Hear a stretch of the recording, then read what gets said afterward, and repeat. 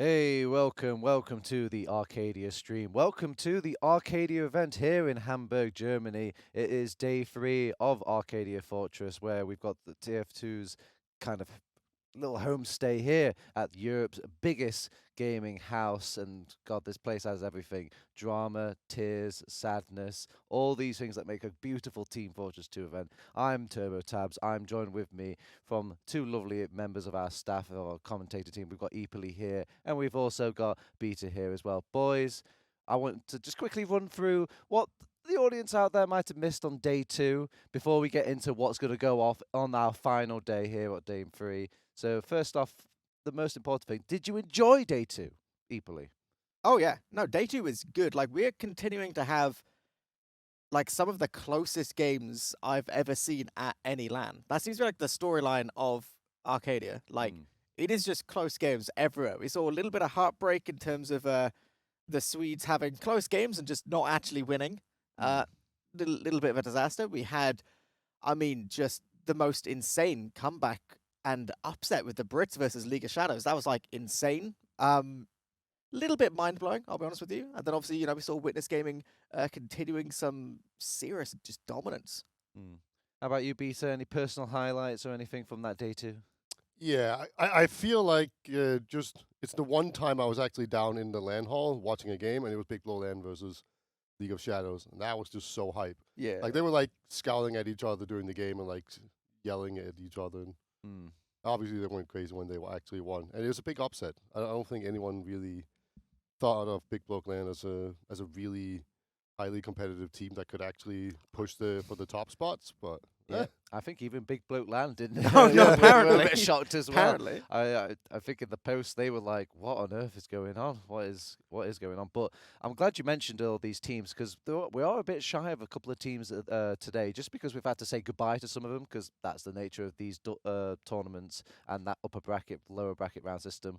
We have to say bye to a few. So League of Shadows, Duplo, Verdas is Duff.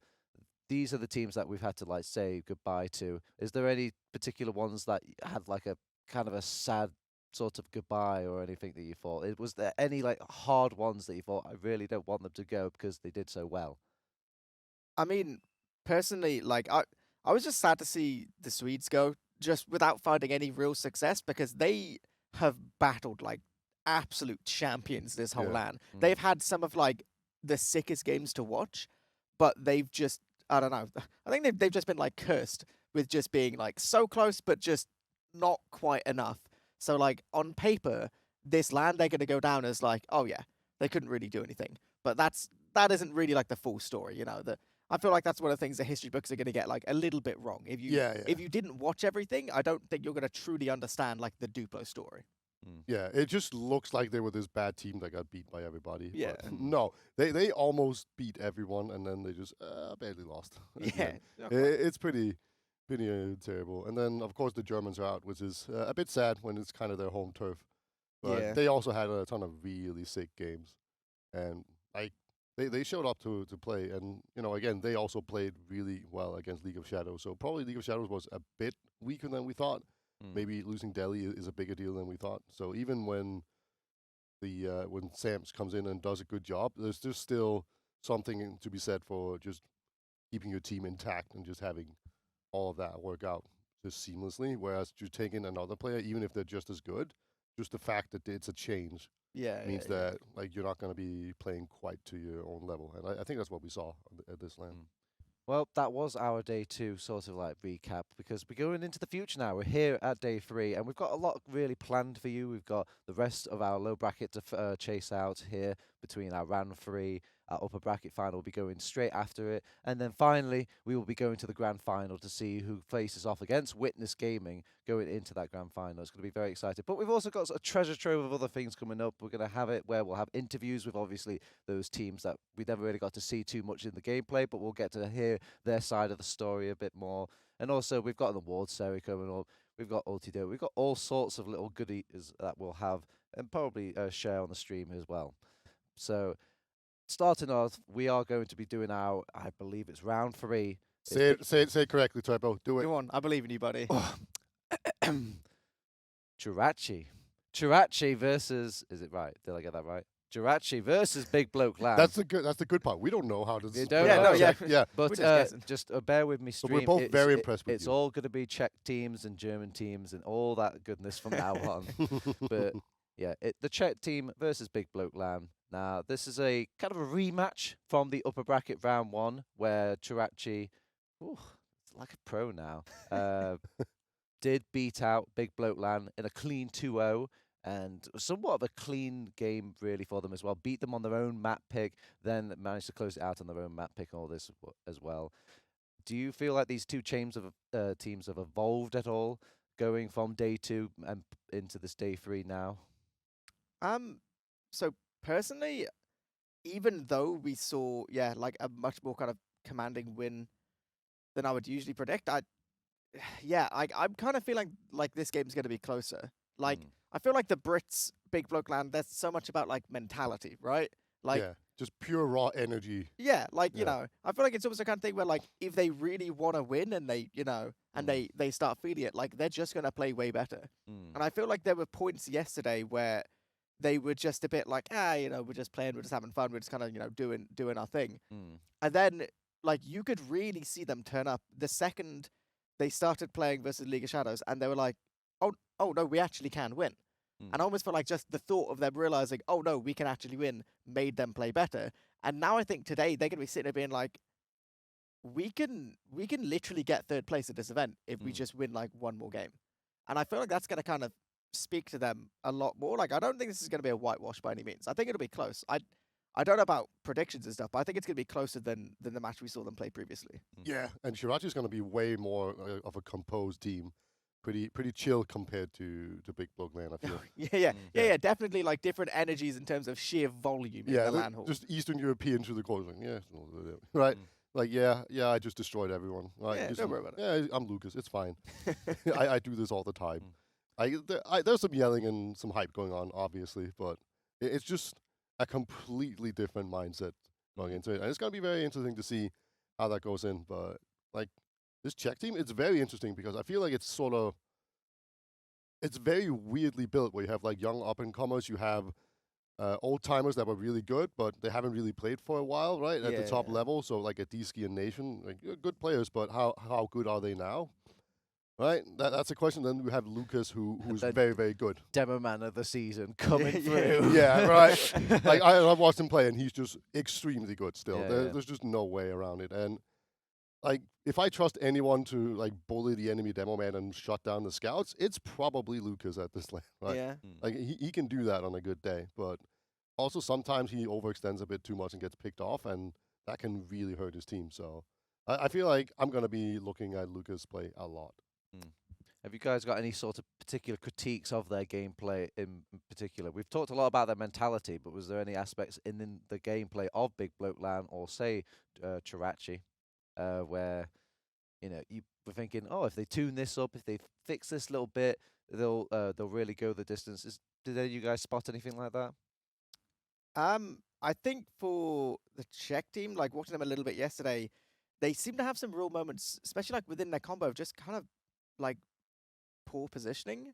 Like there were some really, really weird situations where they should have got caught out and then something would happen. So, you know, like someone would beef a bunch of shots. Like the game versus the Swedes, there was a couple times where they would be positioned really poorly for the Uber situation, and then they'd kind of luck out because, you know, like Boulder would miss a bunch of shots, or like, you know, some stickies don't quite connect, or, you know, like a really lucky surf away or something along those lines. Well, say lucky, but you know what I mean? Like the kind of situation where in theory they should have just kind of got farmed, but they haven't. And I feel like, as you go deeper into the competition, like you could afford to make less of those mistakes. It didn't impact them you then. get punished harder, right? Yeah, exactly. And for Big Bloke Land, I feel like they can sometimes get caught up in the moment, where sometimes I feel like they should just break it off. They should just realize, no, this is not going to work anymore. Yeah. And just retreat. Whereas, like, no, they're all going in, man.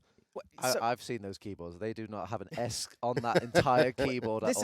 This is it, right? Like their main success yesterday, from what I could see versus League of Shadows, was the fact that they could consistently win these team fights. And like they had so much faith they would win the team fights that they would just keep on fighting to the bitter end. Now, that's all fine for as long as you win them.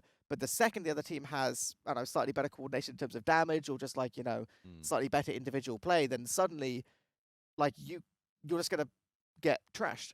Like, I don't know, you're gonna hard commit, you're gonna lose every team fight, you're gonna lose all 6 players, and then like, what do you do differently then, right? What, like, just shoot better? Like, Yeah. it's I feel like yeah, when you go for some of these plays where you like jump in a soldier and a scout or something, there's like, say, a 20% chance that you get the medic or something, right? yeah, But if you do it at the wrong time, the longer time it takes, the more people get heals, the more they get into better position. It can like go down to like 2%. yeah, Right. yeah. So it just becomes a lower and lower percentage play as time moves on, and it's just all about realizing at what time is it no longer worth the risk. Where like it's just better to just hang back and wait for other people, and then you can start doing other things again and reset. It's getting a bit more high octane in this day 3. Obviously, this is the big boy serious day where obviously people are going to get knocked out, prize money's going to be had, and all that jazz. And also, that means the pressure's being turned up a bit for these players. Those first timers going to feel a lot more anxious. Do you think there's anybody or there's any team that's going to crack a bit more under these conditions out of our two teams in the lower bracket round 3? I feel like there's some people on the Czech team that don't have a lot of experience at LAN. So those are the people I would immediately point at. Like maybe it's gonna get to them. I haven't seen any indication that is the case. But like SNH, like is he good on LAN? Is he good in high pressure situations in grand final? I don't know. Right. Yeah. So that's definitely worth keeping an eye out for, because usually it's the inexperience that will buckle under the pressure. And Big Block LAN, they've been to LANs before, all of them. I'm pretty sure, right? Yeah. So I don't think like the moment's going to get to them, but they can definitely still get frustrated and crack in different ways. It's just not the fact that it's LAN that's going to get to them. I think both these teams are going to be pretty happy having got to this position. I think a certain amount of it, they'll be happy just to be like, look, we've already got further than they perhaps were expecting to go. Like talking to a Disky before LAN, he was basically just saying that they were going to turn up, kind of do their best and just kind of take it as it goes. So, guaranteed kind of having at least 4th place. Like, I think they're going to be happy. And obviously, Big Bloke LAN, they've already seen more success than they were expecting, clearly. So I think both teams will be fairly happy, but I don't think that's going to be any less of a kind of drive for them to get past this next bit. I don't think either of these teams are going to be looking at beating either TF2 Easy or Witness. I think they're both going to be realistic about the outcomes here. So if anything, this is their grand final, right? Like this is going to be the one for, like, at least in their head, all the marbles, because like they know realistically our top 2 teams are such hugely high skilled that to really rival them would be like the most insane upset of the century. So I think this might be the game to see some upsets, some kind of. But I would also say, like, TF2 Easy, they've shown some cracks in their armor, and you can definitely have good games against them. Oh, yeah. I'm glad you bring up TF2 Easy, because I was asking some of the players the other day, I was like, if you had to pick your own personal team champion to take on TF2 Easy, for like a really good match, who do you think, you see yourself picking in all this? And I want to know both your answers as well. If you had to just take the match out of it and just like put your best bets on, who would you rather see it play off against TF2 Easy in that lower bracket final? I think I feel like Big Block LAN lines up slightly better with TF2 Easy, just because I think TF2 Easy they get into their own heads. I think Big Bloke LAN was one of the few teams to take rounds off both top 2 teams, Witness Gaming as well. Yeah. So, is he right equally? Big Bloke LAN, or are you more of a Czech flavored guy? I think it probably would be Big Bloke LAN, just because, like we've said, all the players have more experience playing against their kind of counterparts on the side of TF2 Easy. Yeah, that's true. Yeah, like it isn't a team which has been together forever and ever, but I feel like, they do have a lot more experience playing that kind of stuff, and I feel like the Czech team would be a little bit lacking in terms of the real recent top level knowledge, right? Because at least to my understanding, I think Adiski's main calling on a Czech team, which obviously he's incredibly skilled, very, very knowledgeable player, but he hasn't played against TF2 Easy at this top level as regularly, whereas Mac, he's been there like every season battling against them pretty much. Like, he's been on Witness Gaming, like in different exactly. constellations of Witness Gaming where they were fighting against them. So he has very direct experience trying to take on this team. Exactly. Now, obviously, when we look at both of these teams, got 2 philosophies about how much prep time goes into things with all this. Like, for example, I saw, obviously, Disky and them lot kind of chatting, kind of being together and all this stuff. I saw Mac playing beer pong last night. So, you know, two different sides of a coin. So, do you think that that sort of stuff matters to this, or is it just about feeling good? Going to things, feeling relaxed and enjoying your time here at LAN. What do you think is a better philosophy to take if you're going into a match like this? I mean, like, I will say Nation was the first invite player I did see in the LAN hall today, about 9:25, which I can only assume was about 2 hours before most of the others. So, I mean, clearly the Czech team's a little bit more keen, but the thing is, I'm not even going to put forward the argument that it kind of one way is like better or worse, because I feel like the Czech team, it makes more sense as a team for them to be a little bit keen, a little bit organized, whatever, because that would be a bit more of their strength. That's kind of, some of the stuff they need to, like, that is like their win condition. Whereas the big blokes themselves, they just need to get themselves like hyped up, Yeah. And if slightly later night and some time spent, talking to friends, whatever, if that's what they need, then honestly, I kind of think that is their win condition. As like stupid as it sounds, I literally don't think it's the kind of team where if they had sat there grinding out demo reviews for 6 hours, I just don't think it would have really helped them. What about you, Beta? What kind of style player are you? Do you like putting in the prep time before matches, or do you want to just relax, feel good, just? I'm definitely a prep time type of dude. I always think that's just how you optimize everything. But I understand that some people have a different mentality and different personalities. So I'm not gonna look too deep into it. But it was funny you mentioned Nation, because I was talking to him yesterday and he was like, "This actually, I really care about this LAN because this is gonna be the last time that I ever go to a big LAN and probably even play really proper competitive Team Fortress 2." Yeah. That's a good topic, actually. Swan songs of TF2 and how these sort of climates go. Do you think that these are important things that linger in the minds of these players, like, one last ride, all this stuff? Or do you think a lot of these players and teams, all this, it's just something they always say in passing at LAN? They just go like, "Oh, no, I can't possibly play anymore," all this. I don't know. As a quick little thing, I'm just going to point out the fact that no one ever really quits, no one ever really leaves, and nothing is final. Right. Even if you say this will be the last time, there's always next time. Yeah. How about we quit right now?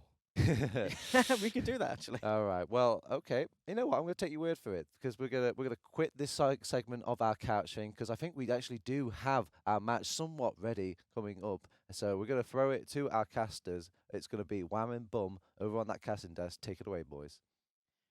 Thank you so much, Turbo Tabs, for deciding finally to leave us alone. As we head into the lower bracket round 3. Now we've got Big Bloke LAN. We've got Chirachi. Very, very exciting game. This is to decide prize money. Top 3 gets into the money. €400 up on the line for the third place team. Either Big Blokes or Tratzi going to be guaranteeing themselves at least that much. Who knows? Maybe they can go further in the lower bracket run. I think we were already kind of surprised that the Big Bloke LAN took it against the League of Shadows yesterday. I also do not think, I think we are also being dishonest with ourselves if we don't slightly favor Chirachi here. I mean, Chiratzi, so they did have a head-to-head best of 3 yesterday. Yes. That was the very first round of the bracket. It was Chiratzi versus Big Bloke LAN. Big Bloke LAN, Yes. and obviously Chiratzi took both of those maps. Yeah, Went 2-0 up in the series. We have the pick bans coming through as well. We have the Czechs picking Snakewater and Big Bloke picking Bagel.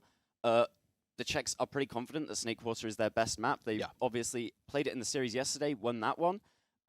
So that's going to be definitely favoring the Czechs on that. We did see Big Blokes playing Bagel quite a bit yesterday as well. I only caught their game versus Poundland, which isn't like the strongest enemy for them to be going against.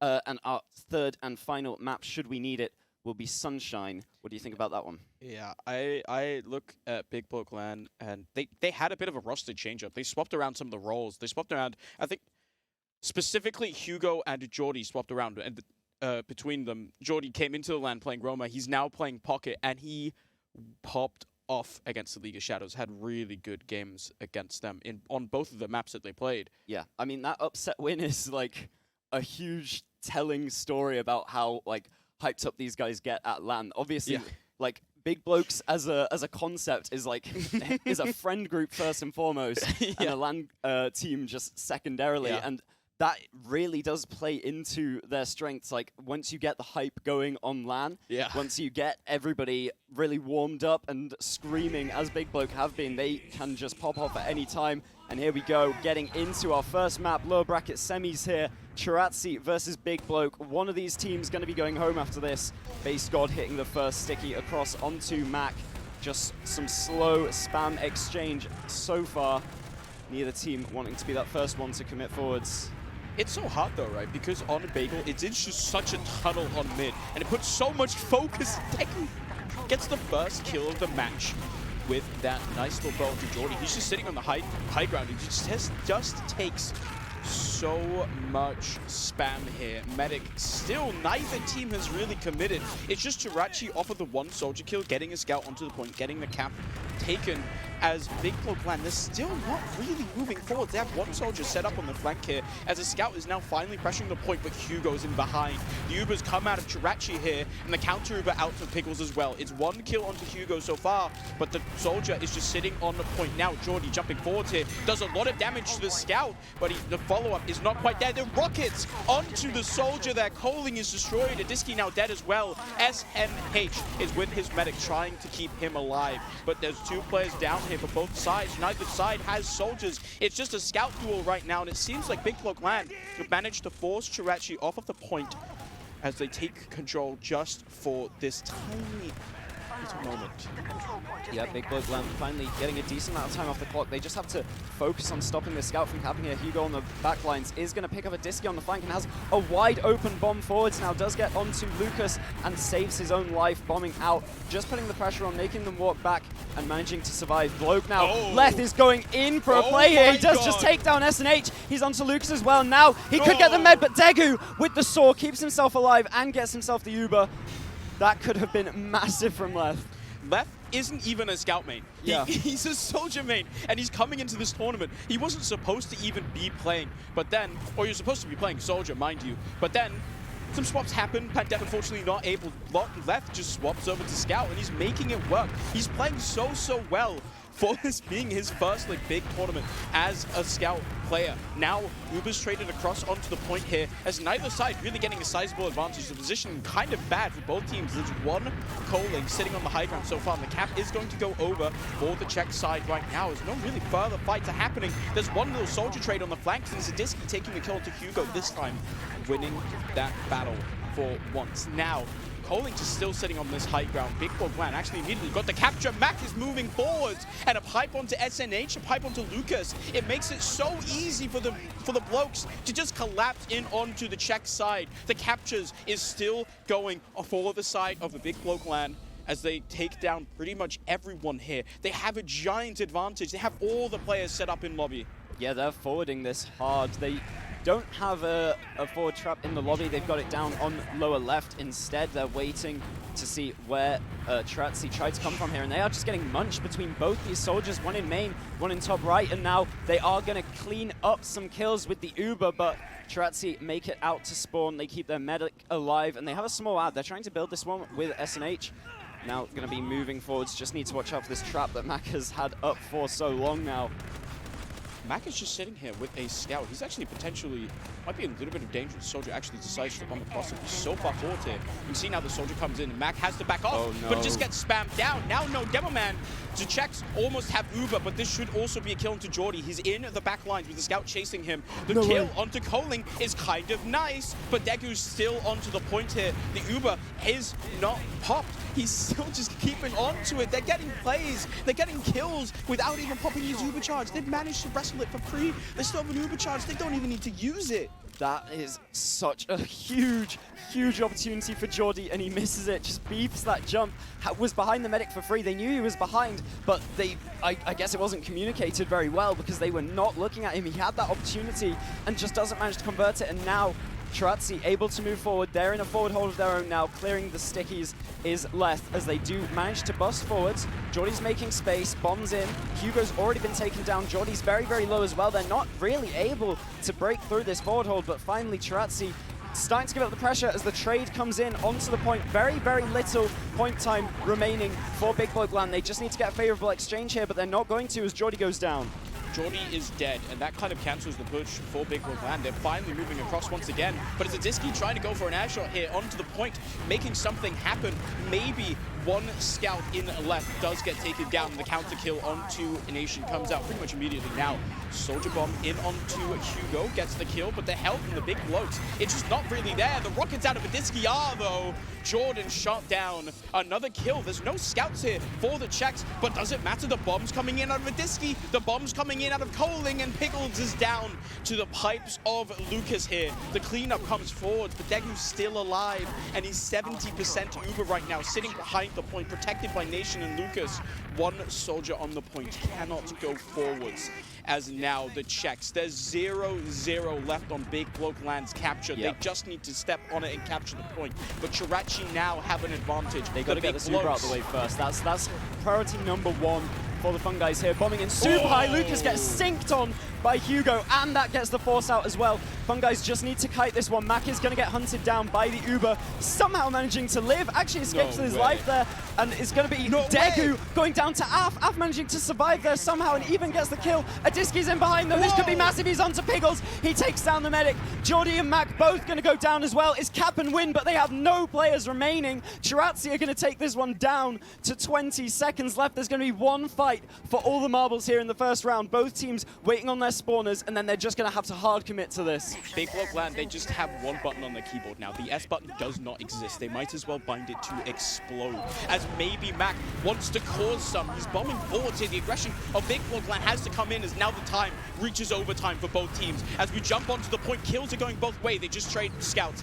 It's actually just Lucas taken down here, as now no Demo Man for the Czech side. Deku's falling down as well, but Adiski's doing so much damage with the rockets. One soldier on the point now, but it's just Coling and Adiski. Somehow Adiski on his lonesome cannot hold it, as Jordan finds 4-1 round for Big Bloke Land, and we go the distance on round number one. Yeah, double overtime, and the Fun Guys managed to close it out in the end. They've had such a sizable advantage, always ahead on the clock in that game, until the very last moments. They're starting to let it slip through their fingertips, but obviously we've been talking about how hype-based this team is, and getting that first round on the board, they are going to be excited, they are going to be pumped, and now obviously their map pick, they are hoping to convert this one before we get onto Snakewater.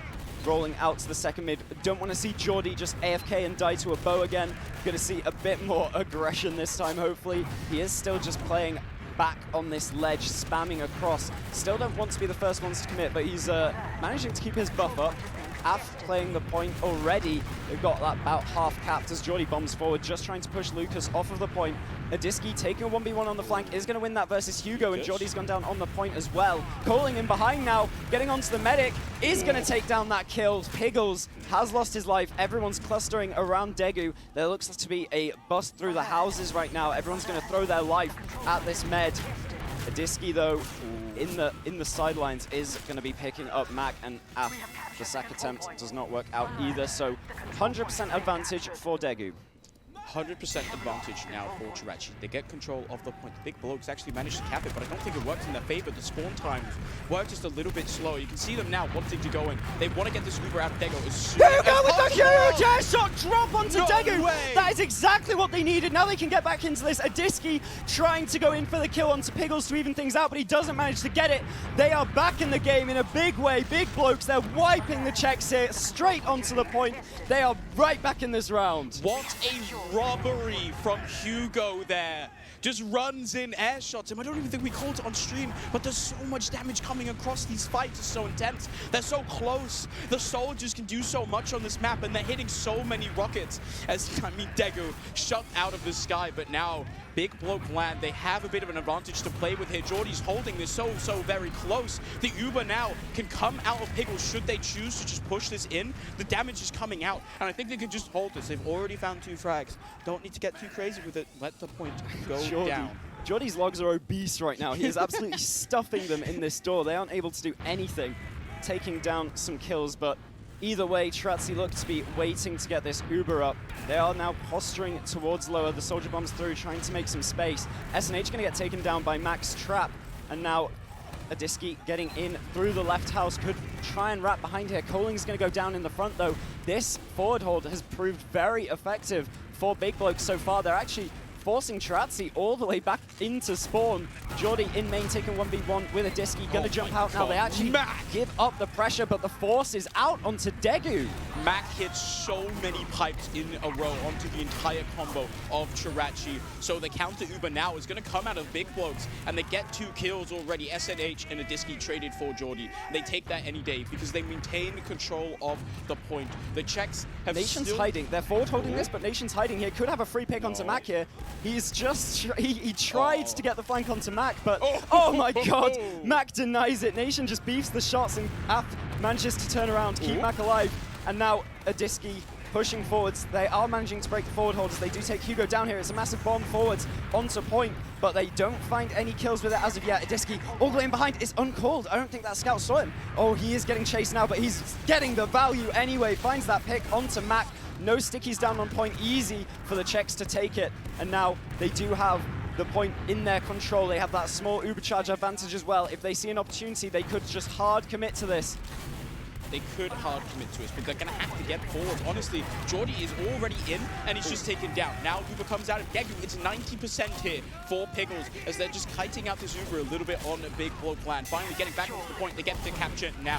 1 kill onto SNH as well. It's a decent little start here. Now, Lucas just bombing forward. The Uber force is coming out of Nation there, running in. 1 kill onto Lucas, onto the Demo Man, onto Nation as well. 2 kills for an Uber force. Adiski in behind is just taken down as well. Actually, they get what they came for, which is that Uber charge. Yeah, they get the force, but if they are going to have to give up to spawn to do it, it might not be worth it. This Big Bloke forward hold has been so huge, and now the soldiers doubling up to get that kill onto Coling once again. It has just been an absolute mincemeat factory up in that corner between Hugo and Jordy. They are farming this door. Does another massive damage with the direct from Hugo. Jordy still trying to lock them down, does have to bomb back eventually, but they've done what they need to. They've run down this clock to the very last seconds. Adiski going all the way forwards, trying to find anything he can. Actually, they do Uber forwards, and they do get the Piggles kill with the Uber, so we could see Tarazzi trying to come back into the round. It's very nearly cap and win for Big Bloke Land. There's only 1 second on this clock, and they are actually just managing to steal the cap away. It doesn't get blocked in time. Big Blokes, they just take the second round just by standing on the point. Everyone was holding S from it, and they get it for free. Their health was so low as well. Somehow they're just able to run onto the point. The Czechs were not in position to be able to catch out Big Bloke Land. It didn't really take that much. Honestly, it felt like everyone was around 50 HP. So difficult for them to get the point cap in the first place, but they managed to get it done. Now 2-0 up on that first map. We saw them go down to Tarazzi in round 1. Now Big Bloke Land looking to make a comeback. Degu is on crits here as well. Usually crits is the straight out of the playbook of Piggles. I was expecting to see Big Blokes be the first one to resort to the crits, but we'll see if Degu can get an advantage on this mid-fight. They've usually been playing pretty slowly, so maybe he's expecting to be able to play around the crits when it finally does come up, but Base God gonna get taken down. The aggression onto Lucas definitely working out. They do manage to sneak the cap as well while the demo is down, but this crits is coming up, but they have no demo to use it on. They have no Demo Man, so it looks like maybe they're just gonna lead it in on the Scout instead. The crits is coming out of the Scout, but it's just immediately countered with the Uber charge of Piggles, and that's 3, make that maybe 4 for the Big Blokes as they take down Degu. Now the crits came out, but unfortunately 200 times 0 is still 0. No damage dealt. Yep, no damage at all. And once again, look at the Tarazzi positioning. They're all way back to spawn. Fungi's not going for the forward hold this time. Maybe they know that Nation is hiding around here somewhere, but he does opt to just get back to his team as well. They're going to play this as a standard team fight. Lucas trying to get some cap time with SNH here on the point. He's actually putting out a lot of hurt onto the Scouts, going to be walking forwards, but Mac denies him so well. Massive damage out of Mac to try and keep the point under his control. It does get capped away for a second, but the fight is now coming back as they do get the point once again. It's a slight player advantage for the Czechs, but They are not seeming to aggress too much with it. The Uber actually comes out from Pickles. They know it's a very tiny ad. And oh my god, they managed to get Degu with it. He was 91%. He just goes the opposite way to his team and doesn't manage to get that last few percent that he needed. And everyone is going to get wiped here on the side of Chirazzi. Fungi is going to go forwards for this forward hold again that they've been so good at. Chirazzi need to break out of this one. They've been behind on the clock throughout this entire game. They have to break it out. They have to break out of it, and they have to do it really fast. There's only a minute and a half left on the clock. Pickles has an Uber to play with as well. The Czechs, they're just trying to bust in, and they get the Uber force. Now, they have to run back, and they can't lose too many players because they just don't have the time to wait for everyone to get back up. A kill onto a Disky, decent start here, but you just maybe, honestly, feel like you want a little bit more. They didn't get any frags here, so they're going to have to wait for Lucas. They're going to have to wait for a Disky. But that Uber could have been so much more dangerous. Nation actually coming up on the Pyro to try and bust this forward hold. It's usually something you'd see on Product rather than Bagel, but they are so desperate to get these soldiers off the angles. They've been doing so much work. Misha able to get a few reflects in, but now Mac is here to support, laying down stickies under his feet as well. They are just unable to get through here. They are going to have to use the Uber. Lucas going in deep. He does get onto Pickles, but he's not finishing off the kill. Everyone from Fungi has survived this Uber. Big Blokes are completely fine, and now they're re-aggressing, actually going for that soldier pick on the flank, and Jordy with the air shot going to take down Coling as well. Big Blokes are completely here to stay on the point. They cannot be pushed off by anything. Pickles Uber coming up any second now as well. Adiski's trying to force the issue on the point here, just trying to get the cap, but here comes the Mac Uber, bombing forwards. The Pyro actually denies it, but he gets Degu with the pipe afterwards. The nuke out of Max sends the Czechs packing here. Big Bloke LAN want to take this first map in style. Everyone on these fun guys is playing so well. I'm saying this, the round timer now ticks to 0 for Big Bloke LAN as Jirachi. They finally managed to cap it up, but surely... I mean, they literally need a 3-minute comeback. They had pretty much no time on the point other than a sneaky cap at mid-fight. Yeah, Disky onto Heavy. This is going to be very interesting to have such a massive change up to your play when you need the 3-round in a row and 3-minute in this round comeback. Big Bloke are literally cap and win for the entire game right now, as Hugo, being the first one to bomb forwards, gets taken down very low. They've snuck half the cap time though. Adiski still just on the Heavy, putting out a lot of damage onto point, stopping anyone from moving forwards, and that's both soldiers going in for plays and getting taken down. Both soldiers getting taken down. Big Bloke LAN, they must feel like they still have time. It's about 80% now for Pickles has the charge. On Degu as well right now, but this Heavy setting up is actually doing so much work to deny these soldier bombs. Mac is sitting directly in the spam line. You see his health just dropping lower and lower and lower. Now the fight is coming in, and there's a kill onto Coling immediately as the counter Uber comes out of Degu. No real follow-up so far, but the positioning, it's still the Czechs sitting around on point. One soldier is in behind, flanking, doing a lot of damage to Disky. The cap time, there's so much cap time, they have to block! The cap, you have to stand on the point to win the game. He was here for the Swedes earlier, he's come back. As Big Bloke LAN, they take their rat pick of Bagel. So dominantly. Czechs had absolutely nothing to say in that first map. And this is where Big Blokes thrive, of course. As we were saying, they are the team that thrives on the hype. They're also kind of LAN players. These guys always step up and overperform at LAN on the MAC teams, obviously upsetting Flick yesterday, who we were expecting to be top 3, always positioning higher than the Prem teams. Usually at Copenhagen and I-Series, he'd always be the one to take down Eames a peg. And these guys, they're up on Snakewater next, which is going to be tricky for them. Chirazzi say that is their favorite map. And obviously, they first picked it into this one. It was a map that we saw them play yesterday, and I believe it was a 2-0 win for Chirazzi. So it'll be very interesting to see if Big Blokes have learnt anything on that map. I think the story for me of this is just how well Big Bloke managed to contain Lucas. You can see him trying to have an impact, but it was so difficult. He was just constantly under pressure from both of the soldiers, from Mac as well. Yeah. I keep memeing on Mac, calling him kind of bad, but he's performing really well. We saw that little angle where he just piped the whole combo. He had a pipe for every single one. All of the projectile players on Big Blokes were just having the game of a lifetime. They were given the opportunity to do it by just always being in that forward hold and absolutely munching on everyone, but even when they weren't just having the free opportunities to farm, Hugo obviously with that massive airshot drop, that was a big moment in the game. Yeah. And that absolutely let them get back into that round. One of the few rounds where Tratzi actually looked like they had something that they were able to do, and Hugo just instantly takes that away from them. It's, I mean, great for all the explosive players.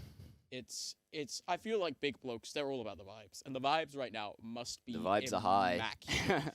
As we're going to have to see now if the Czechs can come back on the second map. But before we go a little bit, I think we kind of just give a final little shout out here. I think Piggles refrained from crits the entire map. He's the guy. Piggles has the most crits of any medic in the tournament. I think also in Prem. Yeah. He didn't even use it. Well, We saw no crits. maybe we'll see it on 5CP when they actually need it, but we do have some analysts ready on the desk to talk a bit more about that map and the next one. Welcome back to the analyst desk, or couches, or minds, or Whatever. space. You know, Yeah. I like to think of it as an art, the analyst art section, as that was a kind of fine art made out by Big Bloke Land there, Epoli. Like, it was pretty clean as well. Yeah, I mean, clean really is the word for it. Like, not to say that the Czechs didn't have any ins at all. They had a couple little moments, but like, I don't know. I kind of feel a little bit lazy saying it, but I kind of just have to echo what Wan and Bum were saying. Like, everyone on the side of Big Bloke Land like had their moments. They're all just playing well. And when you play as a team, which, like I said yesterday, the reason they beat League of Shadows is because they were just all playing well. They were just winning their team fights. They were just doing mechanically what they needed to do. And I mean, it was clearly more than enough in terms of Bagel. It will be interesting to see how it changes onto 5CPM map, especially one which the Czechs are so much more comfortable with. But yeah, I don't know. Like this basically, if you are Big Bloke Land, this is the dream start for you. Now, it looks like there's been a tonal shift in coming into day 3 for these two teams. Maybe less so as Jirachi, as we don't really get to see too much of them just because they were getting killed so much and they were just in that resupply for so long. But it looks like Big Boat Land have kind of put the toys away, mainly the crits Krieg, mainly like picking maps that favor the game style, all this stuff. Do you think they're now actually just playing completely seriously? No more memes, no more jokes? So I think it's almost kind of 2 points there.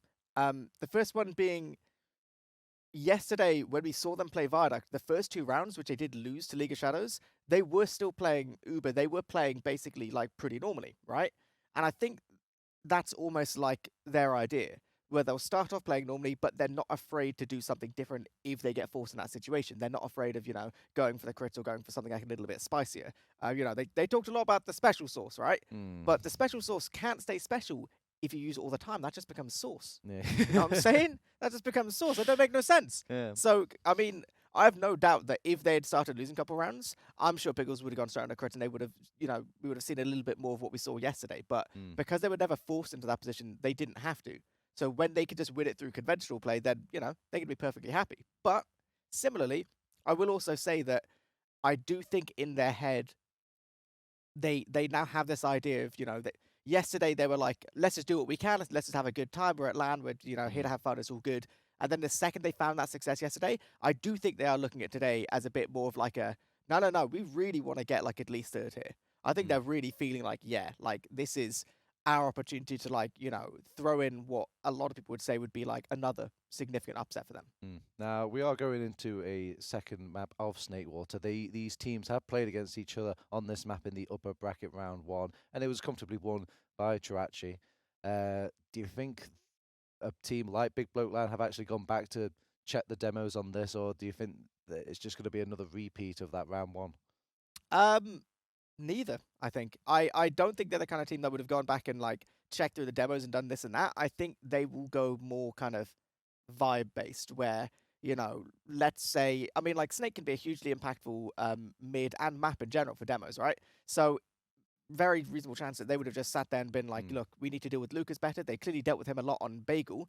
I think they'll just go based on what felt wrong in that game, and we'll try and make adjustments based on that. All right, well, we don't need to theorize any longer. We can send it over to our caster pair onto our second map of our lower bracket round 3, Chirachi versus Big Boat Land. Take it away, Wan. Take it away, Bum. Thank you so much, Turbo Tabs. We are back here for map number 2 of Big Bloke Land and Chirachi, where Chirachi kind of got dismantled on the opposing team's map pick of Bagel. Now, heading into Snakewater here. Yeah, if there's an opportunity for them to do some dismantling, it's definitely on this map. I've already seen Nation on Sniper in the pregame, and that was like the headline of their match yesterday. Yeah. Those snipers were so difficult to deal with for big blokes. They were saying they were having, you know, first game of the day nerves, just unable to do the absolute defaults of TF2 at that point. So hopefully they've learned from that one. Hopefully they're going to be able to shut down the sniper this time, because that was a massive point for the Czechs in that entire game, and it ended up obviously 2-0 to them. So can big blokes turn it around today? They've obviously got the crowd behind them. Apparently Leth was saying he's been asked for autographs just before the game. They are ready to get into this second map, trying to go the distance and secure at least third at this event. Both teams rolling out to mid now. Both teams arriving as well. As strategy, they're opting. Both teams kind of sitting a little bit passive. No soldier bombs coming out immediately. Has sort of been fashionable in Europe for a long time to send in your soldiers pretty much immediately, but both teams opting. Playing it slow once again. We saw this on Bagel when neither team wanted to be the first team to make a move. Instead, both scouts sitting on the high ground as now the Czech bombs are coming in. It's Coling in onto Pickles, and it's Coling taking him down. Massive rocket from him as the rest of the Czechs, they have to run back. They don't really have the players in, but that medic kill onto Jordan, a kill onto Pickles, means that they can just run right back in. The health is not there for the fun guys, and unfortunately, it's Mac on the point here, and he's just going to get taken down here by the players. It's Has been hiding. Af has an opportunity. Oh no, doesn't quite manage to finish it off. He was hiding in lower runs at the medic, but doesn't manage to get anyone in Pickles. Everyone else dying so late means he doesn't even have someone to heal for now. Now, finally a spawner, but obviously massive advantage for Degu. Tarazzi clearly showing they're completely unfazed by how rolled they got on that first map. They are straight back into the game. Such a big mid from Coling specifically. He's one of the players that barely has any Prem experience. I actually don't even think he has Prem experience, to be completely honest. He's plays on sort of top level teams, but why is Bakken all alone? Oh no, he's not with any of his team. Somehow he's actually still just, no, never mind. Gets cleaned up by Disky. Now no Demo Man. You have for a last hold with massive ad. This is going to be so difficult. Why is he just solo there on balcony? I will never know. That is a massive mistake. They're going to be able to take all of left side for free. No stickies actually holding this one down, but Pickles is nearly going to come up with this ad now. He's on 80%. Tarazzi are actually just going to have to slow this down. They are going to opt to go right side instead. Looked like a scout was going through the shutter there, but no. They have just completely slowed this one down, and now there's no ad at all. Adiski gets shot down from the sky. I think he got headshot there, actually, by the sniper. He just got completely denied. The Sentry Gun as well did some denial of its own. As, yeah, got air shot, got denied by Sentry Gun, also might have gotten headshot. It's just kind of hard game. Life of a soldier. Yep. All right, setting up the last hold now for the blokes. They are happy to just wait here. Adiski and Af both on the sniper. We'll see who wins out this little duel. Adiski, I don't see him typically as a sniper player, but he has been coming up on it a fair bit throughout this tournament here. Af is more of the traditional pocket scout, but he is going to lose the 1v1 to Adiski now. With a sniper pick, Adiski has to pick his angle. A sniper pick is usually not enough to be able to do anything other than peek aggressively. He's now through shutters trying to find a shot. The Pickles, he peeks it, and he doesn't get it. Just taken down there by Jordan. Does get traded for though, so it's still one down for either side. Big blokes, they can't really do that much, but now the kill onto Lucas here just gets taken down. No Demo Man for the Czechs. They have to walk back onto second. Adiski's still down again. Yeah, thankfully there's not much that Big Bloke can actually do to get off of a Lucas pick. They are still just going to chill out on last, but that was so close. Jordy just not watching the shutter, which is like the one thing that you absolutely need to do when there's a sniper on the enemy side. There's no way that they're really getting the angle over towards Mac's side when he's got the stickies locked down. There is going to be another duel of snipers here. Af is trying his hand at it again. Adiski crosses the angle, but Af actually just unscoped at that exact timing, so neither of them going to find each other. Adiski looking through lower now. If he can pick off the NG, that would be very nice, but he just actually leaves him on a little bit of health. That sentry is going to stay up for now, and Jordy, again, doing his job, locking down the sniper. He is going to get traded for it just on the counter-sack, but it's a fine job if you can just roll down the time on this clock. Yeah, 2.5 minutes to go. This sentry gun is the bane of everyone's existence, I feel like, on Snake Water. It's so hard to deal with. And I think at this point, honestly, you're the Czechs, you must be kind of kicking yourself. You had that opportunity. You had a demo man down. Mac just kind of gave his life for free, an Uber advantage, and they didn't actually manage to capitalize off of it. Now, sitting onto last instead, they have the job of breaking this unbreakable sentry. You know, it's so hard because it covers everything, basically. So difficult to get in from any angle at all. The spam, the sniper. Where do you even go as the Czechs? It's only 2 minutes now.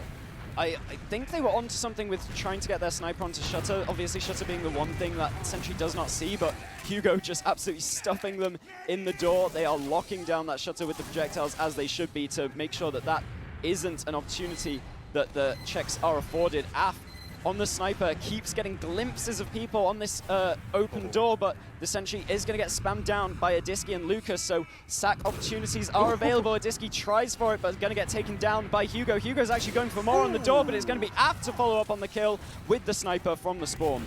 What an alley-oop there. Hugo hitting a nice little rocket. Af follows up with way more damage than was necessary. I think he did like 400 damage for that headshot there. But gets the kill nonetheless. Now SNH is dead. There's no off passes for the Czechs right now, but maybe there's going to be one when SNH comes back on the scout here. So they're back to default classes. 1 minute on the round timer now. Yeah, got to be a YOLO trade for Chirazzi at this point. I mean, Big Blokes are more than happy to reset this, just play out a mid-fight again.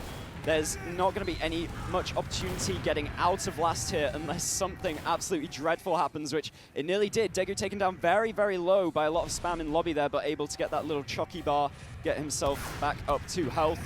And now we just have to see something out of Chirazzi. There's 30 seconds left, or we're going to mid again. Yep, they have to come in with a YOLO push. They have to do it quite soon. 28 seconds for Chirazzi now, as SNH actually eats early damage. It's Uber popped into lower onto Lucas, but the sentry gun finally taken down now, but Pickles is just dancing around. Oh my god, no, why? Drops! Now the headshot comes in onto Lucas. Maybe there's lights at the end of the tunnel for the Big Blokes anyways. Just 10 seconds and the checks aren't in. There's a sentry gun up, has to get taken down. 6, 5, 4, the headshot out of Af, but the point, it's being captured. They aren't going down though, the cleanup happens. Af! Huge shot saves the round for the Big Blokes. Thank and we the reset. Lord We go for back to Af. middle. Dude, Af had to clutch that one up. Pickles is just getting way too far ahead of himself. Obviously, we're talking about how hype-based this team is, but Pickles just thinks he's a god. Like, he thinks, oh, haha, look at me, I'm styling on this demo. You can't hold it for that long, though. You have just... That's such a massive mistake, and it's definitely gonna show Big Blokes they aren't untouchable. They still have to take this one seriously because that was very nearly a disaster. They almost lost this round so many times. The air shot out of Colin to start off the mid was absolutely huge. Last time mid was very slow. We'll see if the pace is up a little bit this time around as we're on to the second mid fight of the game. As both Demomen, so far, it seems we are slowing down the pace once again. Demomen just feeling themselves out, waiting to give their soldiers the right opportunity, the right moment for the soldiers to come in and bomb. But no soldiers really seem to commit. And this is sitting so far back. Likewise is Jordy there. Neither soldier really committing, but there we go. And Adiski is now in as the play begins for both sides. So much damage on the top. It's just Adiski actually not being able to find anything. A one kill to Jordy, but it looks like the Big Blokes have managed to clean up for Degu is alive with SNH. But was that an Uber popped out for Pickles? Yeah, it was. They actually got a small ad because their team was taking more damage, so they were doing more healing. They get the Uber a little bit earlier, and the Uber actually just about comes out to save Pickles right at the end of that mid-fight when calling bombs onto him. But of course, the disadvantage is that they had to use it to keep everyone alive. This is an ad for Degu now, but here you go in with the play. Actually able to get the force, and there's not even anyone to heal. This Uber can't be taken forwards immediately. It even survives on 1 HP as well. This Uber has not been successful at all for Chirazzi. They still have ground on second that they've managed to retake, but Big Blokes are more than happy to fight this. The huge bomb forwards from the soldier, and now Adiski in with the counter-sack as well, but Pickles manages to stay alive. He's just juking everything down on the floor here. He still wants to be passive. He doesn't want to commit to this fight. Looks like Fun Guys have called it off for now, but they are in control of the round still. They have got a slight advantage with them using earlier, of course, on the mid-fight. They're sitting positioned around Saul right now. It looks like they want to take it straight back in with this 40% advantage here. Hugo will be joining the team a little bit later, but the Czechs are sitting up on this high ground right now. Jordan has to be careful because he just gets shot down Nation here. with the flank. Pickles is all alone. Oh, Nation no, could just get the Pickles! force here, and he does. Gets that Uber force. A nice play from Nation, and now it's a big, big ad for Degu on last. Unfortunately, they've already got this last hold kind of set up. And Iski going for a wide angle though. He has so much time to take this shot. No one's shutting it down, and he gets the medic. Pickles gonna go down. They use off the Uber as well. The scout running in to try and do anything he can, but that's gonna be left taken down as well. They are just trying to rat for any play they can here to try and find a way onto last. They actually do take down Lucas, but that is not gonna be enough. Everyone's gonna be fighting them here on second anyway. Af just trying to do anything he can. Jordy as well, doubling up to find a kill there, but it's not good enough. This ad is still in control of the Czechs, and they are going to get second as well. They get second, but the advantage is actually not that big. They're down the Demo Man as well. Mac still up for big blokes. Looks like Shirachi, they're trying to peek in onto mid here with this sniper. I actually don't think they can push. They don't have a Demo Man. It makes it hard. But Adiski, he's just peeking once again. That X-ray X-ray was terrifying. Medics just always 1 inch out of shot. But this is what we were talking about yesterday and what we were talking about just before this game. It's always the snipers. Adiski, obviously, with that shot is what got them out of last and onto second. And they have been struggling so hard against the snipers yesterday and today. And now that they have to push into it, Adiski on the defensive sniper up far back on the balcony, they have to peek into his angle at some point if they want to get into second. Such a wide open, long second point as well. Adiski is just going to have so much time to take those pot shots. He has so much time to line up the correct shot. Keep rolling the dice. Eventually you will hit a 6. Gambler's sniper's fallacy. I like to call it sniper copium, I'm going to be honest. You hit one shot, you stay on it for a little bit too long. Happens to the best of us, but Adiski, I think if there's anyone on the server right now who should be feeling himself, probably him. Getting that kill onto Pickles is absolutely massive. Now, Big Bloke LAN are sitting up towards Saw here. They're trying to get a little bit of aggressive, but they have to be careful still. Once again, the sniper can just look, stare them down, make sure that nothing comes of this aggression. It's still Mac trying to make something work, but the round timer once again is just ticking, ticking, ticking.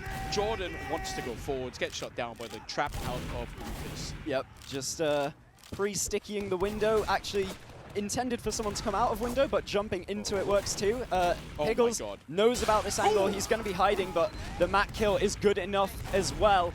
They are now able to get into mid easily. No stickies locking down this door.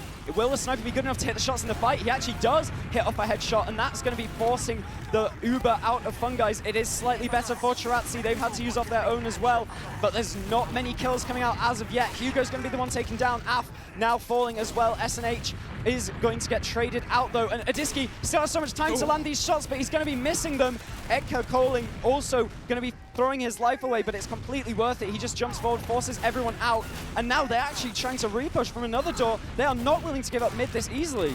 They're so low health. The health bars are so low on pretty much everyone here. But it looks like, I mean, the Czechs, they just take the fight for a little bit too long. Bloke, it's just in on to Degu, and he's taken down. Now SNH, Lucas following up. It looks like maybe Big Bloke LAN have found themselves an opportunity. Last, they come knocking as they finally come in. There's a Jordan onto the point already. They haven't quite captured second. It gives time for some spawners to come up, but you can see how aggressive they're being already. Jordan does so much damage, denies them all. Uber onto the point. They still haven't capped it. The Uber's taken off, and there we go. Big Bloke LAN with another first round victory. First time they've been ahead in a game on Snakewater versus Chirazzi. That sniper, obviously, it's been such a difficulty into second, but during those team fights on mid, having one less combat player really does make a lot of the difference. Like, he was not hitting the shots after the Uber trade to stay in the fight as a valuable, like, combative player, and Fungai is just able to take that fight. And then, of course, Leth running down the medic, able to convert that as well. It would be good to see Leth get going into this game. Obviously not a scout main, as we were saying, but if he starts popping off as well, that is going to be a complete deal breaker for Chirazzi. They have to have some more tricks in the book. The sniper, they tried it. It almost worked, but not quite. As now, Big Bloke LAN, they're sitting up. They're going to have to wait here for the bomb. almost comes out of Disky, and now there we go. He's going to high bomb in onto the enemy side here. He's damage dealt to the soldier now, but it's actually just Colin getting taken down. Now, one soldier dead. Is a Disky following up, gets the kill into Hugo, but what can you do? They don't have any space on middle here. They're down on the low ground. They have one soldier in on the saw. Bloke does so much damage to Degu, and he takes him down. The kills are coming across now for the fun guys. One soldier bombing in onto Saw as a scout becomes barreling forwards here, gets the force out of Piggles, and I think you can't ask much more. Much more out of Nation there. Getting the force there from Nation, very good, but of course they are still losing this mid-fight. Adiski in behind on second, wants to try and fight these spawners. He's going to take a 2v1 versus Hugo and Leth here.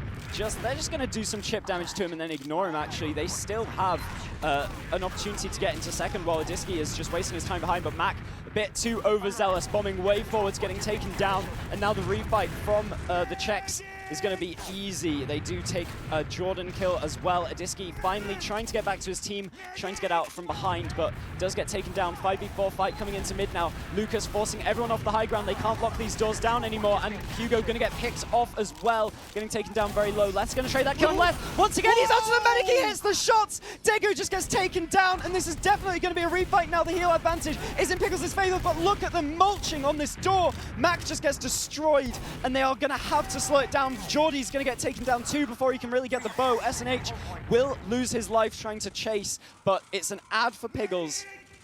Ad for Piggles out of heroics from Leth. Doesn't play scout, man. Why is he going around two-shotting all these nerds? What's going on? Either Leth is really good at the game, or scout is just an easy class. You choose. I mean, I'm happy to go with both, as now the Uber will be coming in to mid. They need to watch for Misha in this forward spawn. Once again, the Nation Sniper has been ruining them as Lucas gets a trap kill onto App. That's going to slow down the kill, and obviously, again, the Sniper taking down Mac just destroys all prospects of this Uber even happening. It's a demo man down. There's a force on second as well. Adiski, he's just in. He won't even let me start talking about the sniper. Instead, now Adiski bombs forwards onto second. This has gone from great to terrible for the bigger blokes here. They're down in Uber. They're down in demo man. The Nation Sniper finds another kill as now the big bloke land. It's on the back foot. There's still a player down for the Czechs, but they're looking to go forwards with this Uber advantage. They have a pick of their own. It's now left on the sniper here. Sentry gun is a level 2, but it's sitting by spawn. Lucas bombing forwards. There's so much damage to the enemy. Sentry gun now taken down. Nation dead as well. So much damage coming across onto the point, but it looks like the big blokes, they might be holding it. Lucas is in behind, but he doesn't get anything off. Adiski tries to bomb in, find something, but the big blokes, they hold on. I thought that was over. There was 0 people on point. Everyone locked in spawn for the fun guys. And then one frame, there's 0 people on point. The next, there's 6. Everyone just gets into so much damage. The kill feed's full of red, and they completely wipe Tarazzi. Don't actually manage to get the medic, but that does not matter. They have a massive ad anyway. They want to be rolling us into mid. They've already bombed forwards and found Coling. They're actually trying to catch Uber. They do not want to deal with this sniper any longer than they have to. They instantly pop it off. They get the 2 frags and lock down the spawn door. This med is all alone. Oh my god, Pickles with the kill! He just gets 2 arrows onto him, and Degu leaving completely alone. Adiski has to clutch this, and he does. He does manage to get onto Pickles, but still, I think second is going to be going the way of Big Blokes unless Nation just takes this 1v1. The scout diff is real on the flank as he now comes in to fight Af on point as well. Big Blokes trying to capture this one, and oh, Misha just going to get taken down by Af. They lose Lucas as well, which means that now they don't really have a contest anymore.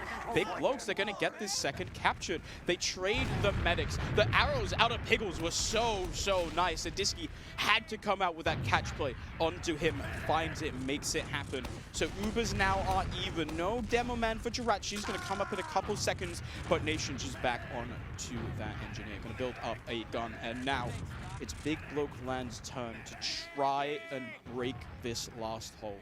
Yeah, it'll be interesting to see what they opt to go for. Usually, they've been just going for some crazy trades and just relying on the fact that all of their players are really good and they just can win after a trade, but it's never plan A to do that. You don't want to be just going in and getting rid of the Ubers without a plan, because everything could go terribly wrong. Looks like Adiski even on the banner, so they are going to have a plan at least once the trade is over. They are going to have some sort of advantage on the Czech team if he can build this one up. They have to build it up. They have got it going now. they're looking to go through lower here once again. I think it's kind of a standard solution, right? You should just try to tank a soldier, try to get the sentry gun down somehow. Jordy in from drop down, actually getting some spam onto the med. It looks like a double sack here as they have hard committed App as well. He's going to get taken down the sniper. Also finding Max. So this is a 3-man sack for absolutely nothing right now. Piggles very, very scared of this angle as the soldier bombs come in. They might just have to use onto second here to block any attempt at the capture. Piggles cannot peek the sniper. Adiski with the air shot, but he is not long for this world, getting chased down by the scout. Actually, he does get taken down finally by Hugo, and that's going to be the Czechs going back to last. With one down, it's the banner down too. There's an opportunity. Oh, he hits it! The fade away, he goes down, but Hugo doesn't care. He can hit you from anywhere. He's already air shot Daegu once, and he does it again. Yeah, that is so huge. Obviously, Big Bloke's already going to be running this one over. The Uber is in from lower. SNH on the heavy, trying to do anything he can. There's already so much time on point. Adiski bombing the point to try and block it. He does actually deny it for now, but Mac is trying to lay down the stickies. They're just not able to get forwards. They are still not getting taken down, though. These heals are still active, keeping everyone on Big Bloke alive. And the bomb in from Hugo. Hugo's on the point. He's managing to juggle them off. There's a saw. There's so many health bars. They're all so low, but the capture comes out because Pickles with the body block gets Big Bloke LAN up 2-0 now. 10 minutes remaining. Chirachi are on the back foot, fighting for their tournament lives, and Big Bloke, everyone is playing so well. This is Chirachi's map pick. They say it's the map they are best at in the entire game, and Big Blokes have definitely turned up. They've learned something from yesterday, and obviously, as you've mentioned, Piggles is going crazy in this map. That kill onto Daegu with the arrows, gets Saws on point and the body block to even win the round. This is everything going perfect for Big Bloke. They are all guns firing into this game as Mac does huge damage to the scout up top. They are still just playing this slowly. Whenever they've been playing this game slowly on the mids, they've been managing to make it work, so they want to stick to that game plan. Just let Chirachi feed their soldiers in first. Damage onto Lucas means he has to back off as well. Neither team is willing to show each other. The soldiers haven't seen it. There we go, finally. Bomb comes in out of Adiski there, but it's actually a kill into Nation so far. Jordan is taken down in return, but Adiski and Saul does so much work. Mac drops all the way down to 4 HP. He's still not healed, actually. He's dying, waiting for a bow. He's just going to get it just in time now as he walks back out. There's decent damage to Lucas here, but where is the follow-up? The rest of the team now coming forward. The bomb comes in, but Lucas denies him. Remember his name because he is one of the best to ever do it. The pipes are coming out huge as the Ubers popped out of Daegu here. A kill into Hugo as well. The counter Uber now comes forward. Lucas has given up on sticky bombs. He does not need them. The iron bomby is enough, but now he's in behind. He's going to have to do it so low, and he might just be able to. The pipe, the air shot. Lucas is soloing this mid. How is he so good? Yeah, Lucas, obviously, we were talking about everyone firing on the Big Bloke side, but Lucas clearly the star player for the Czechs, and he is turning up into this mid, actually managing to keep them alive in the game. And Adiski finds the shot onto Piggles. Once again, the sniper does wonders for Chirachi, but they still need to find these extra few kills. They want to clear them out of mid. They need to keep Gedu alive, and the sack is in. The soldier does not manage to hit it this time. Hugo not going to get lucky twice as Jordy bombs all the way in, but does not find the target. Gedu hiding still in Saw. They don't manage to find him, and now Chirachi, they could get back into this game. They are looking for their first round in this entire series. It feels like Lucas is now awake. That was insane. So many pipes hit. Completely denies Big Bloke from even having a chance. Now, Adiski's on the sniper. I think he might have been spotted out by the soldier here. But he has an angle onto Piggles. So very close. I think they still don't know. Piggles is on the crit streak here. Actually, they're going to have to make something work because now the Uber charge is 100% and the Czechs will be looking to go forward. Adiski just has his angle. It's a 50 damage, and Sentry Gun now taken down. So is left. Hugo down as well, and it looks like finally the beast is awakened. The Czechs are here to play and to clean up the medic. Everyone is down for Big Bloke LAN, and Chirachi are back in it. 6.5 minutes, 1 round between the two teams. Yeah, this is getting so close, and the mid fights just going completely 50-50 at the moment. It felt like for almost the entire mid-fight, Big Bloke just should have won it. Like, Adiski was getting hung out to dry in enemy Saw. No one was pushing across the point to help him, and then eventually he just gets found and sniffed out. But then Lucas turning up with the huge just bomb in and kind of 1v5 them from behind was really what turned this around. We need to see better mid-fights consistently across the board for Chirachi because they cannot rely on that every single time. They cannot rely on Lucas just hitting every single pipe there is to hit. This time around, Mac does so much damage to him. The damage comes across onto Degu as well. Eats a pipe and surfs it all the way back. There's just no presence Degu's here out for the the fight Czechs. entirely. They just have to walk out here. Jordan hits a pipe there from Lucas. It's a decent start, but he's so done with the sticky bombs. He's using the pipes to jump. Well, there is actually a small advantage here for Piggles. Managed to build it up during the fight. Obviously, from Degu leaving so early without his team, wasn't healing anyone. I don't know whether Funguis will have been keeping track of that. It looks like they're more than happy to call it even. There's 6 minutes left on the game. They can run down this clock if they would like to. Chirazzi already trying to posture towards lower. They actually do manage to get a soldier through who's going to get the force off onto Piggles. Mac trying to desperately make it a trade instead of a force, but he's just not quite getting the damage he needs. No one going down for Chirazzi here means that they do just have a massive add into mid. There's one soldier down, but there's also another soldier down. Hugo got taken down in that flank there. As Leth has actually managed to walk into Saw, and they find a kill into Coling here. Bomb comes in out of Lucas, immediately takes down Piggles, but they have to run back. Three-man back suddenly up. There's just 3 behind. Lucas is bombing in, but the sticky bombs are coming out. The pipes also onto Leth. He wields destruction only. Remember him, the player of the season so many times. Where's the headless chicken now, but taking names? Geordie still behind though, trying to cause some trouble. Oh, he could have gone for a sneaky Hugo. back up. Hugo instead is going to be sacking in, gets onto the medic. Might even take down SNH2. The rocket doesn't quite connect, but he's already done his job. They are making sure that the Chirachi team never have an in into this game. We thought that would be it. Oh my god, the Disky Bomb, he just sinks up 2 rockets onto Piggles. Both meds just having no chance in this game, dying so often. Mac having to bomb backwards now. Let everyone in through the doors. Czechs do have an advantage here if they start to build this one up. It's just going to be Degu starting to heal now. There's only 4 minutes on the round timer right now. I As mean, the it's Czechs, more than doable still. They have a little bit of an advantage. They're pushing into second. There is no big bloke land calls on second. They immediately go back to last. Set up with Af on at the sniper. Leth is on engineer, and now it's up to the Czechs. The Uber advantage is actually 20%. There's a world where they just bin push this, go straight forwards, try to bust this choke, and maybe, just maybe, will be going all the distance. Instead, right now, the Czechs are setting up. I mean, they have this advantage here. Not sure if they realize. I mean, honestly, they probably just kind of have to push here. It's going to be difficult. They've got to go for Piggles instantly, and that sentry is going to do a lot of the carrying to just juggle the Uber. So they need an early Piggles kill, and it's not going to happen. The sentry just taking all the momentum out of the Uber, and now Piggles going to get his own Uber up. SNH also been taken down as the red Uber now comes off. They are going to try and chase the frags forwards, but everyone from Chirazzi does a very good job of dodging it. Lucas does finally get chased down by Leth, and this is an opportunity for Big Blokes to get off of last now. Bombing forwards are the red soldiers, and they've just forced them out. That's all they need to do. As long as you're on second, you're not in any fright of instantly losing around, tying up the map.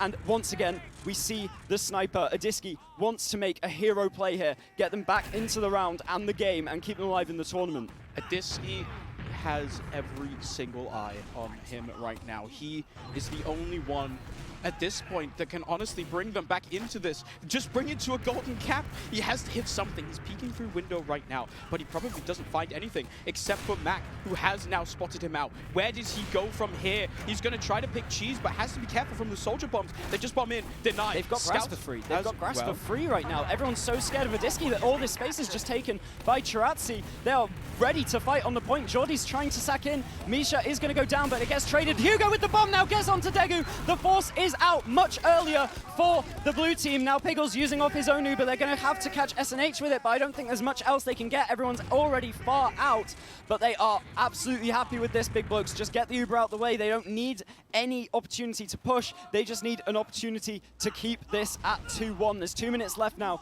and Chirazzi have to make something work. They have 2 minutes to try and get themselves into this game. Lucas and Mac meet in choke, and neither one of them goes down. Uber's completely even, but I have a feeling, honestly, Jirachi just have to drive push this anyway. They have to go forward. You can see the soldier now bombing in already. Lucas coming in off of it. And now the counter bomb comes in as well. Huge damage dealt to the big bloke. There's actually 2 kills already. But Hugo with the sync bomb onto Degu takes him down. Finally, with another little rocket here. But it's just 2 up for big blokes. Pickles has an Uber charge. But there's so many players here for the Czechs. They can come in. The scout has to protect Pickles here. But he also has to protect the point. The Uber's coming in now. Has to delay. But it's only left. It's 3 players coming up on the spawn timers here any second now. But Lucas is hitting so many denial pipes. You have to watch the point capture right now because it's so half-capped. Unfortunately, Jirachi, they do not make it work. The cleanup comes out of Big Bloke Land. It is just a minute left. That Uber but just Degu saves the has game for them. advantage. Like, that Uber is what Big Bloke needed. They didn't even need players in it. They could have just AFK'd as long as they're invulnerable on the point. Those spawners do get up in time, and that's the block coming out of them that really secures the round. They have no presence on second, though, and Mac is a little bit late to leave with the rest of his team, and he is going to get punished for it. They're on crits, but it's not going to matter because the ad is in Chirazzi's favor anyway, and there's no demo on last already. 30 seconds they have to get in through the left here. Leth on the sniper could put a stop to this if he can hit his shots. Just a 50 onto the bombing soldier. The other soldier also bombing in there, making the space on the left. They found Jordy, but it's Coling and Nation both going down. The Uber is out here. The Heavy's going down. There's a scout running across the point, but he's Ubered. There's no cap time as of yet. The block is going to get coming in from big guys. They are launching scout to the point. Degu is the last one standing. He doesn't get the saw. Mac has held this. Big bloke 2-1. They take both maps against Chirazzi, knock them out of the tournament, and they are going on to a lower bracket final versus TF2 Easy. Unreal from Big Bloke. They are playing so ridiculously well. They are peaking so hard. Yeah. Everyone is so good. Everyone's just peaking, and there's history between these guys and TF2 Easy. Yes. And with the form that they are in, and TF2 Easy not looking too good, they're a bit questionable at this LAN. Oh my god, I'd love the storyline if these guys went the whole way. They have gone through the entire lower bracket. Yep. They lost in They upper lost bracket in round one to these and guys. They have cleaned up the entire way. They're in the lower bracket finals It's now. literally the redemption arc. All the way. Ridiculous plays. Hugo hitting so many air shots. Max, so many drops as well. So much damage. Leth coming up huge on a class he doesn't even play. Leth has been like, they were saying he's just the fill player, basically. They were saying, oh, he's obviously not a scout main, but he's doing absolutely fine at just filling his role and doing the default scout stuff. In this game, he was going a little extra as well. There were some med finds from Leth that really put them on the map. I have to turn the tables around because the Czechs were playing so well as well. Ediski had so many moments on that sniper, made it so difficult. Lucas showed up as well halfway through that Snake Water game. Absolutely destroyed. But to help take you guys through, help get some maybe a little bit calmer than us. We're a little bit hyped up. We're gonna send it over to our desk here. We've got some players to help you out. Wow. That was a game. Crazy That was a stuff. game and a half. Jesus Christ. Yeah, so I'm, of course, equally joined with Albert and Grix from our wonderful Duplo Swedish side, who, unfortunately won't be playing today, but thankfully still are here to give us their massive brain insight on,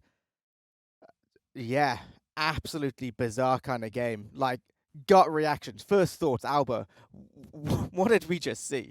Just crazy stuff there. And I think you could really see the nerves showing towards the end there with Mac like extending on the balcony. Yeah. And that push was super duper close. And it's always interesting when it gets so scrappy because it can go either way, really. Yeah, like to me, it really feels like Big Bloke Land, they really revel in like the scrappiness. Like, making things messy is their kind of thing. And then when they hit their shots, when they have the individual plays like we just saw, that's kind of like them in their element. Like Grix, in terms of, obviously you've played these guys. Did it feel like that was their strength in terms of playing them, or do they feel like a little bit of a different beast when you're in the server yourself? How to put this, but they just automatically win every fight, every chaos fight. They just end up on top. It's super weird. It doesn't matter like what I do as a player. Yeah. It doesn't matter what impact I have. They just end up coming out on top. It's kind of insane. It is like we saw that entire game. Like there were so many situations where I felt like, no, surely Surely they Yeah, can't find success in. No, no, no. You know, that like crazy little asshole with like Af hitting like the close range headshot and like, you know, every little bit of it suddenly working. Like, I literally think we saw huge plays from every single one of the big bloke players. And like, I don't know, it didn't really even feel like the Czech guys were slacking that much. It just felt like they were just kind of getting outplayed. I don't know. Does it feel that way from you? Like, were the Czechs still kind of doing their thing, or do you look at that and be like, actually, no, they are a bit weaker? I think where it comes to the show is like the big block land, they're a very like chaotic team, a very aggressive team, and I feel like the Czechs are a bit more trying to be a bit more like slow, methodical. Yeah. And I think once it gets scrappy, it really goes big bloke's way. I think the Czechs did good for a while, but yeah, it's just hard when you get the chaos theory on you, and you probably hear like the big bloke lands comms more than you hear your own. Oh, Because yeah. they're so Yeah, loud yeah. down there. Like they're super duper loud. I've been hearing stories of downstairs at Big Bloke Land. You know, they've not only got their own volume, but they've got like a whole bunch of people around them at all times, hyping them up for every moment. And it's you know, it's massive enthusiasm for like Big Bloke Land. But also, if you're on the other side, you get air shot, you're feeling a bit dejected, and you hear like 20 people cheering at your downfall. You're like, all right, guys. Yeah, I think when we played Reckoner against them, there was one situation where Mac had they had just double stacked on last, Yeah. and we thought it was pretty free to push out. So we went through a new rollout, and Mac had like a sticky trap or something, got a 3K. We could just hear from the other side of the like area how Mac was screaming. Oh my god. But like it, you know, this is one of the LAN things. So like that Yeah. can actually genuinely get in your head a little bit. If you're not, you know, Yeah. if, let's say you're kind of newer to playing at LANs, and you know, people underestimate how much of a difference. When you sit there at home, you've got a perfectly quiet space and you're just listening to your team. That's one thing.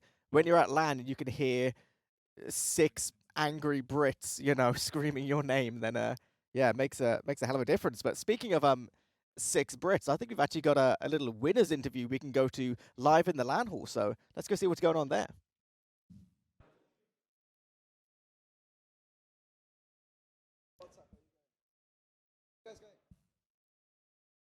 Well, we're here on the ground floor. We're having a little bit of an interview with the champ himself, Big Man Mac. Big Mac, you could call him. How you feeling about that guaranteed 3rd place now that you've placed on this tournament? Well, you know, pretty good, man. I don't know, the adrenaline's pumping. I'm crusty, but we're still going. We're still fragging. Yeah, that's good enough. You guys have leveled up actually like insanely during the weekend, I would say. I mean, I don't know if you've noticed it yourself, but compared to like just Friday or even yesterday, I mean, the Czechs beat you yesterday, for instance, and like you wiped the floor with. I'm just gonna be like say it. At least map 1 was an absolute wipe, and then map 2 a bit closer, but still you destroyed them really. How you feel looking forward now? Airing down the next opponent. It's a long day ahead. TF2 easy coming up. You got any special sauce, any special strats planned? We're playing how we do, man. We're going to go raw and we're going to go hard. That's it. That's all I can say, man. Yesterday, like, the issue yesterday was they boxed us up, they controlled the game, they put us in a cube. It's over. Like, Grind, we had, like, some amount of fight. And Snake was dreadful. Like, Snake, we were just, like, I was just raging. I was like, what are we doing, guys? There's zero love, zero passion. I mean, you can hear it in your voice. You're feeling a little hoarse, probably. It's been a bit, you know, a long time. But hey, it's been a great showing. I mean, if you're feeling confident going forward, 2nd place at least. I like the idea, man. Why not? We're gonna play TF2 easy. We're gonna do what we do. I don't care how they play. We'll adapt mid game. That's different. But like, I don't know. I don't care much for like thinking about like what they're doing, shit like that. Pardon me, my bad. We're just gonna go. We're just gonna see what happens. Fair enough. I mean, if you're feeling ready, you have a little bit of a break now. Thankfully, just ever so slightly. I think it's an hour roughly, if you're lucky. But yeah, you know, get yourself some lunch, get yourself ready for the next match. I'm looking forward to it, seeing how your journey continues on this LAN, and I think that's pretty much everything. I was told this was supposed to be short, so I guess we're signing off just like that. Damn. I think that's probably the happiest I may have ever seen Mac in his entire life. I think it also might be the one time I've ever seen Mac not in a football shirt. So, yeah, there you go. There you go. Well, clearly very, very happy about the result of this game, but a little bit interested to hear from you guys predictions for the next one, because not to BM the Czechs, but, you know, the Czechs are one team. TF2 Easy is a very, very different beast. Obviously, you've played both. You've played Big Bloke LAN. Grex, we'll go to you first. Let's say you are the Big Bloke LAN coach, right? They've grabbed you and they're like, right, we need your insight. Do you think they stand any real chance against TF2 Easy? If so, how? I really don't. No. I don't think they do. I think the reason the Big Blow clan is so good is because they just snowball. Like at the start of every map, they play like they do online. But as soon as something good happens for them, they hype up and they just snowball, snowball, snowball, Yeah. and then they become the best team in the venue. But I think TF2 Easy is good enough to not let them snowball Yeah. because of players like Nubby and his playmaking. He's always able to salvage. Yeah, makes sense. Go on, Alba. Coach Alba, go on. Any different kind of insight? Anything you think they, could possibly bring out? Yeah, I think they need to do something creative, and I think they need to bring the chaos to the max and try to get something good early, like go heavy crits to mid or something, or do something crazy because we have seen them do a lot of chaos theory already. So if they do something chaotic and wins like a first round or a first mid, I think they can really snowball off that. I think they need some early momentum, and yeah, they gotta find some way to get it.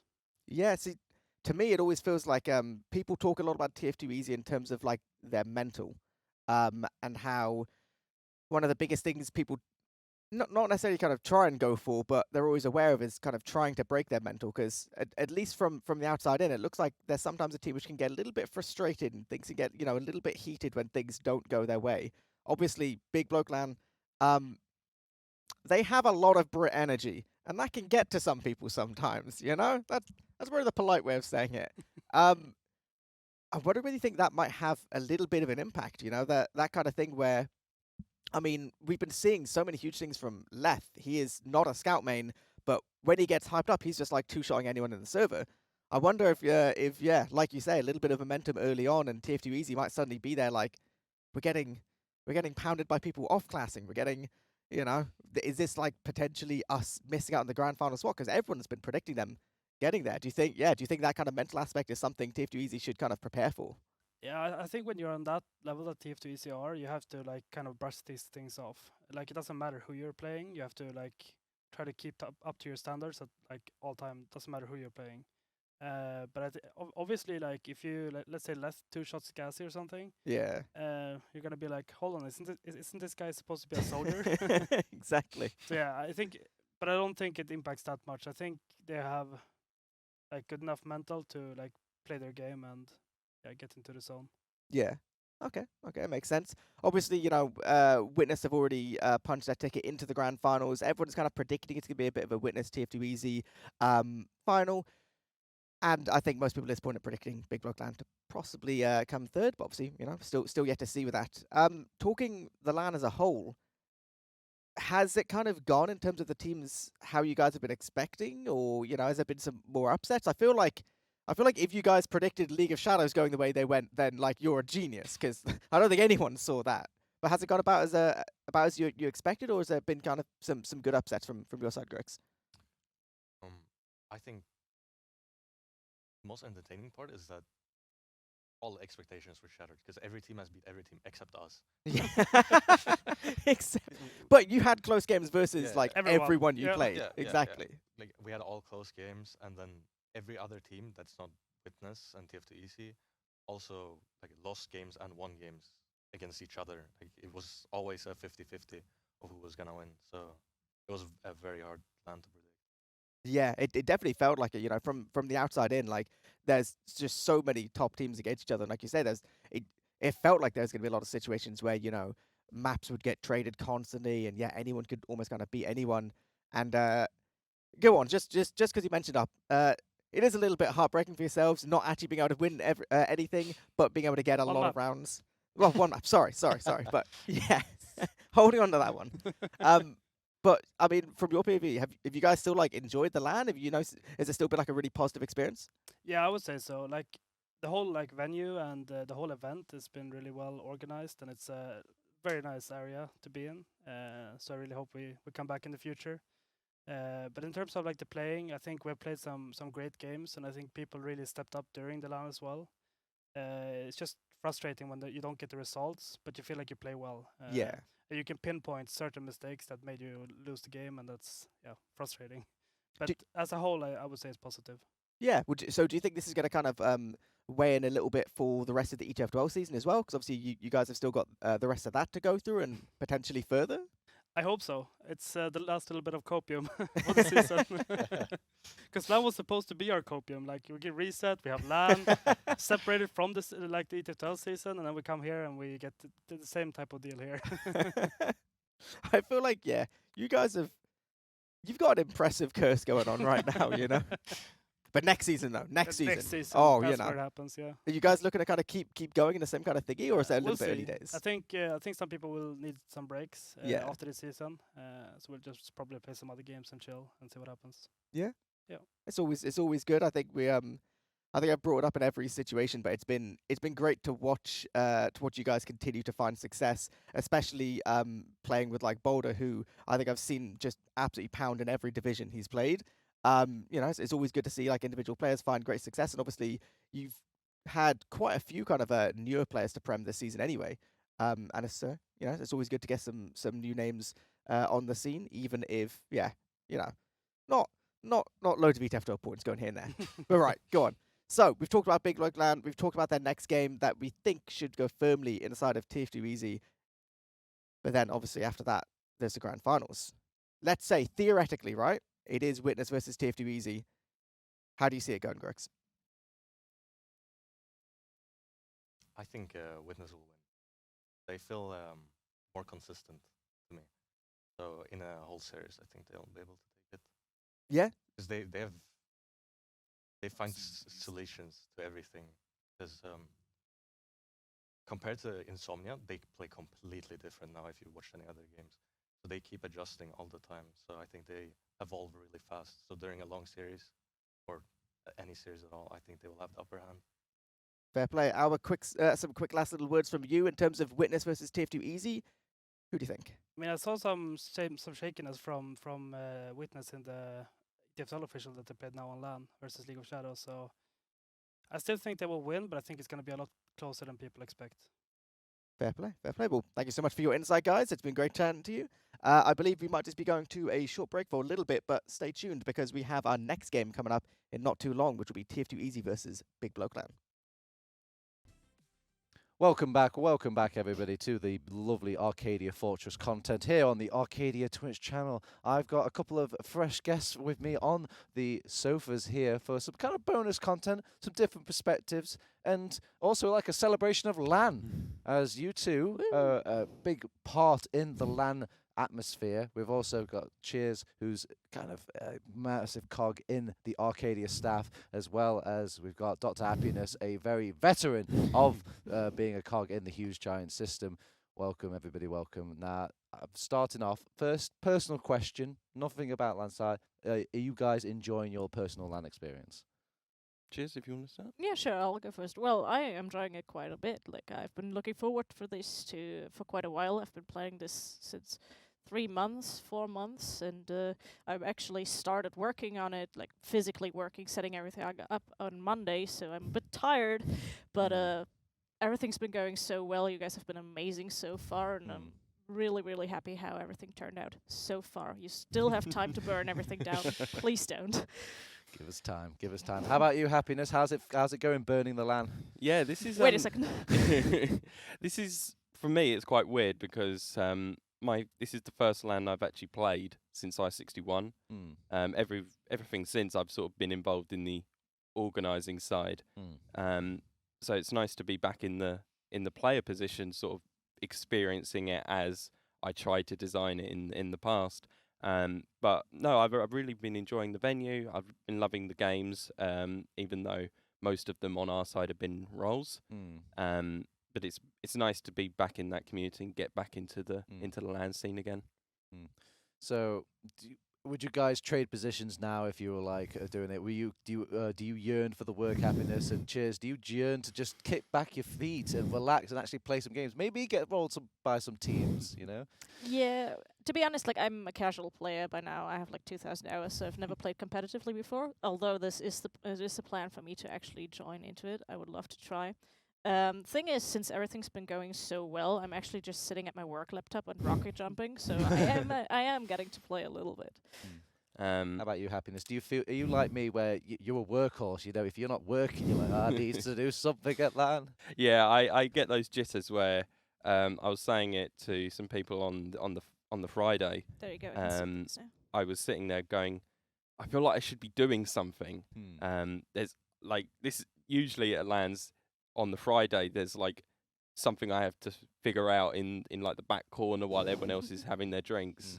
Which is why I very much savour the Sundays, day 3, because that's where I can actually kick back and relax once things are underway. So I would like to get back on the workhorse, but it has been nice to play a LAN, be like just actively taking part and not worrying about whether the audio's working or whether teams are at their desks and running around the venue trying to figure out where that last player is. Now, you two represent obviously 2 big LANs in a way. I don't think we'll obviously speak on behalf of the LANs and all this stuff. This is all your own opinions. I'm going to put all those little safety words out there. But what is it like behind the scenes when it comes to these LANs? Would you say like they're at each other's sort of competitiveness? Do you think like, no, my LAN's better than your LAN? Well, my LAN's better than your LAN. Or is it not like that at all? Well, to be honest, since we as the Arcadia just recently started hosting TF2 LANs, there's no actual competition for, not actual competition for us yet, but like we don't know how much of a competition we are yet. But I feel like with TF2, since the community is so happy for every single thing that is happening, that we're not really in a competition.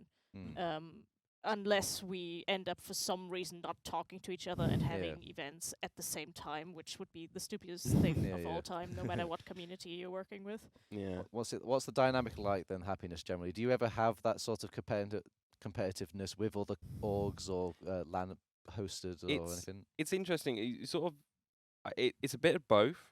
I think for a while, like in the I-50s era, like 52, 55, 58, there really wasn't many big LANs in EU apart from Insomnia. And only in recent years have we seen competition in the likes of Copenhagen Games and smaller local LANs. And I do believe that competition breeds like really good growth. It forces each org to try and step up and perform. It's not where it's like, oh, we're the only kid on the block. We can do whatever we like. But on the same time, I think each of these LANs provides something different. There's certain LANs that cater towards a more international, global community, try and encourage teams from NA, Australia, maybe even Asia, to turn up and have a proper international competition. Where there's other LANs that are a lot more local, just getting the local community or even small international attendance there.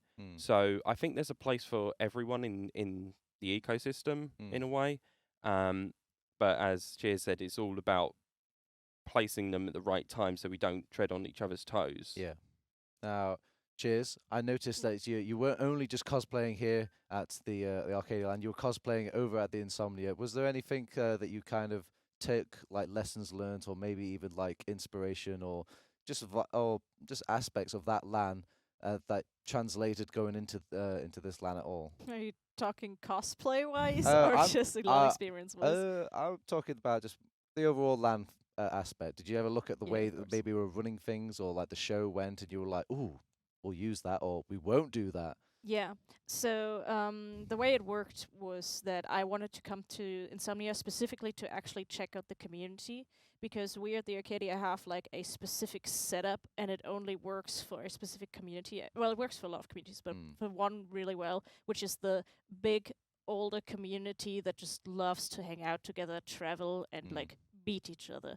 And since I've never been to a TF2 tournament before, but I had a kind of a hunch and intuition that you guys might be like that, I wanted to check out if that's actually the case.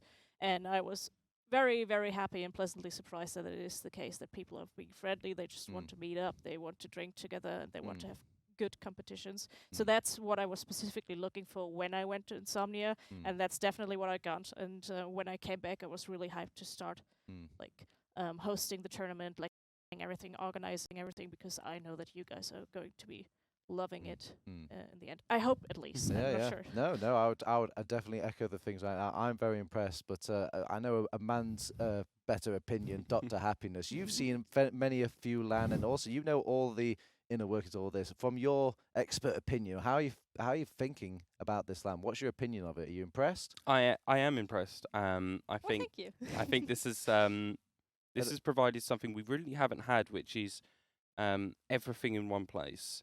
You know, with Insomnia, it's you have the esports event, but it's all you've got other stuff there. Yeah.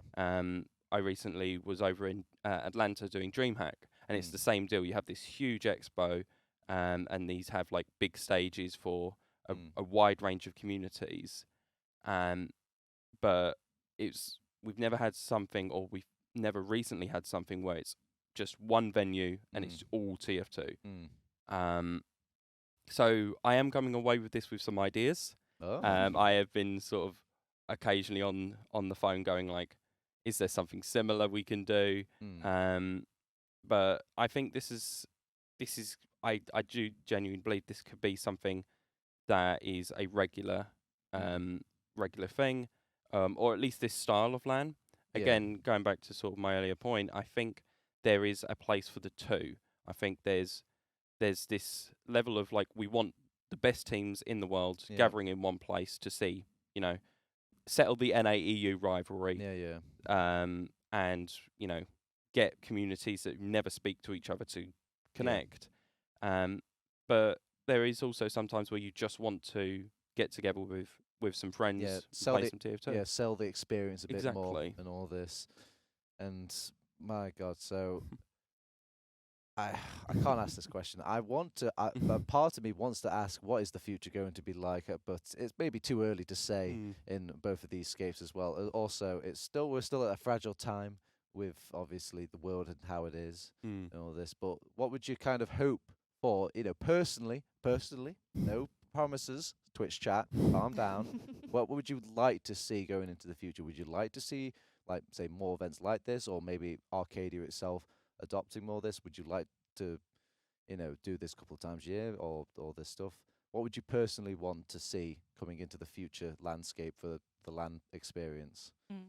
Well, personally, from what I've heard so far with my supervisors as well, we are very, very surprised with the TF2 community, with how strong they are and how passionate they are about it. So we would love to host another event. It was already in the talks that we could like set something up in the future. There's nothing like exactly planned yet, but it's very early days. Exactly. I mean, let's finish, you know, our first 3 days, and then we'll take it from there. But you know, people are just, you know, when you take such a happy experience, you're like thinking, when can I get more? I need more. Give me more. Exactly. We definitely want to like ride on the hype of the previous event as well, and see that we can like get out the word as soon as possible. But we have to first, of course, evaluate how exactly the event went, how what problems were there, how we can like. We need to evaluate the feedback. You're gonna get like a little feedback sheet. I'm gonna send an email for that, so that we can know how to improve the event. We can talk to people like Dr. Happiness about what they would like to see in a future event, or what what you would think, for example, what would work in this kind of venue setup that Insomnia couldn't provide, and how we could like grow as a different types of events that will grow together as a full community experience. So things like that is what we're looking for at the moment. And then for you, Dr. Happiness, I'm just checking in. You know, you're a guy. You've got some cooking back there. It seems at all times. Have you got anything that you may even want to hint at, maybe, or just, you know, gripe about, perhaps? Nothing to hint about. Obviously, it's no secret that Essentials has been doing a lot of work with DreamHack in the past, especially in North America. They've been looking after us a lot. You know, providing a lot of competitions, both online and offline. And so I'd like to continue that relationship. Excellent. And of course, there is usually other things on the horizon. Nothing to confirm at this point. So Twitch, don't start getting ideas. When people pull out clips and they were like, "You promised." I don't want that TFTV thread saying like confirmed this, cancelled LAN. We're gonna look back. We're gonna take what we've learnt here. We've got like people for example, Kirsty Soda, who's like an instrumental member of Essentials. She's over in DreamHack Winter right now doing some other esports work. So they're going to come back and explain and talk about DreamHack Winter and what it was like in the EU scene for DreamHack. I'm going to come back from this and we're going to talk. We're going to see like what works, what didn't, where do we go from here? Is there lessons we can learn from these events in our own events, or is the other way around? Is there stuff that we can provide them?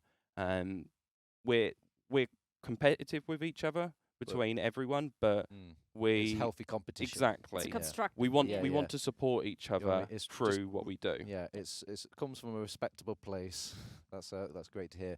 All right, well, I think I've asked all my my serious big boy questions and all this, but I just want to round it out with just some fun things. Immediately, I want to know how long the cosplay took, because this looks like a very impressive cosplay. Yeah. Thank you very much. I think the longest I had on the cosplay was actually the overall, because I completely tailored that myself. Oh wow. That's why it fits so well. There you wow. go. And the Frontier Justice you're seeing in the front here was Right. also taking a little bit of time, because it was the first weapon I would build. That would be like 3 days or so overall, like a full work, so 72 hours, I'd say. I used to have a gunslinger, not anymore. Unfortunately, my friends docked to it. But I will be building another one, and then I'll have it back. And Happiness, what have you got planned on the horizons for the rest of your LAN? Are you going to see you at the bar, or am I going to see you behind the desk? Any cosplay plans? Well, cosplay plans, no. I don't think I think that's on the cards yet. But I'm looking to do some pugs. Get if people want me behind the desk, I'll go behind the desk. I just want to get the most out of this last day of LAN. It's been great so far. So there's a little part of me that doesn't want it to end. All right. Well, sadly, we have to end our sofa segment at least, and but it's been absolutely charming to have both of you come on and have a quick little celebration of LAN, almost, and a celebration of Arcadia as well. So we'll start to head off. We'll come right back with our continued coverage of the tournament. Otherwise, don't go away.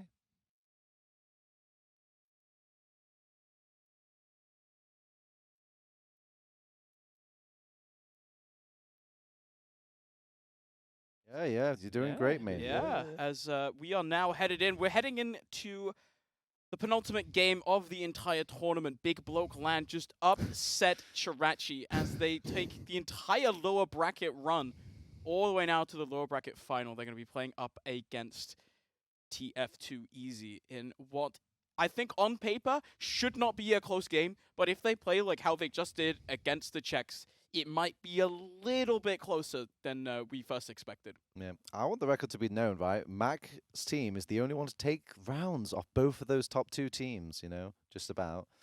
They've been playing really, really well, as you can see on screen. I've grabbed Danny. I've grabbed Turbo Tab's last-minute addition to the couch as well, coming in, saving me. Because Ron said he kind of wanted, maybe, he's not here. I tried to find him. Maybe he's inside Turbo Tabs all along. Danny, how are you feeling about this matchup coming into this? You obviously are on a roster with Mac this season right now.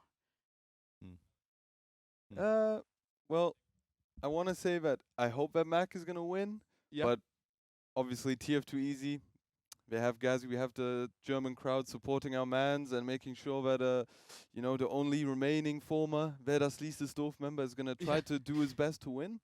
But I think, honestly, TF2 Easy, the way that they've been playing, they haven't been, looking as untouchable. They drew against Witness in one game, but then in the best of 3 that they played, they couldn't really get their foot in the door. It looked like Witness didn't really let them play their game, and I think TF2 Easy, one of their biggest flaws is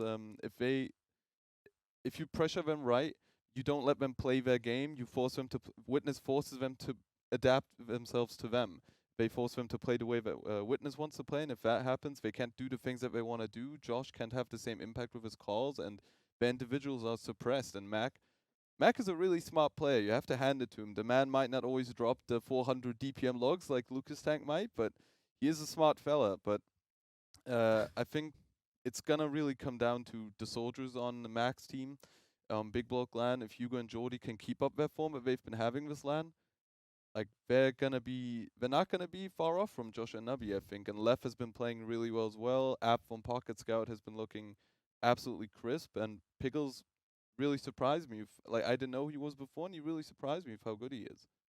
Yeah, he's had some really nice moments. We saw the double arrow kill onto Degu there, grinding out cheese. He just hits 2 arrows out of nowhere. Degu goes down to the opposing medic. I think for Big Bloke LAN, we said this when we were casting earlier, it just feels like it's pure vibes.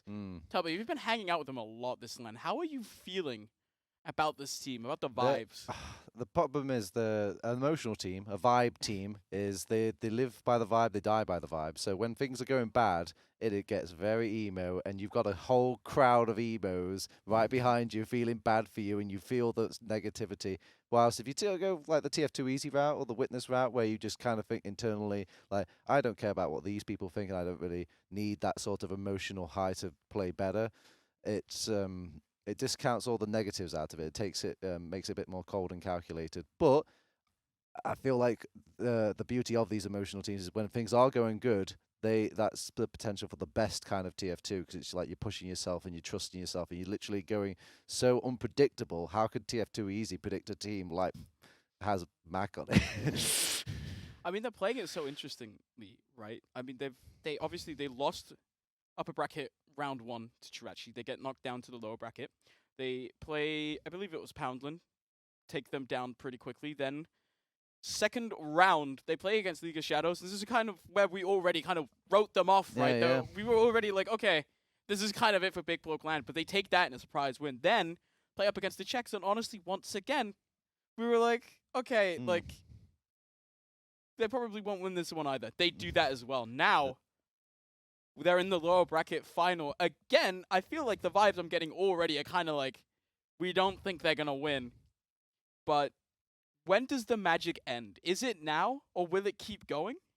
I think if there's ever been a time to beat TF2 easy, it's got to be now. Because if we have this conversation 6 months ago, I think TF2 easy, they looked so much better in the past, and especially in the season, they've been dropping some rounds, some points against some lesser teams, and they've looked very vulnerable. As Witness have they've remained at this kind of untouchable status. In Prem right now, they have yet to lose a map, and even though they went very close against the Flick team today, they still have yet to drop any points within the season. While TF2 easy, they nearly drew against the likes of us and some of the other lower invite bracket teams. And if Mac's team can find the right momentum, if they can keep their vibes up, then they can definitely find some surprises. I don't know if they're going to win, because I think Josh is just as like a drill sergeant for TF2 easy.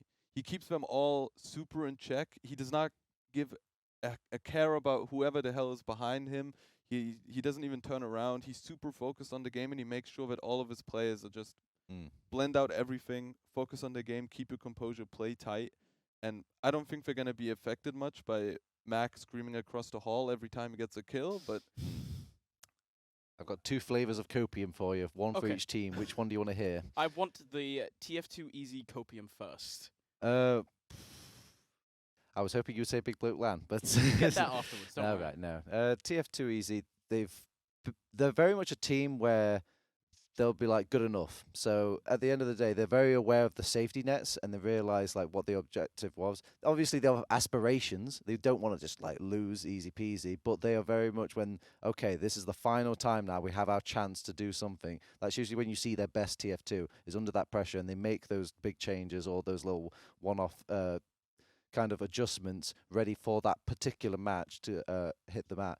And I feel like obviously they're going to be aware of this with Big Bloke LAN. They know that this is a knockout game, so you expect nothing but them at 100%. Whilst an ETF2L game, these group games, all these other things, they don't really matter in the grand scope of things. And why is Josh going to sweat over week 3 of ETF2L?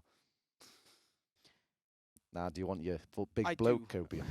All right. Perfect transition. Perfect transition. Anyway, but the copium for them is basically they've been playing. They've actually been playing today. They've warmed up. They've actually clicking on things. And rest of TF2 easy, they haven't been playing. I think they'll struggle to find scrims as well as a LAN tournament goes on and everyone starts flipping tables and putting keyboards away and buying train tickets. The last thing they're thinking is, oh yeah, sure, let's do a scrim with Josh. No, they just want to go home or they want to go to the bar and all this. And the well dries up for teams like TF2 Easy, like Witness, and I know they're never going to scrim each other, are they? So they're just going to have to like go into this match a bit kind of day rusty, if you could call it that. What do you tell your team now if you are Mac? Because obviously they weren't expected to be here in the first place, and now you're here. How would that affect their mental coming into this game, do you think, Danny? I think for them, you have to just focus on the fact that TF2 Easy are the more beatable out of the two when it comes to them and Witness. I think they just have to focus on their game, blend out the fact that you're playing against guys like Josh and Nabi and Kunu, you know. I know that they have a lot of players with huge amounts of experience. I mean, guys like Hugo and Mac, they've obviously been at the top before, so it won't bother them when they play against guys like that. But I feel like just don't put too much pressure on yourself. Don't think about the fact that it's a knockout game, you know, it's the last day of LAN. Just play your game, focus on yourself. Don't focus on the mistakes. Try to keep the vibes good and have some fun. And so coming in now, I think for TF2 Easy, you're looking at a team it feels like they're punching so much more above their weight, right? They're just playing in a class that they really should have no business playing. What do you say, your Josh Turbo Tabs? What do you tell your squad? We've done this many times before. Just play normally, listen to my calls, and we'll be fine. You've been in this situation so many times before. You've played multiple LANs, you've played multiple ETF2Ls. You know, this is just another day at the office. I know once the game is turned on, the LAN will disappear, everybody else behind you will disappear, and it'll just be simple to you. Let's take a look at a little bit, I think, at some individual players, because we still have a little bit of time to kill. So I think I'll give you each a team. I think you, Danny, you get the big blokes, and then, of course, Turbo, you get TF2 Easy. If you have to pick out one players for the people at home, take a look at, who should people keep an eye on? Ooh. Start with Turbo. Ooh, that's hard because it's a team, a star sort of roster. Once you get to these upper echelons, everyone is kind of expected to be like ridiculously good at their class. And if there's any weak chains, they're taken out long before it gets to this stage. Who do I want to pick on? I'm gonna have to go with just Nasboy. I feel like he's kind of a little bit unsung on that ensemble, and he is just really good at just kind of being that solid demo man thing, and a lot of trust. You don't really see too many times where Josh centers his gameplay around a player, and I feel like they do play around Nas very well, and he does deliver a lot of just kind of like Hail Marys that kind of come out and turn the tide, especially like on mids and things like that. So I have a lot of respect for Nas and how he plays, and he's the dude's he's a TF2 player, the guy that played so much pugs and all this. Just I don't want to play ETF2L and all this stuff. It wasn't until he was just recognized and waited till the top, and now he hasn't even crumbled under that. He's literally a pretty good demo man, you know. Yes. And if we look around to Big Bloke Land, who's the player? Who do you look out for here coming in? It's hard. Demo v demo.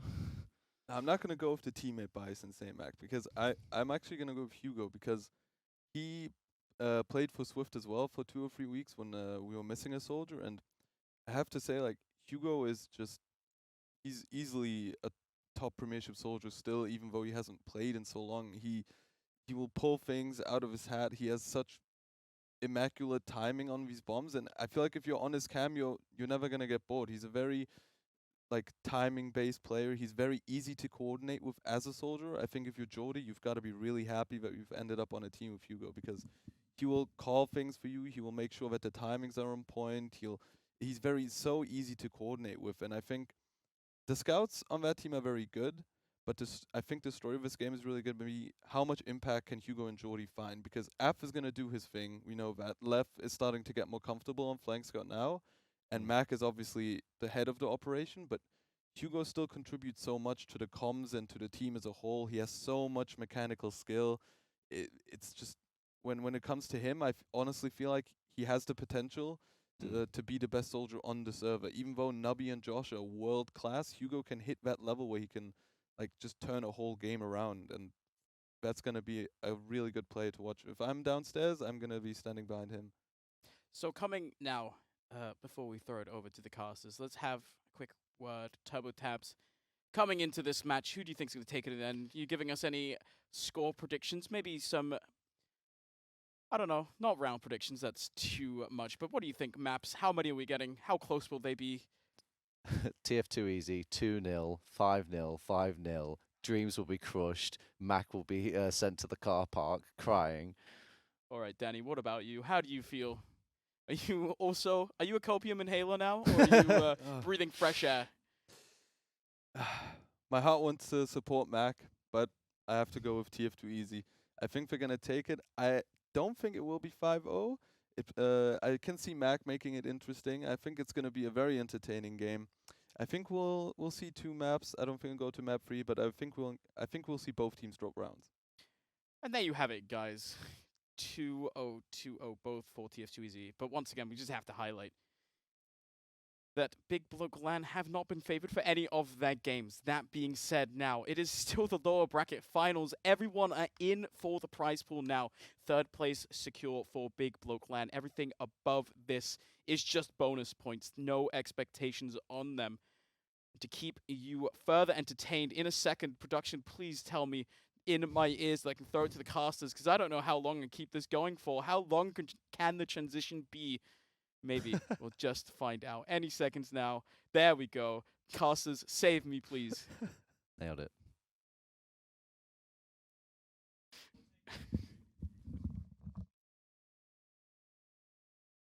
Again, that was, yeah, I don't know. Good stuff, one. Thanks very much. Right, okay, so here we are. We do have our big game again. Ready for TF2 Easy versus Big Bloke LAN. I'm kind of feeling it, like my boy did say. Big Bloke LAN, they've been the underdogs at every step of the way, and they've just been pulling it out of the bag consistently. So yeah, they've been pulling off miracle after miracle, special sauce after special sauce. Exactly, I don't know. the most special. I heard rumors that it really is just them taking shots before every game.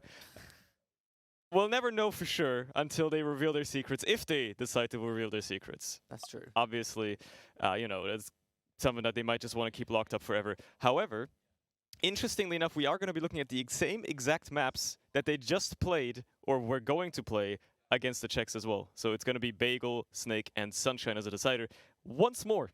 Yeah. Genuinely really funny. We were sitting there, all the picks and bans do get fed through to us, and we were having a little look, and about halfway through, we recognized these are the exact same picks and bans in the exact same order. It's literally just the same game. It's just the same again, different opponents. I don't know if TF2 Easy just played into their hands for that one, because obviously for Big Blokes, they chose the same bans and picks again because it worked well for them. Yeah. But I guess TF2 Easy were just kind of like, yeah, we'll play along, and they just chose the exact same one. It was quite humorous. It would be, like, I'm not even joking, this would be the funniest outcome. It'd be like the weirdest parallel universe to be in if we see this happen the exact same way, and then it ends up just being the same game. And Big Bloke LAN just like take it in 2 They maps. just roll it. Like, that would be so funny. I think you'd have an entire like LAN hall full of people just being like, what just happened? What is this story that we're witnessing? This like rags to riches for Big Bloke LAN. Not like yesterday, going into like after they lost the Czechs, right, and then went into their League of Shadows game, went in expecting to lose. Yeah, they expected to lose. We expected them to lose, but they're sitting there being like, oh yeah, you know, it's like whatever, probably gonna lose. Didn't happen. Yeah, and then they just suddenly start rolling everybody guaranteed 3rd place for them, so that's already nice. Yeah. Let's see if they can make it 2nd place. That would be one hell of a story. Being the only team, besides Witness, that has the ability to beat TF2 Easy is certainly an accolade to have under your belt. Oh yeah, it'd be a hell of a thing. It'd be a hell of a storyline, and I feel like, you know, I don't wanna put too much faith into it, because still anyone with more than one brain cell is gonna heavily favor TF2 Easy. But at the same time, this has been a bit of a LAN for just like weird happenings and fun storylines. And I feel like this would be like the funniest storyline to have happen. Well, okay, it would be the funniest storyline for anyone other than the 6 TF2 Easy players, who I think would just be furious. Yeah, I feel like they would not love that. But everybody likes a good underdog story. That is true. I mean, I'm a big fan as well, especially when you've got, you know, such characters as the big blokes themselves. But you know, okay, right, hang on a second. So getting ahead of ourselves.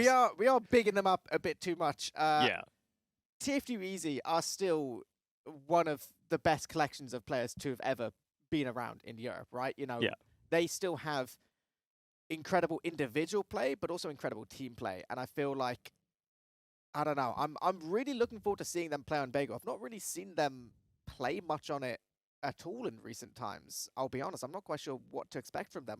I would imagine they'd be pretty solid with it, but I don't know. I always feel like TF2 Easy can be a little bit weird on Koth sometimes, like not always super comfortable. Yeah, I mean, they never look at all that comfortable on product, all things considered. Yeah. Obviously, Bagel, even though it's also Koth map, actually plays quite differently because like the mid area is completely different. You've got the two houses on the side and the point in the middle. It is very different in that regard.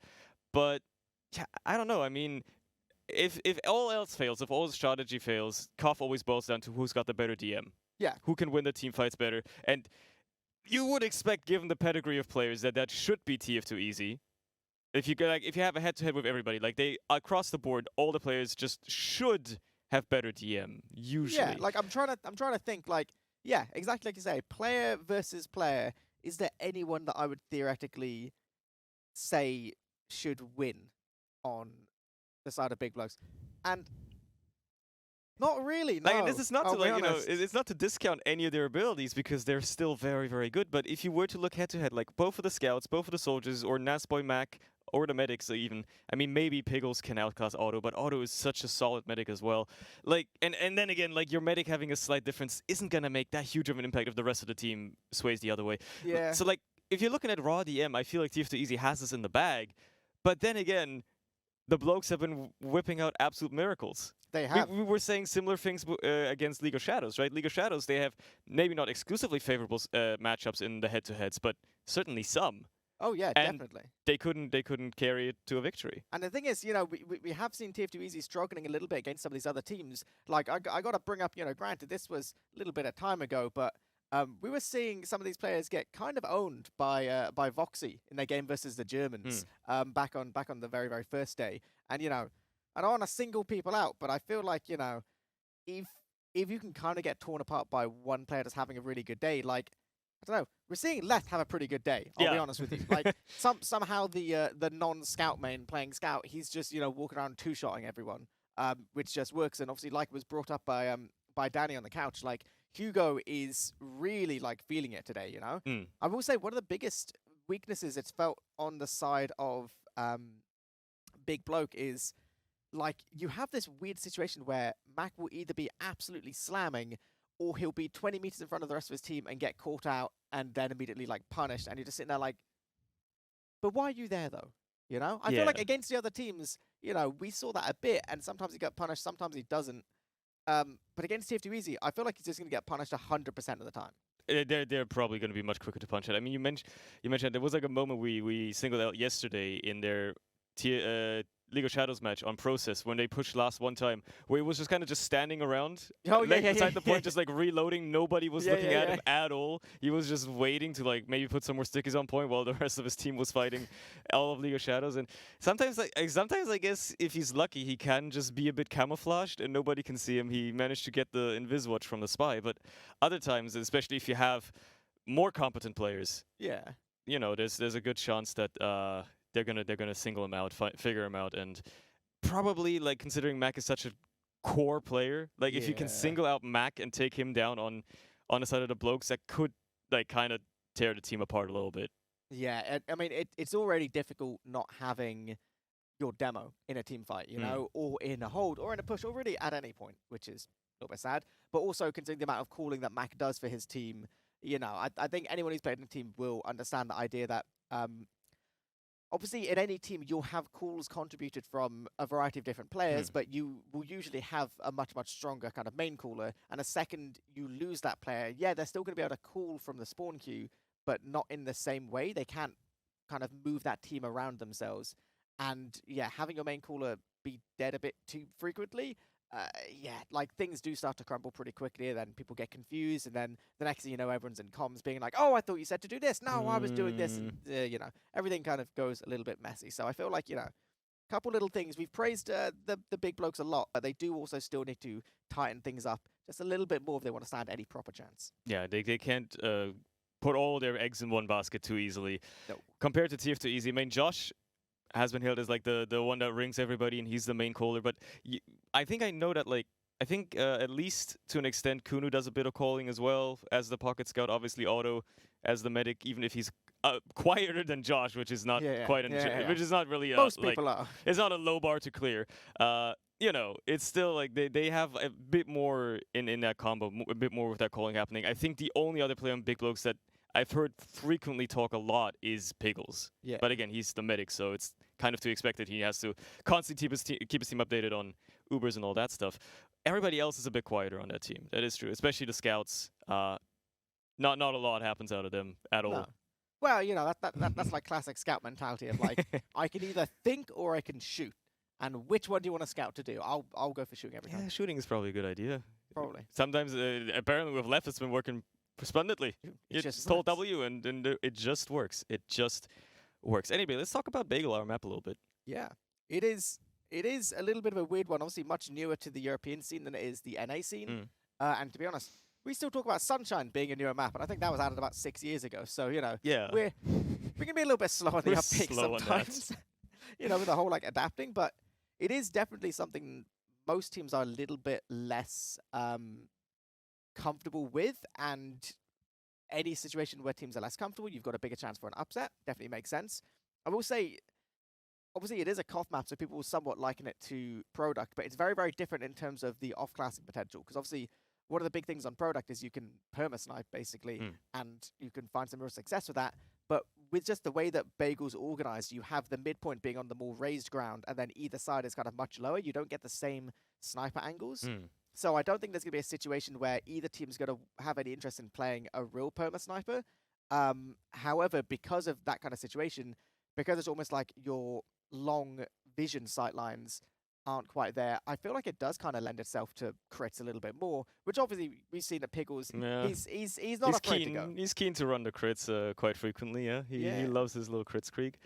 I mean, yeah. In the thing as well, compared to Product, which is like it has a different type of symmetry that Bagel does, right? Bagel has like the classic type of symmetry where like no matter which side you approach it from, there's always going to be the stairway up to the house on the right side when you roll out. While on Product, cliff is right or left depending on which team you're on. So like as much as the map symmetry can matter, that's why like some teams prefer playing on red on Product, for instance, because they love having the cliff on their left side. It doesn't matter as much on Bagel. So like that's not something that people can bank on. But because it's more symmetrical, you can sometimes have an easier time flanking around. There's a lot more hidden places because of the houses on either side that you can kind of just like hide behind and stuff like that.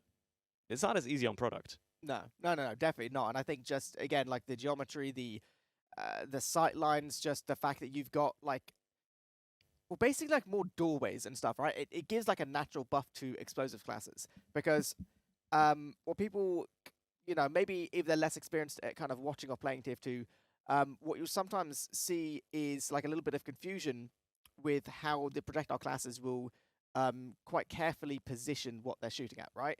Because when it comes to doorways, a lot of the time these players, they won't be shooting for exactly where the person is. They'll be playing them to juggle them into a more favorable position for you to then clean them up a little bit later, right?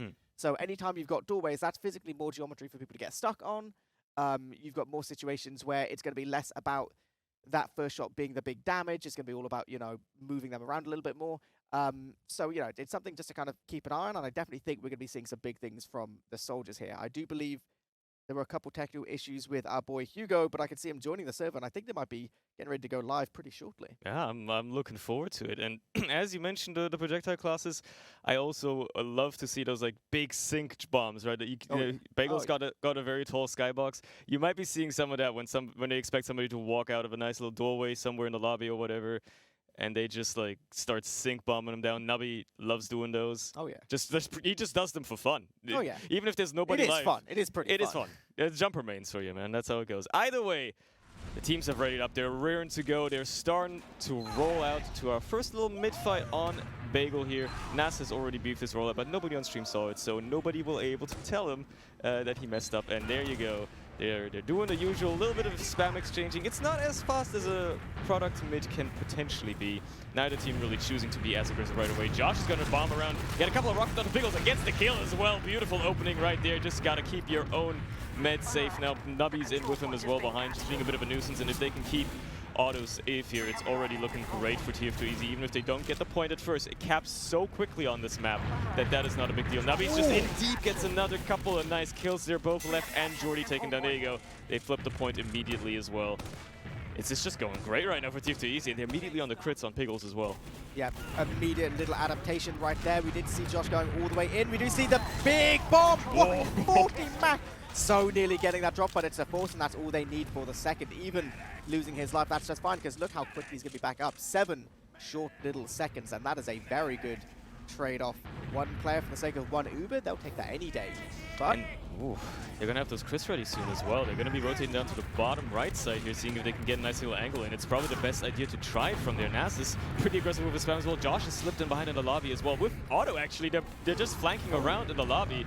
I guess they're not making themselves a nice target for the crits. It doesn't matter because Piggles eats some spam, walks around and realizes, oh hey, Josh is behind me, and just loses his life just like that. Matt gets taken care of as well in the meantime, and it's a bit of a flank by Left here. He just happens to waddle up on Nasbog, even as the taunt afterwards.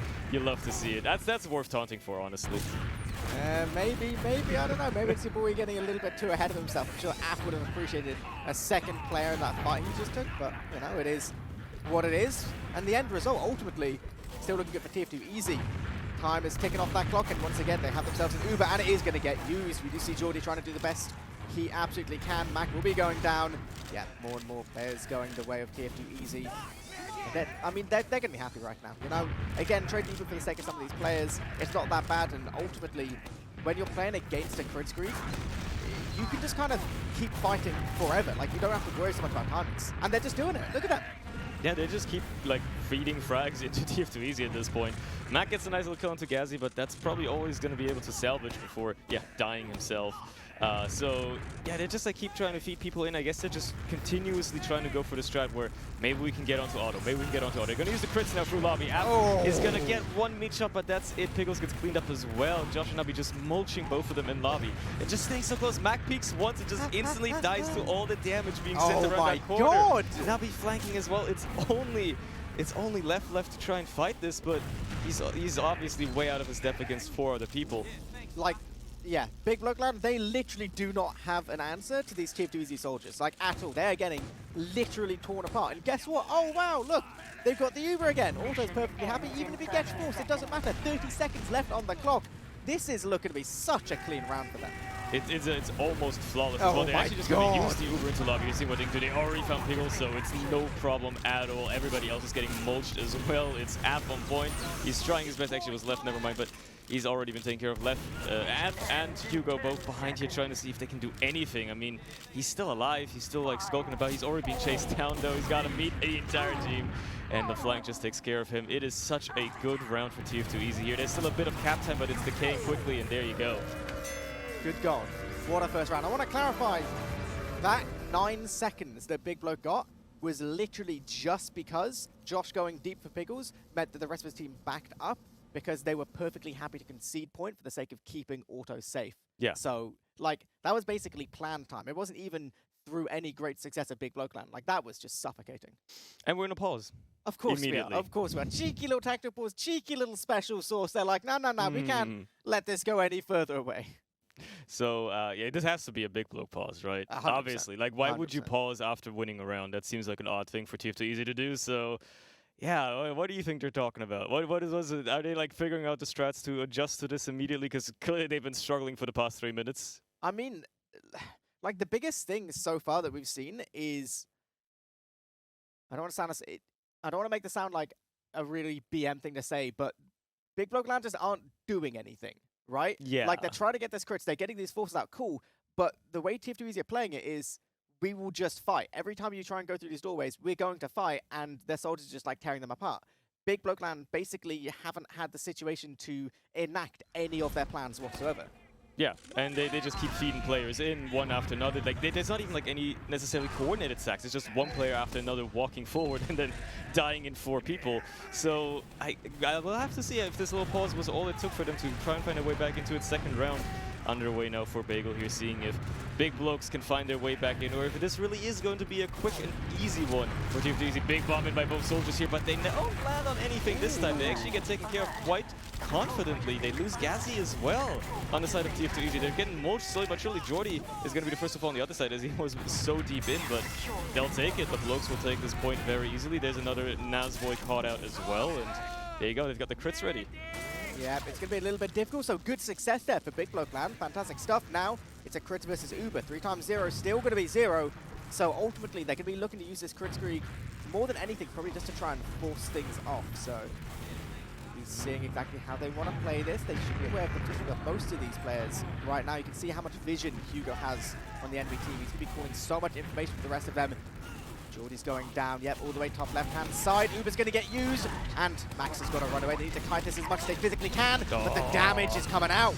Yeah, they're just getting motion ready. There's a couple of scouts staying behind. They're doing a little bit Hugo as well, helping out with the follow-up, but it's just not enough. They get a couple of players. Nazboy, crucially, I guess, it might allow them to get back in a little bit more easily, but they got to wait on all their respawners. They still have the crits ready, though, which is going to allow them to potentially have a chance here. They're going to try to opt for this bottom right area once more. If they can clear anybody who's hiding, like Navi, just getting juggled there. Josh bobbing in as well, but he's going to get taken care of just very easily. Mac living on 1 HP, having to wait in the corner for a second. They have to use this crit soon. If they want to actually have a use out of them, they have to. But it seems like TF2 Easy well aware of what could be coming their way. Oh, the crit is out! It's not connecting. It's not. Oh! Okay. At least he hits that one. And then Nazboy basically maybe being a distraction firework there. He was just trying to get them all away from chasing down the team. I guess it worked well enough. They're rotating around them. Navi gets killed by Jordy. Yeah, left behind just a little bit, and a bit of pressure by Gazi on the point, but he gets taken care of as well. Trades out for Pickles, which I suppose is a good pick, but at the end of the day, he was running crits. He had already used them. It's not like it's a huge difference maker, and with the rest of the team kind of just going forward here, Nazboy has to do his best to protect Auto, and he's doing a good job at it so far. Is he going to be able to diff Max here as well? He's just going to... Actually, he's just going to fall to his death. Okay. Fair enough. What can you do, right? Gravity is still a force of nature to be reckoned with sometimes, and I suppose Naz kind of underestimated He's it. like, I'm not giving them the satisfaction of getting me. This is mine. I will let the environment claim me instead. My body will be part of the soil. Point flipped a lot here in the past couple of seconds, but it is still better for the Big Blokes. The timer is looking better for them, but look at how quick that cap time is. TF2 immediately snatch it back from underneath their fingers, but they are down a player. Nubby is dead. Josh just dying right now as well is going to allow them to take it back again. You're going to be hearing that a lot. You're going to be hearing that ding a lot on this match, I feel. Oh, I definitely think so. This is actually just still looking pretty good for the Blokes. Like, 60 seconds away, the crits is up, the Uber is in the hands of Auto now as well. They're still going to be pushing the same position. Crits being used, Uber's being used as well, but they dropped Nazboy. That's really significant. The juggle from Mac is huge. He's done like 2,000 damage of negated damage. He's still managing to live. How is he still alive? He's wearing the ghillie suit again. That's incredible! He's wearing the ghillie suit again. He's not dying. Everybody's just getting mulched on TF2 Easy. It's only Nazboy left, and he literally just spawned. What happened? That is so good for them. Even losing Piggles, right, that's, you know, it's disappointing, but 30 seconds, that's not enough time for either team to have Uber anyway. Right now, you're going to see TF2 Easy walk all the way forward. They need to play with these heals and these buffs as quickly as possible, because Piggles is just only making a slow little way towards mid. They're going to be looking to fight much faster, and it's going to be all about the recontest from Big Bloke Land. You can see them positioned towards this side. They are going to let the point get taken. Now it's going to be about getting these frags, and ultimately they're not finding it just yet. The positioning is looking pretty tricky. Max going down. Surely TF2 Easy are going to take this little bit of... Yeah, this fight's looking good. That's what you want there, even if you lose both your soldiers. Trying to get behind won't be able to do anything. Piggles did escape, crucially, which allows them to actually build a crit here, because there's still 2 minutes on the TF2 Easy timer. They barely had any time tick off so far. So now, Big Blokes have a lot of time to try and get back onto this point, and as soon as they flip it in a semi-convincing fight, it's actually going to be so good for them. They have to go up against the full Uber. Piggles is going to have crit soon as well, but the Uber gets used. They chase down Mac immediately. They want this Piggles frag so badly, but Kudo can't quite get it. Left in the meantime, and with Jordy as well, both of them try to go behind, see if they can catch anybody, but they don't. Either way, they got the force effectively out. Now, if you're TF2 Easy, you got to be so damn careful. Yeah, they need to be really aware of all these doorways. It's difficult for Big Bloke Land to go in. Oh, they're going to be critting in. A little bit of damage. It's only trading out one player here and there. The crit stickies. Oh, now they're hitting! Now they're hitting! Mac is making it work! They're they're finding targets. They're heat-seeking pipes and sticky bombs. Suddenly, 4 people die. Gazzy's the only one left alive. He has to make something happen. He gets some cap time, get a miracle frag somehow going. Just stall out the game for his team somehow, but it's probably not going to happen with 4 seconds left now. There's a couple of stragglers maybe making their way forward, but this round is going the way of the big blokes. Oh, in such a big way as well. That little tactical pause was clearly what they needed. The mid was looking good, but the way they were fighting, the way they were working as a team, like actually playing around the crits correctly, so much better.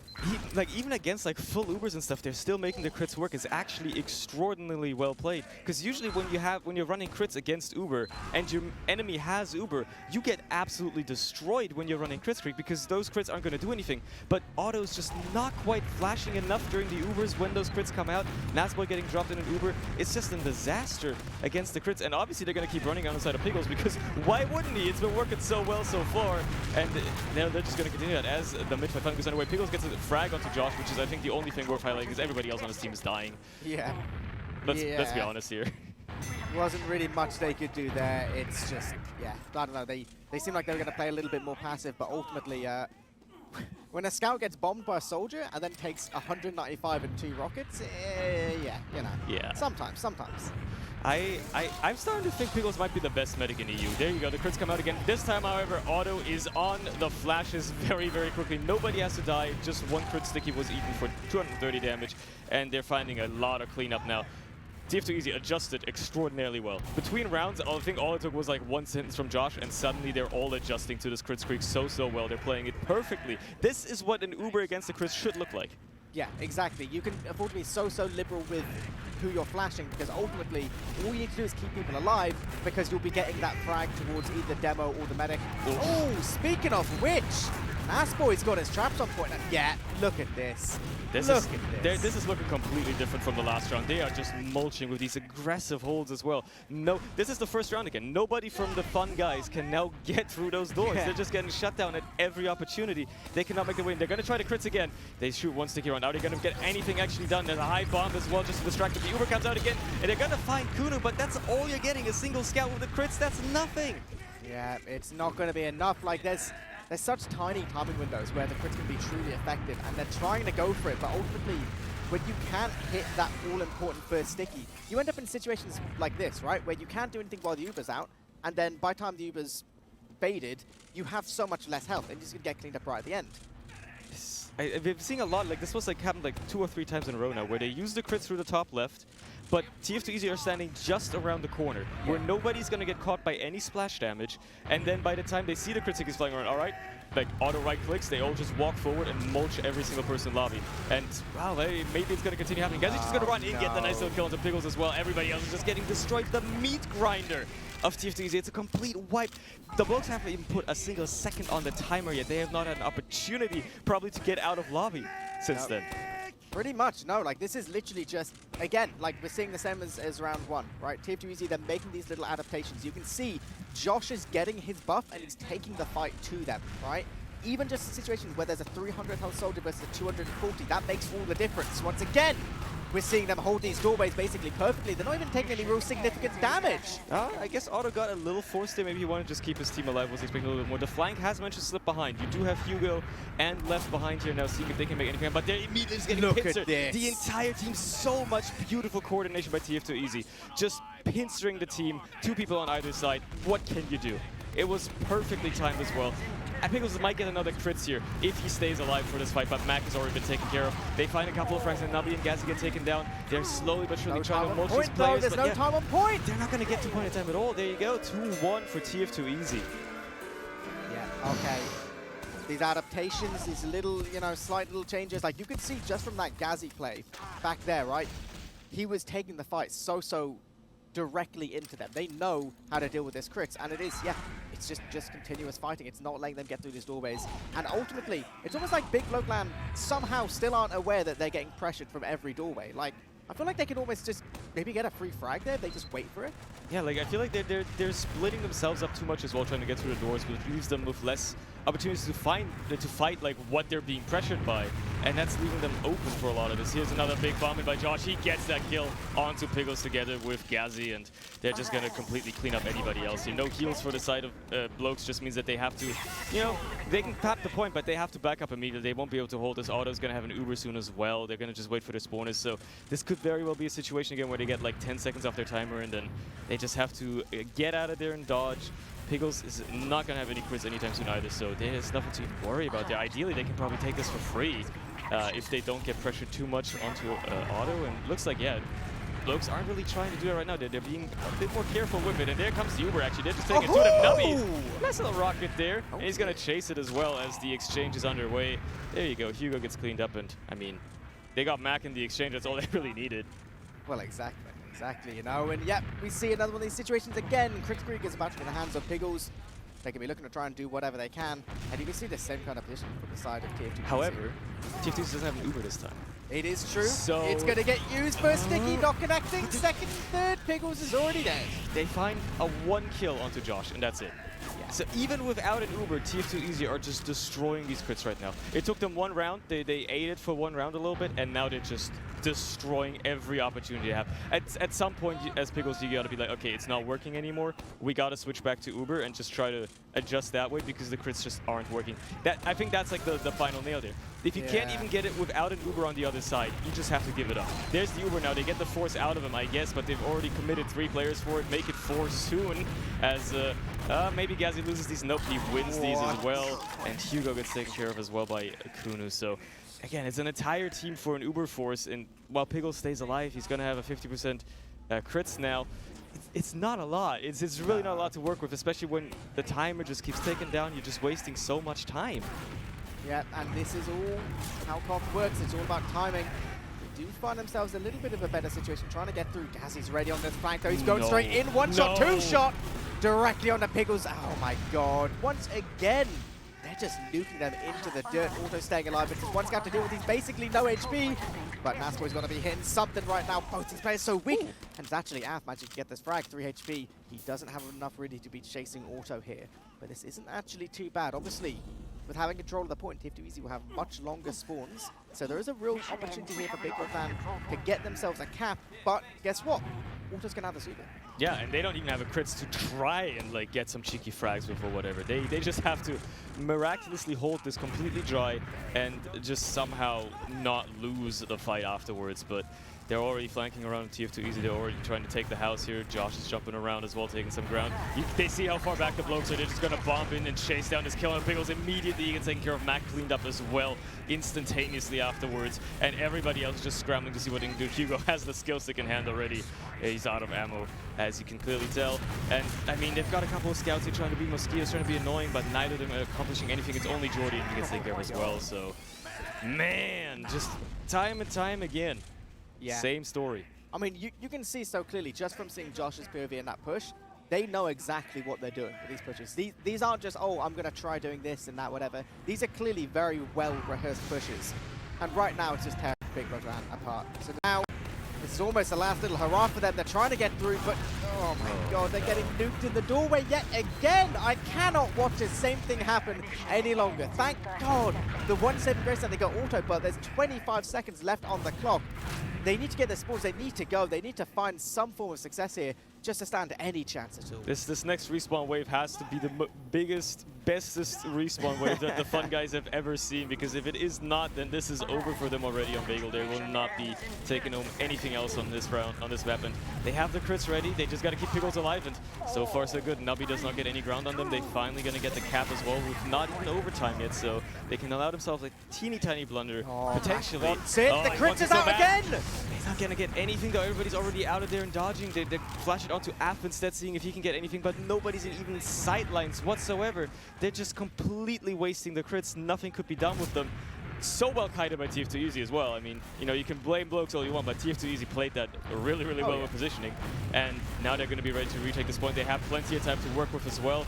Gazi is going to be the only one to fall so far. And Josh is just unattended. Nobody's looking at him. He just nukes down so much damage. Unfortunately, only Mac is the kill to fall there, surprisingly. I guess. What? How is the... Are they just forgetting Josh is like on this same doorway every time? taking down Pickles there is so impactful. We do see, yep, Uber's going to get forced, but ultimately, all TF2 Easy really needs to do is cap the point and hold it for 2 seconds. Like, I think this is literally the last hurrah for Big Bloke Land right now. They're just getting mulched. TF2 Easy is going to secure their 3rd round and take this first map away from them. Stumble ever so slightly when the crits came up, but they adjusted extraordinarily well, extraordinarily quickly, and the big blokes, they didn't really know what they were doing with them past the 2nd round, honestly. They had no idea. Yeah, like that was brutal to watch at times. Like it's so difficult, and like you can see the logic of it.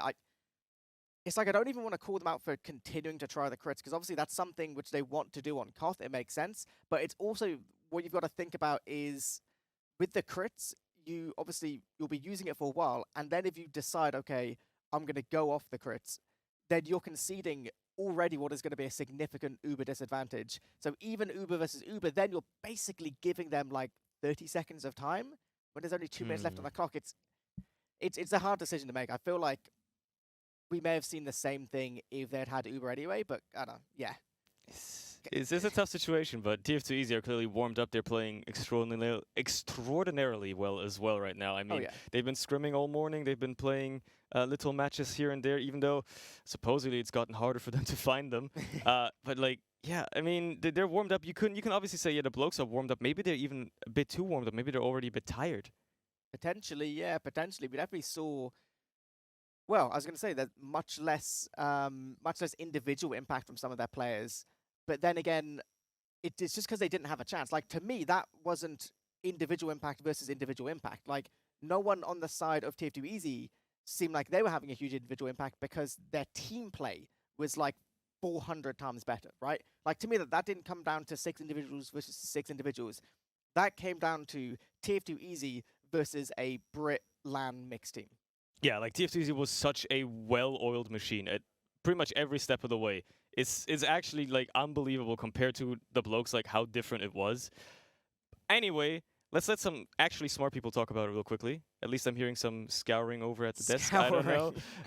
There's some pilfering happening over there, and perhaps not. Then it's just gonna be a break. But you know, we'll see you in a bit, I guess.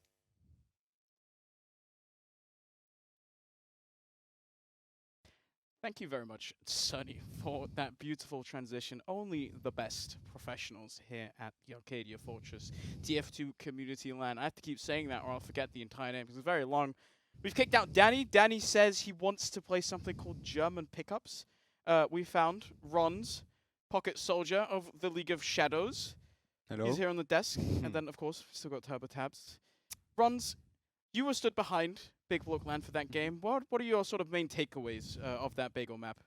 Honestly, I think they have a chance. I saw their game against TF2 Easy. I think they played really well.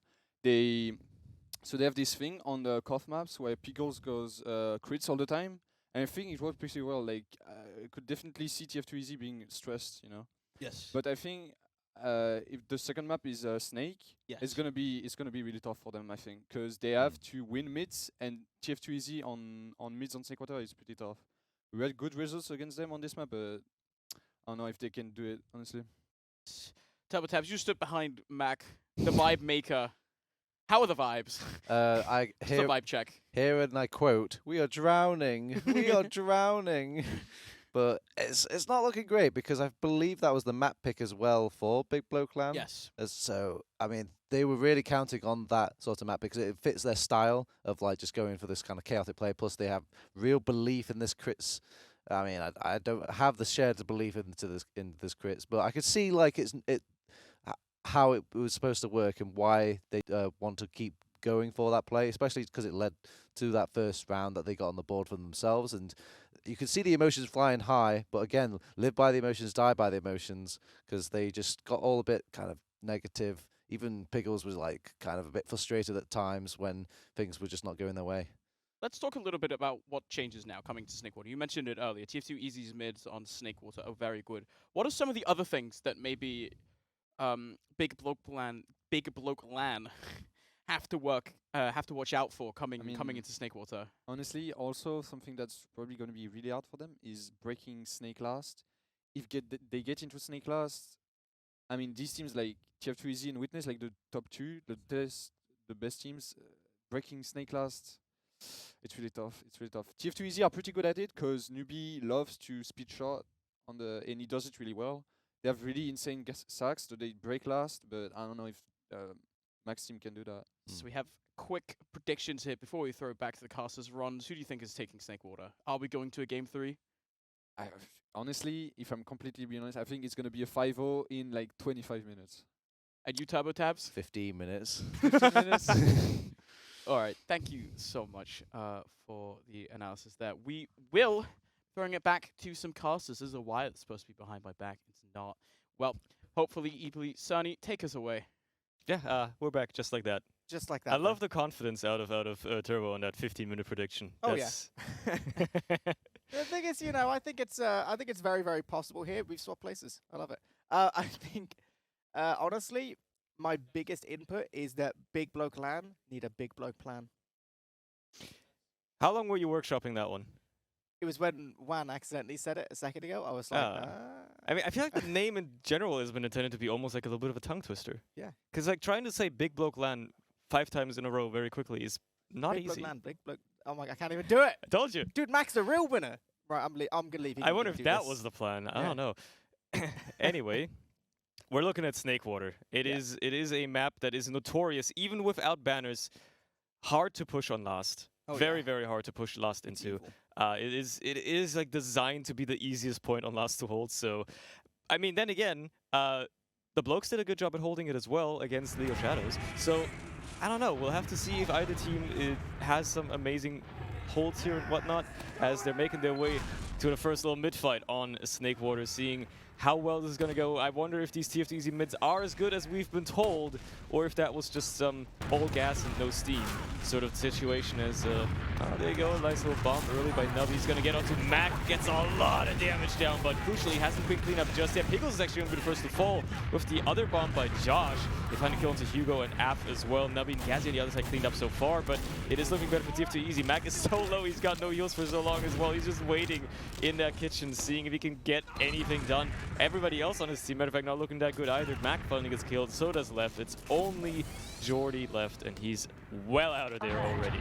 Okay, I want to shout out a really key moment, which I think is incredibly telling of TF2 Easy just then. You could see from Morexi's POV, he was looking about 3 different players. Only one of them was on his screen at any one time, but clearly the communication within the team, he is just fully aware of where every threat is coming from. And if you look carefully, like, he didn't commit to any of those frags because he knows the frag doesn't matter. It's all about negating the risk to auto. They play that, like, that is, yeah, just so telling of how organized they are as a unit. Yeah, that was beautifully played, and now they're finding themselves looking down last, seeing if they can push it. We see the Huntsman out of Left. I love it! Unbelievable. Unfortunately, he doesn't get a kill with it just yet, but the Ubers come in. They find Essentially so far, but it's the only frag they've gotten. They find Jordy as well, but it's not an insanely crucial flag. Okay, maybe finding Mac and Left as well is going to seal the deal here already. You've got the App heavy, and he's doing a little bit of work, but it's not enough. That's such a quick round out of TF2 Easy right away. Damn. Oh. Damn. Yeah, that is TF2 Easy being pretty happy. And we see once again, cheeky little pause, you know. This is, I don't know how many times we can use the phrase special sauce before it starts to be utterly meaningless. But this is time for the special sauce. The extra special sauce. Yeah, you know, any sauce they were keeping, you know, for another day, this is their last day. This is their last game. If they cannot get some form of success here, I mean, they're going to be out of the tournament. So if the original special sauce was Plan B, yeah, how many plans are we on now? We're going through the whole alphabet at this point. We're on like plan like A, Y, Z. We've gone through like 90 different options. Right, so like this is like when you're in Excel and you start like making columns, it just starts, okay, I see. Well, that's telling, maybe perhaps. I mean, again, very quick round. Very, very quick round of TF2 Easy. I don't know how you possibly keep your mental in check after that. It seems like the Blokes are a very emotional team. They get really happy when they win, and they get really loud and really rattled, you could say, when they're not winning. So yeah, I think that's called like being a Brit, you know. And they don't have Josh to keep them in line. Yeah, exactly. Well, that is something about Brits. Our mental is just like awful. But there you go. So it does make things hurt just that little bit. I will say in terms of these mids, the biggest thing I think they need to adjust to is they can't let Josh and Nubby get away with everything they're getting away with. Like the TF2 Easy soldiers, on Bagel as well, and then even more so, they're having such huge impact, man. Yeah, I mean, that's kind of what they're known for. They're a great soldier duo, but if you can shut them down in any way, that's really going to help you here, because they are having so much impact in our first mid-fight, and if they're having it again on this one, it's almost going to be a shut deal. There's already a soldier going high, Hugo going fast across as well. Nice little damage there onto Otto, but Otto's not dead just yet. Nobody's dead actually. Mac is going to be first of all on the side of the blokes, but they've already found 3 frags on the other side. They're shutting down the soldiers. Suddenly, everything's looking a lot better for them. Nas is going to have to escort out both Kunu and Otto here, and Laura's doing an okay job for that. Nobody else is getting into harm's way, but that's a 1 mid for the blokes, and they have a crits ready as well. Of course they do. Of How is course. that solution always crits? But guess what? It's going to be against a full Uber once again, so ultimately they're going to be looking to... Do they have a combo directly behind them? They have a combo directly behind them! They have no idea! Oh no, baby! Oh, the big blokes have just got somewhat rogered on that one. That's not supposed to happen. Oh. He's right behind me, isn't he? Oh my god, how did let that one happen? That's unbelievable. Mac is the only one even alive here. He's kind of flanked behind, we're kind of just around a little bit. He manages to sneak away for the time being, but they're gonna have to give up mid here. And now they know the crits are in play, even if it is gonna be a bit better for Pigglesy considering Otto did die. But how did Mac even die? What happened? Dude stood on like 3 stickies, just got sent into the skybox and then crated.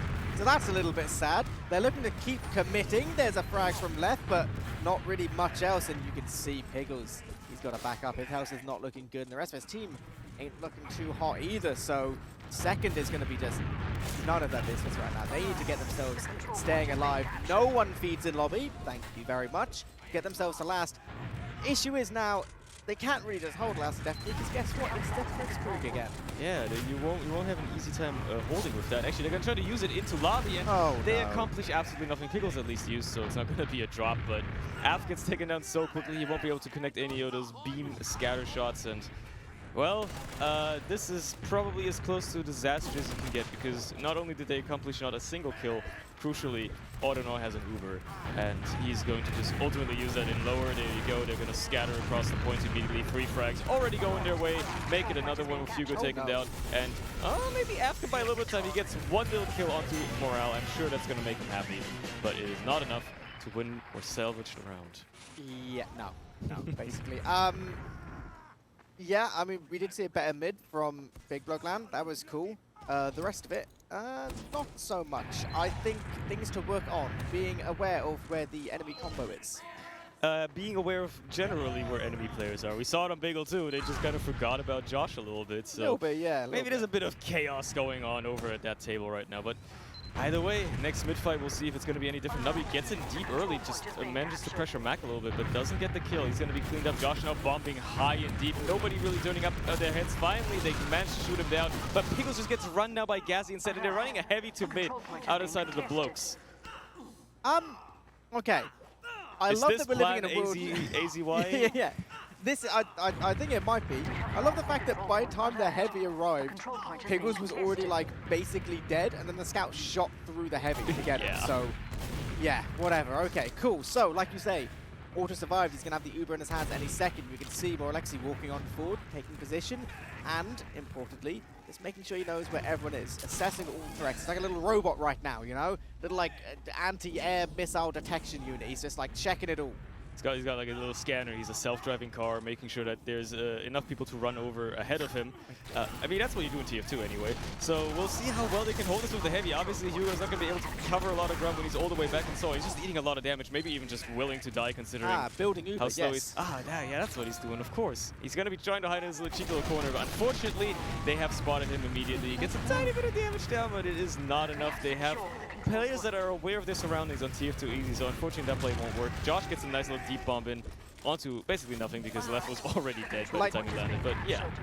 But genuinely, like, you can see how quickly Josh reacted to that information of where his teammate was fighting, right? He was immediately there to assist and basically turn that into a 2v1.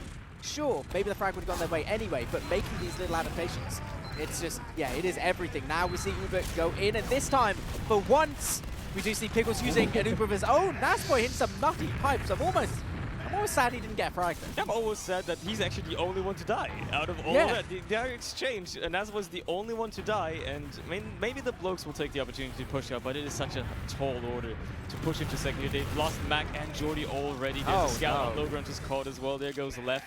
So I guess they were trying to go for like maybe a sack wave onto Otto. Unfortunately, this isn't King of the Hill, so you can't really afford to lose 3 players when you're on last. Obviously, TF2 are going to keep rolling this forward into last. App just gets deleted from the map. There goes Pickles as well. And, I mean, Jordy was so far away from the point, he couldn't do anything. Oh dear.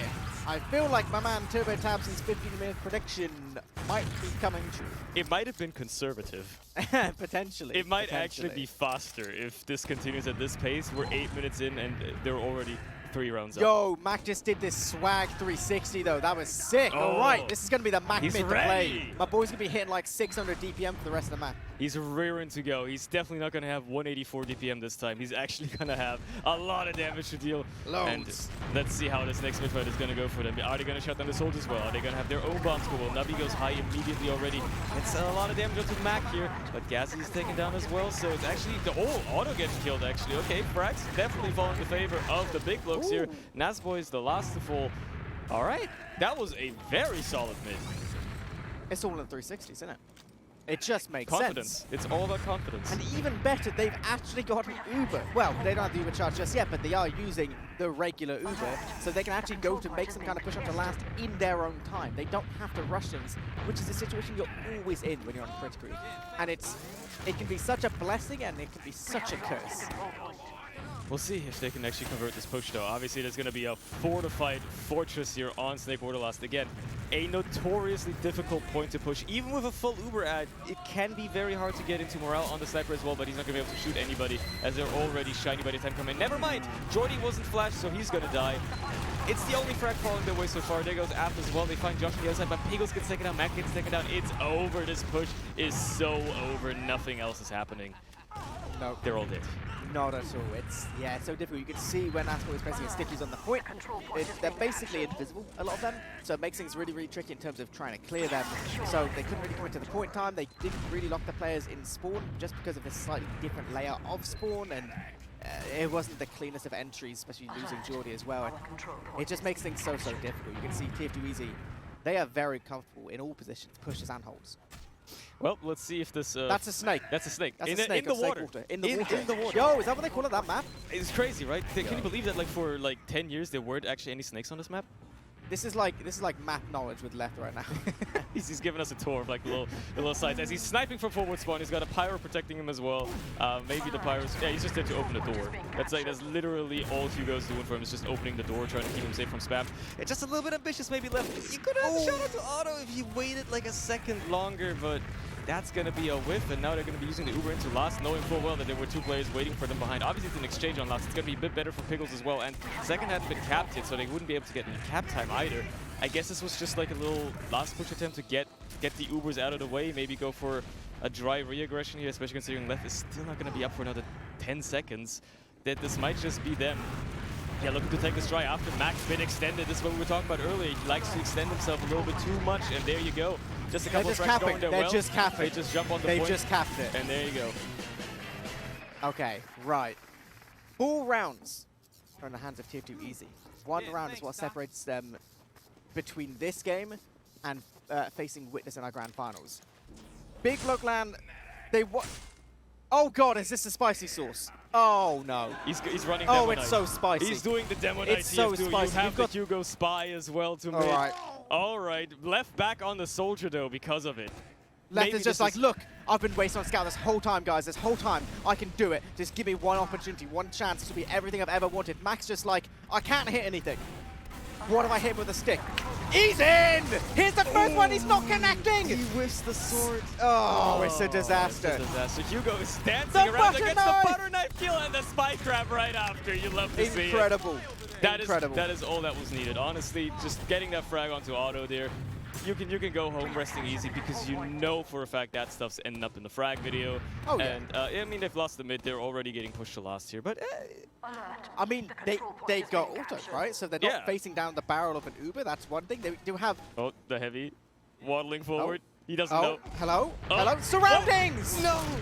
Don't let Josh get this. Okay. Woo! Oh my god. I need a breather a second. I need to calm down. Jesus. Hugo's still in spy, by the way. Of course he is. He's still waddling around, so you're seeing what he can do, seeing if he can just get behind somebody. The heavy is a distraction. Is he gonna gun down Nasboy? Oh yeah, Yes, baby. You love to he see the is. gun spy. I love that weapon. People tend to forget spy has a gun. Spy does have a gun. Apparently, the Doormat now has a gun again because Mac has opted to use the weapons for his class, which is fair play. God, no way. He's giving up on the gimmick so soon. Well, I guess we'll just see how well this goes. Lap is running direct hit. He's decided he doesn't want any scout on the server to have fun anymore. Unfortunately, he's not hitting any rockets whatsoever. Okay, he gets one onto Josh here, and Good effort. Good effort. Good effort. All right, You we gotta see the commend double it. spy. We see. Hello. he was out of ammo. Oh my god! What did I just witness, man?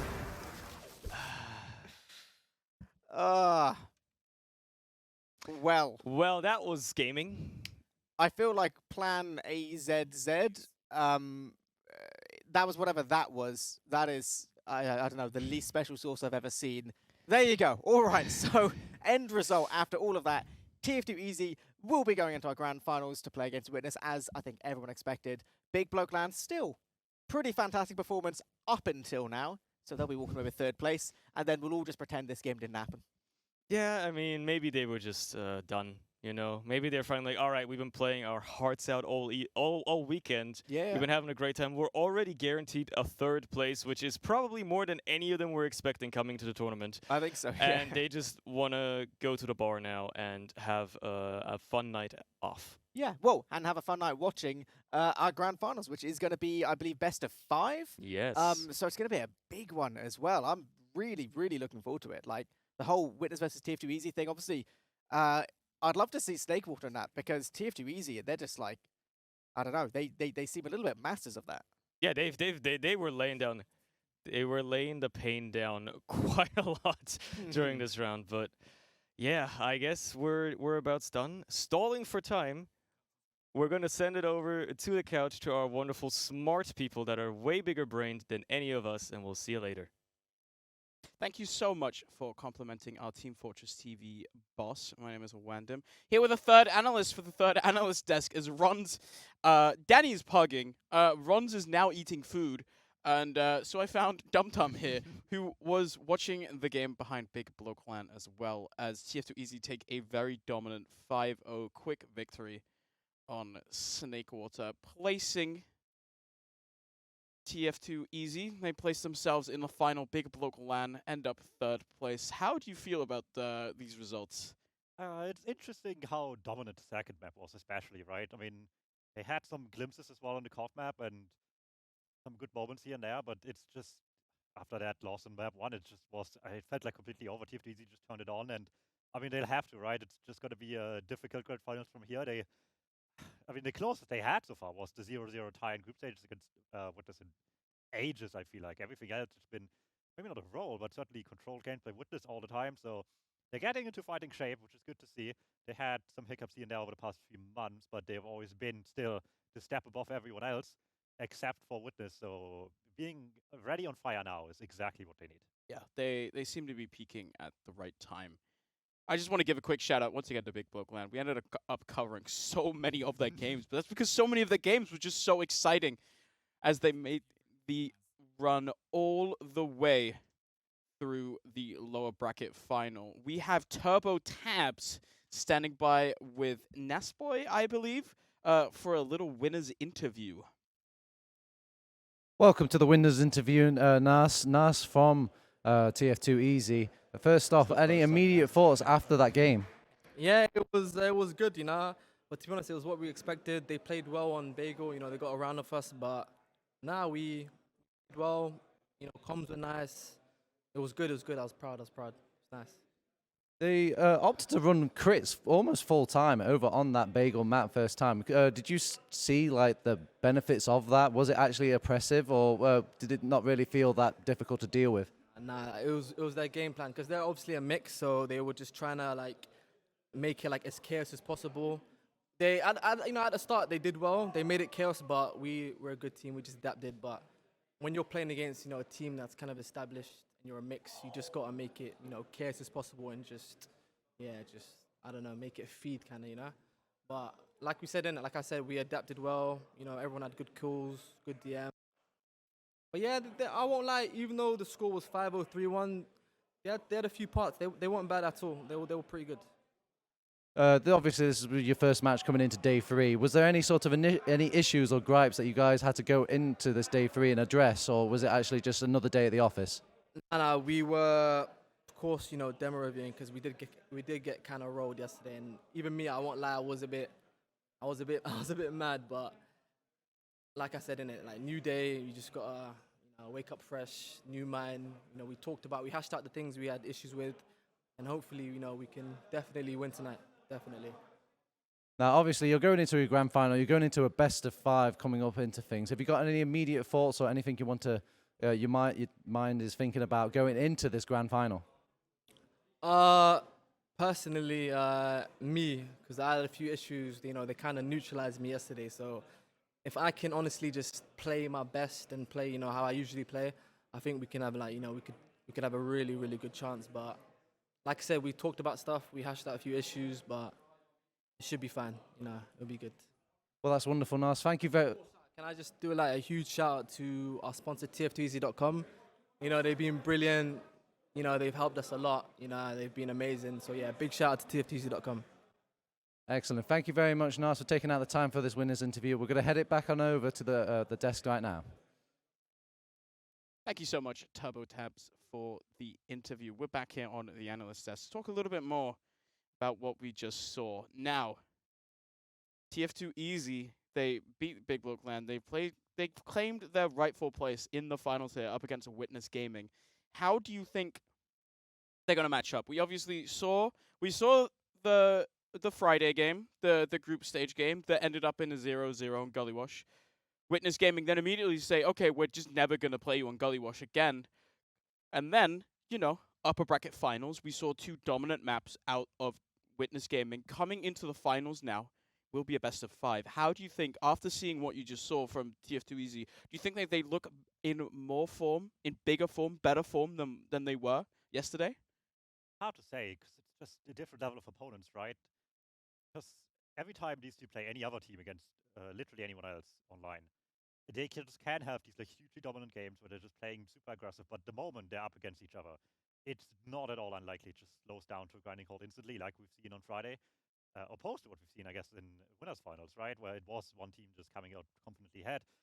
And I think that's really just what it comes down for TF2 for as well. I feel like, have to slow Witness down. The second Witness can play against them like it's any other team, it's just game over already. They really just need to make them work for anything they're getting and punish anytime they're just asking for just a tiny bit too much.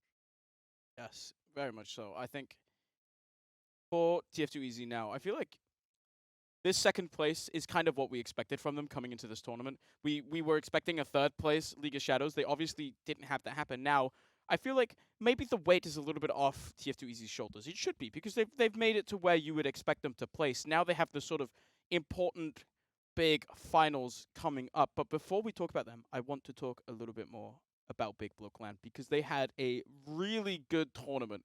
And I just want to highlight a few of their players. Let's start out talking maybe about you, Dum Tum. Who would you pick out as sort of the star players? Who surprised you the most coming into this LAN on this squad? Gameplay-wise, I would say Aleph, the bloke himself, he has the benefit, right, of being on the outside seat, so it's easy to just watch him while you're passing by, but he's been just hitting just about anything, I think, that I watched him. It was just incredible performance from the man. Didn't start on Scout Easy either, so, been on it now a while, I suppose, but it's been just incredible performance out of the left Scout. On the other side, right, just the comments out of Mac and Pickles just always being what exactly they need to rile all of them up and just really get them in the mood. Like we said, they have the LAN buff of all teams, I think. The Czechs, for example, also overperformed a little bit, but Big Blocks just are, I think, the guys that just really thrive for being next to each other, rile each other up, and maybe yell things at their opponents a little bit as well. Yeah, they were even when they were losing, when they were getting dominated on stage, they were still just joking around, having a laugh, having a good time. They seemed very at peace with the loss, I think. As opposed to the Czechs, when we sort of went, we had, I tried to get the Czechs on the analyst desk for this game, and they were emoing it out, unfortunately. I think one of them fell asleep in the chairs as well. I think they're just tired. Yeah, they're tired, they're sad, but yeah. So I think they're taking it in stride. They seem to be a happy bunch. They're gonna be fine. They're gonna be in the bar, probably eating food. Also, probably food bar. I think is their goal for the rest of today. I think we've talked a little bit about Big Bloke Land now. We've talked a little bit about TF2 Easy. So this is when I think we maybe start to talk about the tournament as a whole, right? We've seen a bunch of these teams come up and play against each other. Maybe we talk a little bit about Czechs, actually.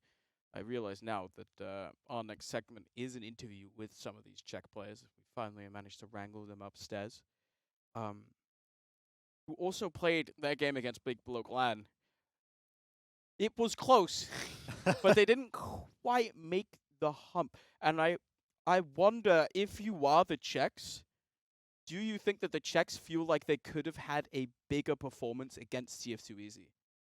I mean, they must have thought they had just better chances in general for the player stages, right? It started off hard as well. After all, they were the ones putting Big Blokes into losers to begin with, so they know they can do it, but you just gotta do it for so long doing an event like this. For 3 days straight, you just gotta perform well, so you can afford to stumble a bit on Friday, I suppose, but it just has to be on after that.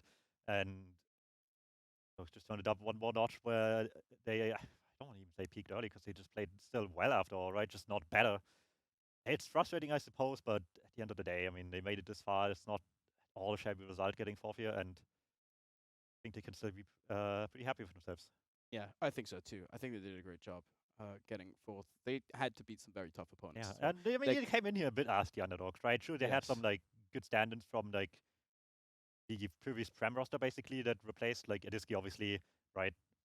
Stepping in last second for them and all that. So it's still a really, really a great performance out of them, I would say. Yeah, they had to face some really tough opponents. The Germans especially played them super, super close in the lower bracket round, in the lower bracket games. You look at the scores of that game and you'll see a 2-0. But if you go in, you click on the match in tournament, you'll see that the map scores were incredibly, incredibly close and just barely able to edge it over the Germans there. Germans as well. They had a great LAN. Yeah, for sure. I mean, maybe a bit of home field advantage. Certainly a little bit less jet lag than anyone else, I would imagine, so that can only help. I mean, you say that, but the Germans had the disadvantage of having to take the train here instead of a flight. No. Don't tell me about it. I still have to get out of here. Yeah. German public transport, maybe not always the best. I think actually the person that struggled the most is probably Gazi, who I don't think this story has been told on stream. I also don't think that we'll have Gazi on to tell the story himself, so I'm just going to steal it from him. Apparently, he was just he's taking a train, and he has to, like, swap trains or something in, like, a tiny town in the middle of nowhere in Germany. But unfortunately, his own train is delayed, so he doesn't make the train he's supposed to swap to. And then he's just supposed to get on the next one. But the problem is that the other train that he's supposed to get on is so delayed that it skips this tiny town in the middle of nowhere in Germany. He's just stuck there because the train goes right past him. And it took him about 4 hours extra to get to Hamburg. Yeah, German efficiency is just propaganda at this point, let's just say. Yeah. It does not hold up so much anymore. Okay. Now this is when my brain is racking right now, because this is ultimate stall fest of waiting desperately for a producer to tell me to cut off in my ear. So let's instead talk about what do you want to talk about, DumTum, actually? I mean, there's obviously a couple other games going as well. After all, we did see Poundland obviously make it out of the open bracket as well. A lot of those guys from the open bracket, it was, I think, as full as it could have been as well, given our event size. So a lot of them still playing downstairs and just having the time of their lives. And I think they're even trying to just like recreate their own final bracket, basically, with Poundland waiting in their grand finals against, I think, the winner of Choking Hazards against the Bus Crew. So they're just deciding, okay, we played our groups games, it was all fun and that, but we didn't get a bracket, we're doing bracket now. And just deciding it between themselves. I believe they're still going on with that. They also decided that both of those games, both semis and grand finals between themselves, have to be best of fives. So they're just going all night. I think, oh yeah, you know what you also did? on TFTV, you were Yeah. casting a Premiership game Yeah. between, was it Witness versus League of Shadows? How Yeah. did that go? That was interesting because it was 11 people that are here, and then Delhi from at home in France, Okay. able to play the game still. I mean, as long Was as it an online server? Yeah, Did yeah, they- yeah, yeah. Like an Okay. online server. Nice. A Online German server at service LAN. server, but it's like really good ping. So it's like Yeah. probably like less than 10 ping still for everyone. Yep. So it was pretty good conditions for everyone to be playing. And League of Shadows played out of their damn minds. They played so close with them. The end result was a 5-4 win on Snakewater for Witness Gaming. It was a heartbreak too, because like they were up until like the last 6 minutes or so on League of Shadows, and then they just fumbled one push out of Snakewater last, and then just ran from there. So a very unfortunate sequence of events, and the competitive trio, 2 Nevada rounds, they just didn't quite close out in overtime, and one hugely dominant one at the end from Witness Gaming to win the whole thing. It's, I guess, an expected win out of Witness. Maybe it's a good thing it was so close for them as well. I already mentioned back during the cast that a little bit of stumbling now is probably just exactly what they need to be able to perform later and get some mistakes out of the equation early here and make it difficult for TF2 to really have something to take advantage of, right? Yeah, definitely. I think a little bit of weakness from Witness Gaming. I think TF2 are probably frothing at the mouth at that. I know. I was watching Witness. I got to speak like very briefly to a couple of their members watching the big bloke game behind the POV of Jordy. And Pappy seemed okay. He was grinding some Kovacs. I asked him why. He's playing Soldier. You don't need Kovacs for Soldier. Let's be honest. What is he doing? Yeah, I don't know. I mean, it's disappointing, I guess, and frustrating also probably for League of Shadows, right? They already underperformed a little bit here, and then they actually show up big time to the game against Witness Gaming that they've probably been looking forward to all season. And it's still, despite being actually an improvement from like the rest of the event here today and yesterday, it's still not quite enough. They most likely get to have a shot at people again in playoffs, but for that they'll have to go through whoever will likely be fourth behind them, and TF2 likely being second ahead of them. They have some games left to go before they can prove themselves against those guys again. So not going to be an easy road for them to get there to really show up again here. But if that's what they bring to the table against Witness, they have a fighting chance to make it there as well. TF2 have to show up big time for me to at least think otherwise.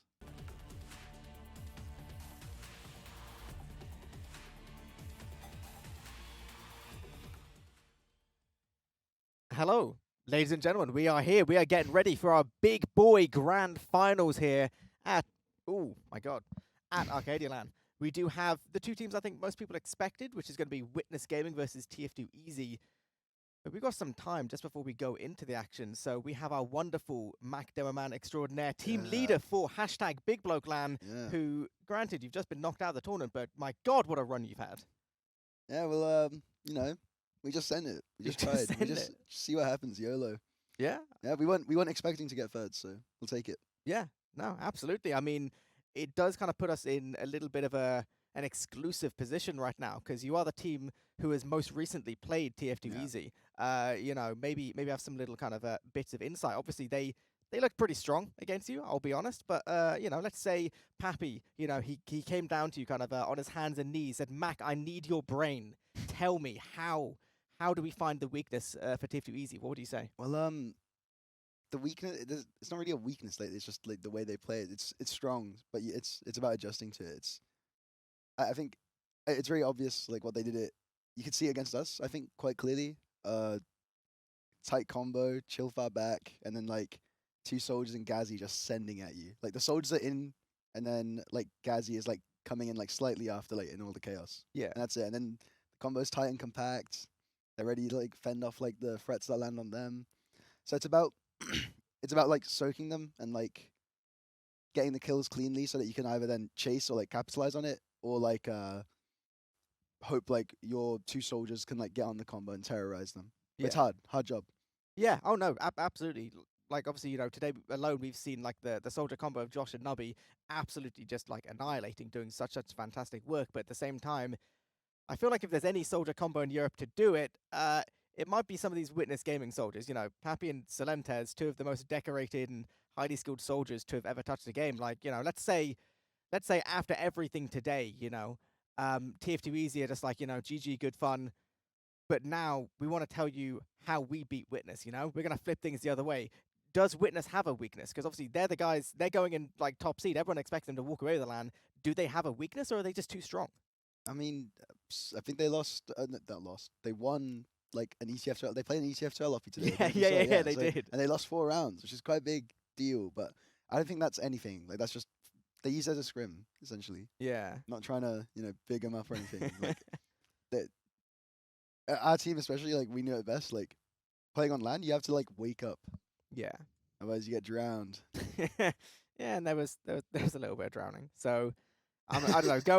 Going into this, are you really thinking this is like Witness's game to kind of win, basically? Yeah. Like, yeah. 100%. Okay, fair enough, fair enough. I mean, it is going to be a best of 5. So there's going to be plenty of opportunities map-wise. I do believe with the upper bracket win, that does mean that Witness get the first 2 bans. And then they pick immediately after as well. Yeah, so it is a pretty significant thing. You know, obviously there's different rules for best of 5. Sometimes it's like an entire map advantage, which always feels like a little bit rough because then you could have like 2 map grand finals. But I feel like this kind of rule set makes a lot of sense because it's a big advantage without being too much so. And obviously, you know, coming from being a team leader yourself, like how impactful is having those 2 bans straight into a pick? I think one thing no one else has brought up is, pardon, 2 map bans in the 9 map pool is like a way bigger deal than like 2 map. I think it is, at least. Like the whole point of like map pools and like the bans is like you get rid of your weaker ones. 9 maps opens you up to like more liabilities if you're not like on the ball, like keeping your map pool good. So, Yeah. which is hard. Like 9 map pool it's like kind of like unmanageable. Like you need some bans like going into that. Yeah. Like, everyone's used to there's a 7 map pool, so everyone has like 1 permaban and then like 6 maps that they have to like brush up on. Yeah, but obviously the second that gets expanded a bit, suddenly, Exactly. yeah, you do. It's a lot harder. So two bans it's far more. It's a way bigger deal than it seems. Yeah. IMO. And then obviously, you know, going into things like, I guess for certain teams, if you can have your map be the first pick as well, then, you know, yourself, your team, you've always seemed very, very kind of hype-based, especially, you know, at this LAN. So having the first map be yours, and then, you know, sometimes you get a nice confident win, that does like a lot for the ego. I'd imagine that's going to be something which, you know, Witness will definitely want to kind of try and make the most of.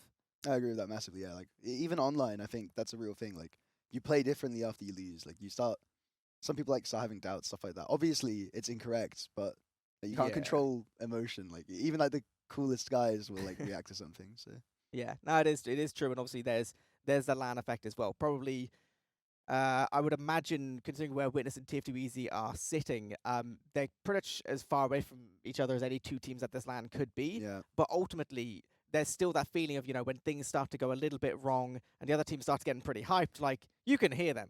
You can hear them, and you can hear the crowds behind the players cheering as well, and that's got to weigh on people's heads a little bit as well, right? I think for some people, yeah, for sure. Like that's what we capitalized on a lot of.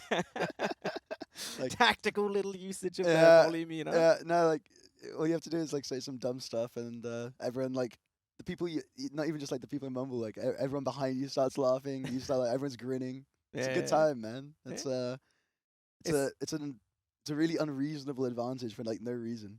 It's one of those like uniquely LAN things, you know. If people have like never played at a LAN, like that's something which people always underestimate, you know. If you are like, I wasn't going to use the phrase permanently online, but if you are one of those people who only plays online, yeah, you don't have that same experience when you suddenly go to LAN. That's what we say about kind of, you know, LAN veterans. You get used to that kind of feeling, but even just the frustration of sometimes not being able to hear people on the comms super clearly. You know, you gotta make sure you go to LAN with all the right audio equipment. Otherwise, it's just like a bit of a nightmare. And yeah, definitely feels like that can weigh on to people. So let's say hypothetically, right? If TF2 Easy hadn't put on the performance they did earlier, and you were against Witness in this grand finals, what would you be thinking would be your most kind of feared maps of Witness? What is their like strongest maps in the pool that you would say? I'm gonna be honest. I haven't played like online against them in a while, and like we didn't scrim them too much. Cough like springs to mind. You don't want to play them on Cough, but like we would have probably tried it. Like just to try and But we haven't been playing online, or not properly at least. Like we had a different scout when we were playing online and stuff with all the you know, visa issues last second. So we have left on scout now. We had pandemic before, so everything's like gone out the window for us. We just said like YOLO. Let's play open maps. Let's play COF. Like play our own game and see what happens. And that's what we did. Like, and it works all the way up until like top 2. And it's, like, it doesn't work. It crumbles. Like honestly, we look worse than like some of the teams that we beat against the top 2 teams because of that. Like we're trying to force like one thing. Yeah, and we could do it against everyone else, but not them too. So. Yeah, it kind of makes sense as well. And I guess there's like kind of 2 philosophies when it comes to maps anyway. It's like, do you play to your strengths or their weakness? Yeah. Exactly. So, which way do you kind of tend to go with things, or do you just kind of think we'll just do our thing? My instinct is to go for strengths, but it's wrong. Like that's why, I only have 1 dub.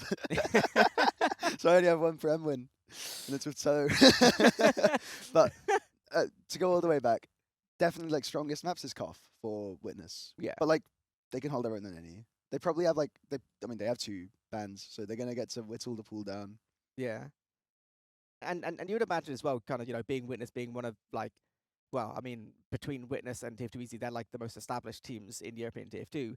Like they've had the opportunities to build a pretty deep map pool anyway. Yeah. So I would imagine it's going to be pretty difficult regardless. But we talked a little bit maths. We talked a little bit about the teams and kind of the fact that we're definitely predicting Witness to be on top of things. Yeah. But maybe some magic can happen. What are key players on each team? So you felt the business end of both of these teams this LAN. Yeah. Who do you think are kind of the most impactful players for each of them? On TF2 Easy, it's probably Kunu. Yeah? Yeah. Like he's the one that like sort of the whole tight combo stuff. He's the one that like makes it like tick. Cause like without him like shutting down soldiers, like stuff that gets on the combo like quickly, which he always does. Like he's very consistent at it. They look a bit like worse when he's not doing that. Like it's gonna happen like at some points in the map. Like he has to just like they want him to do like 2 scouts work almost sometimes. Yeah. Like defensive because Gaz is like going forward. Yeah. So.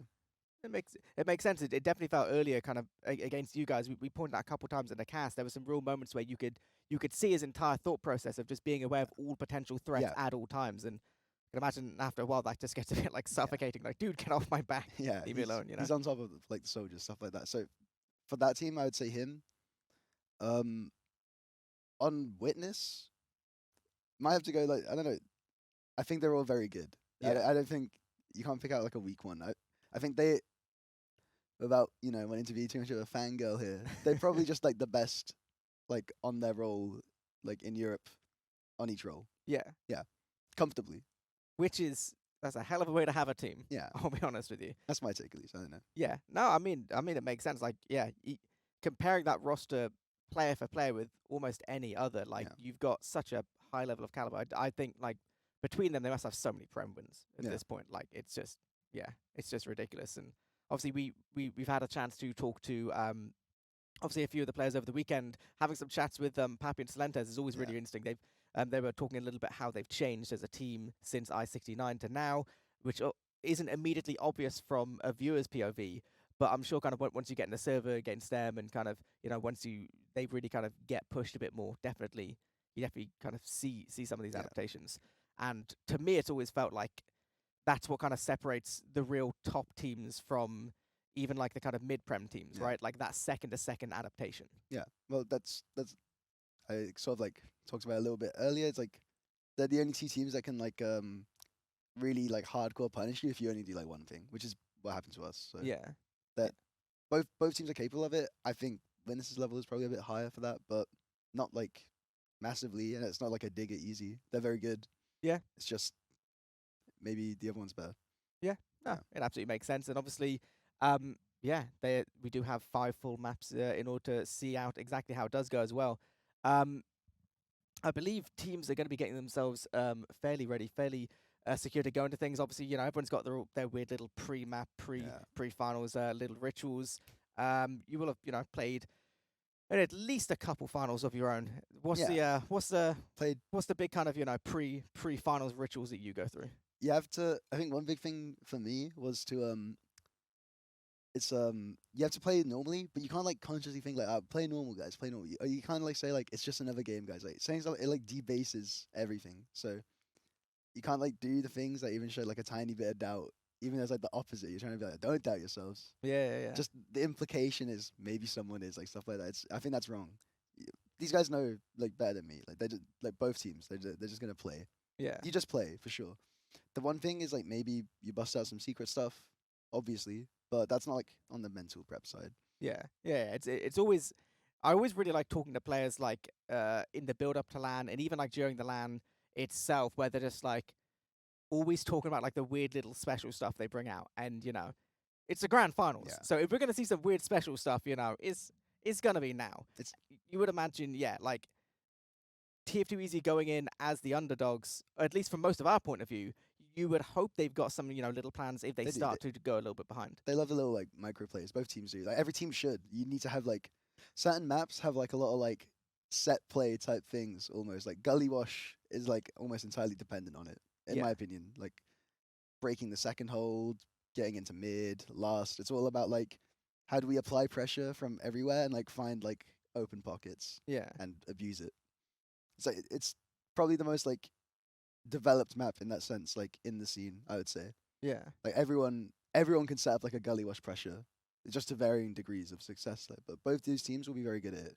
But it's like it seems simple and it's very developed, but there's going to be a lot of like little micro things that they change up, and it's like specifically for each other. So that's the development. It's again the kind of thing that we've seen throughout this tournament. Like it's great that you brought up Gully Wash because the amount of times we saw some of the lower ranking teams in this tournament seemingly kind of get rattled or literally lose rounds to the same kind of stuff each time because like when push comes to shove and they do get pressured, they can't work out those adaptations. And I guess a lot of that must just come down to sometimes just a bit of a lack of experience at this top end. And even when you've got teams like the Swedes, they've got Albert, who's like one of the kind of biggest veterans in terms of TF2, still doesn't have quite that same level of absolute top tier Premiership kind of gameplay and experience. So it's almost like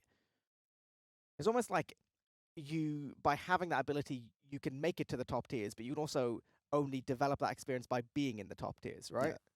I would imagine it's a little bit kind of little bit tricky for people, You have to get punished. Like you have to suffer. I think that's what's so good about the Swedes. It's and like some of the other like Flick team is another good example. Like you need to like suffer together to like get to the top. That's like the. I'm sure it's he a like. good way of wording it, but but I'm sure he won't mind me saying it. Like even Pappy, like was always like third, fourth. Like even before that, like even lower in Prem. Like but like playing with the same people, you get to the top eventually. It's not because like other big teams die out or anything. Like I think that's disrespectful. Like that's actually disrespectful to say things like that. I think they earn it. Like they would have that both of these teams, they both could be like beating 7 if 7 were around. Yeah. Potentially, yeah. I think it is like you say a really good point. People get stuck in this real mindset of like when a big team folds, people go for this idea that second place is first now. Exactly. Blah, blah, blah, like it'd be different if like X old team is here, but like it's not. Yeah. So I think it's completely wrong because people underestimate the development of teams over time and even development of individuals. We were talking about this a little bit kind of pre-LAN. Like at least from my POV, it seems like even just mechanical ability alone, like the change in the last like 4 years, like everyone's mechanics are so sick at this point, right? Like you can't just rely on that alone unless you're like God's gift to a hit scan class. Like I think it's definitely something which people kind of can fall into the trap of, right? These top teams aren't there because like teams like 7 aren't here, like it's all from like you build off of like what's been said. Like mid players now have like their level is like higher than mid players before. It's like it's every level is higher than before because everyone's building on like what they know. Like people always like it trickles down. Skill does trickle down. Yeah. So everything is like built off of like previous knowledge. So yeah. I mean, I always find with the point. I lost the train of thought there for a second. I mean, I always find it funny because, like, just when it comes to mechanical ability, like movement ability, everyone's so good at just like movement. You got like open players doing like tier 5 jump maps, right? And like 5 years ago, like everyone was pencil jumping. I'm sorry, everyone. Every open was a controller player. Like, genuinely. Actually, for the past few years, I think Scout is like the best class to see it on because it's the least like. Basically, I have a theory. This is for go on, hit me with it. To inspire all the middies out there watching. Every mid scout like not every, a lot of mid scouts, especially the top mid ones, like they have like Prem DM. It's like a I love complete to cop hear it. out. It's a complete cop out that they're like, it's DM diff. Like they can all aim. It's just like they're idiots. Not idiots. That's disrespectful. No, They're inexperienced. yeah. So that's it. And some people they don't like learning. They don't learn, and they'll rot and flounder. But then like, if you put in the work, if you suffer, you have to suffer. You do. before you know. I mean, my man Boulder has done exactly that in terms of getting the Prem, right? You know? That team suffers together. Like they won Div 1 Yeah. after a few seasons. That's good. That's good. And like even if they like go out of Prem now, I'm sure they could like win a Prem call. Yeah. Easily. Oh yeah. Like just keep going. If those guys keep going, or like same with Flick, but to a lesser extent, obviously like they're top Prem, but like they're not like top yet. Yeah. This is becoming weirdly motivational for I know. all I the think so. Nickies I out think there. everyone. I think it's good motivation. Like they have, especially at least the skunts, but Demo and Soldier. Yeah, it shows more. Like it might be Demo and Soldier look like DM diff. It's like again, it's a knowledge cap though. Like, Yeah. it's all knowledge based. But Skunt, like you don't see the knowledge differential. So you see the knowledge differential only, but it doesn't matter as much on the class. Yeah. So, there you go. That is Mac, third place, Arcadia LAN Man extraordinaire, previous premiership winner, telling you that that random MIDI scout, you can do it as well. You can do it. You can do it if you believe in yourself. That is, You have to suffer. You've got to suffer. You have to take the hits with a smile. Damn. Right. Okay. Back to the matter at hand. I believe we won't be long actually before getting into our grand finals. I think this might be one of the few grand finals in TF2 history which has actually started pretty close to being on time, which is incredible. I believe there are still just a couple issues in terms of people getting in the server. We had a couple technical issues, and obviously you got to go through the whole arduous process of picking maps and all that kind of stuff, which we've already talked about a little bit. So, okay, so this is In case you've not been paying attention, this is Witness, this is TF2 Easy. We've talked about the players, we've talked about the teams, we've talked about the picks and bans. Oh, what else do people know, there is a little bit of history between these two teams. There was obviously a few seasons ago now, TF2 Easy did win out over Witness. They Sil. did, Yeah. exactly. TF2 No Easy Josh. did previously have Silentes. And then, they won that season, and then I believe the very, very next season, Witness was in like full force, and since then, I think it's either they're yet to really drop more than like a map or something to them. It's like since then it's just been this absolute like reign of dominance for Witness. Obviously, some people put a decent amount of that down to the loss of Silentes to Witness. From your POV, how much do you think that would have made a difference? Like, obviously, Nobby's a great soldier, but do you think Silentes is just that powerful, or do you think it's just a case of, Witness made other changes as well? I think it's like it's not just like that they lose Sil. It swings like they've lost Sil and two Witness. So yeah. Yeah. It's kind of you lose that strength, and then you're also giving it to them, and then he is one of the best soldiers to have touched Europe. So it kind of makes sense. But there we go. I do believe we have our casters getting themselves all set up. We have TurboTabs and Beta ready to start telling you a little bit more about what we're going to be seeing shortly. So over to you guys. Thank you very much, Eepily. Thank you. And oh my God, Beta, if I apply myself, I can finally get out of just playing like a MIDI. If I really, really try. You just have to suffer. I have to suffer with a smile, no less. If I don't like it, I'm bad. Yeah. Yeah, I think I don't like the whole suffering part. I think I'm just going to stay mid forever. No, I think I'll just stop playing the game. I mean, I'll continue to stop playing the game. Never touch the game.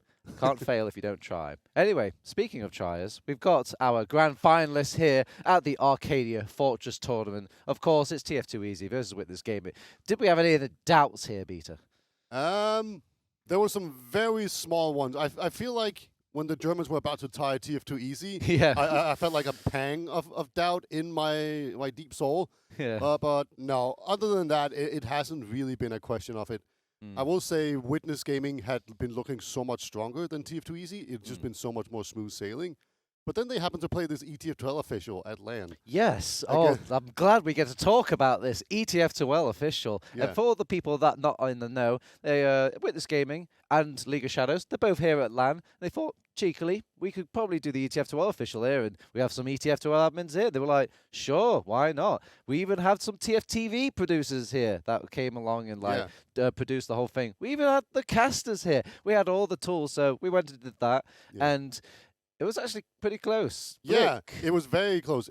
We should mention they actually played with Delhi, so it was actually on an on an online server. So technically still online here at the CTF2 online tournament. But obviously, you know, in the LAN setting, just with Delhi being the lone disembodied voice in there. But he played really well, and it ended up 5-2 on one map for Witness Gaming. Yeah, it was it was 5-4 on the first map. Yeah. On I believe that was Snakewater. Yes. Yeah, and then they played Bagel, and that was still kind of close, not as close, but still 3-1. 3-1. Yeah. So, I mean, bit of a redemption arc for the League of Shadows as they got knocked out, kind of unsurprisingly, I should say, by Big Bloke LAN. Yeah, it's the Delhi diff, man. Yeah, Delhi diff. So people are now gonna wish about that alternate timeline, but Witness Gaming, do you think you kind of after something like that, that does kind of wake you up a bit, or do you think, no, it's online TF2, it's different?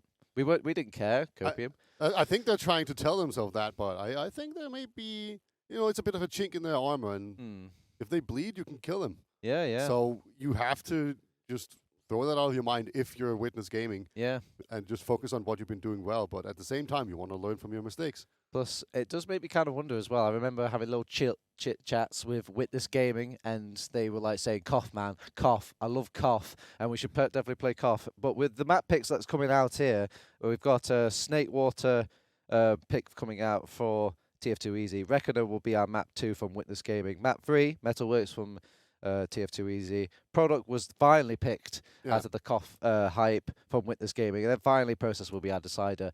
I thought the boys love cough, but apparently they don't. Peter. I don't know. They didn't ban cough at any point, right? Like TF2 Easy banned Bagel. They didn't pick it early on either. No, they don't like cough the most of any map. I guess they like the Snakewater. Maybe this was kind of weird since they struggled so much against League of Shadows on Snakewater. Yeah. TF2 Easy, they are decided to go with the Snakewater pick, but I know maybe that's what you need. You need like a humbling sort of defeat. Look back at the logs and the demos and see what went wrong, sift through the ashes, and then just fix it. And then with that new reinvigor, you can come into your grand final a bit more equipped as well. Also, it's always nice, like a nice Uno card reverse. But before we actually go into it here, Beta, do you have any sort of predictions going in? I think Witness Gaming will win, but I think it'll be relatively a much faster paced game than we're used to from these two teams. And I also believe that it's going to be quite close, and TF2 Easy are definitely going to get one map. That's my prediction. What's yours? I'm going to go for the tried and true 3-1. That's how a lot of the scorelines for those, those maps go, or those grand finals go. So expect this first pick or this first map should go DF2 Easy's way, but let's see if I'm wrong or right. Yep. Welcome to the grand final of our Arcadia Fortress tournament. It's TF2 Easy versus Witness Gaming, baby. It's me, Turbo Tabs, alongside Beta, and my voice cracks. What's happening on mid, Beta? 100 gamers, 20 different nations, only one winner can be crowned. This first mid, both demos are pretty much equally fast. One scout has been taking the top area pretty aggressively, but he has been backed down. They're just waiting each other out. Nobody wants to go too quickly. They're just going to try and sync up, and I think we do have both Nobby and Josh at least thinking about it. Not quite getting in yet. This is so passive, but here comes Josh with the bomb onto the demo man. Does a lot of damage. Actually, that was Nobby, my bad. Josh cannot follow up either. But Silentis has gone down, but definitely it looks like Witness Gaming are in a better position. Yeah, they're just trading soldiers for a piece now, and when the dust settles, it looks like they want to back out a bit more on TF2 Easy. They are making the chase over on Witness Gaming. They do find one shy kill. That is nice, boy. Kind of a nice kill for these transitional periods for Witness Gaming when they get this mid-cap. But I don't know. I don't think they'll have enough men ready to kind of... Oh, no, they're here. They want to go in here and at least show themselves. We don't know how quickly the spawners can come in here from TF2 Easy.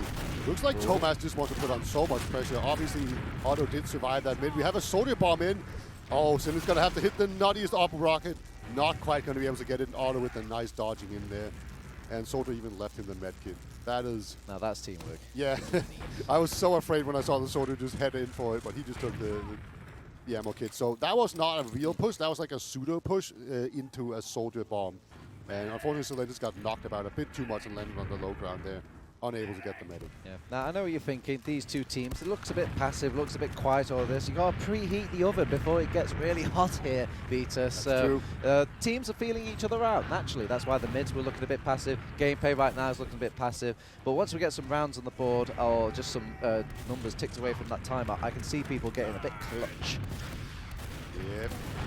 We have the same kind of pseudo push going on down here in grass area. The soldiers are sneaking around on this side. Josh is doing a pretty good job of keeping track of them so far. But I think that all this Domo spam is just distraction for maybe Solentis or Papi to be able to jump Hey, in. look at that, man. He's fishing. Where's the... Oh, a fish! A mighty fish takes a pipe. And look, they sent the soldier in. Solentis was cleaned up, but they get the force out. Oh, that man can find a fish over on Domo. They're going in now. Big boy bomb. The medic has gone down. Nice boy's gone down. Josh, the major, has gone down. The second point is up for grabs. Nubby could be big here. Taking out the scout on this point will delay things for Witness Gaming. Oh, spicy rocket. And they're actually still committing to this fight. Moralexi, 4 HP warrior, no HP warrior. Indeed. ×2 cap on the last. There you go. They get it instantly. Oh no, because Ghazi went heavy to start off the defense on last. He was too slow to stand on the point. Fat man can't run too fast. That is really unfortunate there. They didn't realize just how committed Thomas was. He was standing on the point for quite a while. It's actually a decent job by Nobby and Moralexi there to slow down the push, but that Uber force was so clean. They got the spam down on the medic really well, and then when Solentis jumped in, he basically just had to force because Otto was down to 50 HP, and they just immediately popped in on him, and Domo hitting every single sticky pipe in that. Oh no, Vita. That's their first round of their pick over on TF2 Easy. They're going to have to just pick up their pride and sensibilities and hope they can just get some more just rounds on the board to equalize out. I'm sure it's just, beginner's luck here. And Nasboy trying to cut across the point. Solentis high in the sky. Big boy bomb onto the huge combo. And when the dust settles, it looks like there's more red players for blue to chew down. They're trying to kill the scout. Nice little kill by Kazi to start things off. But he's the only one alive for his team, and he's going to have to put in some serious work here because he's behind enemy lines. Yeah, there is no scout on the point, so they can kind of slow to cap it, and they did still have X4, but Ghazi knows that they're all there. Oh my god, they're all going back for Ghazi. Wow. They don't want to leave him unchecked here. I'm not really sure what he could accomplish back here. He could probably just pepper people down, but sometimes you see players, teams push forward with that player behind because it's almost like a pseudo death for the enemy team.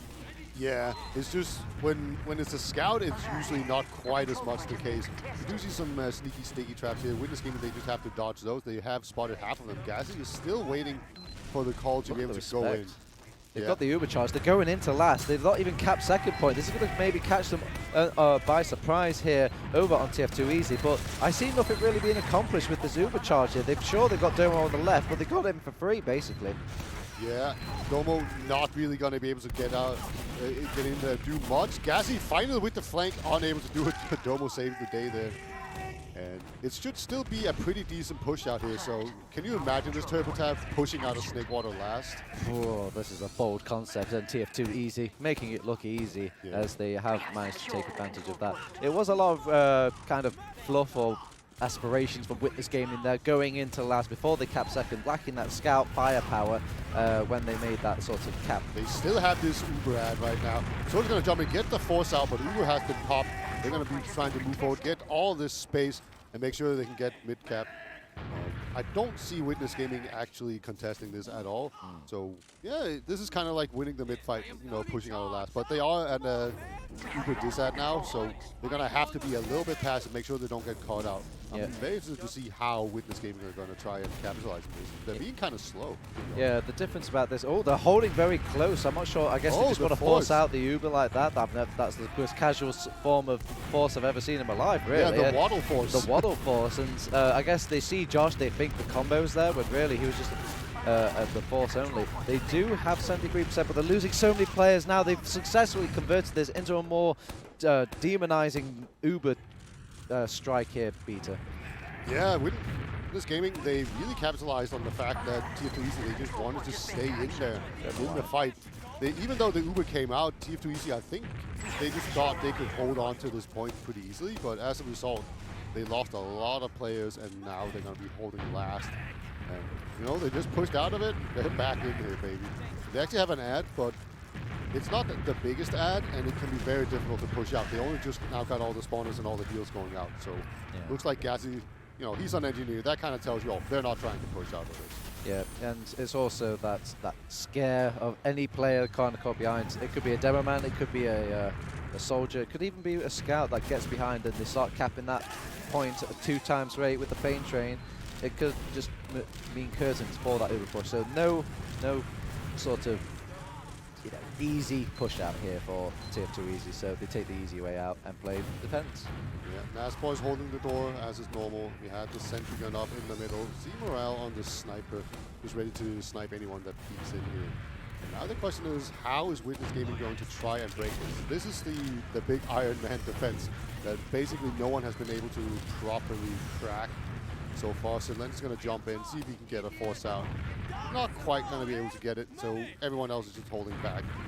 And this is what we've seen earlier on, where you can actually do like 3-mans, maybe even 4-mans. And Witness Gaming, they don't really like to push out, but maybe TF2 Easy is not quite as passive. Yeah, they do have about 3 minutes left on the clock for a round reset, and it is quite motivating, really, to have that round reset, because you could just take things back to a mid. It's almost like you don't only gain 1 point back, you gain 2 points back in a way. So even TF2 Easy, I don't think will pass up on such a chance here. I just don't see them pushing out unless it's an extreme gimme. Oh, Thomas, he tries to rush in here. Actually doesn't get deaded on. There were stickies there, but he just ran through. Oh my god, did anybody catch the... oh my god, the boy is at his Wheaties this morning as he rings out 2 headshots to start off. And oh my god, another one! Everyone check this man for a drug test. He's got some medication on it. Oh, he's... Silentis eventually deals with him, but that was 3 quick headshots there. Lots of damage from Moralexi. Moralexi is a very well-known sniper. He's extremely but he's not 3 shots out of, you know, the arse. Good, good God.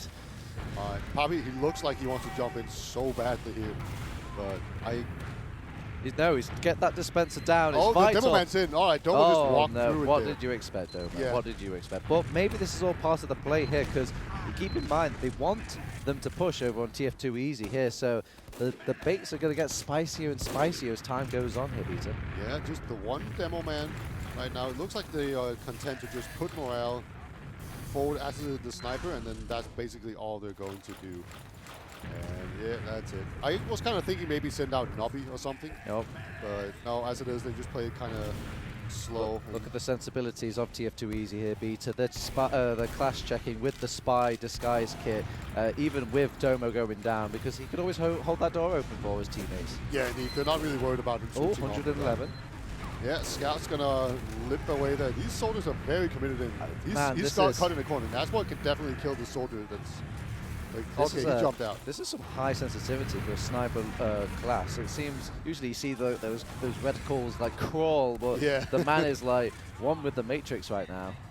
Yeah, this is not Counter-Strike. You can very certainly tell. Yeah. Like, oh no, there's someone behind me. Throw the mouse across the room. Yeah. Like you know, you have to lift your mouse up twice or something to get it to actually go all the way over. But you ever played Tomb Raider, where it's like tank controls? It's like that. Yeah. I think like in Mass Effect or something, you get into some Goliath or and it's so slow. It's painful, man. Oh no, Ixie, he managed to sneak in during all of that chaos with the sentry gun going down, but Gazi, the Frontier Justice, actually cleaning him up there, but also he was put on the back foot for a hot second there. Yeah, it's kind of crazy how much damage Ixie could do to him, like running into a sentry and the entire enemy team. That's pretty nuts. I was kind of thinking maybe Ixie was going to go for sniper, but it looks like he is content to just play scout again, because you know that's obviously the better sack class. Obviously. Moralexi doesn't want to settle for anything here. 30 seconds left, so traditionally you see teams push in at the last possible moment for these Hail Mary pushes. 30 seconds, 20 seconds. Oh, no, well, there goes Muller. That's the stats ruined for our poor French medic there. But it's okay. This was the Hail Mary push. They're not going to push, right? Right? Yeah, I don't think they will. I think it's not worth the risk, basically, because they're going to got maybe mid in this kind of setup. So you might as well just take the mid fight. Yeah, there you go. I'm not even mad at Lua for no. Yeah. Might as well try to milk it. Usually, those milks are, you need every sort of little bit you can get to deal with that sentry gun, also the sniper, also the Uber charge as well, and the really good post Uber positions of all those players.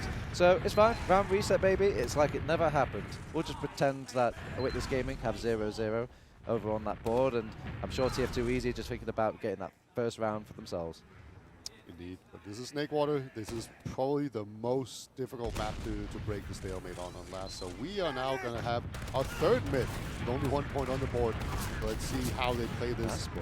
He's favouring the left-hand side kind of pressure here, but they just kind of echo out some sort of defensive stride here for Witness Gaming. Bombs coming in now, one after the other. Fortunate timing from Joss here, as he will get the Domo kill as he was waiting for a crossbow. Nice little finish off by Solentes to get Auto down during all this chaos, because they are losing this mid, and Tomas will go down insta-gibbed by the combination of Moralexi and Gazi, maybe even a pipe as well from Nasboy.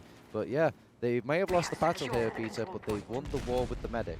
Yeah, there's a little sneaky trap here from Nasboy. He's really far forward. He just well, okay. All right, decides against it. I bet you it was like Josh or someone that just like yelled at him, like, you know, get back here, don't take the chance. It's Caster's curse, you know. They know that we're talking about it on stream, and they have an alt tab here for Witness Gaming. Well, actually, probably not the case. You could, everyone can actually go behind their monitors here and really check out what they're doing. So Yeah. I think it's doubtful. What better anti-cheat than like 50 pairs of eyes? Yeah, there's no one here. Like, everyone's either in the cinema watching this, or they're standing right behind them. So it's going to be very difficult to do any kind of shenanigans in a grand final setting here. Witness Gaming, they're pushing forward. They have the tiniest ad. Not sure if it's something they can actually use. They are going to try to do it. Nice and early. Oh, good clean rockets. but can't quite. Oh, they. No, they will so get the Uber charge for Witness Gaming, and they start to strike back now, and it hurts. It hurts, Peter. Oh, woe is poor little TF2 Easy. Actually, kind of turning things around here. Oh my God, Tomas, ultimate class right there. They're pressuring them still, though. They're still alive. A second scout is on the board for Witness Gaming to come in and help out in this thing. Gazi fully commit, wants to take the fight against Scout, can't quite finish him off, however, and they also lost, I think, the soldier Nubby during all of that chaos as well. But Auto's back, he's healing, and there's around the same Uber charge between both of these teams. Yeah, it's going to be very difficult for TF2 to actually go in and do anything about the midpoint. That's going to fall for sure. But hold on a second is something they can definitely do. And yeah, it's not too bad. Just TF2 Easy now. And I have to see what we've seen before where they push in on grass, as Tomas is going to find a sticky trap. I think that was in the bucket. So he goes down. TF2 Easy not even going to send in a soldier or anything to try and punish that. Tomas, he could come back on Sniper or Spy or something like that. It would be pretty obvious, but at least Sniper is not that important. This is like an okay Sniper position, in my opinion. You know, you're probably not going to get the medic, but you can definitely kill some players and push off of that. Man, there's a lot of spam rockets being fired out by all these teams here. It's almost like they've got this down to a formulaic kind of scientific defense between all these teams, expecting when these teams are going to push and when they have to kind of pressure and deal with it. Just spam wars right now, Peter. Yeah. Z-Poppy, he's always thinking about it. He's like, if Nasboy is ever too close, he's going to immediately jump on. Now they've actually taken this grass area, and they're trying to do the same thing with his... Josh, nice kill. Sly kill onto Solentes. Then they have to abandon that sawmill for a hot second and just keep all the possibilities controlled and isolated here on Witness Gaming. It's annoying, but it's not, you know, the end of the world. Yeah, it was actually pretty sneaky there by Josh because, you know, they thought they had a 1v1 on the flank. They could see Nubby back there, and then the second soldier comes in, the guy who's supposed to be with the combo, and gets a pretty easy kill on the flank there. So very sneaky play there by Josh. Pretty good stuff, kind of metagaming it a little bit, trying to cheat with the rolls there. I mean, looks swell on the logs, but if you don't have a plan B to your plan A, it makes me kind of wonder what's the point of just getting a random pick. Tomas gonna see if he can lead the charge again. Last time he ran into a sticky trap. We have a big bomb here. Oh, the Solentes! The Solentes change of weaponry there. The Beggar's Bazooka comes in. We've seen this a couple of times before. I believe it last time on LAN. Yeah, he did he hit himself. Yeah, he did 0 damage to the medic then. And I mean, I want to say he did like 50 this time. It's better. But we've seen it. It is quite a shenanigan of a weapon. I know there's like that one NA player that's just ridiculously good with it. If you can somehow be good with the Beggar's Bazooka, but I think you need the spoon now for it to be like truly good. Oh no, we want to keep Nubby controlled and isolated. It's like, come on. Yeah, maybe you don't give him I like the set play, and it is a cool little weapon, cool little like. So Lenses in again. Regular rocket those this time, and they do lose Tomas during all this, and Salento's trying to weasel his way out. Will lose out here. 2 picks. That seems like a good base for them to push out of, and Josh agrees. He starts moving his troops in now. They're in for free just about. They've used the Uber quite early, and they have to multi quite a lot over on Witness Gaming, so I'm not quite sure who's going to get the better brunt of this Uber charge as things settle. They try and grab some high ground on both sides of the team, but the focus fire just a little bit better from the Witness Gaming. Josh will turn the tide alongside Nurseboy, who gets the heals out of the equation for that squad. It's a reverse Uno card. It's now to Witness Gaming to kind of puncture the team. Yeah, it's just about can Tomas actually get this line. He cannot even do that. Domo, he needs to run as fast as humanly possible. I don't even think it's worth setting up a sticky trap. I think you just go all the way back to that. He's going to go for the sticky trap. There are going to be some spawners coming out here. Oh yeah, Mula. TF2 Easy are actually pretty slow here. I thought they'd be rushing into. Yeah, I thought they'd be chasing still, you know, go for that forward kind of spawned camp, but decides to stack it instead. And they just have a quick little check around so I can see where these hiding soldiers or scouts or sticky traps could be, but there is none. It's all about the defense for Witness Gaming right now. Yeah, Will just got his Uber. They're going to push through this lower area, maybe even curl up to the top. Probably going to be a classic demo scout Uber. To go in here. Tomas is sniping, so they need to pop it on entry here. All right. That's what they do. So you can't really quite find an easy play to go. A very nice Ubering coming out from Auto to go into our last push. They deal with the Sentry Gun. They deal with Salentos as well. They've got nobody to really cap the point, however, and with that Batman has arrived, it's put a kind of a chokehold on the rest of these TF2 Easy players taking this last point. And we've got ourselves a pause beater. Yeah, not quite sure what what happened. to us. Yeah. Well, I've heard it's some technical issues. Who would have guessed it here at a LAN event? And these are some privy players, you know. They want everything working. Absolutely everything. I want my SD card working. It's probably Josh's screen again. Do you know what happened to his screen earlier? What did happen earlier? It was when he was playing, every once in a while the screen would just turn black for like 5 seconds or something. Oh, wow. Yeah, they had to like change so many things about it, and it just kept randomly happening again and again. Well, how did they fix it? I think he got a new monitor. Wow, nice. The first thing they did was change the wires, but I think they ended up getting him a new monitor at that point. I wonder if they're flicking on and off as well. I know that Witness Gaming have had issues with settings being all AWOL and like kind of going all over the place. Not sure if it's people running past PCs going like, let me change a few settings here and there. A real kind of trolley aspects of LAN.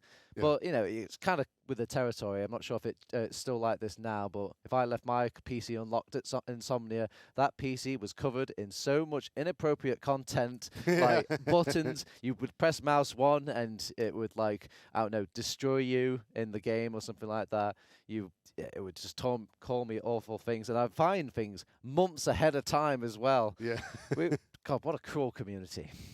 Yeah. When I came home from Copenhagen Games, my monitor was set to 60 hertz. Oh, I think that's the worst one I've heard. It took me months to figure out. I was like, why am I so bad all of a sudden? It just feels terrible to play this game. It was because someone had changed my monitor from the hertz. But yeah, it was probably. I hope maybe it was just me that messed something up, but it could also just be someone who's like. Do you think these technical issues then are something okay, well, no time. There's no need to theorize. We're back in the game. That was rather quick. That was all right for a grand final issue. Yeah. That is... Oh, well. Oh, don't. Is that someone joining the server again or something? Probably. Could be a thing. It all works out.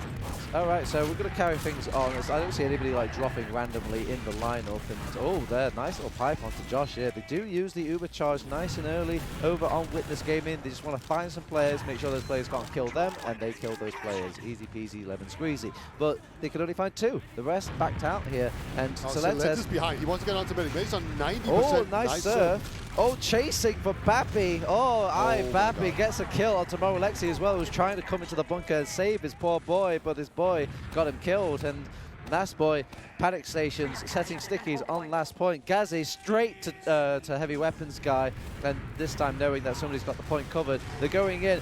Mula gets killed really quickly by Nubby. That's heals taken out of the equation for Witness Gaming. There's only one soul left, and it's Domo. He's going to go down, though.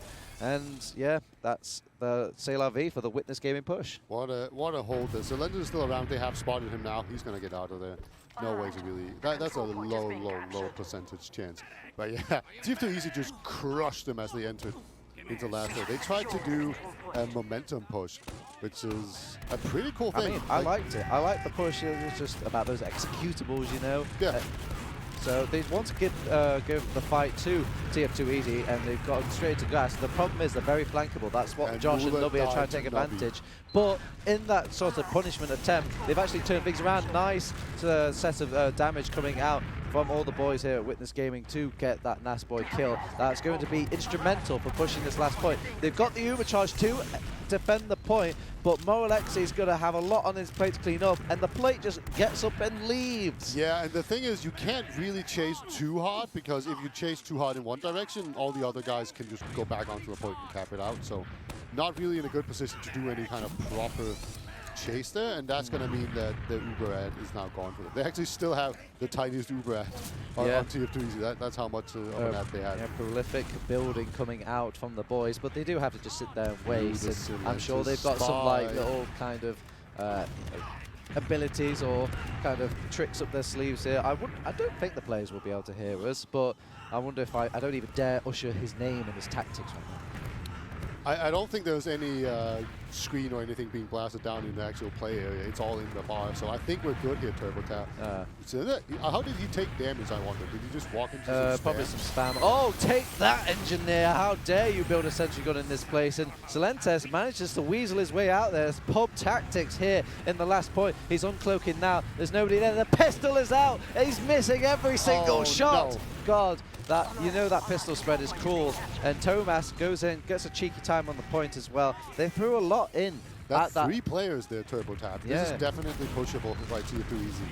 A lot of teams will not do that, but TF2 Easy, they do. Yeah. You could actually see an Uber coming here. Oh, they've used the Uber, but they get the Uber just in time for the rest of cap. TF2 Easy. And yeah, Ixie has gone behind. A few players definitely have to be there. Nasboy keeping an eye on it, and that's like, what, 5 people that had his eyes on there? One soldier commits to try and capitalize on that shared space of them, but they're doing the exact mirror match of what happened before with Witness Gaming. In the aggression that they go over, they just turn around and kill him.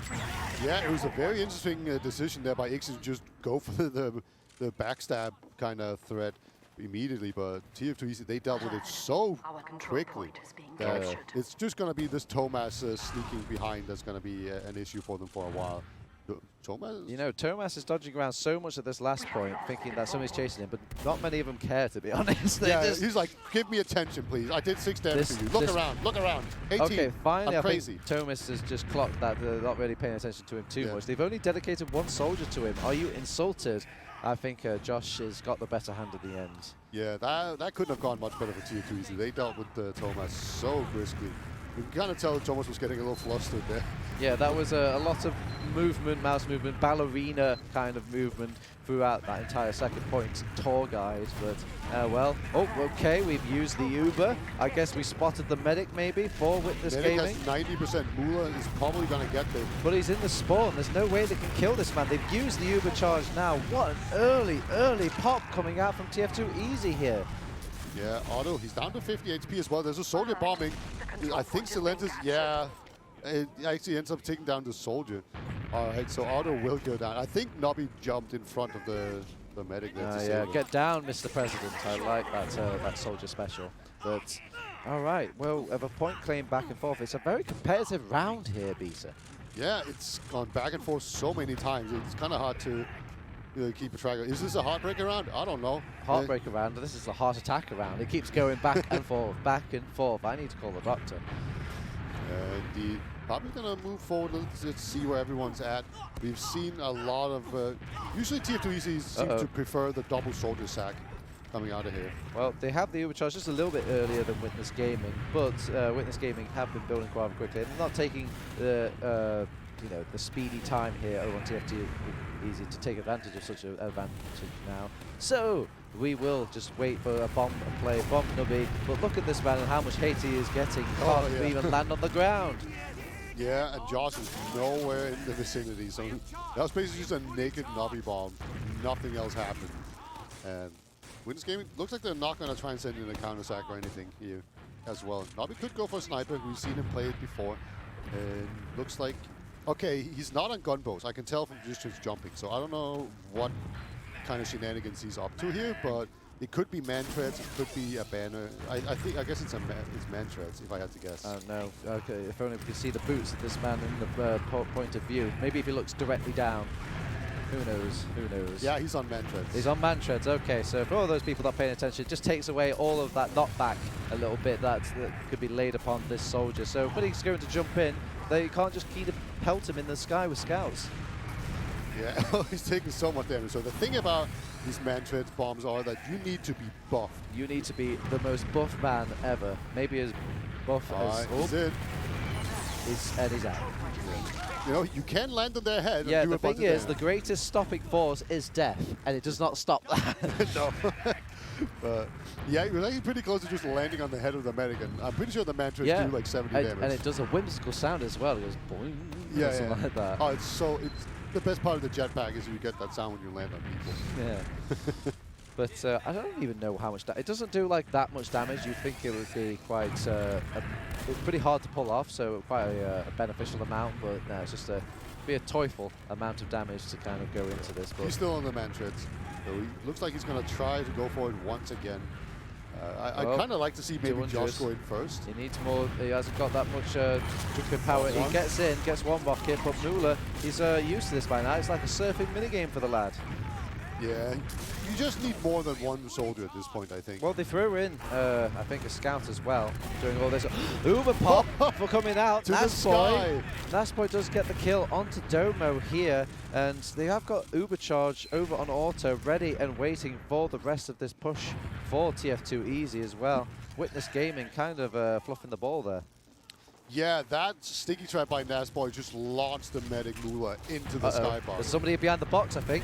Yes, it was. It was Salentes. Oh, sneaky Salentes gets the force over onto auto. I saw him at the corner of my eye, and I feel a bit impressed that TF2 Easy did not.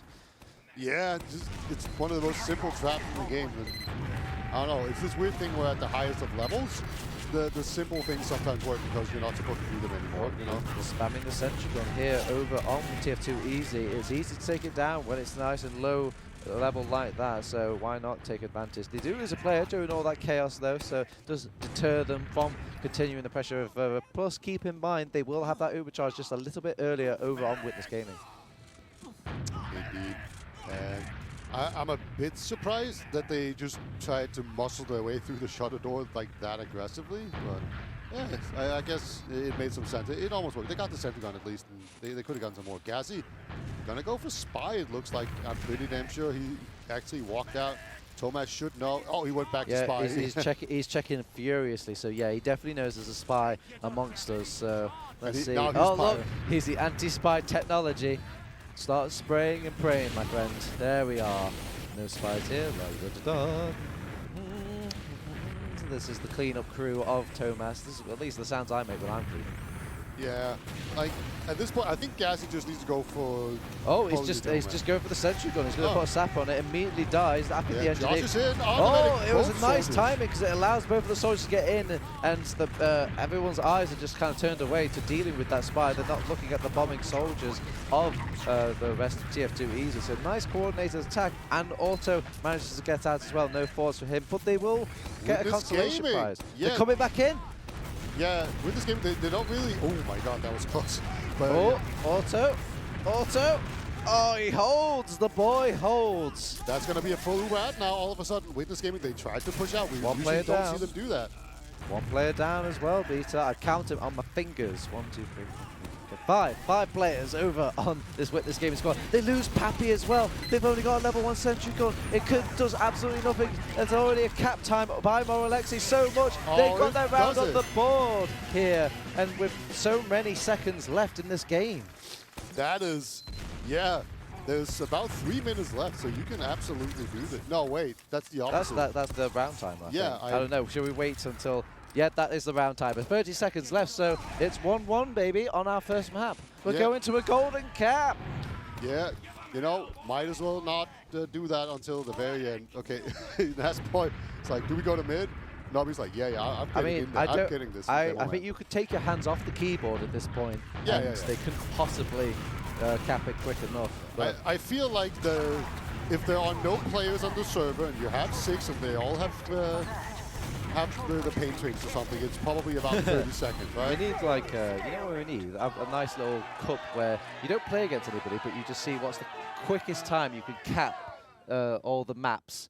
You know what I mean? So we can have tactile times, because usually we just kind of eyeball it. Yeah. But what's like a speed run, basically, for TF2? That sounds really boring for a cup. I'm not going to lie. Okay, but I understand what you want. I want that the number. speed run cup, you know? If you have to win it in like so many minutes, and if it doesn't win in that time, you reset and you go back to mid and you fight against another team. Yeah. Bam. All right.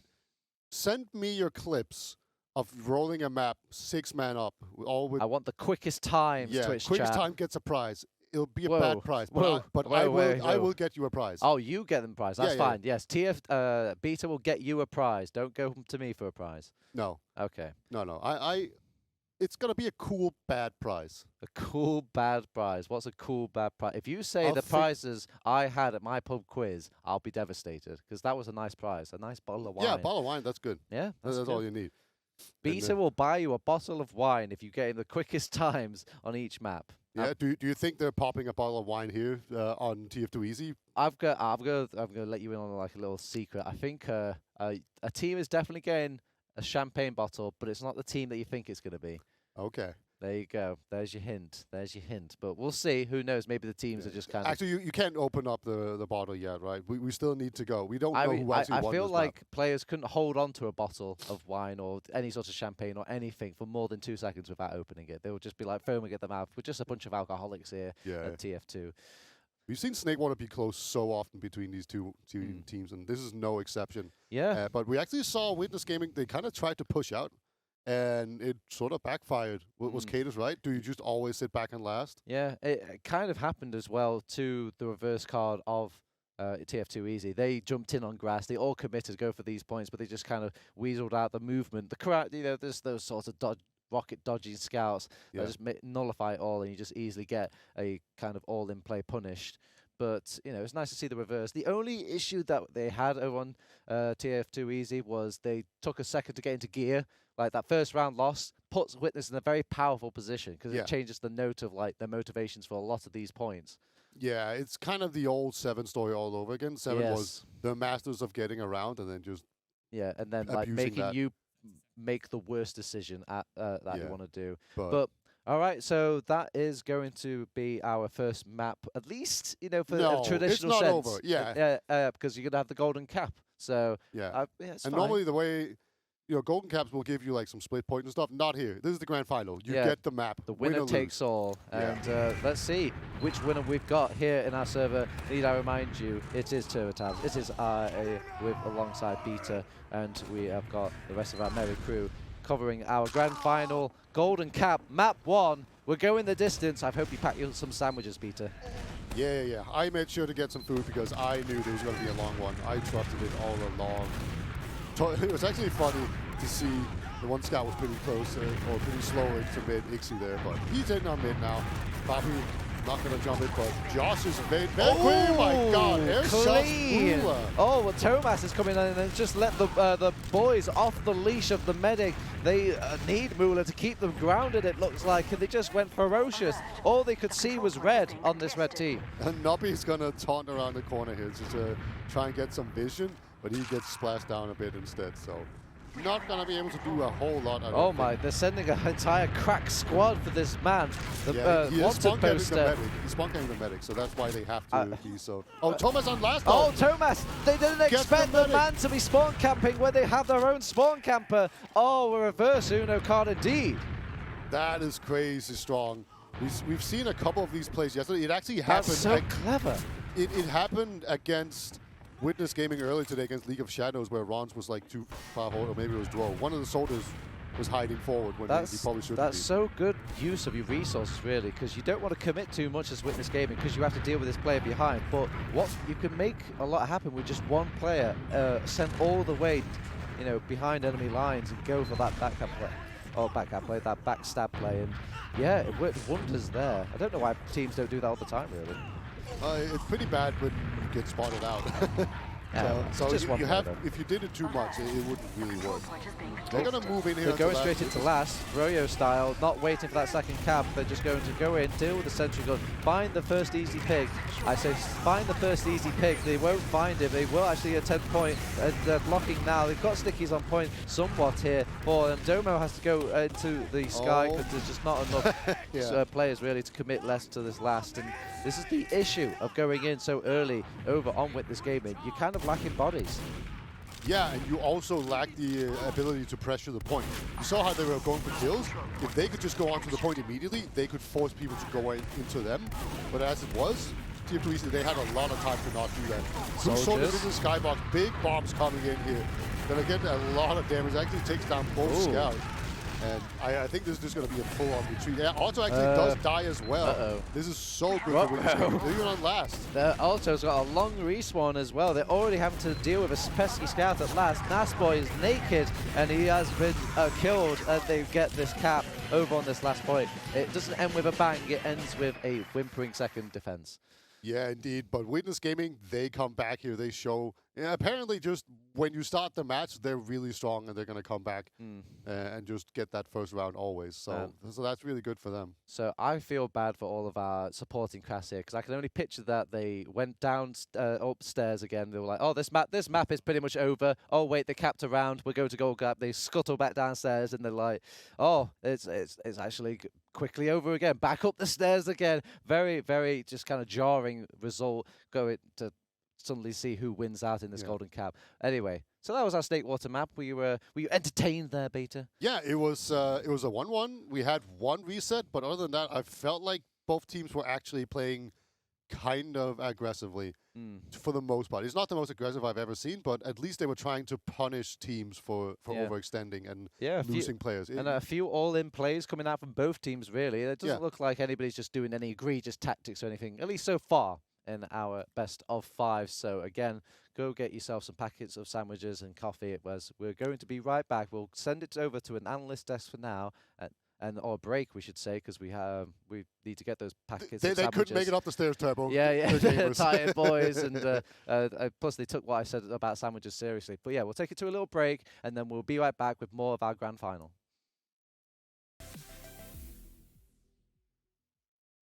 Welcome back to the casters desk here. I almost said analysis desk here. I just want to play all the roles, it seems, Beta. But that's what we're going to do. We're going to analyze this, right? Yeah, we'll make fine analysts. We're just standing, less brain power for the brain, more for the legs, but it's a-okay. Anyway, if you're just joining us, I'm TurboTabs. I'm here alongside Beta and the rest of the Phoenix Red team. I'm showing you our grand finals of our Arcadia Fortress tournament. It's TF2 Easy versus Witness Gaming, and if you've just missed it, you've just missed the golden cap of Witness Gaming, taking away the map pick of TF2 Easy. Shocked here, Peter? No, it was pretty close. That's kind of what I thought it was going to be, and Witness Gaming took it. So it could have gone either way, and that's kind of what I expected on Snakewater. This next map, though, is going to be Reckoner. That's Witness Gaming's pick. That could be very rough. For that's the cream of the crop. Basically, that's the map that they reckon they've got the best chance at beating TF2 Easy on, as it's their very first map pick.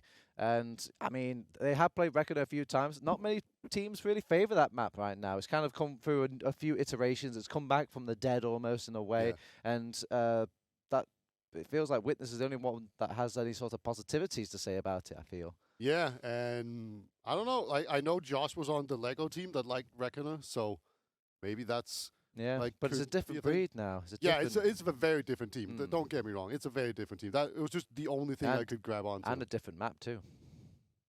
Kind of not completely from the base. I'm talking about facelifts, little edges out. Yeah, there's like an extra corridor here and there. It's fine. It's kind of the same. All right. But but it's not exactly the same. There's been some drop downs that have been added and taken away again, some doorways that have been made bigger, and things have changed, but overall, I don't know. It seems like only Witness Gaming really likes this map, so that's why I get kind of nervous for TF2 Easy. Yeah, but do you think this is some sort of grand, trap play? At the end of the day, while they might have picked this map or picked a different map for TF2 Easy, maybe they expected or saw the Reckoner coming. Doesn't mean they haven't prepared. I mean, they're obviously not as afraid of that as a lot of other things. Actually, they couldn't have done anything against it now that I look at it, because Witness Gaming, they got 2 bans. Yeah, they got. And then they both picked. Yeah, they couldn't ban it out. So, but you could also take a prediction about what Witness could want to play and then prepare for it ahead of time. But this is all questions, I guess, maybe for a post interview. I think their prediction was Bagel, because that's the one they banned first. And they've been hyping up. Maybe in the biggest double bluff ever. Yeah. But they've been all about saying like, oh yeah, we want to play COF maps, and they didn't ban out either Bagel or Product. Well, so we'll take a mental note of that for interviews later. But how are you feeling coming into Reckoning about this? Do you think like it's going to be not even a scoreline? You could tell me, maybe even like a minute marker that you think this game's going to be over. It's going to be 5-2 in favor of Witness Gaming, and it's going to end at minute 26 and 57 seconds. Oh, wow. There you go. Now, if this is bang on, this would be some very voodoo stuff. Yeah, definitely clip it in that case. Yeah. Otherwise, don't worry about it. I mean, I would be out of the job, basically, because they will just hire you for everything. Yeah. He does it all. Frag clips, I feel like I deserve it at that point. Oracle, Beta, the man Oracle. All right, so what kind of styles, what kind of shenanigans can we expect to see these two teams on this map? Is it a map that lends itself to any particular class at all or anything like that? Definitely keep your eyes out for the soldier bombs on mid, because the way soldiers bomb is, I usually get on top of the crates and then they jump up and they hit that little radio tower. Yeah, thingy. it's like a little telescope pole or whatever. Like the giant radio. It looks tower. like you can't bounce off that, but there's some invisible walls happening, and you can rocket jump off of that. You can't shoot through that. That is just solid. And it sends me for a loop every time I see these soldiers jump up and take their double jumps up into mid, and it is like their favorite thing to do. It seems is just go as much as high into the skybox as possible for the soldiers. Like Nobby is extremely good at it. I saw him do so many great bombs. On Reckoner mid. These sea tappers, man, they are just a different breed. Yeah, so like definitely the problem then was that Nobby was doing all this crazy good stuff, and then the rest of his team wasn't really following up. So this time around, I want to see Witness Gaming like be there when Nobby is there. And whether or not that means Nobby goes in a little bit later or they move forward faster, I don't know. But I want to see them work together as a unit. Is this one of those maps that's going to be like quite rolly from the mid fights? Whoever wins mid fights win map? Can be. I'd say ever since they changed the thing on last where there's like a little lip that goes up that you can stand on, it's very difficult to sticky off the point. Oh, yeah. Yeah, you can still cap from that evil thing as well. Yeah, it looks like you shouldn't be able to, but you can. Man, I'm torn about that aspect of things, really. I'd like to get into the nitty-gritty debate about it, but I think we're going to be going live with our game shortly. But yeah, it feels weird a thing to have in a map. Yeah, I don't know. Everyone knows about it. It's fine. It's just a part of the map. I'm not really too worried about it. Maybe I'm just too much of an old man in his old ways. It's like, no, you should be able to stick in the point. Yeah. Clear visuals, like the window on Badlands. Yeah. It was too confusing when it was like solid and you could still go through it. Oh, well, speaking of confusing, we're starting here over on our map 2 of our grand finals here at the RCADIA Fortress tournament. It's TF2 Easy versus Witness Gaming if you've not been paying attention to the HUD, but it's your buddy Turbo Tabs and Beta covering this cast of Reckoner. Let's see what's going on now first mid with Beta. Yeah, looks like soldiers are on the crates now. The Nobby is in very deep. Lands on top of this demo and does a ton of damage. And look at it, the follow-up is so great on all of TF2. He's only Thomas alive. That was a nuke. Otto did die, but that is a great mid from TF2. Yeah, I think you saw both soldiers from both teams launch up there, but I think they cut across the point way earlier over on TF2 Easy. And have you ever tried to bomb on somebody when they're not paying attention to you, but they just happen to have perfect movement? They're just so good at dodging because you don't even know you're there. Yeah, that is a thing, unfortunately. But yeah, like just the fact that they lost Otto here means that they're not going to be able to do too much. Actually, they're going to not even try to hold on to second. Witness Gaming, they move out here, just bully them away. I like this. There weren't too many players there. As long as you don't walk into a sticky trap, this is a very good play. And There you go. They didn't run into a sticky trap. There's about 10% add on Witness Gaming, not something that's really pushable on. You want to have at least like 30 to 40% add if you want to ever try to push in here, because you can stand pretty far back on mid. It's a big, open, wide point, and medics can get out pretty easily through cargo. Yeah, so I'm interested to see what TF2 Easy can cook up, because they're the ones with the midpoint. They've got the respawner advantage. They can get to the fight just a bit quicker. So ipso facto, usually that team is the one going aggressive to try and like make something happen here. A round reset for Witness Gaming at this point wouldn't be the worst thing in the world, but it's not the most optimum. No, I feel that feels way too early to even think about that. I think they're just trying to make sure that whenever Nobby or Josh or maybe even both come jumping in, maybe Gaz is going to try and sneak his way around. They just punish that, kill them, and then they can actually go for some sort of a punish play. All right. Well, while they are busy kind of like drawing straws to see who gets to go in. Oh, Nobby, he's actually drawn the shortest straw, gets bumped into the demo man slightly. Domo, literal linebacker for the Witness Yeah. Gaming, will block out poor Nubby. Quarterback play neutralized. Yeah, we don't really see a punish though. I was kind of suspecting maybe Silentis would just instantly go for some sort of counter sack, but he is not in a position to do so. It was, we haven't really talked about this, but Nobby likes to go for these speed shots. Oh yeah. It's where you hit the ground, you shoot a rocket, and for some weird valve reason, you just go really, really fast. Yeah. I mean, this is what happens when you play so many jump maps as well. You want to get some of those jumps involved. I mean, this Nobby's is in not again. really a speed shot. He's kind of mixing it up here, going for the long, drawn-out, solid rockets, but it's the solid game mechanics of fall-off damage is just been on Mula's side there. Yeah, they just need more presence in there. If Josh was there as well, it would be so much better because the pressure would be exponentially higher on the medic to actually pop that Uber. As it was, there was never any chance that Mula would ever actually have to jump there. Yeah, it's good mechanics and restraint from the rest of Witness Gaming. It's tempted to all look at this one player, but they all have a job and a role to make, and they usually keep doorways on the lockdown. Now. Ooh. Alright, so a different flavouring of difficulty for poor Witness Gaming. And they should see this coming because he did a bit of this on the Snake Water map as well, and it's kind of obvious when you can't just shoot the man and he just, oh my god, day and night difference. Why does gun not work, says poor Witness Gaming. Mantreads. Yeah, it actually makes such a huge difference that you don't even have to do the second wall jump. You know, the one that's going to take 60 days. And it's a short little distance. Look at it. It's like one rocket jumps away to get on top of the medic. So you are leaning on a lot of your teammates to deal with that soldier. Yeah, so great play there by Nobby. That could be Gazzy. very, Gazzy is sneaky. Oh. Alright, decides not to go for it. He doesn't really need to. Oh, to be no, he fair. takes a love tap from somebody. I guess he must have looked into the timelines there and realised this wasn't the play. Yeah, maybe just a little party gift from Domo, if I had to guess. But we are ready to come in here. There's 70% on Mula. No more Alexi though for this push. Could be a bit harebrained. They're trying to take out the Fat Man, but there's just too much help on that boy. Will take out the Sentry Gun, however, and not really enough presence or kills to start us off here. Josh will go in, gets the kill onto Mula, however. Fine constellation prize for TF2 Easy in this last push. Yeah, and now they can just build up this Uber. Auto is very much safe. Look at this. He's just hiding inside this doorway. There's no way for anyone to get in that one. You have to go all the way around. And Witness Gaming, they are not in a position to do that at all. So this is a great play from Josh to secure the medic kill as the push was kind of fading. They went left side. They went for the... Happy? Well, okay, I'm guessing that's one of those buttons I was talking about earlier. Somebody comes to screw your PC and you've got yourself a suicide button. Did he? I mean, he definitely killed himself. He taunted. All right, well, oh, they're going in. Push. Oh, a free pick onto Pappy. I guess physical comparison warfare here. And oh my god, they actually get the cap time as well. ×7 stack. Pappy has got to be hitting himself. Yeah. Or at least hitting the keyboard, I would be.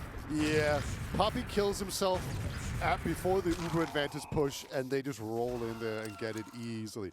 That is heartbreaking. Man, and that's the first round on the board. It's a different story, but similar beats for these two teams. A role reversal.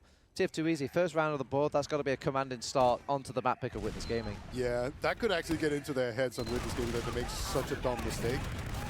But we'll see what happens here. Soldiers are in the skybox again. Oh. Oh, actually, yeah, they go into the air. The gassy flank on Mula actually gets the medic. And a lot of weak players as well. He could smell blood in the water. The shark is hungry, Peter. Yeah, it looks like Thomas is actually going to go back and see if he can get the medic pick somehow.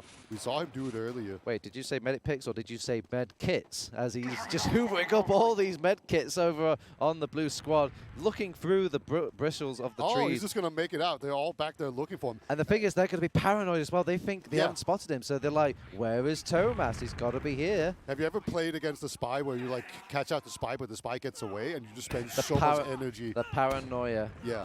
So I can't help but think that TF2 Easy are going to have one side eye, always looking at these doors, however, every now and then. Yeah, it might also just cause them to never go for a play. Right, because they just know, like, no, we need to deal with this scout first. And plus, this map is kind of maze-like. It is big, a lot of little cheeky areas maybe that scout could be. Yeah, oh, I think Nubby's come back. He's the designated Thomas finder. I think he's also switching to man threats, if I'm being honest. Oh, okay. Well, maybe it's a dual factor. Yeah, you can do both at the same time. But, yeah, he's definitely shooting enough.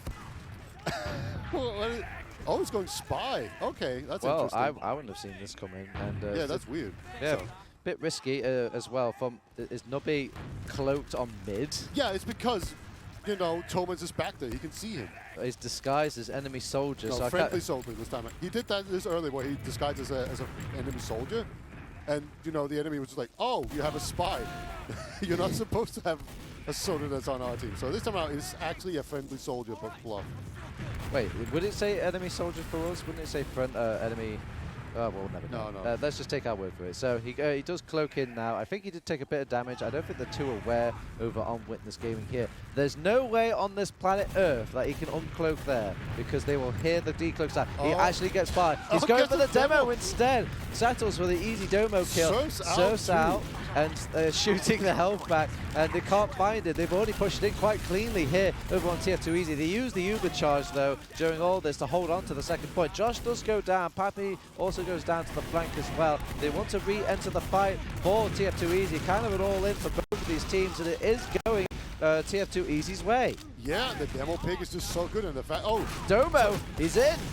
He's taking fire, and he's taking the death. Oh, Nubby Nubby's on the spy, the comeback, the anime betrayal gets the kill onto Mula. I forgot about him, and so did Witness Gaming. They got that stack point. They've got that 2-round cushion.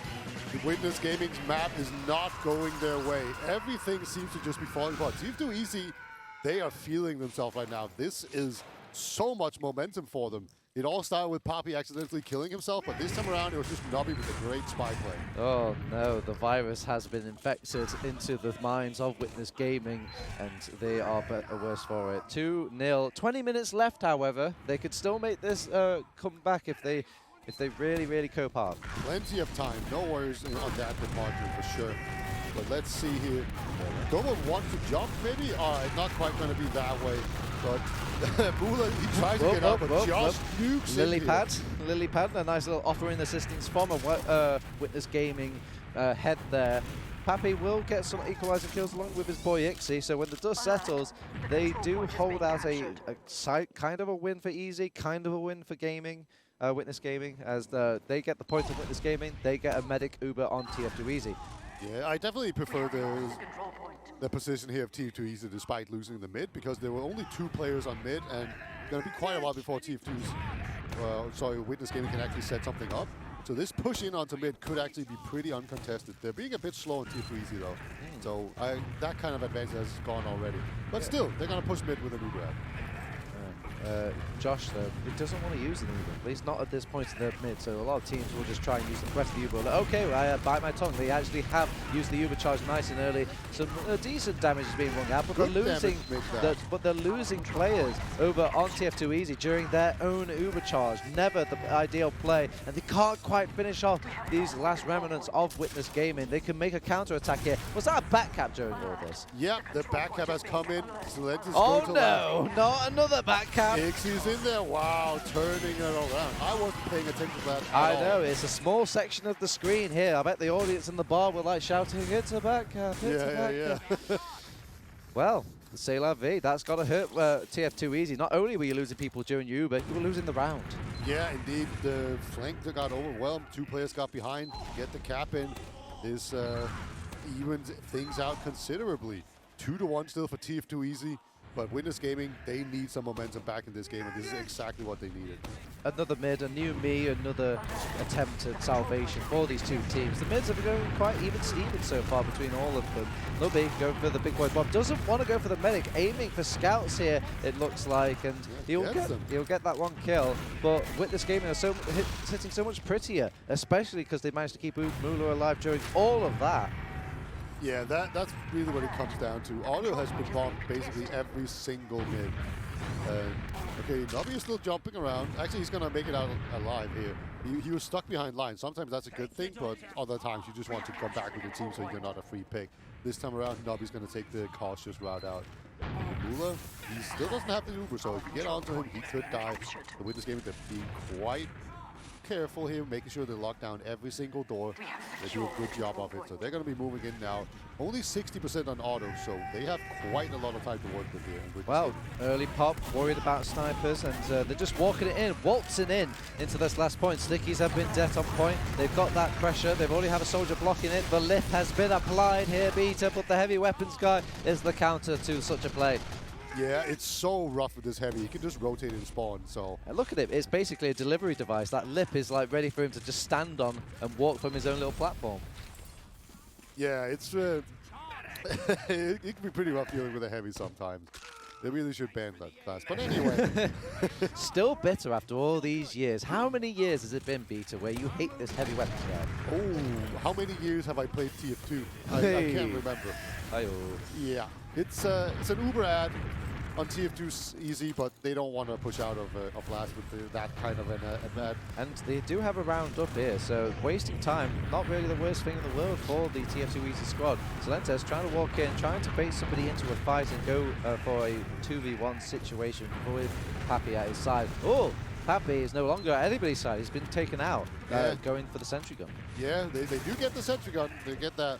But usually the point of getting the sentry gun is that you can then send in your soldiers. Beta, look at that little icon there. What's that? What do you think that is? That's a banner, Josh. That's a banner. I think that's a conch banner as well, if my eyes... Yeah, because the other one has been banned. Oh, that makes sense. That makes a lot more sense. But, well, in that need.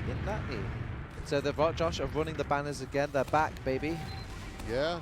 Obviously, more or less, he's on the sniper, just to see if he can watch some flanks and maybe get some picks. Mula actually took quite a lot of damage there, a bunch of spam, so he had to get out of there for a bit. This is where the map where we often will see the double sticky bomb, the alley bomb, so to speak. Will we hear that whimsical sound, that sound that strikes fear into any heart of TF2 and we're pushing into last. And a force actually over onto Auto during all this. No, Tomas even gets the kill onto Nestboy. That's like the worst case timeline for TF2 Easy. They're running straight in. They can use so late because they know they haven't got that sniper to deal with. They're trying to jump people onto the point now, but to block it, they have to die. And Stickies just make that so one-sided. Oh man, that was the... not good there, Peter, not good. No, Nastboy dying to a 10 HP scout that immediately got arrowed and they could push in with that. That is brutal. That turned it around entirely. This is why you don't see many people risking that demo man's life. He's vital for a last defense. Indeed. Also, gotta give credit to Tomac there for actually hitting the shot. Oh yeah, it was ridiculous. Yeah, it takes a lot of damage there. So actually, I'm gonna be keeping an eye right now on good old Auto Medic, because he has just been bombed every single time, I feel like. Nubby has got down immediately. Auto does get jumped by a soldier, then a scout is onto him, so Auto is just not allowed to live on these mid-turbo. Oh god, it's just a sad state of affairs. Mula is finding his groove a lot more on these mids and keeping himself survive throughout all of this, giving Witness Gaming a good chance to snowball the rest of these rounds. Josh does want to prioritize Mula now when the chips are down, but it's just not really been their priorities on these mid. It's just focus on Mula, and it's biting them. Yeah, I kind of wonder what would happen if they maybe didn't bomb their soldiers for once and just actually use them to clean up players trying to get onto Auto, because right now scouts and soldiers are both getting onto him. At least the scouts could probably box out with soldiers. So maybe that's an option worth exploring here if we get another mid. But We gotta get an Uber first. Very nice early pop coming out from Witness Gaming, denying Sniper any impact there. They lock down the left-hand door with Domo, and they're hoping that the rest of the supporting crew of Witness Gaming can take out all these players hanging about on the other side. They do throw in one soldier to block off the point. They're sticking that point as well during all that, and the heavy weapons guy comes in one by one to kind of like pressure on that team, but they just stack the point at the end. With the heavy weapons guy gone, nobody can really get minced by the heavy weapons guy. Yeah, and I think we have a tactical pause right now. I think it will make sense because Witness Gaming, they just lost 3 maps or 3 rounds in a row. 3 maps in a row. Oh, well, that's our grand final. Thank you for joining us. Let's hope I didn't jinx that. Let's hope I'm wrong on that one. But yeah, 3 rounds in a row. You got to do something. I appreciate it when a team actually cares enough to do a tactical pause, actually like reassess themselves, figure out what's going on. You've got them. Why not use them? Yeah, exactly. And we saw last, Matt. Yeah. All right. It's exactly as we thought. Yeah. We just got the confirmation. It's not smut. Josh's screen works. Yes. That's the important part. But sadly, their brains do not. They need to figure out what is going wrong just in these games. Yeah. And I feel like maybe trying to play auto quite passively or something in there on mid just to make sure they. Well, I'm usually a big fan of not going for the medic on these mids because you usually gives you such an advantage of if you shoot the guys with all the guns, you know, you have to. It's almost like a kind of easier way to win the mid. Those are obviously the ones that are offering all the threat. But if it's that risk and reward. It's very risky if you do fluff it up completely, and it's happened twice now. I feel like that first round was the one where they actually prioritized Mula a bit more, and they actually won out on that mid. Yeah, could also be worth maybe considering slowing the game down a bit more for TF2 Easy and getting into stalemate situations because it seems to me like every time they're in up as well. Yeah, right. Do that and then just let Nobby make a play because right now Nobby has been getting the medic forces and the demo picks on Spy and whatnot. Like he has kind of been the tipping of scales kind of player right now. I feel like I haven't seen too much readjusting or kind of changes on the mid, but then again, it just feels like they're very instantaneous. This is one of the more quicker mids I see in our little map pool. It's very much decided in the first 4 seconds of people arriving mid. Yeah, it's like the soldier bombs are basically unstoppable. They're so high up. Yeah, they can and like you can't really stop them from doing it's not the biggest mid in the world. You're not really constricted by buildings and or bunkers. So they literally go into the sky and they pick somewhere to just pinpoint and like rain hellfire on. Yeah, and they can also go behind if they land. Oh, you know. So all right. There's a lot of stuff you can do here. So hopefully TF2 Easy got to talk it out, got some ideas for what to do, and we are going in here to our 6th round.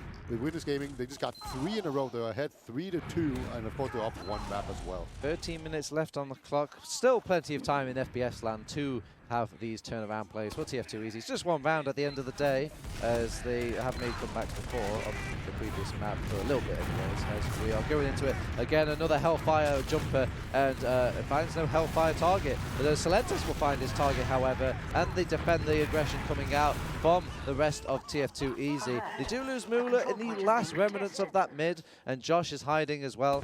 Oh, he's actually going to get some decent that was a nice second rocket there, but again, that was just a case of like Nubby couldn't find the perfect bomb, but Silentus could.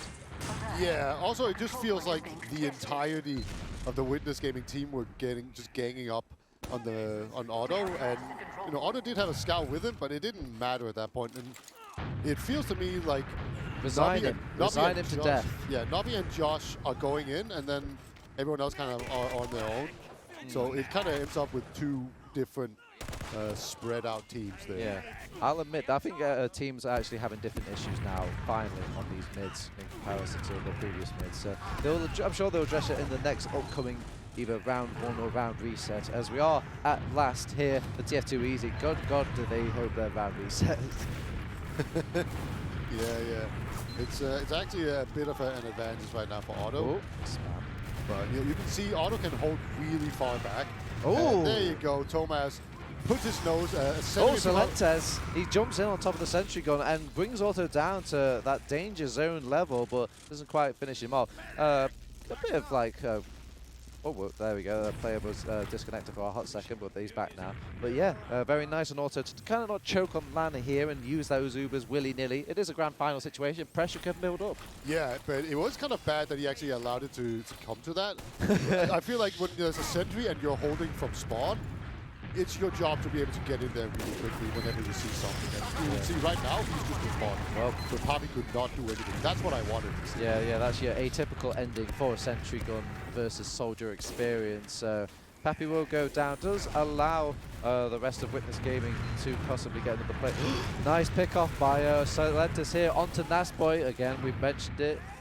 Demoman pretty strong at last, but they are lacking a player. The engineer crits, the revenge crits are in. So keep an eye on that for sure. Josh has also got a banner as well. I'm not sure he quite has it built up just yet. They pop off the Uber now and they want to prioritize the engineer. They save it with the Uber. Frontier of Justice could still raid Hailfire. 19, 19. It hurts and it's so far away. And now it's all gone. Oh, sad day.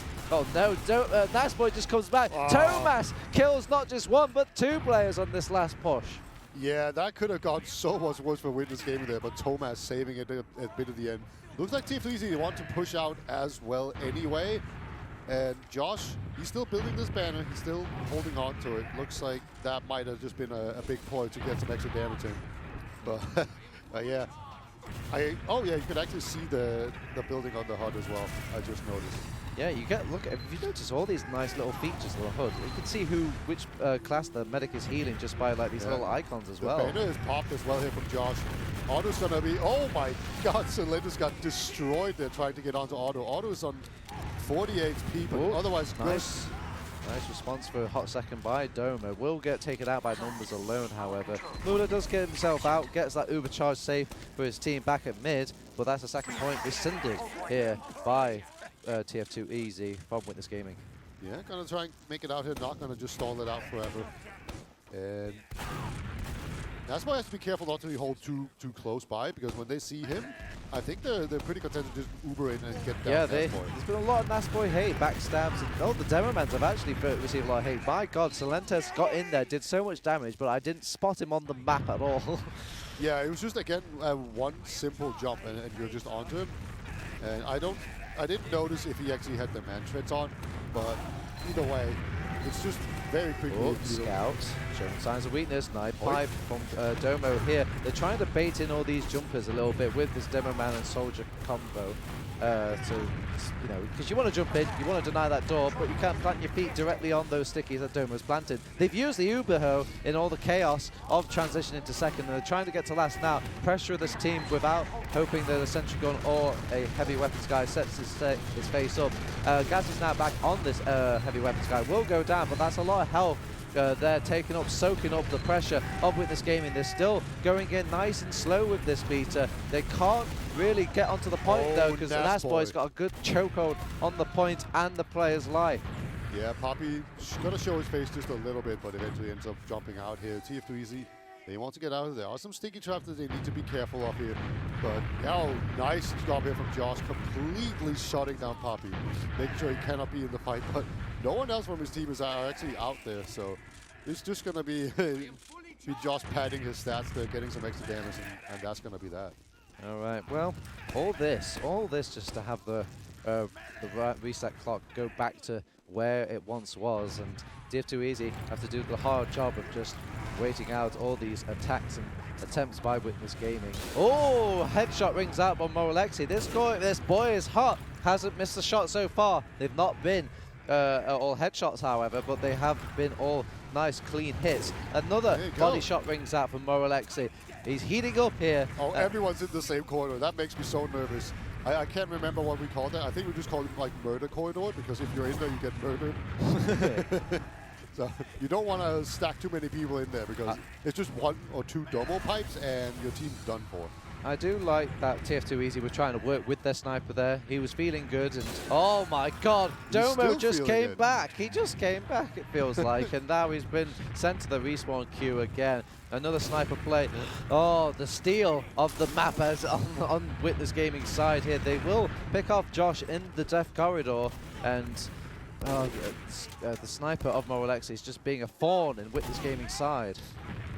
Yeah, it's a bit unfortunate.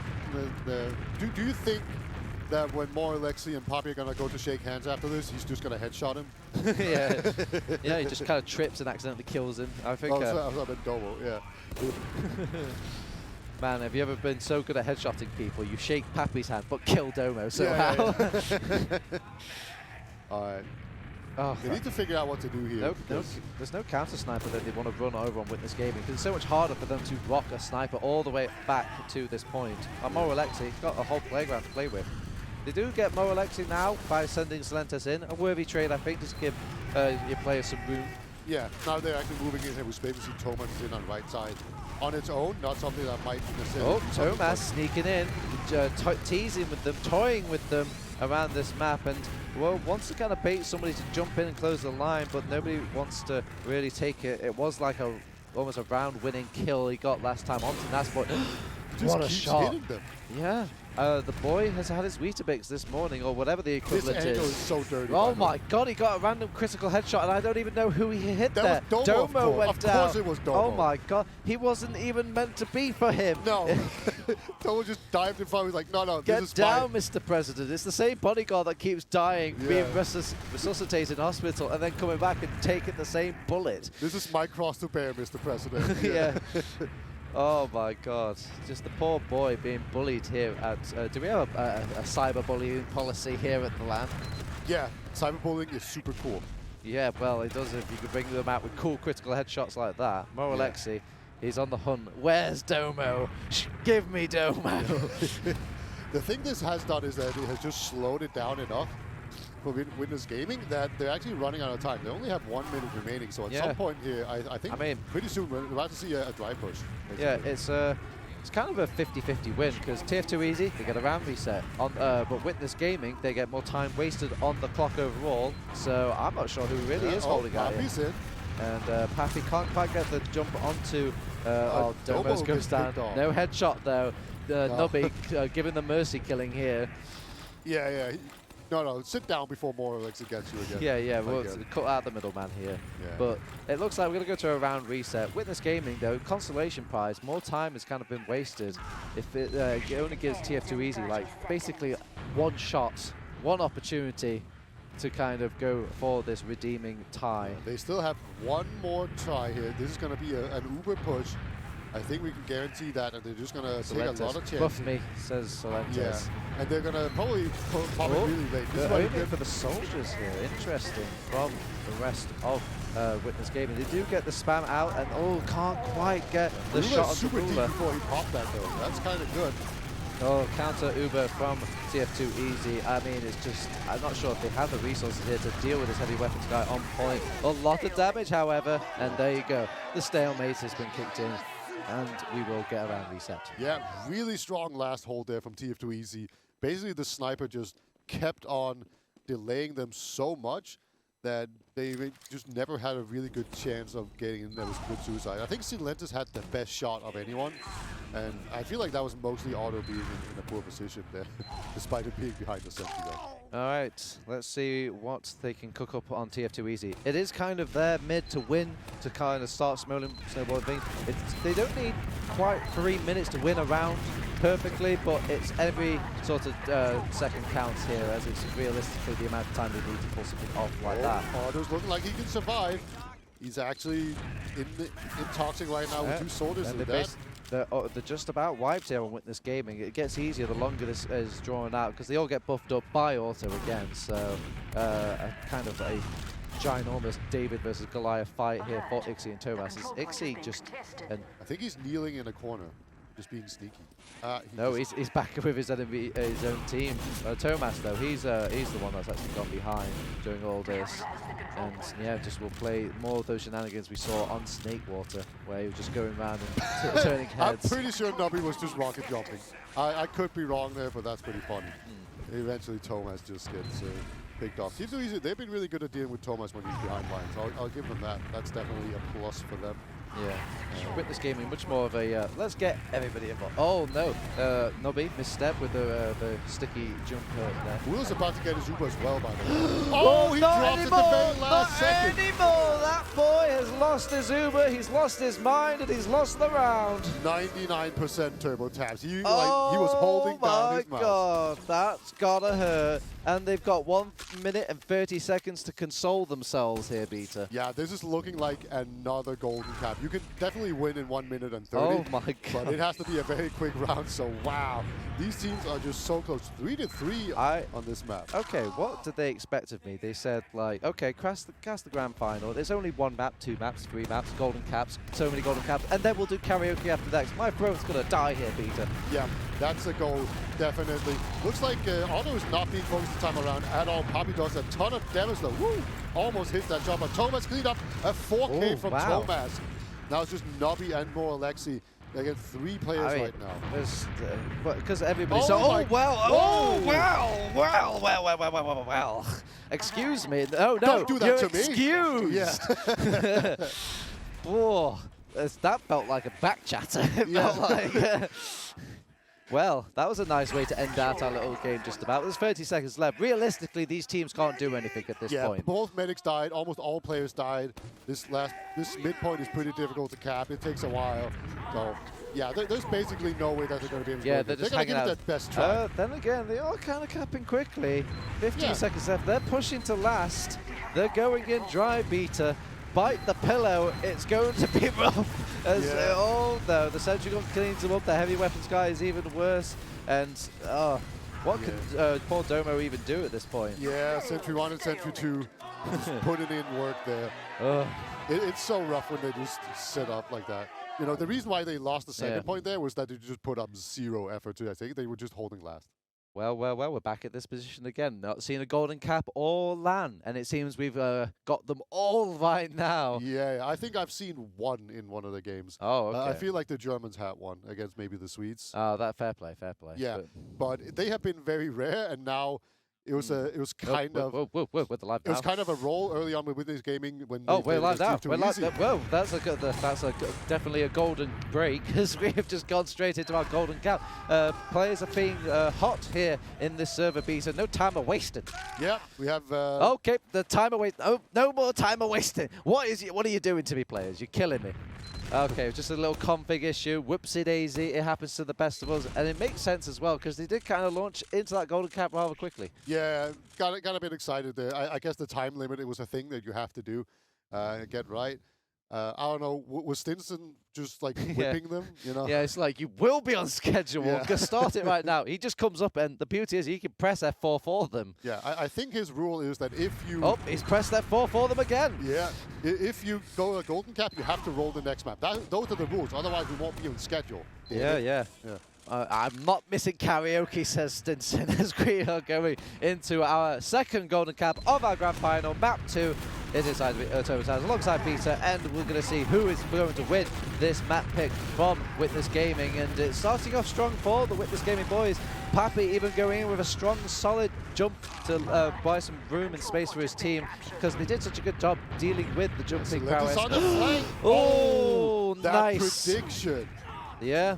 He hadn't seen him when he shot the first of those rockets. That's such a strong chase there by Silentis. This is looking like a complete roll in this golden cap. Witness Gaming in golden caps have been clutch. I know, it's just, you should have a tier list where Witness Gaming and Golden Cap Witness is like a separate team and a separate stratosphere as they are Ubered in. They're trying to pressure out these soldiers first. Can't quite finish them off, however. Kill the sentry gun from a distance, and now they're trying to kill this heavy weapons guy. He's down. It's kind of looking a bit nervous here for TF2 Easy. They're trying to find the weak point in all of these people here. They may be stacking point instead. They're going for a point place, stack up so many bodies. Everybody has to stand on there now. For TF2 Easy, one spam rocket. They throw another scout. More Alexi holding the line here. They're getting the medics involved. It's a medic versus medic fight here on this last point. The scout comes in. It's always the filthy scouts. The respawning Gassy barely makes that happen. That was so close. Looks like they decide they can't. Yeah, they're going to last. They're like, well, but if there's a spy, there could be. Yeah, I think it's more like, oh, there's respawners actually. We're not really going to be able to push this and actually get the second They've cap. got an overcharge ready for TF2 Easy, and they're actually sheepish about pushing out here. I guess you could maybe play for a reset more? Yeah, that kind of just feels like a Witness Gaming thing, but maybe they are really just in a good situation. They're not building a sentry and a heavy or anything, so it kind of makes me feel like they're actually going to push. Yeah, Josh has got the banner as well. We are on full fat defense here. No diet versions allowed. Maybe lacking a sentry gun perhaps. They just want to stretch this out, I guess. They've got an overcharge as well. I'm surprised they don't want to dedicate to a sentry gun during all of this.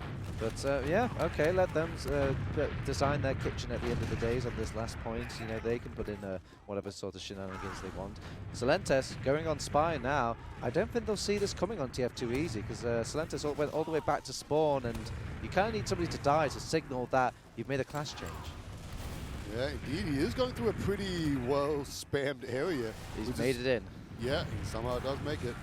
All right, I hope we've all got your James Bond theme music ready as, you know, the 00, can we call him 7, or he's not on 7 anymore? No, but make sure you get the long version, because I think there's going to be a pretty protracted play. Oh my god, this man has to spend the entire time crawling through the mud of this last point. Gets in now. Is he uncloaking, going for a soldier? All right, okay. That's like a trade?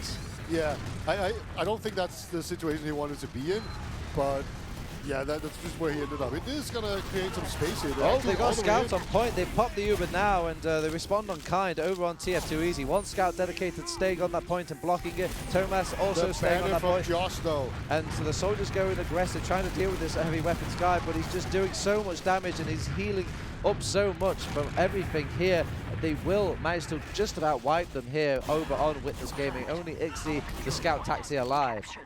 Yeah, Mula does survive. That's very huge, but that banner, I don't think they saw that one coming. All of a sudden, this heavy was unkillable as the DPS just turned into healing. And then, of course, Josh just managed to chase down the last remaining straggler there. A great hold by TF2 Easy. Man, that's a wild thought, isn't it? Imagine a sentry gun that heals itself every time it does damage. Oh boy. Oh no. Yeah, you basically need to use that Uber for those banner plays, basically. So very nicely fought out here by the TF2 Easy boys. Yeah, it was a pretty aggressive push in from Witness Gaming. They didn't have much of an advantage in this. Maybe it was just a bit over-eager by them as well. Happy's going to jump in. Well, he was expecting a medic to be standing near that little set of doors, but not quite there. Salentes goes for the other big kill, but he is not quite in a position to die either. So that's 2 people extended and expended for Witness Gaming. Well, how will TF2 Easy respond? They are slowly making their way in, but they're being so slow. Domo. Oh no! Thomas gets the force out as well. Damn, that is the most egregious set of pipes I've ever seen. Bullied onto a scout, and then like they just go, because that scout's supposed to pocket those. Oh, is that a? Well, that wasn't a drop, was it? No, it was just a kill after. Oh yeah, yeah, he did use an Uber. It's all coming back to me now. But oh god, what a sad state of affairs for TF2 Easy. Just okay, well that's a bit better. Salentes kind of wanted the hell pack there, so no says nothing. Yeah, Domo again. Just has these. Domo. Down no. Nice rockets there from Robbie. Takes him down. There's so much trouble here. Yeah, and he's dodging them all, running away, really making them sweat bullets here. They want to cap the point. Nobody's realizing. Behind. Yeah, he's kind of gave himself away by shooting that shot there, really. But well. I think he thought, oh, I can get the medic, and he was like, no, I can get the point. But then they actually did spawn. They're going to last point. They could maybe go for a back cap play over on TF2 Easy to nullify. Nice bomb coming out from Salentes. Very nice synced up rockets from this Witness Gaming boys. Golden cap is looking golden here for Witness Gaming. That's 2 maps to this team beater. Yeah, 2 golden caps and 2 really strong performers from Witness Gaming in said golden caps. It is it's a good thing to be good at. Yeah.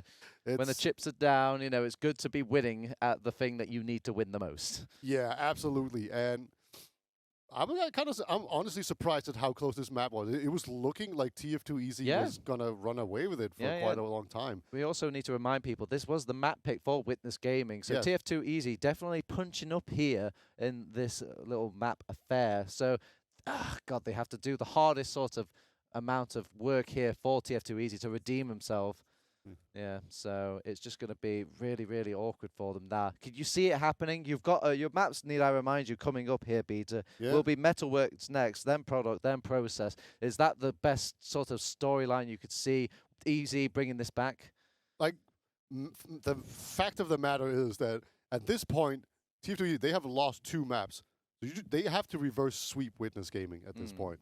So, like, it almost doesn't matter what the maps are. Like, you just have to win every single map. And, like, Metalworks, I feel like that should normally favor Witness Gaming. Yeah. But when we are in this situation where, on this map at least, yeah. the TF2 Easy guys, TF2 Center was a different game. It was a different breed as well. Yeah. Ugh. But yeah, the fact is they were actually better in these stalemate situations on this map a lot of the time. So maybe Metalworks is going to favor them. And the few times I have seen TF2 Easy on Metalworks, they looked very, very good. Yeah. I think they do like the map as well. I think it's just one of those maps that you feel a bit sheepish picking if you are on the side of the TF2 Easy. While you might like it personally, you think, is this actually a secret pick for my own enemy team?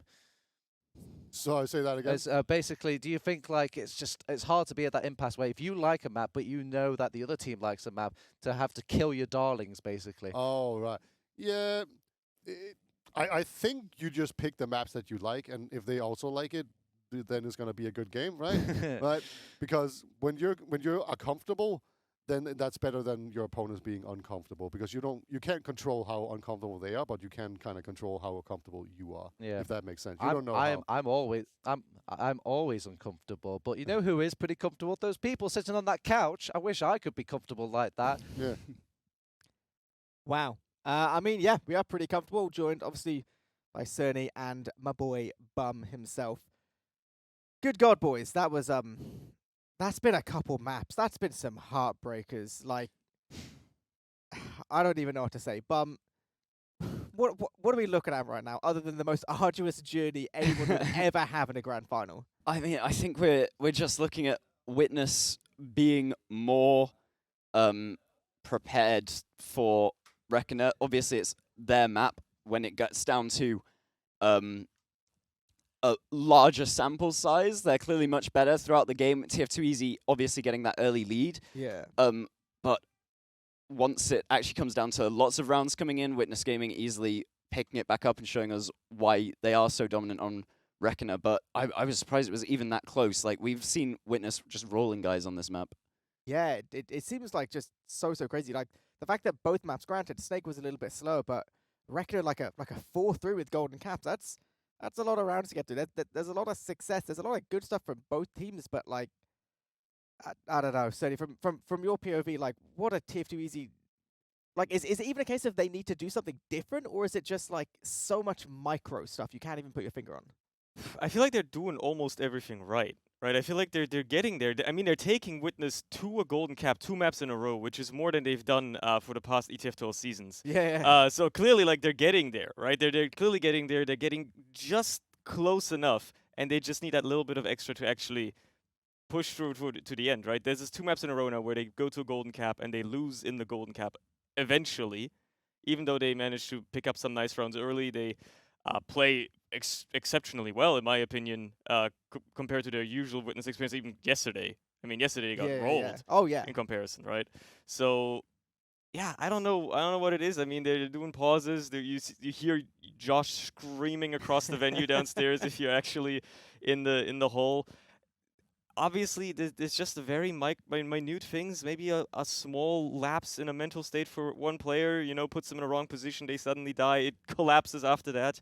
And then the same happens on the Witness side. And, you just go back and forth like that. I think Witness might actually kind of have LAN nerves. Like, obviously, as they've been the best team in Europe for so long, we kind of forget that they were dominant basically during an online era. They've been to 2 LANs. They haven't won a LAN final yet. This is their opportunity to do so. Yeah. And obviously they looked so different to yesterday. They were stomping TF2 Easy. This morning they obviously played their ETF12 game on LAN. It was a hair in it between them and League of Shadows. And now they're nearly getting toppled by TF2 Easy. I still think they have the Edge obviously coming out on top in both of those golden caps, but they should be much more comfortable than this, and it's going to be interesting to see TF2 Easy maybe take them a lot further and could even win it in the end. Yeah, it's crazy because obviously, this is best of 5, so we've got potentially 3 maps coming up. Metalworks into Product into Process. Now, I think most people were probably kind of hoping to see TF2 Easy get at least 1 map. And I feel like right now, I don't know, maybe I'm crazy. I feel like this is one of the worst positions for both teams to be in, right? Because TF2 Easy, they've had 2 arduous maps with 2 golden caps. They're just like, oh god, guys, we're so close. It's so frustrating. But like you say, from Witness's point of view, they've got to be a little bit shaken because they're like, yeah, we're 2 maps up, but we've just only been able to win these. Yeah, I feel like both teams need like their bit of a breather, right? It's possibly the most tilting situation you can be in for both of these teams, because TF2 Easy have come so close and have nothing to show for it. Like, it doesn't matter what the map scores are. At the end of the day, you lose it, that map's just a write-off. Yeah. There's nothing to say about how close it was in the overall map scores. But yeah, Witness, they have got to be worried. The fact that it's going to golden cap every time, especially on Reckoner, which they're supposed to be so dominant on, is going to be scary for them. Yeah, like after I saw the map picks coming in, right, and I saw especially Reckoner and then now Product coming up, I was like, they might just have this after the first 3 maps, and it's going to be like decisive. But the fact that they're struggling so much against TF2 Easy is actually quite surprising. I mean, they've won at the end of the day, and as you said, it's all that matters really, is that they win the maps. But they have been struggling. It's been an arduous path for Witness as well. They have really had to work for these victories. They couldn't just rest on their laurels or anything like that. They really had to work for it. And I guess part of it is also TF2 Easy just being a bit maybe more warmed up. I mean, yeah, Witness played the official, but TF2 Easy did have to go through the blokes. They've been probably scrimming all day. They've been really, they've been really keen on their map talks and all that stuff, especially like when you saw the map picks happening. Like they were all huddled around one PC with Kunu, just like everybody was having their input, and Witness were just sitting there like, yeah, we already figured this out like an hour ago, but like whatever, we know what we're picking. It's the same stuff every time. Yeah. So like, I'm not saying Witness aren't taking it seriously, obviously, but I feel like at least they went into it with a slightly more maybe casual mindset. Yeah, than maybe. TF2 Easy. Obviously, they're the upper bracket winning team, so they could have their first 2 bans, so the map was always going to favor them a little bit, and, maybe they kind of went into a thing it was going to be a little bit easier than it actually has ended up being. Obviously, so we are meant to be going to Metalworks next, which, I don't know, you guys, I always find is like a little bit of a weird map at times. I feel like it can, I don't know, I feel like it's a map which can really catch people out sometimes. Like, you've got to be really aware of your positioning because the map is like 80% doorways. You've got the mid, which is, you've got like the couple different trains of thought where you have the teams that play super passive on Valley and you have the teams that just go in as soon as their soldiers arrive. I feel like this might be, I don't know, it feels like a harsh map, basically, for TF2 Easy to have to really bring it back on. I've not seen too much from either team on this map. How about you guys? Well, historically, TF2 Easy are pretty happy about this map, but and obviously, of course, it was also Witness's permaban at I-69, but what we saw yesterday, I was making these exact points, and I thought this is the opportunity for TF2 Easy. This is the easiest map that they could possibly have going into it against Witness, and they still didn't manage to take it. I believe it was a 5-1 in the end to Witness. So I know that Witness had properly tried to iron out that kind of wrinkle in their map pool, so maybe they're just completely fine with Metalworks now, and it might be difficult for TF2 Easy. They've got to actually come back into this map, considering that it used to be so much more favored for them, but now it's looking a bit shaky. Yeah, it is. All right, very last little word from you, Serdi. Does TF2 Easy have a chance to come back in this, or do you think this is going to be curtains? If they aren't tilted to hell by now, there is a slim chance they might take Metalworks, but I don't think they're taking Product. I don't think there's a world in which they take Product. I'd agree with both those takes. All right, fair play. Well, we're going to find out pretty quickly because we're going to be heading back to our casters now to keep going with this Grand Finals. So I was thinking either blue or red curtains out now. I think that I'm pretty sure that's just going to be the case. Yeah. So. Oh, hi right. there. Oh, hey, welcome. Yeah. So me and Beta were just talking how much of a curtains this is going to be coming up into this Beta. I mean, I don't know. Should we be decorating our homes or should we hold off and maybe get some blinds? I'd be very surprised if TF2 Easy are going to be able to come back in this because they are a pretty emotional team. Like they can really ride highs, and usually the biggest issue is that they can kind of fight among themselves and not be in like total. Tell me, fly on the wall Beta. Who's fighting right now? Who's doing fisticuffs across the table of LAN? Like both more Alexi and Josh are very strong personalities, and if things are not going their way, there is a chance that they can like really start fighting and getting on each other's nerves, maybe, and disagreeing about what calls should be made. And at which point, things could go wrong. Yeah. But then when those two guys, or everyone else really, like they're so strong. But yeah, I'm not sure. I just worry that could be the case where they at some point they just start fighting and it just rolls out of control. Yeah, that would be funny. I don't know. There's something about LAN camaraderie as well, and maybe the fact that you don't have miles and miles and miles of distance between each other to not actually physically fight. Keeps the peace maybe between these teams, but hopefully they could translating that fighting spirit into this Metalworks map. Once upon a time, I feel like this was a nice map for TF2 Easy, and then that last game they mentioned, obviously from that upper bracket final, they did lose out to Witness Gaming. Do you think, was it a case of just ironing out those kinks they were talking about, or is it definitely a Witness Gaming map now? I don't think it's a Witness Gaming map. I just feel like Witness Gaming have the upper edge in general, right? Just from winning those two golden caps. But I wouldn't actually be surprised if TF2 Easy came back and won this.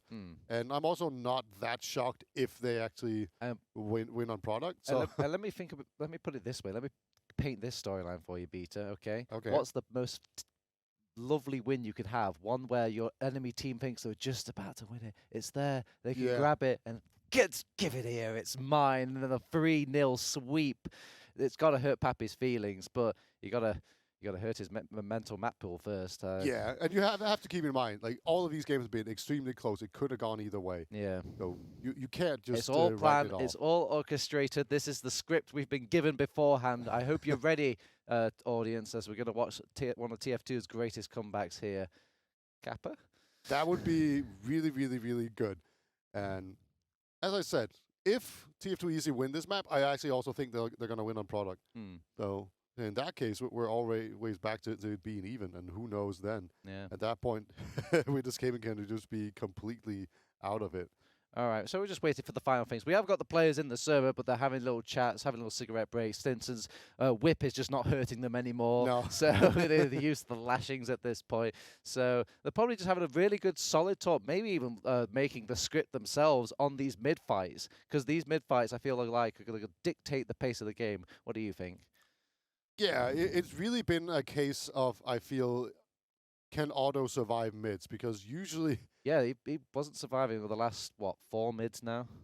Yeah, there were like a few mids in there where he actually didn't get pressured at all.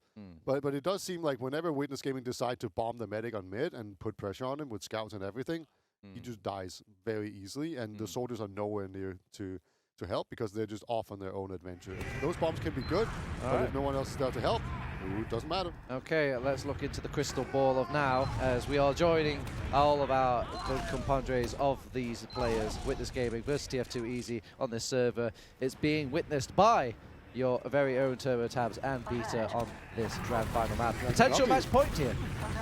Yeah, and Nubby came in very quickly, tried to get onto Domo, but he got nothing in return, and all of a sudden, everyone else just getting crushed. Otto does a nice surf, but he's going to get chased out. Surely nice. The saving pipe from Nasboy. Yeah, it seems the person that fires first in all these jumps is the one to die here, Beta. Reactive is the game, and proactive is not. Yeah, it really does seem like whoever can get the farthest in first seemed to have the upper hand there, and that was quite the exchange. Actually, because Mula hasn't been healing for so long, he actually has a pretty big disadvantage, and I think maybe they're trying to to catch them out here by going so far forward before putting time on the point. Yeah, it is a damning sort of turnaround on this mid. It makes me wonder now if these teams are actually going to go aggressive going into these next coming mids coming up, because Witness Gaming had a strong foothold going into the mid and then lost it just by going a bit too aggressive. Oh, Nubby jumped through the sticky trap. Whoopsie doodle. Okay, bangs his head on the Onto ping. the medic. Oh, he's on top, and Moolah will not pop, however. God, if he just aimed that first rocket of his a bit better, didn't go for a resetting jump, I think he would have actually got him there. Yeah, just the single Nubby bomb. They haven't been that successful, but some of them have been pretty close, and that one was definitely one of them.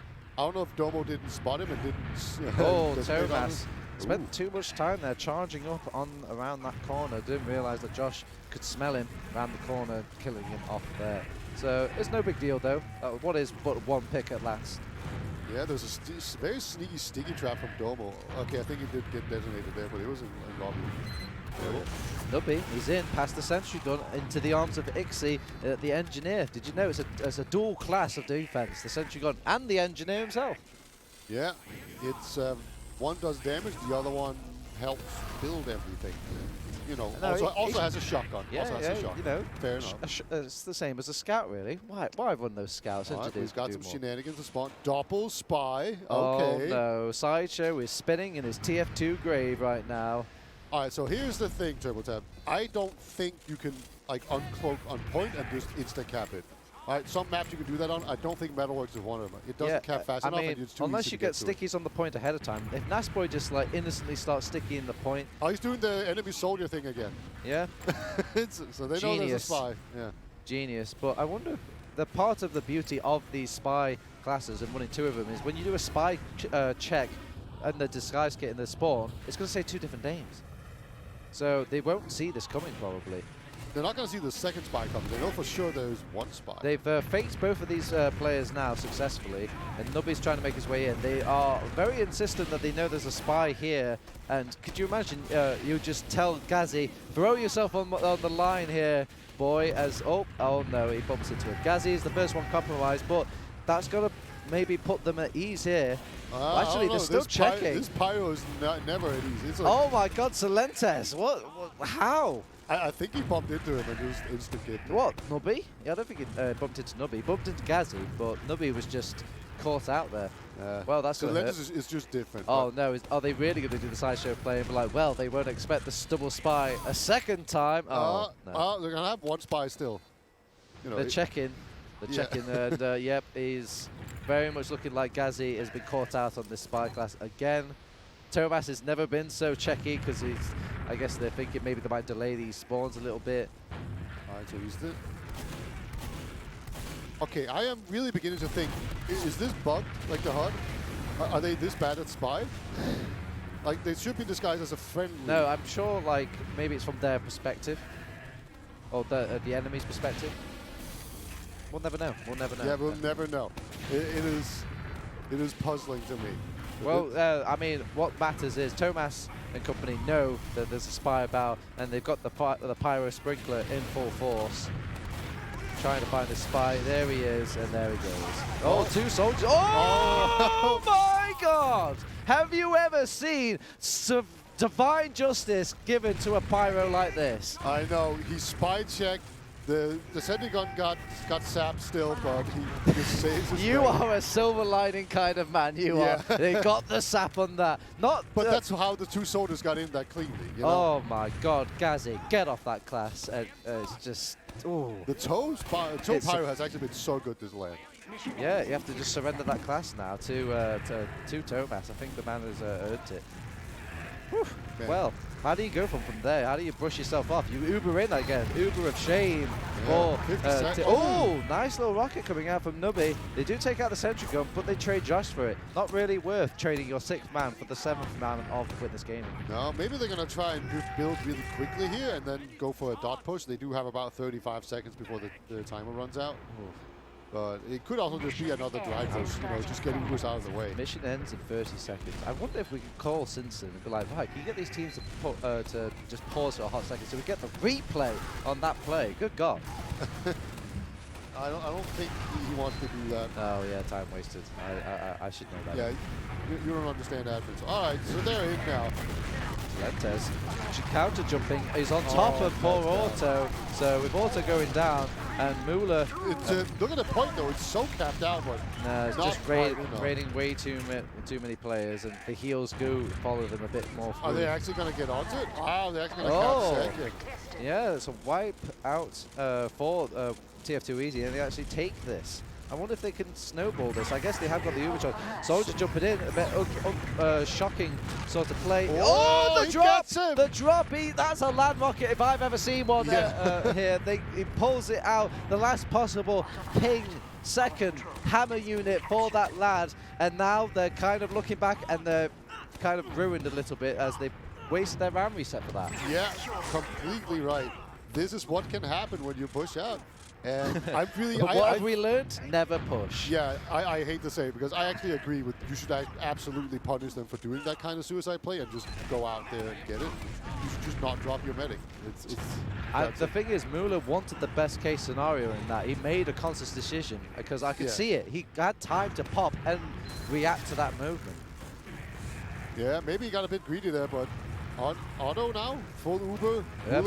Early pop, cutting out any sort of sniper as that could happen. Sentry gun not at full optimum power will go down now, and they're raining enough damage. The last boy goes down nice and early though. He's a good key factor for them getting that last point, and they haven't even managed to get a body on there really for a long enough time. Yeah. All of Witness Gaming basically was stuck behind the point, but they didn't really get punished for it because the Sentry gun was still up shooting at people, and the point was sticky. Yeah.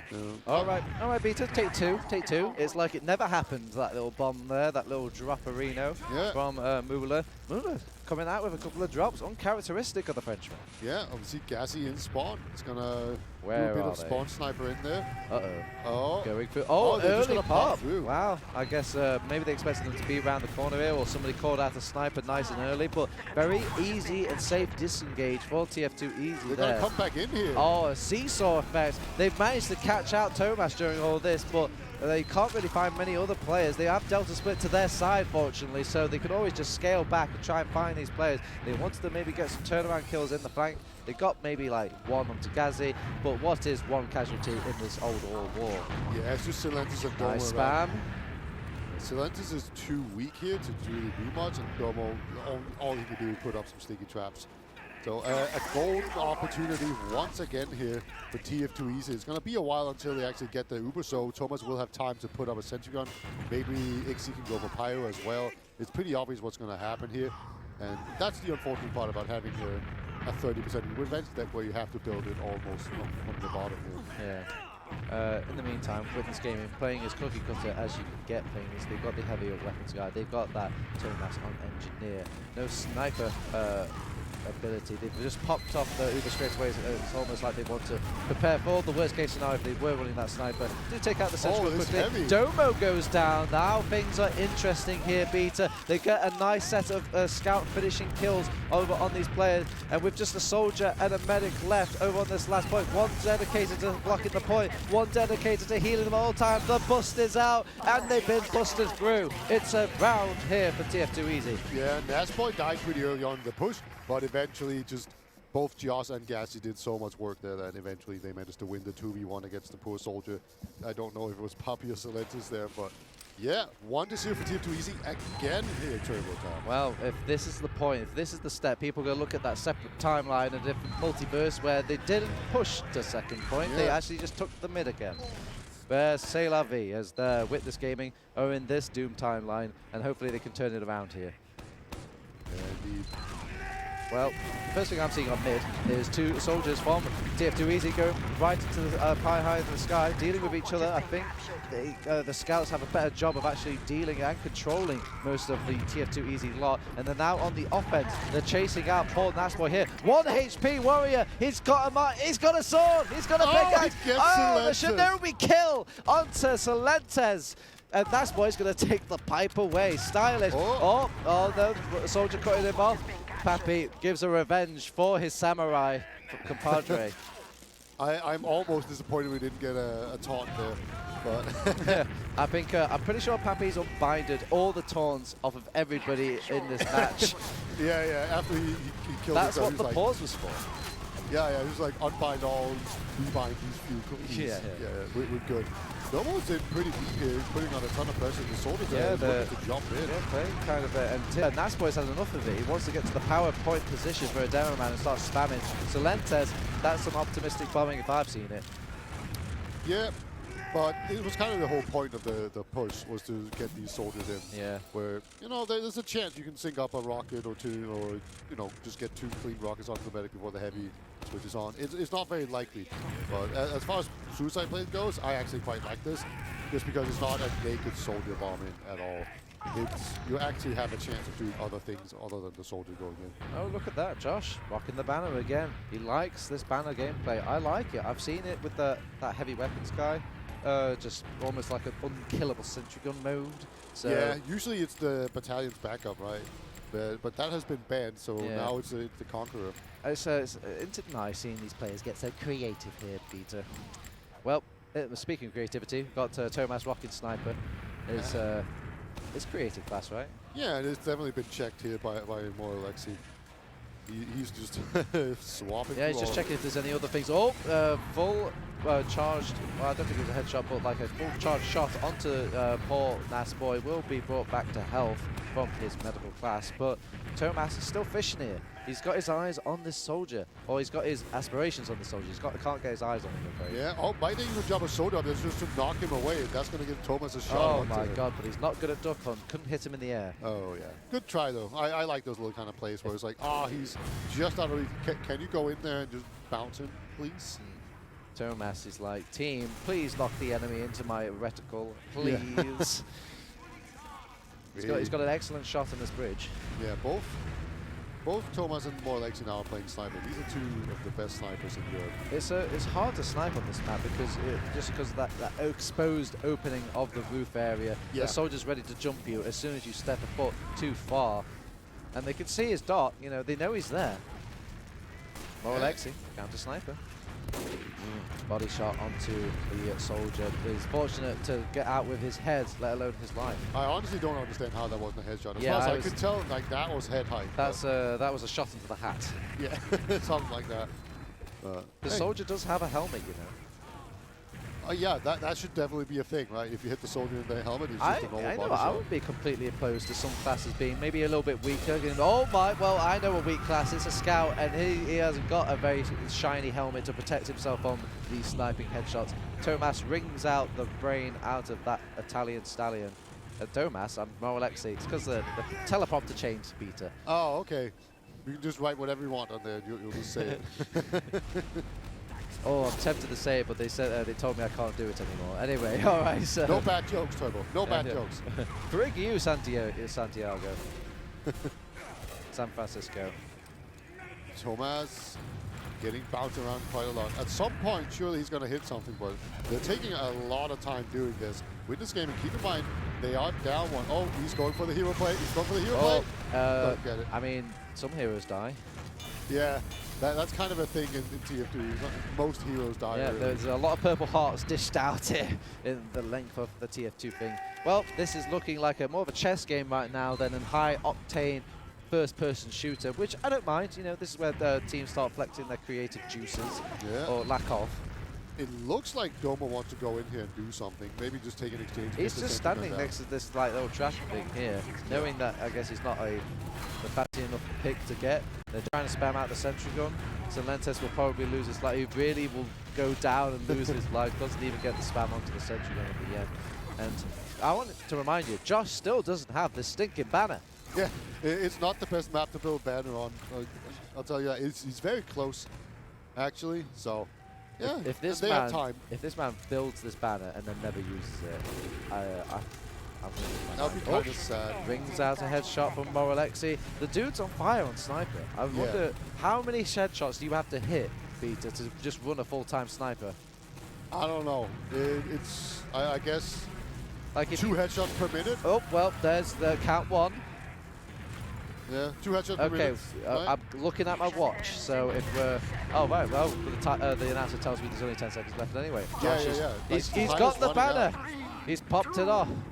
Nothing is happening. They're not even attempting to push at this final stalemate. They just kept getting delayed by these headshots again. This is Yeah. the same story as we saw on Reckoner as well. Well, I mean, Witness Gaming have learnt their lesson. No push-outs this time. Yeah. Well, at least TF2 Easy learned on their behalf. Yes. They're not going to make that mistake, I guess. So we are going to a mid-fight. Mid-fight number 3. It's only 1-0 again. But, hey, anything can happen on a mid-fight. So Yeah. we are just back in it, baby. We have been seeing the trend of aggressors end up getting the swift deft. So hopefully, maybe we'll see some defensive play out of these two teams here as we start off. Nasboy on the high ground, Domo on the low ground to start off our mid-fight. Nubby can't quite find the player he's looking for. Josh, he was but a ruse turning around, going for the medic kill instead. Will get cleaned up, and Mula is still alive to heal his team. And good God, do they need heals. Yeah, it was pretty interesting. The Witness Gaming, they were being so passive. They didn't really do a whole lot. They just waited for soldiers and scouts and everything to run into them. If you just looked at the positioning that TF2 Easy had at the beginning of that mid, like Nasboy was standing on the middle shooting down, and both the soldiers were basically there as well with scouts. But yeah, Witness Gaming, it was like, nah, they're going to jump out. Demo man bullying? Oh no, he will not get the demo man. Oh, he will. No, the scouts come round cheeky.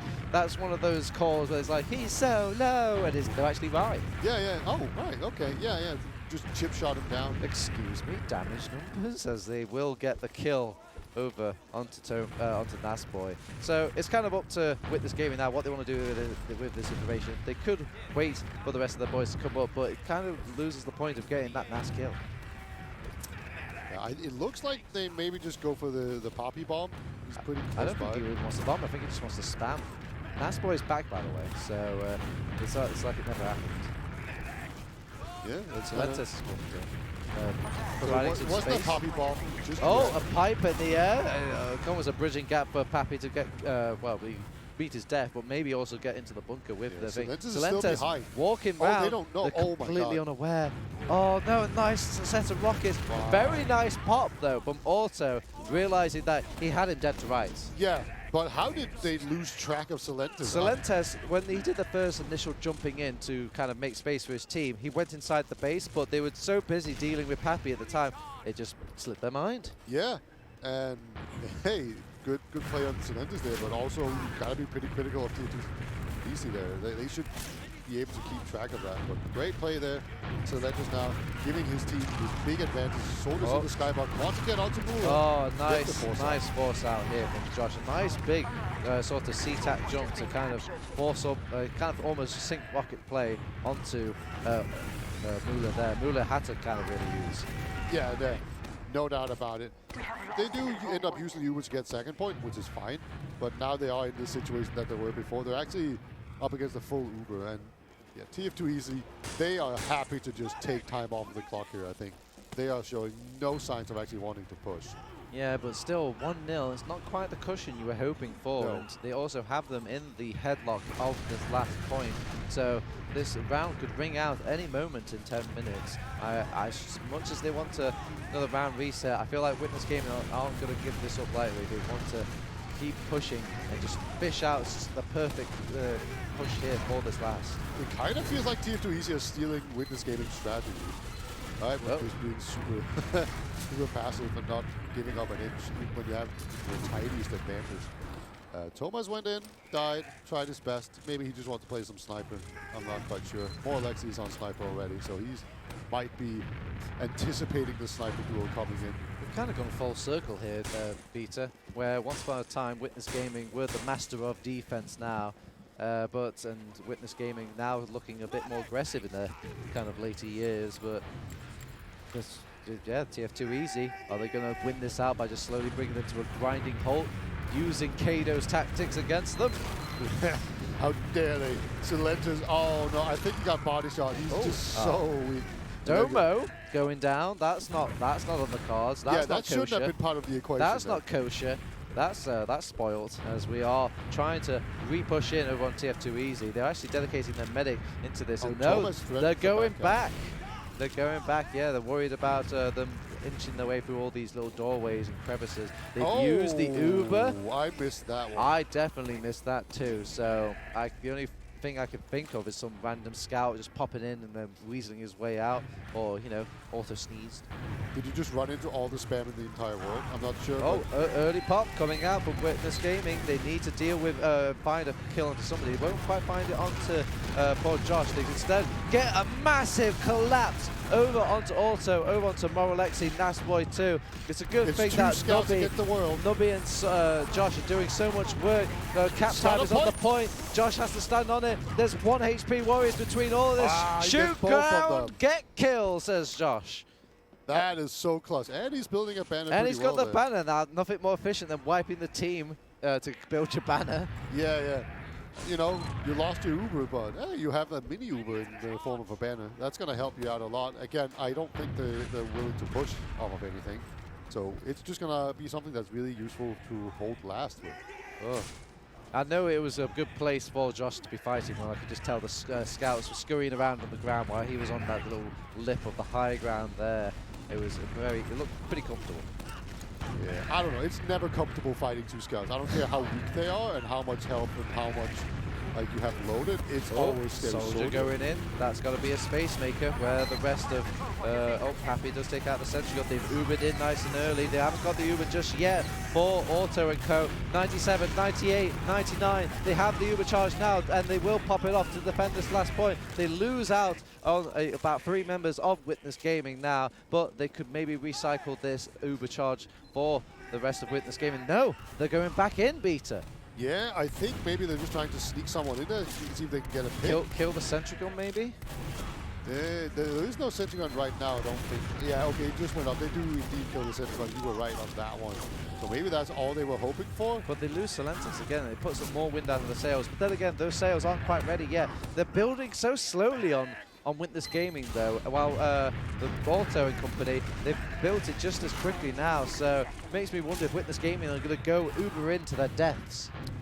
I think they're just playing chaos TF2 right now before the Ubers come in. Sentry gun has gone down again. This could be so huge if they decide to go for it. Just the fact that that's not there, that's going to give them so much more breathing room to actually jump soldiers in. But this heavy is going to do a number on them as well. All this spam, they finally use the Uber now, but they respond with their own Uber. They're trying to get anybody that's been left behind outside of this Uber charge. Tomath definitely dead to this heavy weapons guy, as we have recycled these Ubers once more. There is again a little teeny tiny advantage for Witness Gaming, but there's no way they can play off it. 20 seconds remaining here. This is going to be the last Hail Mary push as they come in. Oh yes, you're right, a round reset's actually on the cards here, so they're just going to have to dig deep, go for a push. Some cap time on point, but this heavy weapons guy is just ringing out shot after shot. It's the perfect sort of point for him. Everything feels like close enough, but not too close. Okay, Nubby did chase. Is he actually in a situation where he wants to put time on it? No. Moolah's like... Moolah, what are you doing? He's going right in the logs. My logs. Yeah. You're supposed to hide in a corner or something. All right, well, 1-0 still. Another round reset, another mid-fight. I've seen so many round resets, I've not been keeping track of the mids. I bet the logs must look butchered by this point. Maybe. Usually when there's a stalemate like this, the logs get real tiny. Where like, oh, Nasboy top damage with 178. That's really cool. Whoa. Yeah, both demos taking all the stickies to get to mid here. Domo, nice and early.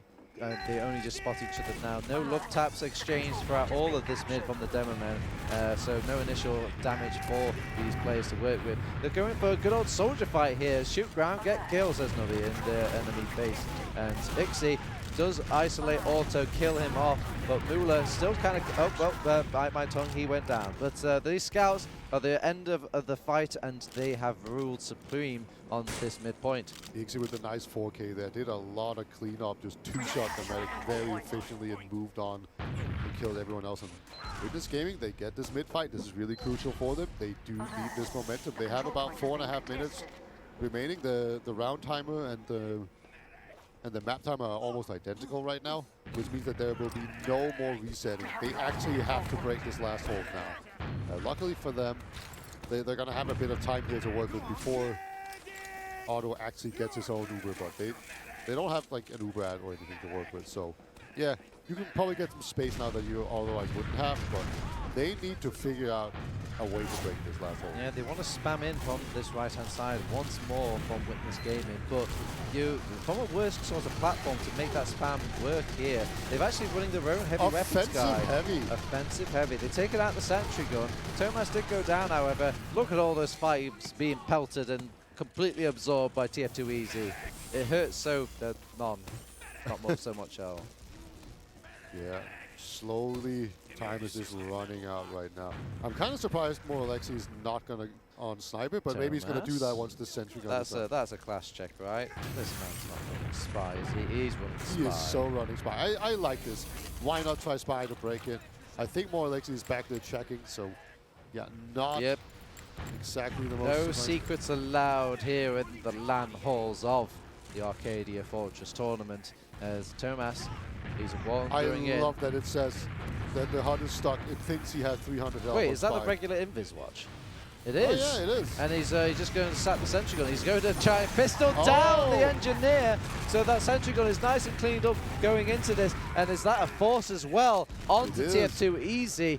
The invis watch, Peter. Yeah, just get in there quickly. Yeah, if you don't have a lot of time. Decloak. Also, just the fact that you got the engineer there. Oh, that's actually soldier. Goodbye, Nubby. I guess this is license to die because one player was dead on Witness Gaming. Why not throw in a soldier, see what happens?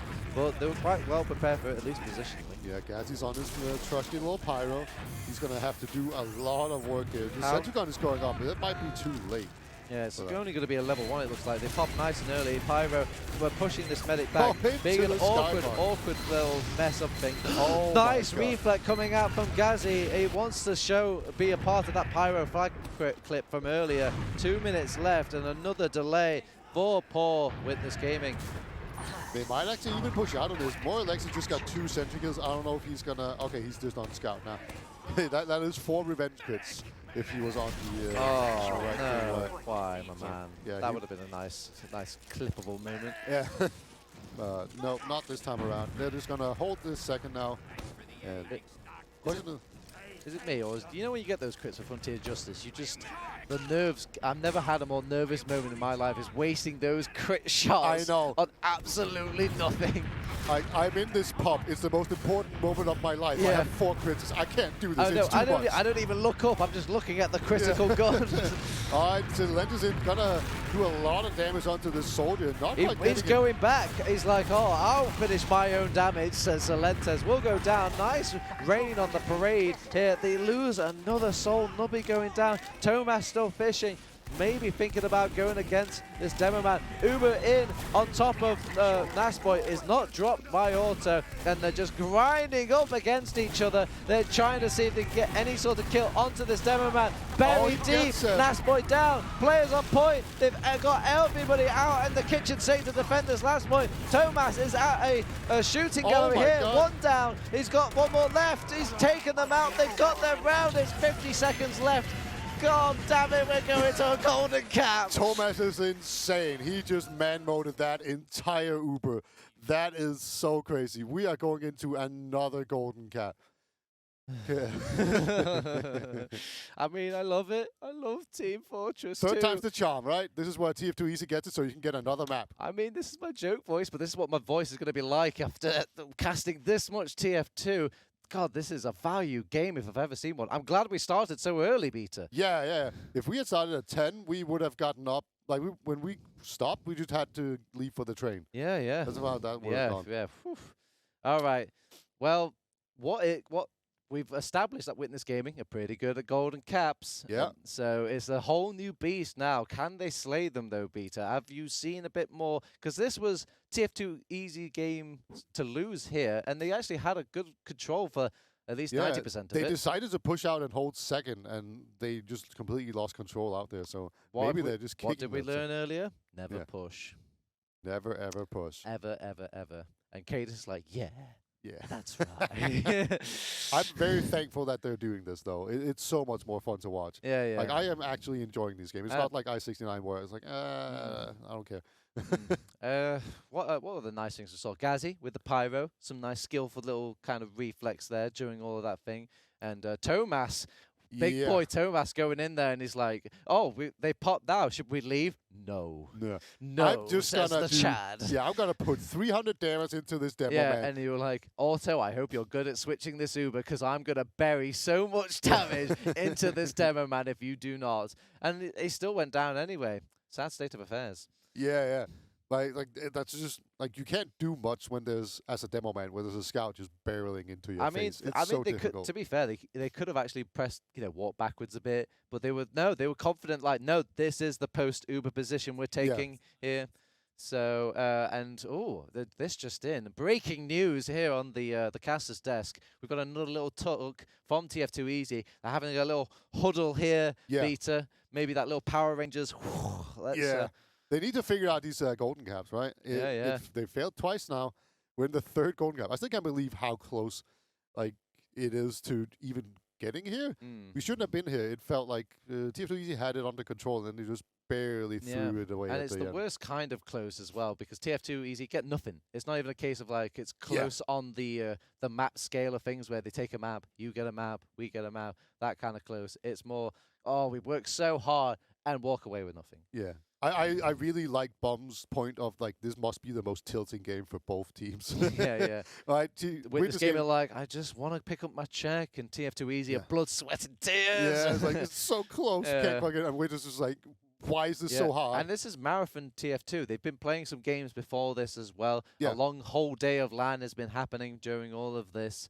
I mean, in theory, though, it could be kind of short if Witness Gaming have close it out here in the third map. So it could be short in the sense, but it's the longest short you've ever seen. This could be the final round of the entire LAN, guys. So if you're not clapping, start clapping right now. Cheer for whoever you want to cheer for. I want to see some more TF2. I want Turbo Taps to die. It was a bait. Now I want to die. Yeah, there you go. Mission accomplished, everybody. I guess they're clapping too hard down there in the halls. The sonic waves destroying and mentally. Yeah, stop clapping, please. You're rattling the keyboards. The players are scared. Please stop enjoying this wonderful grand final set. We're back in. Okay, hold your clappers. Get your Twitch chats ready and waiting. We're going in to the belly of the beast of our Metalworks. It's the Golden Cap, baby. Match point here for Witness Gaming. Can they deny this comeback of TF2 Easy? Only time will tell. Immediately again, TF2 Easy, they have so much space here on this first mid before. Oh, strong start. They've taken out the demo man, Thomas as well. And they've isolated poor Ixie and Solentes. And Nesboy is deep.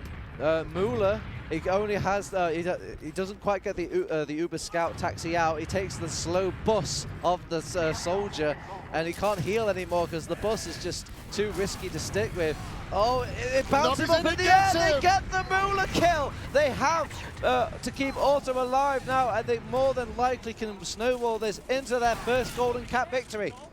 That was such a clutch chase there from I think that was Nasboy. I think Nasboy knocked him up into the air. The perfect thing. Pappy's gone down to some spam. They're probably going to lose a soldier as well. I mean, okay, maybe not, but Solentes goes down eventually. They've got time on the point, times 3. They put everybody out. And just as quickly as it was around, it's over here. And we're going to another map, Beta. Yep, we've got another map. I believe it's Product next. This is such a crazy, I can't believe 3 golden caps and finally they crack it. I feel like they kind of looked at the mid that happened before this golden cap and they were like, they're giving us so much space and we're just jumping into them and then they're killing us. We're like, okay, let's just shut down the doors. Every single step of that mid went off like golden clockwork in that, and then they even finally as well got that kill onto the Strat Talk, man. The Strat Talk. They literally just took his little figurines and went to every person, you're doing this, this, this. And it went out like a great, just a massive machine of efficiency. It couldn't have been any better, but let's throw it to a break here. So we need some water and the players need a little break. And then coming up, map 4 in this grand final. The Arcadia Fortress is back now, it says on the HUD. So here we are. We're back here in this game of our grand final here, Beta.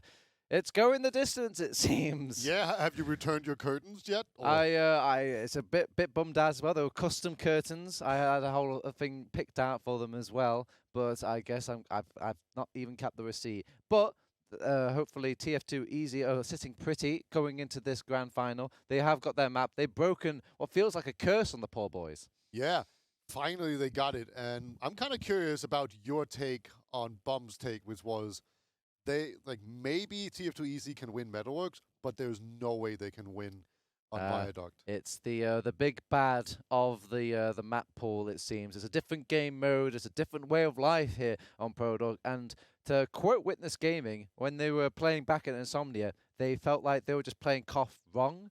And they were pretty close with Froyo at the time. You know, usually those Americans, they love a KOF map as well. So yeah, that's true. They feel like they've reinvigorated themselves on this King of the Hill map. But then again, this is a team that lost to League of Shadows a couple of rounds in, playing a King of the Hill map in the ETF2L. So let's see how they can put their, proof in the pudding, basically. Yeah, I'm kind of wondering, because we have seen that Moralexi is on fire. Yeah, the on sniper. The sniper, right? I want you bring up. That's a good point. Do we go full jukebox here and just run? Oh wait, we need to be a bit more current here. Sheepy.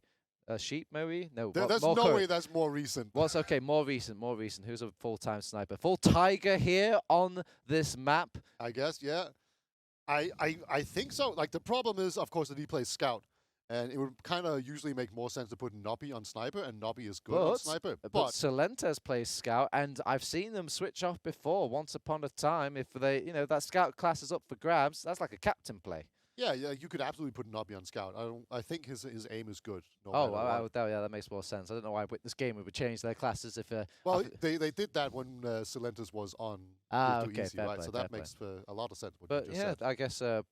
That's a good point. Nubby, and I feel like those players are quite tightly identified with Soldier. I'm not sure how is good the Nubby Scout. I don't know. I haven't really seen it. Like, it's good, but. Because you've seen his sniper aim is insane, so his aim in general is just insane. Yeah. Well, how about two snipers? But you could also I think they're actually more likely to just go double Soldier, because Soldier is actually kind of good on Viaduct. People have learned a little bit better now to not instantly die all the goddamn time with that. I remember Poppy saying, like, if you don't get 400 DPM on a Soldier on Viaduct these days, you're just playing it wrong, because it's so easy. That's a quote that's going to bite him now, isn't it? Aged like milk. I'm going to check in those logs very tightly. Yeah. But like, so far, I've seen him back up his words with play, because Poppy always does really well, and it's just the fact that you can do these bombs into the faces of them, and you get like 2 rockets off so easily, and you don't take that damage, so they also still have to kill you. Yeah. So it can be really brutal. I mean, still though, a sniper is very egregious to fight against. You have to have almost like a separate plan involved for just dealing with a sniper-centric team that has one of those, Highlander-esque snipers that if you show yourself, you're dead. Yeah, basically, and. Luckily, Cookie Cutter is pretty good at dealing with Sniper on this map, so you can absolutely play around it, especially at the top level. But we are live here, TurboTab, the 4th map of the grand final. TF2 Easy finally winning a map in a golden cap, because all the maps have been golden cap, but again, this could be match point for Witness Gaming. Oh my god, we're going to witness the first golden cap ever on ProTug here, if it's even possible. Never possible. Only in ETF2L. Yeah, somehow. All right. So the first thing I'm seeing is Domo just getting nice and set up, fishing for some pipes, even eating some pipes himself. No. They see the first bomb coming in from the opposing team. I think that was Josh. He went down on the back line, and they go for the counter aggression instead. Nice serve coming out from Auto, and Auto is out. And Gassy gets Mula, and Auto somehow. He's still out. They were chasing him. Oh, that Auto. was a sick escape. Yeah, from that Auto. was graceful, like a ballerina. Yeah, and not only that, like, he got the air arrow onto Silentes to stunt him, because Silentes was going to get him, but he hit that air arrow and just completely stopped all momentum that he had. This isn't this kid's first LAN, is it? No way. Yeah, I don't think so. I don't care, though. He's been playing great, and they're going to have this big Uber out. Oh, on top of the medic, another little surf. As Auto will pop off the Uber now, as his life is far much in danger. Pappy will go down, XC2. Silentes going aggressive on all these non-Ubered players, and they kind of come blindsiding them with a flank onto them. Nasboy going down is detrimental for this squad. Tomas, we've seen this sort of dancing about play before. Moralexi kind of rubs shoulders with him, does take him out, however, and Mula sitting pretty again. Yeah, got a pretty big Uber ad, so they can definitely get in here. They probably want to wait for Selections to get in there as well. Looks like TF2, they're going to go in here before they can actually really get any proper presence here. They get a lot of work done, but it might be too close to this Uber that's about to come in here. Lots of players are dead. Otto is running as fast as little feet can carry him, and it is going to be enough to get him far enough away here from the point, but that was a very dangerous situation. They're holding really close with the medic here. Aren't they worried that they could just use the Uber at this point? But I guess they kind of want to bait it in, perhaps, see if they can make them overextend. You know, maybe Mula and, oh, sorry, I should say Otto, just feeling hot. I feel like he's been jumped a few times now, and he just keeps getting away. Yeah, and I don't know, maybe he just went like, no, I have Uber, you can't jump me, right? Sometimes you just played, say, you just kind of played really confident like that. Uber going in, they're trying to get on top of Paul Domo. Domo's so weak right now in the backlines, but he's not dead. He's so weak still. Ixie, he can't dodge this, says the Pasta Master, as he will get the kill over onto that poor medic. And now it's trying about solidifying the rest of these kills, but... Ixie with the pistol gets Naspor. He was down to 3 HP. This is quite a chaotic fight. It's a scout that are fighting basically each other. And Gaz is going to get a kill, but so will Ixie. And we are just in for the long fight here. The respawn advantage will favor TF2 easy. Remember, when you hold the point in Koth, the enemy team gets a faster spawn than you do. So yeah, that's why you see Moralexi stepping off the point for a hot second there. It wasn't a herpy impression, it was a respawn impression, as he wanted to get his teammates in the fight quicker. Domo does go down during all of that monologue by my own, and now we're just kind of waiting to see how they can hold this point from an arm's distance over on TF2 easy. Putting a lot of pressure on, but they're not sending in suiciders here. They're just kind of playing it slow right now. I think they were just waiting for Domo to get in here to put up the pressure and with the spam. Those sneakies across the point are so strong. Really pressure on the demo man, and they throw 2 soldiers in as well, hoping to catch Nasboy before he was Ubered in. Thank goodness Nasboy didn't jump there where he was Ubered. Sometimes you shouldn't trust your medic, I guess. Yeah. All right, Domo goes down again. I'm seeing a trend here, Beta. Yeah, Nobby just has it out for him. And they really do need him in this situation because you can see as soon as Domo gets in the fight, it gets so much easier for his soldiers. So it's really a ripple effect that has such a huge impact in the entire Josh game here. overextends, goes down. Nasboy, fancy little trap there, getting himself a scout. It's always a nice thing to have. Nice pipe onto the soldier as well. We'll have to wait to throw a crossbow. They get a cheeky cap under that. Oh no, they do not. They will finally. Okay, now they'll get the cap point for that squad. Did so much work on that soldier there, but unfortunately for him, it's been too tanky, and the scout comes in and shoots him. Point will change hands here. Witness Gaming are a little bit ahead. 2 soldiers. Yeah, sent them in 2 soldiers. That's very, very aggressive here. Scout comes in, well, gets the force out, but they paid for a lot with their lives here. Domo again tries to jump out. He's actually under lock and load right now. That's pretty interesting. Oh, I hate that gun. That gun just instantly gives scouts a complete unknown fast. And plus, I can dodge those pipes. Just instantaneously shot out like a bullet. Yeah, they are very scary, but G2 right now, they're doing so much work. Nice, and they get Mula as well, so this is going to be a solid amount of time for them. Oh, they're even going to get maybe a bonus soldier kill. No, Scout around the corner. Uh-oh. Don't do it. There's a trap. Don't do it, Tomas. You've got so much to live for. Is he going to do it? He might try to run out and catch Nasboy. Oh, Pyro coming out from Witness Gaming. A nice little chings. And they, nice little jump coming out from Josh here. They even lose Silentes during all of that foray. Ixie does kill Josh with a reflect at the end. But, I mean, mission accomplished for that lad. Yeah, absolutely. You take those every single day of the week. Otto is looking good. Full Uber for him. Time exchange, 20 seconds or so left on the clock for Witness Gaming, but they haven't really got medical heals on their side. They will come back just a little bit quicker, but they've got an Uber charge ready. They dropped poor Moralexi and Gazi during all this. Uber goes so much damage! Nice boy, 1 kill, 2 kill, and damage the brute. He's coming back in. He's going for the long jump onto the point from downtown. And when the dust has settled, it's still the point belonging to Witness Gaming. They need to stand on it. Josh has got no legs though. Moralexi has. Scouts going in deep. Chariot Gaming as they will push them off. ×5 cap. And they have managed to get themselves back on their Josh does lack a respawn, however, but... Yeah, Gazi, I don't think he got the memo there, or maybe it was the other scout, but they didn't quite... Nobby's going to go for the medical. That's a hero moment that was not needed. Uber charge. Ready, waiting for Witness Gaming. All they have to do is cap it. That's their only objective right now, but they want to go and get this Demoman off the stratosphere. He's missing the easy shots. He gets the hard one. And they are coming back for the leftover remnants of this Witness Gaming squad. They use the Uber now over on TF2 Easy. They're scrambling for the point, trying to keep it defended. They need to stand on it at all times. They kill off another one. Focus fire. 4 people onto the point. 1 soldier goes down. There's just the Demoman left. The Demoman will go down as well. It's just the medic. He's got the bust. Wow. He's been busted through. The first round will go to TF2 Easy, potentially. Yeah, Ixie is going to have to walk through hell. Oh, he's walking for. He actually will die.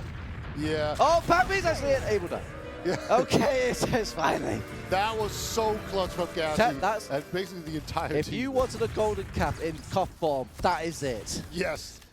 And, you know, I mean, it says overtime, right? On both of the times, so. Overtime? That is a real thing, let's say. But yeah, that was extremely close. And TF2, they take the first round again.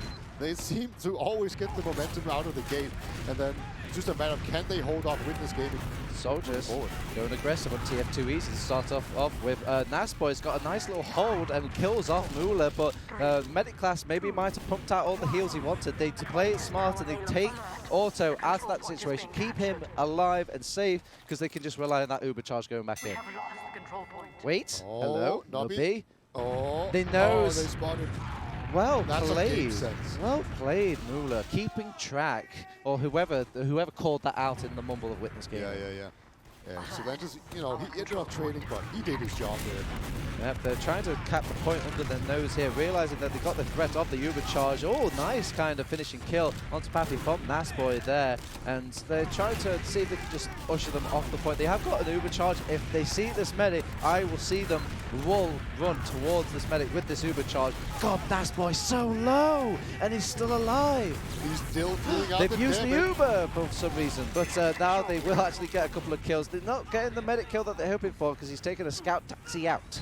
Yeah, I think they just saw no one. They're like, we can kill this guy, and they just immediately did. So it's not like a useless Uber, but I don't know why they waited so long to do that though. They spotted him earlier, but I guess maybe more a combination of saving and winning. Yeah, I feel like there's something went Oh, a little bit hello, Uber charge. Okay, I didn't see Moolah go down that Otto road. is gone, man. He is so out. It's unbelievable. Yeah, and they will cap off the point, but a bit of time is a little bit taken back from Witness Gaming over TF2 Easy's point, but they can set up a forward hold at least for a couple of seconds. Yeah, of course, they can just Uber out of this forward hold very soon, as they're about to have their own Uber, but they are going to run through with the Pyro as well here. It's a pretty classic. Nice reflex, start off things going into this jump. A lot of spam is going to be sent because as much as you can do it, oh, Domo going down, a nice little pick for them to head back into this. Nasboy being pressured ever so much as he has got an Uber charge in his back pocket, somewhat ready for him to go aggressive with. They are actually recollecting themselves and pushing back in. Of course he doesn't go back to spawn. He's Gazi. He just keeps on playing Pyro. But all he's doing now is getting a good view of all his teammates doing the work around him. They have got a soldier going aggressive, but it's a tall order to ask for to jump against a Pyro like that. They do eventually make it through the forward hold, but they do lose the Uber. Yeah, they have the Uber charge back on Witness Gaming, but they've lost a couple of souls here. They're delaying things, and they're staying in this corner, the death corner, as they will pop off the Uber charge now. Nasboy going across to the other side. Oh, the arrow! Gets the long-range arrow onto Nasboy. That's a throwing a wrench into the works, and now they have to deal with a very, very poo version of their own Uber. Solentes does take out a weak Nobby in the mix of all that Uber charger. Pappy's trying to reclaim the point. It's full blender here onto Conquer the Hill right now, and the red particles are just winning that bit more. Otto again. Oh. Actually makes it out. Nasboy saving cute. Otto has been so good at escaping this map. It is actually unreal.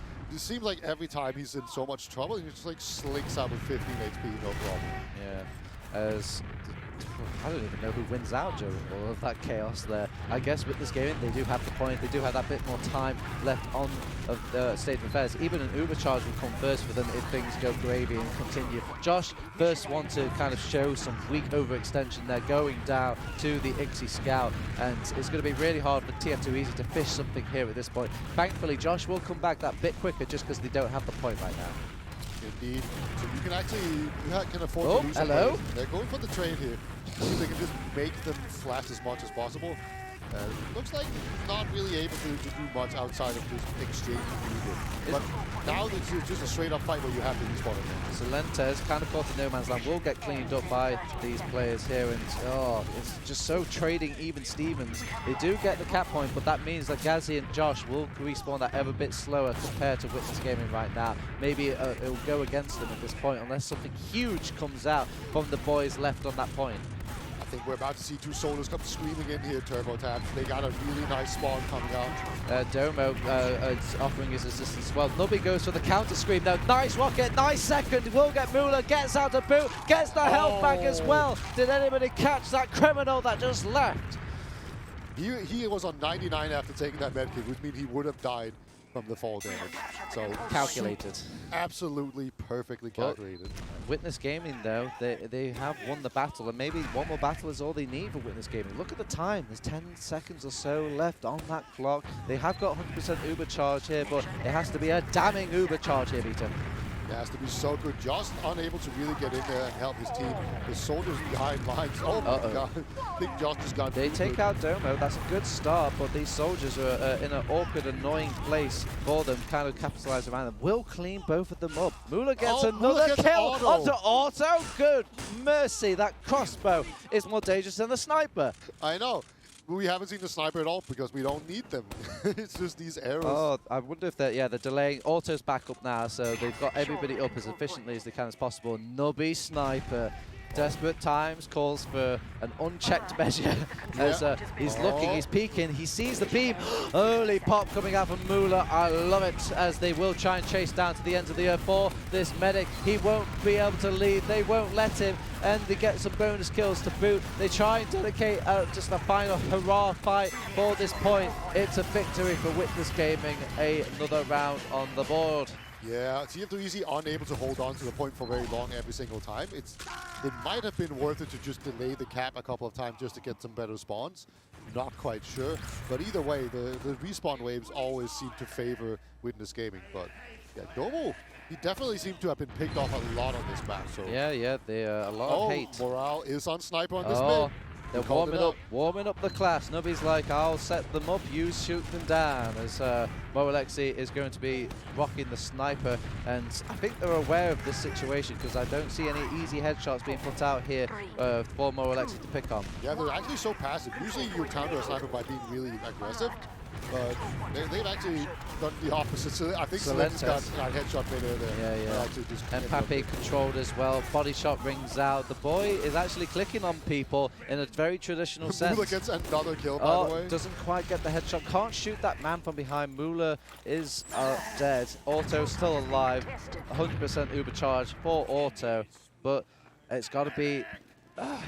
it's scary because the sniper doesn't really have that presence. So if Morale is missing these shots, it feels like he might as well be dead. Yeah, snipers are generally speaking pretty bad at denying soldiers when they jump in. Obviously, you can hit him for like 150 if you charge it up, but if you don't hit him... Oh, they're going for the flank here over on Witness Gaming. They want to kill off the bodyguards for this Presidente. Can't quite get the shots and is missing again. Look at the presence that's just not being run down by these players. They will use some Uber charge over on TF2 Easy to solidify this defense, but I think if you're Witness Gaming, you counting this as a victory. Probably so. Just the fact that Muller... Oh yeah, and Morale went down on Sniper anyway. Yeah, he got snuffed out in the fight there as well, but the time is looking really good for TF2 Easy right now. It's just a matter of can they actually hold on. He's back on Sniper again. No, and Nobby's on Scout. This is interesting. We were talking about this. I guess we're going to get all our questions answered. Yeah. He's going from the low ground instead, trying to go for the first crazy, sneaky shot from lower. Will push up to the high ground now. Oh my God, he's not Okay, missing. justified. Keep this man on sniper. Take away that class choice menu and keep him on there. Let the boy click the ban. As they're looking for these soldiers, keeping an eye on them because they're the biggest tool they have to deal with this Moralexi sniper. And with this gaming, they don't want to overcommit here. They're playing it safe. They just got forced. Oh, dome out onto Mula here. So that's heals taken out of the equation, but they're going to get aggressive. They want to take out Alto in all of this. He's brought down low. Forced Uber coming out from that medic. And another headshot rings out here. It's too easy. Moralexi, is there such thing as LAN ping sniper? I've heard of the 200 ping Brazilian sniper, but I guess LAN sniper is I guess it goes full circle. If you go out one end, it comes out the other. Yeah, I think there's some Stack Overflow thing. It makes sense. Don't worry about it. Well, Witness Gaming, you're probably rocked and you don't have time to really think about and discuss this. The times are ticking. You need to go. Move forward. Oh, a body shot ringing out onto the... Mula manages to inch away with his life. They do cap out this point. Again, not much presence or anything stopping them on this point. Moralexi missing the odd shot here and there. And it's now a tension-filled defense for Witness Gaming. Domo. Oh, missed him. He misses the easy shots, but he gets the hard ones. What a cruel, cruel ailment. Domo ducked at just the right time there in that situation. Sorter in the skybox ends up going down Silentes. Not really able to get the impact there. He's getting braver. He's on the ground with his boys, and that's why I usually don't like to go on the ground. Pappy's going to come back and get a nice, tasty health back for his troubles. Yeah, Ula is full Uber right now, so that means that everything has equalized. It's just that the time is ticking down for Witness Gaming. They've just caught up with TF2 easily. They've held on to the point for quite a long time.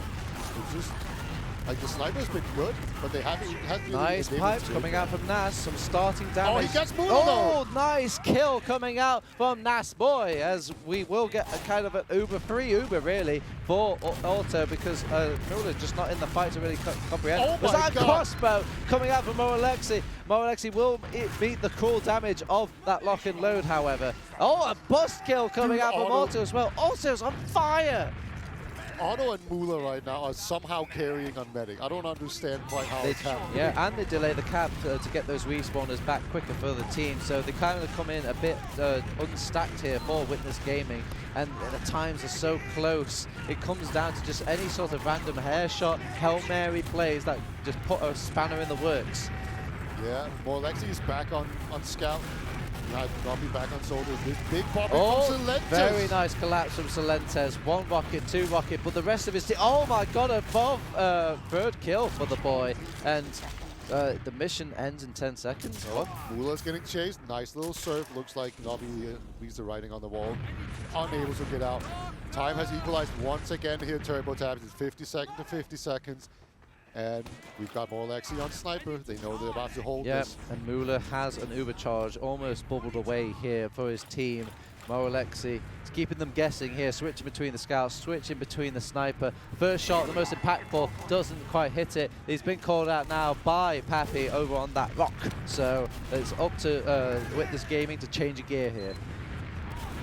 Yeah, they need to at some point do some sort of aggression, or maybe just Nubby, he's in. He's forced out the Uber. Well, that's a headache taken care of here, but they have to get out over on TF2 easy. Overextension. Nasboy does not get the memo, however, will get picked off. Yeah, unable to really get out there. Nubby being taken down as well here by Poppy. So overall, I'd actually say this is really good for TF2. Moralexi back on scout this time. This is what you need if you want to go aggressive and start capping off the point here. But they're holding somewhat closer than they really like here. They pop off the Uber. Big damage coming out from Nasboy. Can't quite find the kill though. Sets up things for his team to start things off with. He's focusing on Domo. Domo too far, however. They're capping off the point to keep Witness Gaming from getting that first initial thing. It's overtime officially for Witness Gaming. Tomas can't quite get a health back. Not there. Mula goes back and licks his wounds. Yeah, and right now they need to get time on the point. They can't cap it before auto spawns. They don't do that, so no dumb mistake there. Gassy was 10 HP. And Witness Gaming, they are pushing in already. Probably a little bit earlier compared to the rest of the team. Yeah, kind of a throw, a little bit of a throw, but they don't have Uber just quite yet, and it's they will come back quite quickly because he hasn't got that that point right now. They're seeing if they can maybe keep in mind they just need to cap it. That's all they have to do. over on Witness Gaming to win this round, and he'll win instantaneously. Salenta starting off with strong with a Josh kill. They Uber off onto point. They're pressuring it now. 3 seconds left for TF2 Easy to present it into another overtime situation. And Domo gets a nice kill to equalize onto Nubbly. Nasboy only one alive. Moalexi also goes down. It's looking curtains here for this round at least for Witness Gaming, and they win the round here. Second round on the board. Match point. Oh my god. They just barely managed to clutch it out there with some superior Uber play, getting into situations where the respawners and the Ubers all lined up in a slightly better way. But again, it's overtime for both these teams. Overtime time. That is, yeah, that's what we're going with, overtime time. Yes. All right, so potential match point for Witness Gaming. Teeth is a rattling, knees are a shattering, as it's just a very, very scary moment for Nasboy and the company. But let's hope that they can kind of dig deep and just get those long right here in this final map potential. Yeah, Mula took a lot of damage there from Span, so he was out of the fight for a little bit, so slightly worse heals than Witness Gaming, but no real kills coming in yet. But the nerves, everyone's playing so nervously. No one wants to be the first one to jump in and throw for their team. Yeah, where's Nobby screaming in? I guess Nasboy's actually Nasboy going down. Oh no, that's a massive, kind of invigorating kill for Witness Gaming. And so they just kind of push across the point and let the dominoes fall from there. Yeah, the zoom pipes are working out quite well here from Domo. Sometimes you just need a few pipes to make a big difference. Look at that. We actually Overcharge, okay. Well, they're pressuring Domo, and Domo will be saved by Mula, and it looks like they might even leave Moralexi behind here. Or I say behind, it's more like they actually push them back over on Witness Gaming. They don't want to stay in that post-Uber fight. Yeah, Poppy has gone down. It is Witness Gaming now, they're pushing in. They want this point going so across badly. The point, they're going across very nicely here. They have to take the scout taxi back out for Auto and keep his chances of Ubering back in alive. But Witness Gaming just did, I guess, a very patient play. It was quite pride swallowing for them to step back from that Uber there. Yeah, they're really confident people. They don't want to admit that they're in a bad position where they've actually just are in the position that they brought themselves into. But sometimes you just gotta retreat back up here. You see, Nobby not gonna be able to be in this fight right now. That's unfortunate. So no real pressure for a while. Josh gonna come in, but there will be no follow-up from Nobby, right? It's a danger zone for some of these players and their health. They got the cap. Hey, so that's some time off of it. Yeah, but that's 1 whole minute already taken by Witness Gaming. There, Tomas, the first sign of weakness finally here for Witness Gaming. They tried to capitalize on Nasboy's low health though and try and double down on the damage. They Uber in. I like this play. Not only does it nullify the cap and stop them from capping out, but it's the perfect time that they know they will get some kills from these people capping. Very aggressive play here up on the balcony, but Medic caught out. Yeah. And Mula going down, so Auto is now the next damage on the cards, and look at all these tagged players that are inching towards to get Auto, but they've got no health enough to really do a suicide wave. Yeah, unfortunately, and they also don't have the ability to get on and pressure the point for the same reason. It's almost capped, but you can't get on there before you get your medic in there. I think they're just going to let it cap out. You liar, pants on fire, Beta. They managed to do just that as they cap off that point with the naked pressure alone. Oh, Alexi, though, just hanging out with his boy and his medical class as they want to pressure in from a distance. Still playing it cool here on TF2 Easy. Yeah, taking the time. They know they have the Uber ad, so they're just going to take it slow until they got there and then they'll move over across. And so far they've been really favoring sending in Nasboy, and he's been doing a lot of damage to some of these players. Uber pops, they now need to find kills. They hate Domo. I hate this man so much. There's the rest of TF2 Easy to get the kill on him, but that's just one lowly demo man. Yeah, Salenta's good big chase down here if he's not careful. It looks like they don't want to bother with that. Uber ready for Witness Gaming now. What is their countermeasure? Can they do better than a demo man kill? Oh! All right. Nobby always wants to get in there and force out the medic. That's what we've seen so far. It looks like Josh was the one going for a play. No shoot pipes onto the medic either. Uber used coming out from Witness Gaming. They're on the chase now. Only find a nubby kill. That's not the kill though they were hoping for. Nasboy out of there. Yeah, this is the play that Nobby has been trying to do so many times now, and this time it worked out really beautifully. So Uber ad onto auto. Oh, Thomas is in. He's dedicated. Doesn't care. Yeah, the rest of they have capitalized on all that pressure, all that damage. It's one big meat grinder into meat grinder, and he gets the kill onto Mula as well. It's a Demo Man versus Soldier fight. It's looking easy. Picture perfect moment from Nubby right there. Yeah, and he doesn't even need to get off because the spawn on Gassy lined up perfectly there with that. Man. All right, so Well. 1 minute 30 remaining on the clock here for TF2 Easy. And an Uber charge as well. Yes, and it's only 35 seconds for Witness Gaming, but they are playing uphill right now. Oh, 2 soldiers jumping in. They're using that. Whoa, there was Mula there, and now he's dead. I'm pretty sure you're not supposed to bomb in your medic to get the suicide wave, Peter, but maybe that's just me. Yeah, this is why you didn't make it out. You know, you're not willing to suffer. Yeah, Mula, I hope you were smiling during all of that. Yeah, because that looked pretty painful, not gonna lie. Mac rules of getting better. Yeah, suffer a whole bunch.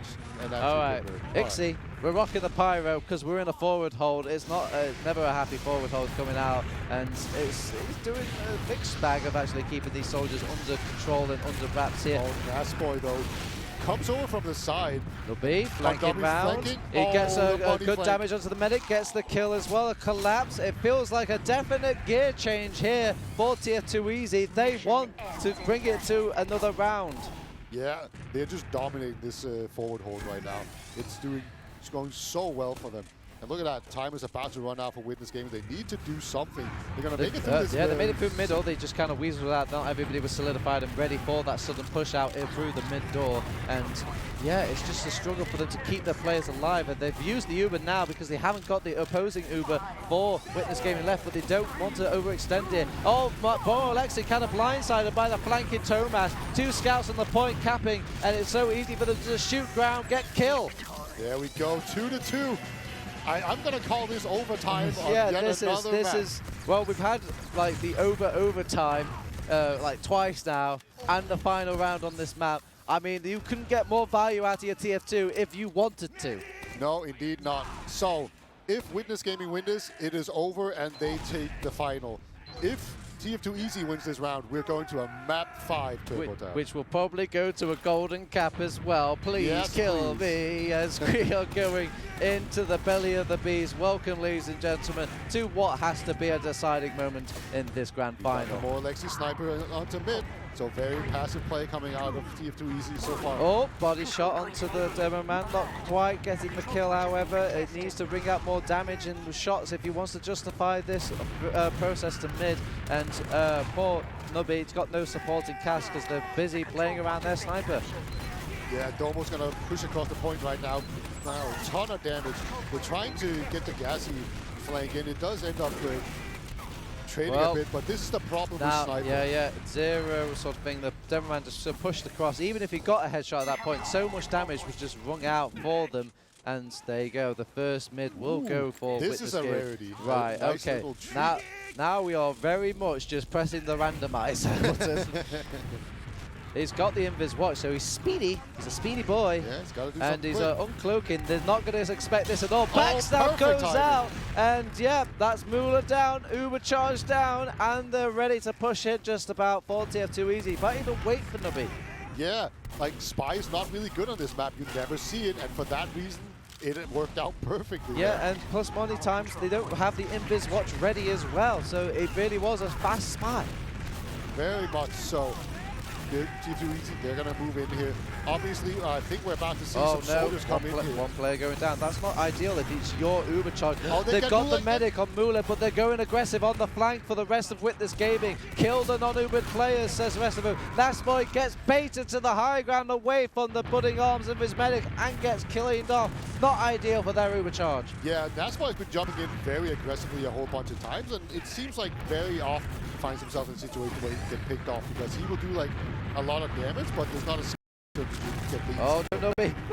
Oh my god. Oh, He's got a whole health point. He's fine. He's fine. Can you imagine if he only gave 199 health points to one class as we are just about got some time, and then it's taken away just as swiftly over on Witness Gaming. They've got a solid lead here, Beta. Yeah, the Uber's situation is that Otto has a slightly faster Uber, so if they keep just bonking their Oh, heads into what? each other, Wow, that could the come soldier into jumped effect. in there and showed a bit of weakness. Pappy going down. They use the Uber immediately. And Where the Nubby is that? flank. Wow, Nice. gets Moolah. So, Dude, Nubby is nuts. yeah, Nubby is turning up for this product map at the very least. Thomas, he's had enough. He's holding W. You're going forward. Josh is mincing them, however, and he actually finally does go down. The dust settles. They've got some point time to their name. It's a good thing for Nasboy that there was a scout around there because Yeah. Thomas was about to murder him. Yeah, yeah. He just hit 2 meat shot. Yeah, and like Nasboy couldn't do anything about it. Doesn't matter if he's 6 HP. All right, so this is a bit awkward for Witness Gaming now. How do you get past this carpet bomb of stickies that Nasboy's just laid at your feet? Oh, nice starting rocket onto Auto. 11 HP, no HP, as he will go down. Nasboy as well, that's a bonus kill for Witness Gaming, but they do lose a lot of casualties. Moolah went down as well during all that. Domo going down. I guess you could just call this a win for TF2 Easy. They're definitely slowing things down. They're going to lose this point, I'm pretty sure, but they have so many players behind that it causes so much chaos. There's 50 so much HP, Alexi. This has now turned into a horror game as he is running away from these. Oh, he actually gets back. It's now turning into a privilege game as he will get nice and healed up by his medic, returning onto this midpoint here. Pappy trying to put his best Nubby impression on. Can't quite keep himself alive long enough as he will go down to the scouts, chasing it for his life. Everyone getting a nice buff, ready to take their numbers across the point, trying to see if they could at least get their point away from the Witness Gaming clutches. There's so much action right now. Witness Game, they want to get onto the point. Ooh. Nice pipe, but Thomas will actually catch the rocket there from Nubby. All of the damage that Domo put out, unable to really be capitalized on here by Witness Gaming. So again, they're slowing this down. The Ubers are completely even. And now they're going to have to come in here. Nubby again. I don't think he should jump in before Witness Gaming makes a play, but Josh disagrees. He wants to go in. Yeah, just let the boy do his work. Let him feel it out. Nasboy is our first line of defense. Josh is our first line of death as he goes down. But he does force the Uber, however. I mean, I don't think he forced it, but his team did it. Moral support. Yeah, absolutely, and Nubby actually survived there as well, so... Oh, hello, Domo. Well, please sign here and here, sir. Here is your Meals on Wheels as he feeds over to Paul TF2 Easy. And it's going a bit trading card games between all these two players and teams. Moolah is left as well, but he's got nobody to heal, so he's effectively dead in the Uber charge department. Thomas is hiding behind line. They know about Hiding? him. The man's on the hunt. He's on the prowl. Have you seen Predator? Oh, no, they've spotted him. And he's dead. Yeah, he could have used some heat vision or Yeah, rocket or yeah. something. Yeah, that would have done him a lot better. Great job there by TF2 keeping track of Thomas behind. Again, we've seen this time and time again. 20 seconds left for Witness Gaming though. During all this exchanges, they get a lot of cap time. It puts a lot of pressure onto them. Ixie going down this early. That could be the tide turner here for this defense. Oh, Salenta's even being isolated control. More options taken away from TF2, from Witness Gaming against TF2 Easy. Yeah, and time is ticking down now. And they're actually going to move in very aggressively. They want to get the medic. He launched up in the air, but he's not low enough to get Crater. Moolah will survive this. Gazi going down on the flank doing all this. They're recollapsing it. They've committed the Uber. It's the turnaround, the reverse Uno card. We're coming back in. Where are you, Auto? I want to kill you. No, they don't. Okay. Yeah, Otto's actually coming back in here with a scout. Seems pretty brave to me. Yeah, but they have, who are they going to play it off with? The soldier's busy fighting on the flank right now. They actually want to turn around and deal with that soldier, but they're playing off of the, I guess, the kind of attention turn. Oh, he buries deep. Alexi. It will go down eventually to Domo. They get back on that point. More time spared. 7 seconds left. 12 seconds involved. Moolah goes down. Salentus will trade for Nubby's life. More combat classes over on the side of TF2 Easy. 5 seconds left. Soldier just left. He goes down. Thomas is the only one alive, and he can't make it. We made it. Third round. Fifth map. Fifth map, Turbo Tap. This could be the biggest comeback of all time in a grand finals. I can't believe it. They were down 2 maps, and every single map has gone the full extent possible. Like, let's do it, Beta. Okay, I'm Pappy. I'm reaching. The victory's there. Yeah. It's there. It's so close. It's so close. No. Yeah, no, it's not going to be easy, man. Well, not just yet. Right now, there's a firm grasp between Josh and Pappy on this stinking victory. And that's the final map. I actually have to turn the page on my maps because it's on over the page. What does it say? It says process. It says Oh, okay. So the granddaddy of. Yep, this is like this is the El Capito of maps. So it's the El Capito and the El Clasico. Let's go to the El Calcio. Oh my god. Yeah. On product. They did it on product. On product. Of all maps. Of all maps on product. We were joking about this. We were joking like, oh yeah, what if this goes to map 5, you know, with all of these golden caps and then 3-2 on product to go to our map 5. Like, I can't. I was down at the bar. I was sipping on my bonk, my red bonk to be precise, and it went down the wrong way. I thought I was going to die. They had to take me to the first aid room, and they were like, "That's funny. You're the 7th guy to choke here tonight." Oh my god! How long were you workshopping that one? I was going to use it after the actual game ended, but I had to get it out early in case I forgot it. So I'm going to be drinking more after this. Just in case. Good God, yeah, this is actually, so this is the most back and forth grand final for one of the most back and forth LANs ever. Yeah. Like, I don't know what's happening. All these games going super close, and again, I just want to say that's product. Like, all the time, Witness have been saying that their top 2 maps are the Koth maps. TF2 Easy basically permaban those Koth maps into Witness every time they play. They didn't get that luxury this time because Witness coming through the upper bracket, they get those first 2 bans, and TF2 Easy, they don't care. They do it the hard way. Yeah, like, I don't know. Could you do any better explanations as to what I've just seen, Cerny? Because, like, my mind is melting. I think Witness are just choking, like, Yeah? ever so slightly. I mean, look, yeah, they're supposed to win product. We did predict that Metal would be TF2 Easy's map, and even that was close as hell. Yeah. Like, Oh, yeah. I don't even remember last time we had a final this close. No. Like I don't even. None It of doesn't the matter if it. ETFL Yeah, ones, it for doesn't. sure. It doesn't matter if it was an international or LAN or whatever. I genuinely do not remember how many years it has been since we saw a grand final go to all 5 maps. Yeah. And Let especially- alone a yeah. golden cap in every possible map so far. Like we were joking. They would have probably found a way to golden cap product somehow. Yeah, like because it pretty much went down to like double OT. I think it was like 7 seconds or something left on like the Witness side. Like it was ridiculous. I feel like okay, so we said it's crazy. Genuinely, how much do you guys think this is like Witness choking? How much do you think it's some of the TF2 Easy players kind of getting activated? Because like these last 2 rounds from Nubby, like my man's just like I don't know, like turned into an entirely different beast. Everything he wasn't finding success with the series so far, suddenly things are just working. I mean, there's no doubt that TF2 Easy are just playing super well, but I do think Witness have kind of got in their own heads a bit, and it's very, very scary to be in that position, especially being in a 2-0 lead on the series, to now be having to scramble to find these maps, especially every single one's gone to Golden Cap, and Process is the 5th one. I don't think we can have a more 50-50 map. I don't know anything about what I favor of these 2 teams on Process, so that is going to be crazy. Yeah, what do you say, Cerny? Do you agree? Is this kind of just a bit of a Witness choke right now? It's a little bit of both, right? It's never just a one clear cut, one team's fault or whatever. Witness, I think they are tilting a little bit. They're choking a little bit. I have noticed that they've gotten a tad quieter than they even were before when they were calming. So maybe this break will be very important for them. Maybe they'll go to the bar and get a bonk or something. But yeah, Nubby suddenly.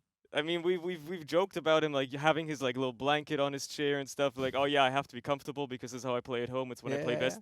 Apparently, it really is when he plays best. Because he's by no means was he not impactful on the first couple of maps, but just the turnaround, especially on product.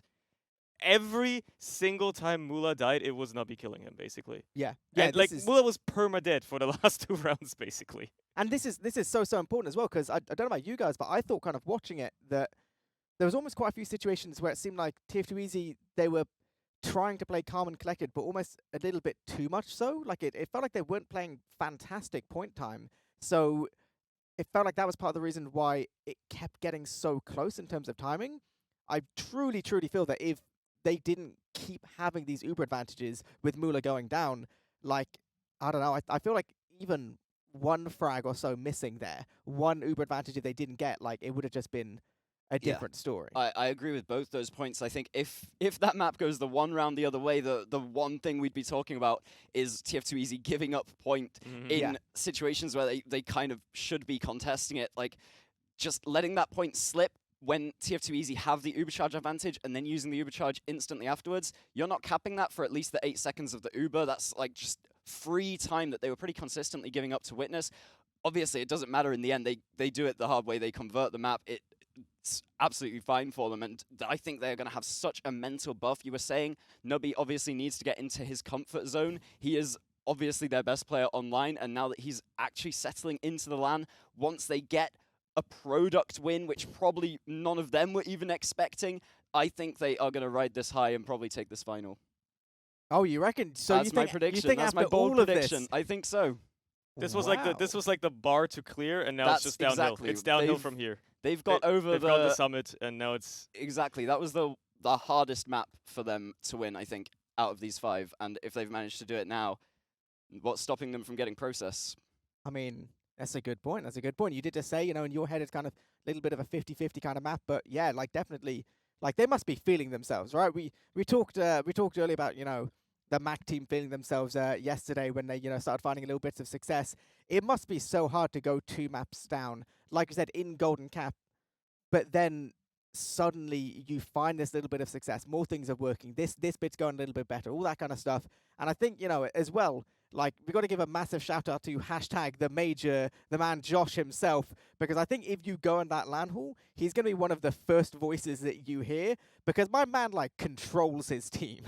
Yeah, it was really funny when you hear him screaming across the hall to chill comms. But he is the loudest person in the entire hall talking. Well, talking. Telling everybody to chill comms. It's very funny when he's the loud one doing it. I mean, he's ringing him very well. Yeah. It's been working flawlessly almost so far. And I can't even like remember a time these teams were closely matched except for the group stage match they had.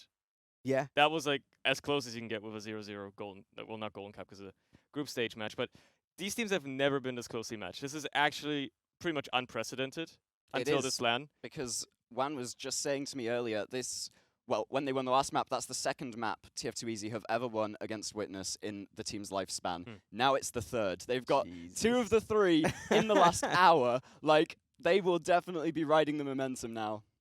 Well, yeah. I mean, it's crazy, but I feel like we've almost focused on too many positives a second, right? I think we've got to look at a couple of negatives. So, I mean, neither team is getting a flawless grand final here, so there's still issues somewhere. Is there any big issues, kind of either plays or individual play? We talked a little bit about the point play on product, but that's not really going to come into process. Is there any weaknesses that you guys can see? It's so minor. These teams are both so good, and like it's obviously evident by the fact that they're so close. There's so many like minor little things that you could try to point out if you really like analyze the VOD frame by frame and went through it again with like, you know, like a clear mindset of actually pausing and analyzing every play. Just from watching, it's so hard to tell where exactly either team messes up or whether it's just, you know, the enemy's really cleanly profiting off of a minor misplay or something like that. Like, I couldn't possibly point out like what exactly is failing Witness right now, for instance. Yeah. Like, I don't know. They're just getting a bit weak.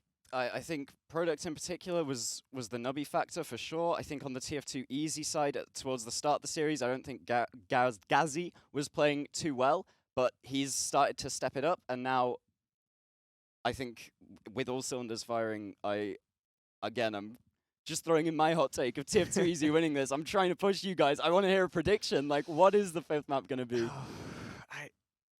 I agree that it can go either way. I do think that if TF2 Easy keep up this form and Witness don't find a way to rebound, we could be looking at TF2 Easy winning LAN, which would be absolutely crazy. Because even though everyone's saying, oh yeah, they're the big 2, they're obviously going to do good in the finals, I don't think many people were expecting TF2 Easy to take it. Yeah. At least not given the precedent they've had so far. Oh yeah. So it would be absolutely crazy. I mean, especially after the upper bracket yesterday, I thought we were Yeah. in for a boring final tonight. I'll be honest. Like, Yeah. especially considering like how much we thought Metalworks would favor TF2 Easy, and then they just got steamrolled. They've definitely fixed that coming in today, obviously. And I think it all is just compiling the pressure onto Witness. They've not actually won a LAN final before, and now they're getting a little bit scared. They're on the back foot here. Yeah. Well, go on then. Let's make our last little predictions before we throw it over. You're saying TF2 Easy. What are you saying? Just for the memes, I'm going to say it's going to go to another golden cap so the Americans have something to laugh about. I don't even care who wins it. I No? just want to see another golden cap. Not even. I mean, that's just objectively true. You have to. Yeah. Come on. You gotta Okay, predict it, fine. buddy. I'll go with my Nosferatu. I'll say it's got to be TF2 Easy for the memes, man. They've been playing so well in the last couple of maps. They've been up on form now. If they can keep this up, it's going to be TF2 Easy. All right. I'm going to be the contrary, and I'm going to say Witness, they're going to buckle down. They're going to bring this back in a stylish fashion. But, I mean, we're about to find out. We're going to pass it back over to our casters who are going to bring you our final map of this grand final. Well, it's game 5 here. We've gone the distance in the grand final. It's okay, though, as a Witness, maybe a slight little Witness fanboy, maybe a TF2 Easy fanboy, but Witness predictor in this. I still think they've got this. I'm not scared. It's okay. It's all right. But, okay, I'm nervous. Are the players nervous, Peter? Yeah, hell yeah, they're nervous. They better be nervous. Like, when you go up 2-0 in a final and then you almost throw it away, yeah, you're nervous. And I'm just so excited. I want TF2 Easy to win so badly. I don't even care what's true or not. But like the one thing I know is that I watched Bot Mode stream a little bit. Those guys are all millionaires if TF2 Easy win because they just kept betting TF2 Easy. Put it all in those channel points, baby. Yeah, Let's just go. all in every time. So they're about to make some real money if TF2 get. All right, Abita, I get to bring out this old trade era of topics that we don't get to talk about too much. As basically, we get to talk about adrenaline gameplay here. So basically, when you're at this high octane of the point, this is when the body actually thinks you're in fight or flight. It thinks a wild animal is after you, and you need to start, and you get these sorts of surging of adrenaline and, you know, colors and all this stuff, peripheral vision out the window. You're at full focus of your thing now.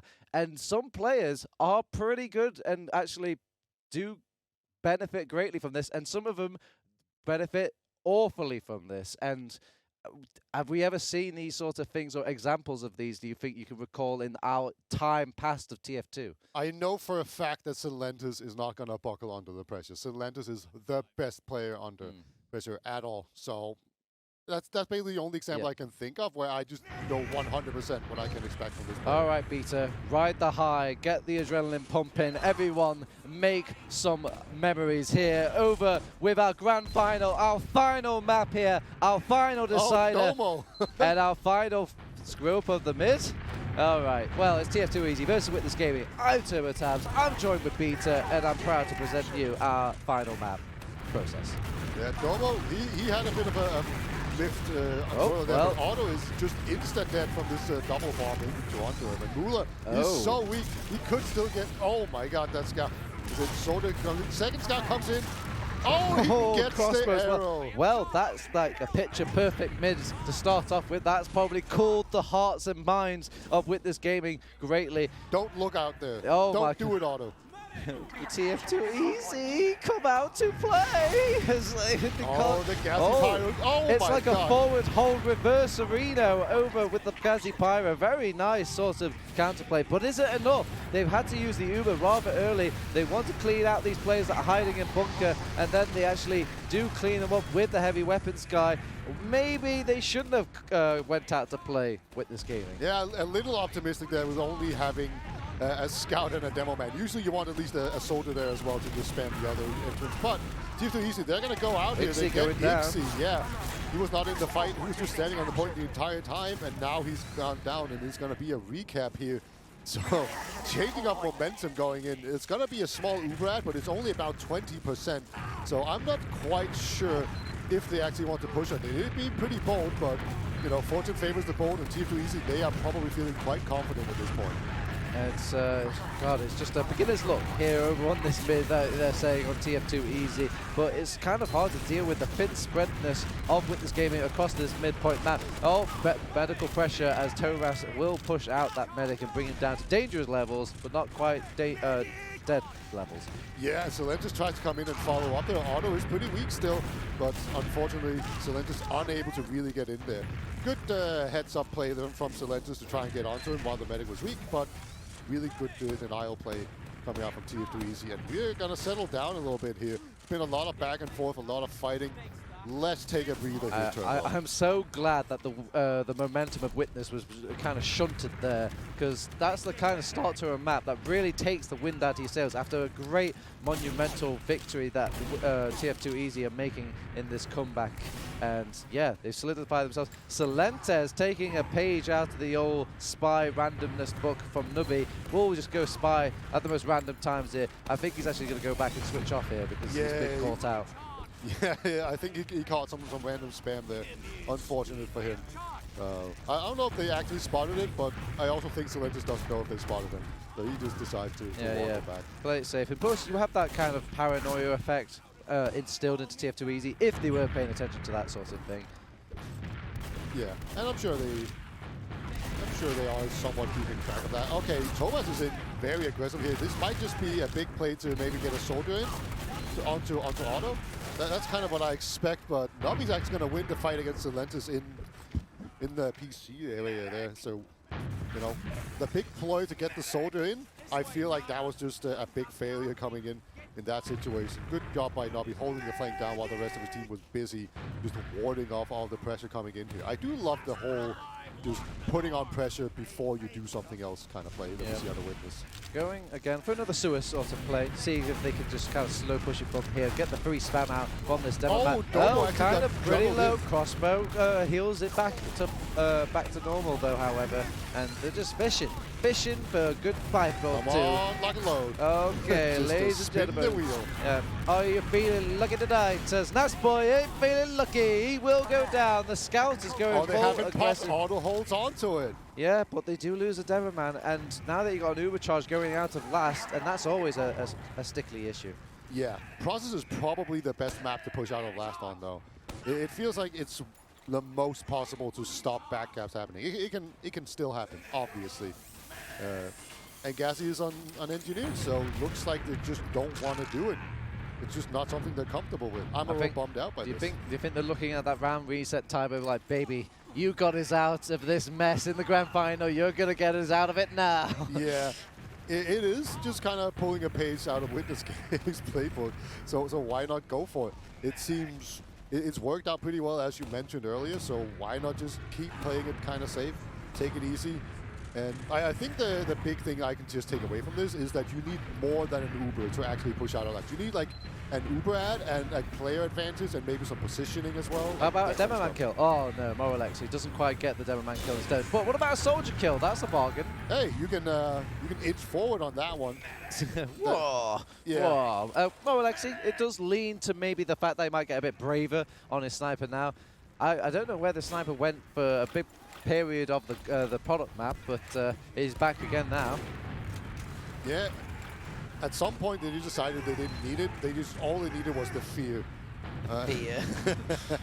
Of it. With this game, they're going to take this lobby. They want to take down the sentry gun. Lock and load is really good. I feel lock and load does extra damage to buildings, right? I think you can two-pipe it. Ooh, that's a trivia question if I've ever heard one. So let's going down there, trying to go for some shenanigan play. Yeah. Like it used to be that the lock and load pipe did 125 and you could like one-shot scouts. But of course, these days they only do 100. But I feel like you still do that damage to the sentries. Maybe I'm wrong. Well, let's not guess. Let's not picture. Let's see the action unfold before our eyes as, you're actually going to check in the item scheme while we're casting. Plus 20% damage versus building. There you go. Well, there you go. Doma goes down. The sentry's gone down to the lock and load. There, perfect timing. Yeah. We got to see it. He two-piped that. Oh, great. Yeah, well. Get out of here. The only issue of the engineer being the more dangerous one out of the sentry gun and him. Yeah. It's not often you see it, but hey, you know. That was the first instance of a one Frontier of Justice crit actually being useful. The first one, you know, you just usually shoot a wall or something. Yeah, true. And you need at least 2 shots because you need to beef the first one and then the second one does 180 and you're a hero. Oh, yeah. That's usually how it works, but, you know, we've seen a lot of... I remember Samsey, he was the king of abusing that, the revenge pit. So maybe Gassy has learned a thing or two, but actually gonna just Uber in here. Yeah, I guess only so many minutes left. They don't like the medicine here, Beta, of like having these rounds reset at all. So they're just gonna keep trying at it. And I think it's coming to that point in TF2 where both teams are kind of playing very cold, calculated, almost perfect TF2 in a sense. Yeah, they're leaving nothing up to chance. Obviously, full URAD once again, we've already established that's not something you push on. You need more than that. And nobody actually died from Witness game. It's just a very clean execution. Nothing is left on the table. Every time like somebody could die or there's a brief period, it's time to check classes on this. They're being as efficient with everything as possible. Nothing's left a goes chance. Down. Demo Man, super weak. Well, Oh my, what a fight. that was a mistake, as Nasboy will go down. Domo goes down just as easily, though, and they've got no Uber charge ready for Witness Gaming, so what can you do? What can you do? Moralexi rocking about on the sniper class. Nasboy, they could maybe think about pushing it as Nasboy still down. Okay, that is back. It's kind of funny, we're in the situation where Uber charge doesn't matter, really, because from Witness Gaming point of view, they're not going to get Uber on, right? Like, unless it's super last resort. Thomas is on Spy, by the way. He's making his way in there now. But, you know, Witness Gaming, if they have Uber or not, it doesn't really matter. Because they're not going to get chased down. Okay, they should know about this because they are constantly checking with the Spy class on the thing. Yeah. But he's gone the Invis watch, I think, and he's going super speedy, super fast. As he will uncloak now, and he wants to go get the zap on the thing. The critical Frontier of Justice, though, will end that man's life. And they do get the force out, though. This is the key. But they lose 4 players. Is that enough to push on? Yeah, they still got Mula back, and they might think about and humor the idea of pushing out here. 20 seconds left. I think they're not even capping point. They're not capping it. They're just like, nah. Having a look, having a wonder. Maybe if they could get Mula here, they might do. Yeah, they get the force out. Okay, so now oh, Josh goes down though, so I'm not sure. I think they might just let this go. That's why might get caught out. This could be a huge blunder. They're sending people to last. They're on the point. They're capping Beta. Yeah, this. Oh my God. Overtime has been expended, but they do bring everybody back just in time. That almost went point. I do kind of like the idea of not putting time on the point, just going for the medic. I had a quick little mental check and asked a question in my head. It's like, if it goes to that round reset, does it stop into an overtime, or does it just go straight, you know what I mean, cuts it out even if someone's capping? But obviously, we've just seen now it will carry on into an overtime of sorts before it goes into like a round as long reset. as there's time on the point, it doesn't end. See, I didn't know that. I thought it would just cancel straight away, even though you're so close. I feel like it changes from map to map, but maybe I'm just paranoid. No, you're paranoid. Okay. But I don't blame you at this point in the night. Like, you're probably delirious as I am. Okay, the last mid, awful Beta, absolutely trash. So I am expecting a much better response out of TF2 Easy going into this mid. And so far, I see the same sort of story being made by Witness Gaming. They have a bigger foothold and just more impactful soldiers going into this mid. Everyone's just playing peekaboo, it looks like, for TF2 Easy to kind of... That's why it's gone behind. I think Thomas is chasing him down. Oh, no. Yeah. The life is suffering for a demo man. Oh, no. Yeah. That's going to happen. It's unfortunate, but it just sort of how the classes work. If you don't insta-give them with like a The combo. man is an engine, but he's not a car, you know? He can be a useless part if he's not connected to his team. Dude, that soldier got saved so much by the respawning soldier opening the door for him. Gassie's just bullying these soldiers in spawn. Yeah, but his team over on Witness Gaming do manage to kind of push the cap forward, get the forward respawn and cut out poor Gazzy. They're Ubering in. It's like Gazzy's not even there. Yeah, Gassy is way behind lines right now. He's not going to go for the back cap or anything. They've not really rotated around, so Len just he's come back in. I'm ready to fight, team. I'm here. I'm ready and I'm willing and I'm shooting. And he actually gets a Domo kill. And yeah, with an Uber charge kind of on the way for TF2 Easy, they could think about pushing out here. Pappy kind of... 3 kills, I think that's enough. Oh, Pappy not called out there. Could have been callable if I would say so myself, but Josh will get the kill onto Ixie. Pappy is pretty much dead here at this point. And yeah, that's a second point for TF2 Easy. Yeah, there you go. We figured it out. Need an Uber ad, you need a bunch of player kills. Like 3 players down, that's when you can push and retake this. Yeah, they're snowballing it quite nicely. Their first idea when they're coming into this mid is to keep an eye on where these soldiers are for Witness Gaming. Getting kills onto them, it doesn't hurt either. So now they can keep using the threat of this Uber charge and screaming forward. But they should know that Witness Gaming should have their own Uber charge right about now. They want to move in through this choke. It could just all be a big distraction to There's one player advantage. They want to see if they can get in for 3. They're clearing the stickies and seeing if they can. Yeah, it is just so Nubby can get in there. Oh, along Nubby, with Josh isolated. Nubby is the true bomber, but they saw it coming. He gets a kill onto Ixie. It could be better, could be worse. They actually back out here on TF2 Easy. They don't want to collapse in. Too much expended, they reckon. Yeah. Nasboy trying to hold the choke, but while not being too far forward. Domo. Get picked on. These are some snipers. Yeah, Domo's manning up and then he's manning out as they will use Ubers on both of these teams, just getting out. And I like this more for TF2 Easy than any of this game. It feels like they got better position, better kind of like blindsided things. And look, position, winning the day. Respawners as well, respawn advantage, winning the day. They could snowball this. And Mula was also weak at the beginning. I think Nubby is going behind to actually. Oh, scout down, medic down, so Demo Man, maybe down, probably down, yes down. The juicy flank, this is a single soldier behind. That's not a very scary thing. That's a tired decision if I've ever seen one, Peter. They've got time 6 on the cap. It's the first round on the board, Peter. The biggest upset comeback in European TF2 LAN history is in the making here, TurboTaps. Okay, you know what Don once said? He said if the game came to that serious gameplay, a lot of teams would just win one round over each other and then never push. Will we see TF2 Easy take the bitter defensive pill? Well, before we find out any of that, we do have a mid-fight to settle here. Domo is fast. He's fast. He hits is his- very fast, and he's pressuring Nas a little bit. No health pack for that U-boy, as nothing really comes of it. No love taps, not even exchange, just kind of some filthy stares. Gazi, he wants to take out Mula and slow down the pace of this game. They do lose a lot of people for They're that. still alive. Oh my god. Yeah, he's a Nasboy, fat he rock. wants to get. Oh no, he's not going to get out. Pappy. What did Otto just do? Okay. I thought he did a mistake, but he was like, no, we're not escaping. Yeah. It's a good call, really, as Mula just respawning now, so not much Uber charge will be lost out during all of this exchanging. But I could tell the game plan has changed on these mids. It's to take out Mula, just to cut out the war, to slow this game down to a crawl. Anything else is a bonus. But it's just a shame they kind of lost Otto doing all that. Yeah, they're already setting up here in last, just putting the sentry in the middle, making sure that you can't really bomb in anything. They're going to set up here. Take it easy. Yeah. Just lure them in. Ubers are almost even. You could go for some sort of dot push, but it would be very marginal, and I don't think Otto would actually get caught out by it. Yeah, just the engineer for now. No snipers, no heavies, no nothing. Obviously, we'll probably see a heavy weapons guy rotate out in all the panic and fire. And they are actually humouring the idea of a dot push here. They have the Uber charge now, but they should have it very soon on TF2 Easy. Decided to not do it. Yeah, that's definitely the right move. Might as well, put your face in there if you see Otto just very close by. They're spamming the sentry gun. They get Domo takes it out with that lock-in low. That bonus damage, my friend, it is. Work it out. Yeah, very good for that.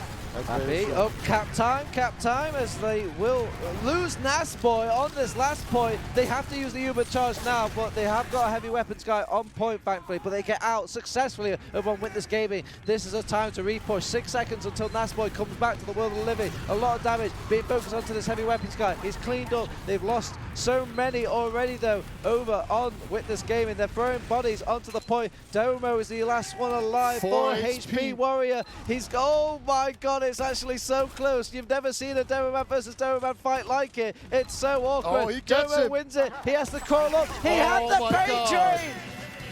He gets it. He clutches it right before the scout comes out.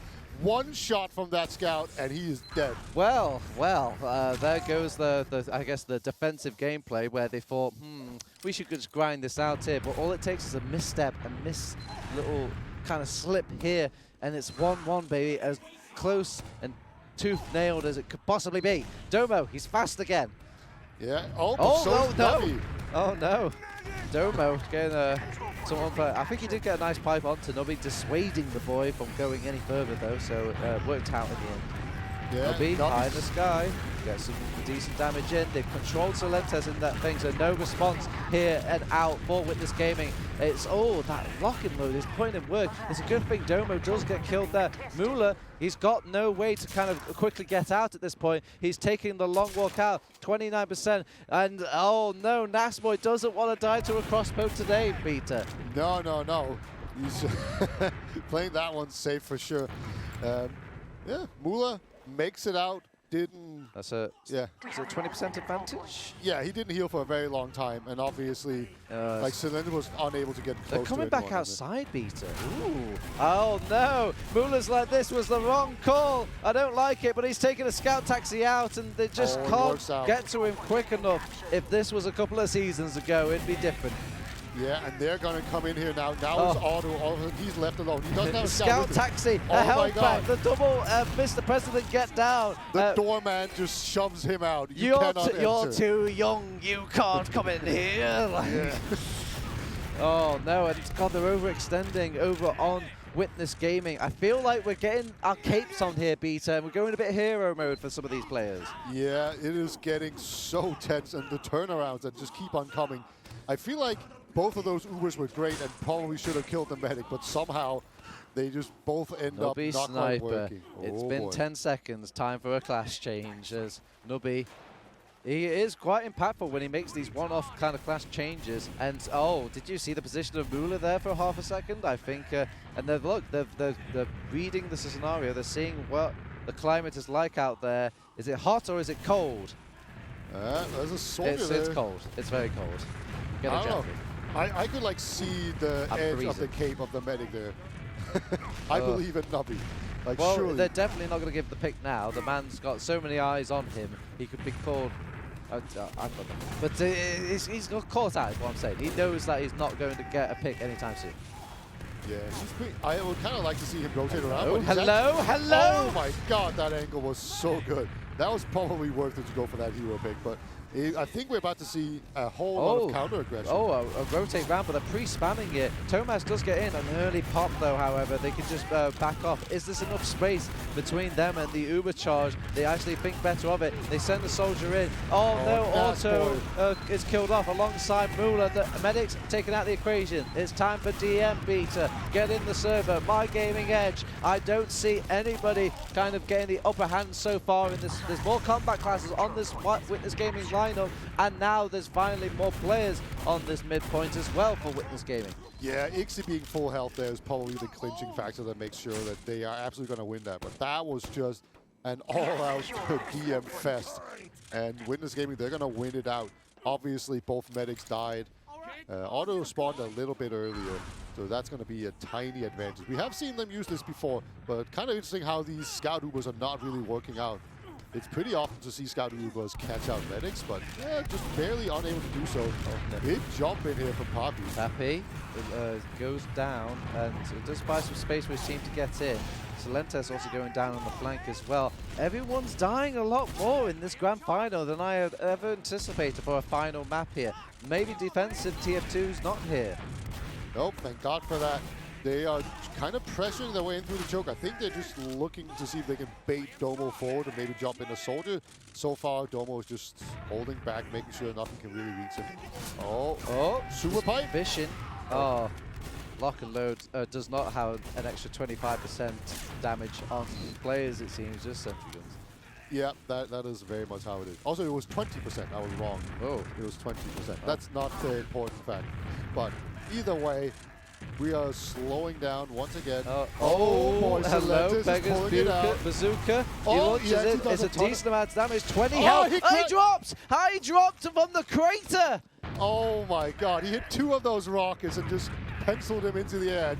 Otto just didn't believe it. He was like, nah, it's Oh, fine. they've used in now. They've got an early kill onto Nubby. They're already trying to go to last. They're leaving Ixie on second. But every time I've seen them overextend into this last point, getting greedy, it's bitten Witness Gaming in the butt. They do clean up the sentry gun early on, however. This is already a good start for them. They come back out. Heavy weapons guy, Pyro, every sort of off class you could get.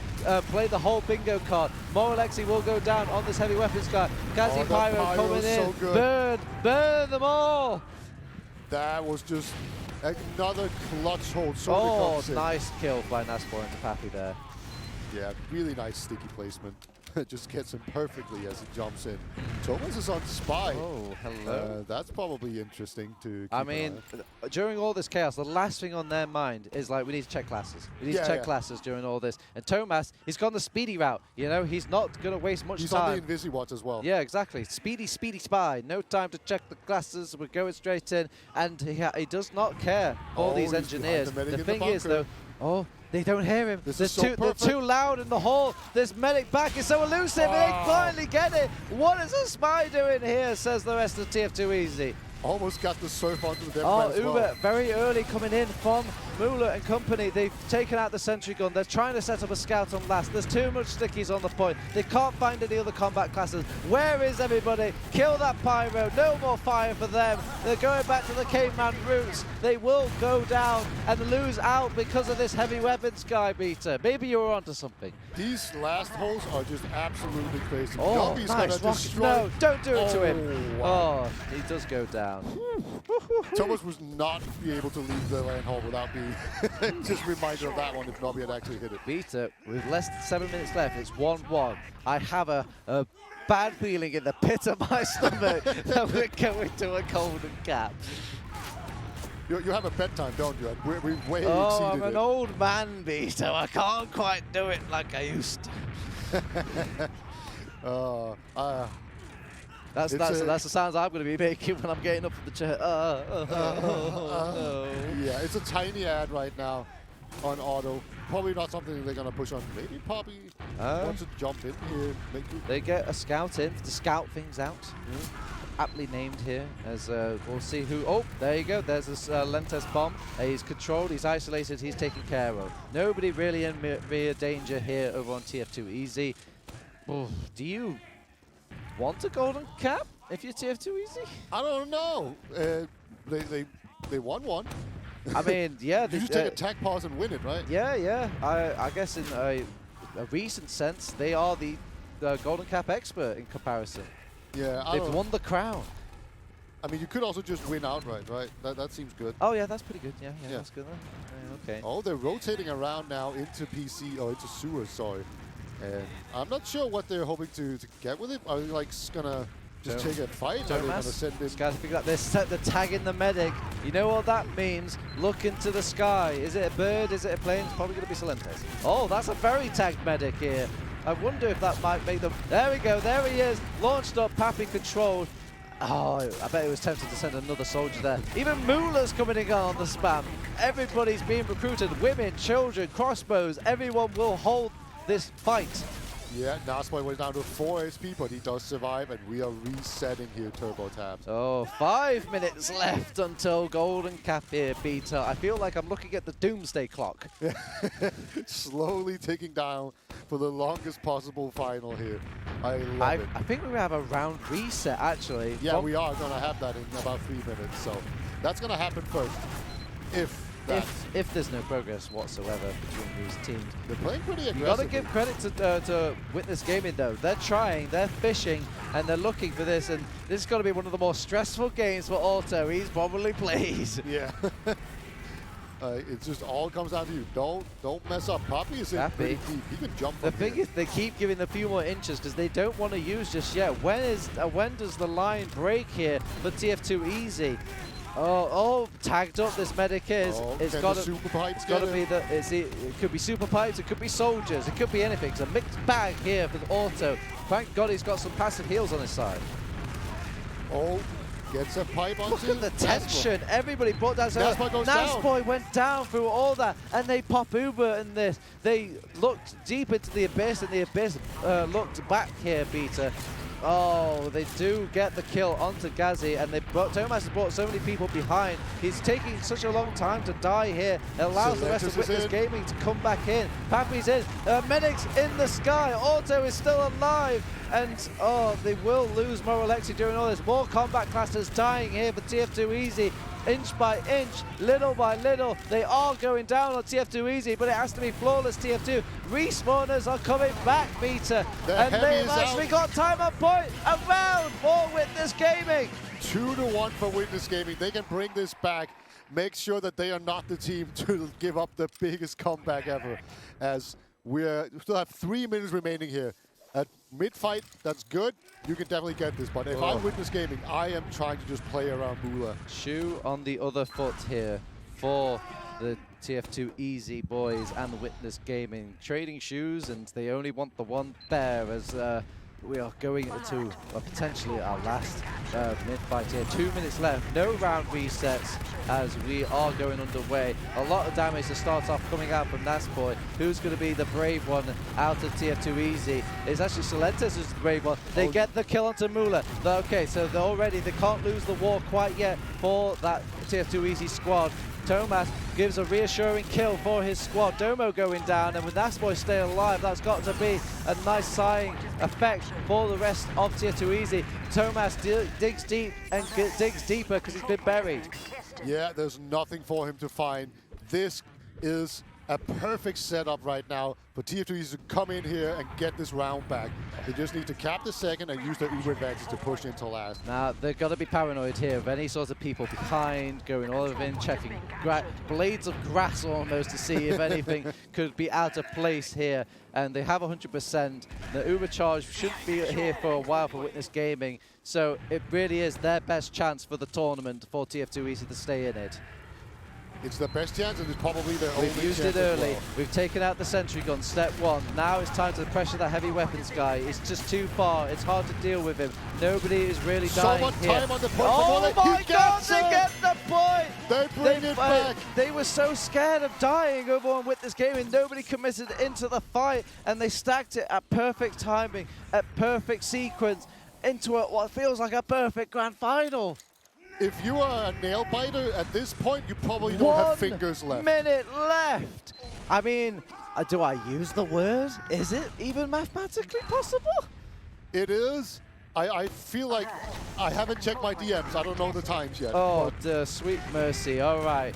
One more time into the breach, dear friend, as we are got 1 minute left. They just need to not wipe for both of these teams. Trading even Stevens between both of them. So, oh no, it's looking very red on the side from Witness Gaming onto Auto. Auto needs to take the scout taxi back, all the way back, they say. 40 seconds left. They're going to be chasing hard. They're going to get more Alexi. There's no scout. There's no healing. There'll probably be no Uber going into this last, but this is very reminiscent of a previous time where Witness Gaming lost on their first round here, Peter. Yeah, they don't want to repeat that mistake, but also they only have about 20 seconds to work with. 20 seconds. They've capped off second now. 20 seconds to see what they do. They don't know about this scout Uber. They've popped off the Uber now. Only 10 seconds of uncontested on Uber fighting. The heavy weapons guy is raining on everybody's parade. 9 seconds left. Everybody's staying on the point. Count with me, Twitch chat. Count with me, bar people. Count with me, God. It's 2 seconds. We're going to a golden cap. Every single map going to a golden cap in the grand finals, and we are still going turbo taps. This is unreal. It's a marathon thing. Turbo's gonna go to bed, and all of us are exhausted, and the players especially, I imagine, are just dying. But TF2 Easy, they brought it back again, despite looking like they were just absolutely done for. What can you say? What can you say? What can you say? So, well, all right. I haven't got an emergency break glass topic for this situation. I don't think this situation's happened anymore. This is the sideshow meme all over again. All right. Okay, Peter. So I don't think production are even alive at this point. No, someone just come pick them up. Yeah. It's fine. What is our plan? I'd imagine it's going to stay on us for a little bit because the this golden cap could start at any second. So we know there's going to be attack pause, right? That's what you do if you're TF2 This easy. is one of the ones. This is the anime moment where you have a whole episode dedicated to just following talking. Dragon Ball Z would not show the fight just yet. Oh, you know more about that than I do. This is the most anime TF2 final I've been a part of. Yeah, the comeback is still a possibility. Witness Gaming, like, can you imagine the pressure of having to deal with that? God. And could you imagine also, what have we said before? What have I said as well? Because I'm just so right. But an emotional team, could you imagine an emotional team that gets this sort of high and comeback thing? Imagine if AMS had this. I think his hair would start glowing. Yeah. It's just, oh my God, I don't know what you could be feeling, what sort of camaraderie. This is kind of levels of fighting a world war at this point. I feel like we've kind of seen both teams be able to keep their medic alive more. Yeah. Actually, as we go on. But these soldiers are getting a bit more controlled and isolated. I feel like Nubby's holding out a bit on this. Where's Solentes? Where's Solentes gone, Beta? Yeah, I can't see him. Where's he gone? Usually he turns up at me. Did he do the thing that you said he doesn't do? Is he buckling under pressure? I don't believe it at all.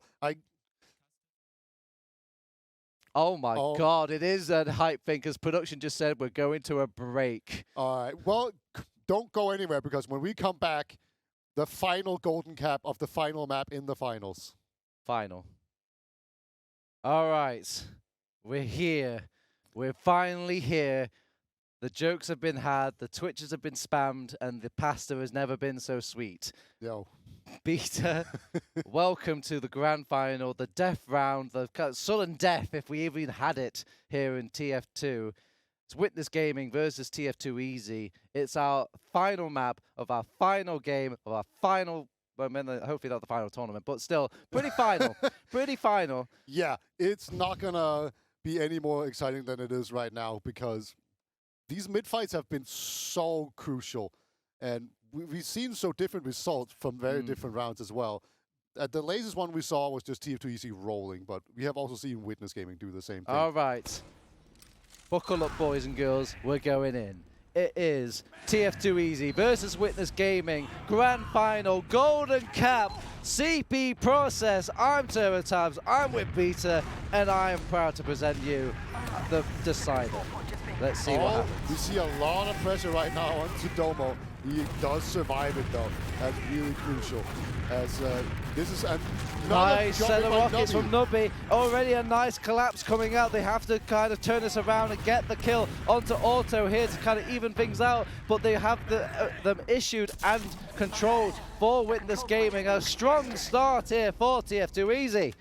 Yeah, it's just the two scouts and they're not in a position to do anything. This is, once again, super beautiful. Otto is really paying off for him to play this passively. He was out very quickly, just being in safety as soon as he saw that Mula went down. And now, all of a sudden, the greatest reverse sweep in TF2 history is about to be a thing. Realistically, this is the best chance they'll get, I believe, in this golden cap at this last push right now, at least with this transition. We're going in. They're dealing with the level 2 strategy gun. It's already dealt with quickly. They need to not have the point get stacked so quickly on Witness Gaming. They've broke people already down. It's trading even Stevens between both of these teams so far. It's looking a bit more red, however, and they actually do hold. Auto's got nobody to heal. He needs to kill himself, and he will do just so. And now Witness Gaming get to respond in this golden cap. Domo's going for the spawn camp. This might be too aggressive, but it might be perfect as well. They've got to know. They've got to know. I don't think they know. No, they know. They definitely know. Okay, that could have been moments before disaster. Yeah. So great job by them to actually keep track of what's possible there. Doesn't even chance it, but a clutch hold from Witness Gaming. Nothing is supposed to be easy tonight, TurboTabs. Oh my God. Well, they're all giving chances for each other. 100% Uber charge. I'm going to say it again. Witness Gaming's best chance of making this play for the golden cap is going to be this moment, because if they get to last, we're going to see so many rounds being reset. Yeah, they're going in through this right side. It looks like it's 70% on auto, so they need to be quick. They can't take too long. The Sentry Gun transitioned to level 2 just at the time that they Ubered in. There's really no time at all to deal with them. Solentes will go down with the heavy weapons guy, however. 95% Uber. And yeah, they actually are in an awkward place where some people are left behind, but some people managed to get out. They couldn't quite get the kill onto Pappy there, trying to easel his way out of there. Yeah, weasels his way out, indeed he does. Nubby steals a rocket launcher. I don't know why. Memes. Yeah, gotta get him. It's like changing shirts after a football match. Like, Thomas is doing it again. Oh, okay. Well, I mean, it worked wonderfully so far, and I can't believe we've gone full circle to seeing it. The thing is, Moralexi's on top of it. He's spy checking quickly, but I don't think he'll have time. He listens to his audio. The LAN hall is not that loud. The pistol kill onto Nasboy. Exactly the pick they wanted coming in to this last point. Moralexi is going sniper. He starts off by just ringing off a regular shot to kind of sway them. They will lose the sentry gun rather early here over on TF2 Easy. They haven't even popped an Uber here, Peter. It's looking good for Witness. Pappy is behind lines. I don't think they realize. He's going to just drop down. He's dropped down. He gets the drop onto Auto. They have to do this now. With Pappy going down, this is the greatest opportunity. I keep saying that over and over, but greatest opportunity going to land. No sentry gun, just raw DM, M1 Uber charge. They're looking for these players. They're doing a Delta split. They've lost Nubby in said Delta split. Thomas is going all the way to the top. He's blindsided this poor soldier. Has to go back to spawn. However, Josh goes down. Heavy weapons guy is back on the point. There's so many for him to kill. 1 death, 2 death. Demo man also being addressed. Another one down, 3 down, times 2. The medic is on the point. He saves the cap of going down. Pistol down. Nubby gets the clutches it. It never ends. Everyone just keeps going absolutely huge. And Thomas is just going to go like, again, I can just uncloak on the point, I guess. Oh my God. Oh no. We're back at it. Moolah has come up a bit sooner for all this. There's another 20%, but these 20% usually don't matter. What kind of crazy pie in the sky things are we going to see next? I see Thomas on spy. Is that a clash check or is that an actual spy? No. He was walking around. Oh no, they've spotted him again and he will actually be addressed. There's only one place he could be. He goes down. Domo went down during all this as well. Yeah, they lose 2 at the same time. That was a distraction squad. They've got to push during all this. One soldier's in. They've probably counted how many people they have at choke now, so they know they've got no back cap plays going out throughout all of this. Times 7. It's a reverse potential sweep here. Uber charge will come up earlier for Witness Gaming, and they're respecting that over on TF2 Easy. Yeah, they're not going to run in there and just throw their lives away easily, but they have actually pushed out, as we've seen it. So we are in a situation where there is no such thing as a round reset, because the golden cap just ends before that, and we would go to a golden mid if that's the case. I already know we're going to it. Could you hear a more, aptly named timing for that? The sudden death for sudden deaths. Domo, he wants to reach around and do this line play that treated them so well going into the last game. They want to see if they can win out the golden cap this way. Maybe lay some stickies behind. They've used the Uber aggressively. I think last time they've learned that if they don't address them now with this Uber charge, they will lose out. They've come back in. Post-Uber fighting is so much stronger for Witness Gaming. They lose out auto. They need to kill poor Moolah here. He's dodging so well. He will go down, but there with so many combat classes going down. Gazzy, he's woken up. He's trying to click his best on these poor left souls here. Nubby brought down to 19 HP. He has to be the last one at last. Nobody's here standing on the point. The Pyro's here, the reflex. He's trying to stand on the point. He's been pushed up. They win the round and they win the tournament. They dodged the memes. That's so crucial. After a marathon, they finally win, and they can take it home. But holy hell, did they have to fight the entire time. I don't know what you even pick as a class to do. Well, I guess Pyro probably was the best choice there for Nubby, and it just wasn't enough. Oh, my God, Peter. That was some good TF2. Yeah, some sneaky plays coming through there. Thomas with some nice spy plays. Pappy with the sneaky play in bunker, getting the medic drop. Like, if Otto's just a little faster on the resupply button there, he's not dropping. God, my head is frazzled. I can't imagine the feelings of these players at this moment, because I'm trying to scale back my mind just 10 seconds ago, and I don't have the capacity. Yeah. Oh. I think one of the things that... Actually, never mind. Let's just send it to the couch because my brain is fried. So thank you guys so much for watching. Oh my god. What a grand final. I'm absolutely speechless. I mean, your brain is fried. Believe me, just watching that is it is nothing but also frying.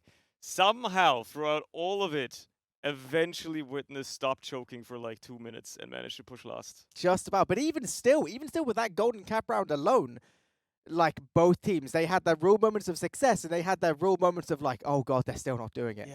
Oh god. And the thing is, I think you've got to give so much credit to both teams. Like this is the final golden cap of like literally what is the longest theoretical grand final you can have, and yet they were still pulling out some huge individual plays. Yeah, I mean, Nabi still activated on that entire map of process, but at the end there as well, just barely killing Ixie, because it could have ended way sooner, right? Oh yeah. Yeah. I think all that was missing in Ixie was like one more shot in his pistol clip. That was all it took, and just because he didn't have that extra shot because of the winger, Nabi killed him and won. Yes. Literally just like completely just mind blowing, and like our wonderful caster said, there was huge moments from like Thomas and Pappy like getting into like the panic room and literally killing Auto and Spawn. Like I have no idea how TF2 Easy. How did he get there? Yeah, like he got that completely unseen, and then getting that like I can't even deal with it, dude. I can't even deal with it. I gotta say, like, I feel like I've got to give a big shout out to Thomas because, like, I feel like, people are going to remember a lot of his spy plays, but I feel like he's been really consistent on that pocket scout role. And I feel like that's allowed, some sense of kind of normality to their combo when they've had so much chaos. I think also Morlexi on the side of TF2 Easy, I feel like both teams' pocket scouts were really, really solid in terms of just trying to keep their team together because, like, it is so easy in that kind of game just to lose your head a little bit and just be like, look, guys, what are we doing? What's going on? Yeah. Like, you really got to, like, be an insane anchor, even if you have, on either side, right? You have Pappy on the Witness side trying to keep everybody cool-headed. You have Josh on TF2 Easy doing it. But if you have one more anchored player that can stay, like, somewhat untilted, somewhat stable with situations like that, that's going to help you so much in keeping you in the game. And both scouts have been playing flawlessly. Pretty much everybody's been playing out of their minds the entire match. Yeah, well, this is it. We were talking a little bit about the idea of like, if you were to like nominate like an MVP or even just like just players of like real note. But I feel like this is one of those grand finals where there were good individual moments from a few players, but they were the players who should be having the good individual moments, right? Like, Nubby, he had some great plays, but he also plays the role within his team to be the playmaker, right? You're the pick class as the roamer when you're not off-classing, obviously. Exactly. Like, the roamer is the pick class. You have to be the playmaker, and if he consistently does it, he's doing his job right. Yeah, like, even stuff like Gazi on the flank scout role, like, there's even huge situations for him where it isn't the most exciting play, but just, like, his consistency on heavy, on last. Like, there was at least one push which alone he, like, saved it just from being, like, consistent, keeping that calm, composed kind of tracking, even in a situation where, like,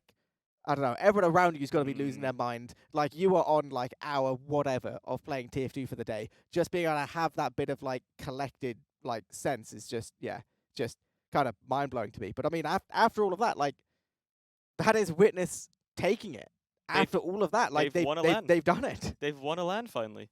It's incredible. I don't think anyone expected, like, it to be this difficult for them. No.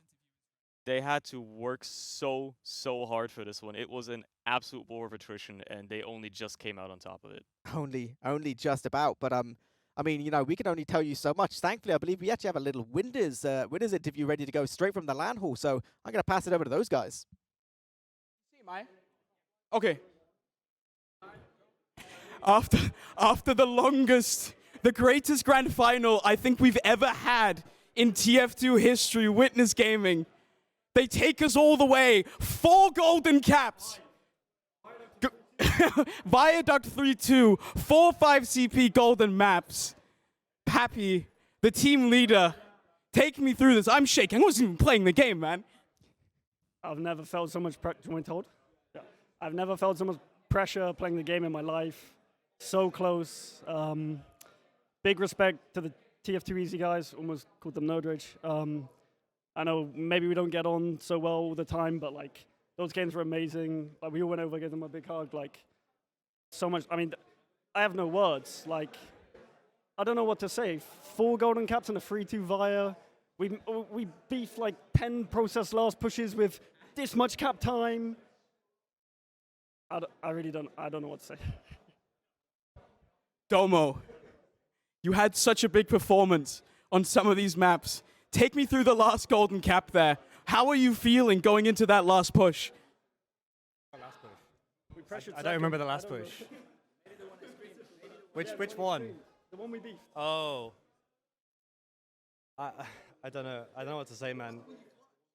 Yeah, That one was better. I remember that one, but I don't remember the other one. Say it, baby. Say it, baby.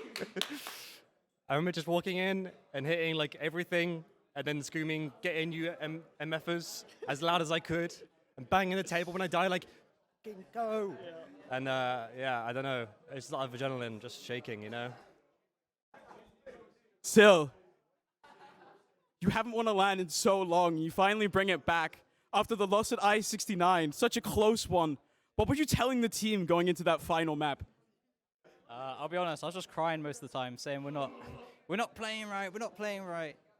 Yeah, playing soy, a lot of that. All I'm gonna say, yeah. Well, 2 things. 1, don't Google my logs on process, and 2, me and Pappy said yesterday, these players are insanely good. We don't underestimate them ever. We came in not underestimating them, and for good reason. We had to give everything just to win. Like we never underestimate them, ever. Tomas, on that last round, your spy play, the pistol onto Nasboy, the drop onto Auto. Take me through. Why the spy in the first place? It's LAN. Spy is always good at LAN. I always like my spy. I think I've got a fairly good spy. Yeah. I mean, it's LAN, high pressure game. Why not? Mula, I think, honestly, you might have been the loudest on your team, even though Pappy is main calling. I can see it in you now. What does it mean to you to finally take this win? It means everything. Everything. Like we were pretty sad to lose the I-69 game, but like we were gonna go on, and like as soon as we heard that this event happened, we're like this is our time. So definitely was high pressure games, but still like we came home like with the big W. So that's what all that matters. We have one final little bit of a word from Ixie. Ixie, final word. I think we played pretty entertaining TF2 today. Of course. Shout out our sponsor, Ian, Witness, for helping us get to here. Shout out to... Shout out to actually Cadus, Captain, to Mac because his back is so straight, Lucas, and yeah, literally... Nation as well, all the Czechs, all the Mac dudes, yeah. Shout out to Basti and Beethoven for being at this event after now being in TF2 for like, I don't know, I think 8 years. So I'm glad that we meet them again. And yeah, shout out to my team.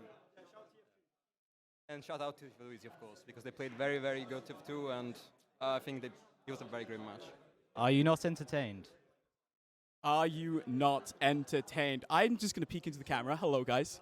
We're going to throw it back to the desk now. I have no more words. They have a lot more words, but we're going to save that for the award ceremony coming up. The desk is going to take you through a little bit more before the award ceremony. Well, I don't know about a lot more words. I certainly have a few more, but I think after that, I don't know.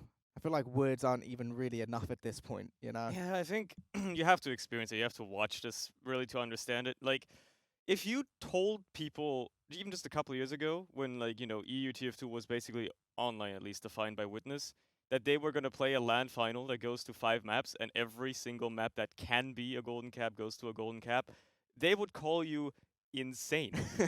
They would call you absolutely out of your mind. Well, I mean, if you had told me this was going to be what happens like 3 days ago, if you had said, oh yeah, Grand Finals, it's going to be the most ridiculously close series we've basically seen in TF2, and going absolutely all the way, I'd be like, are you sure?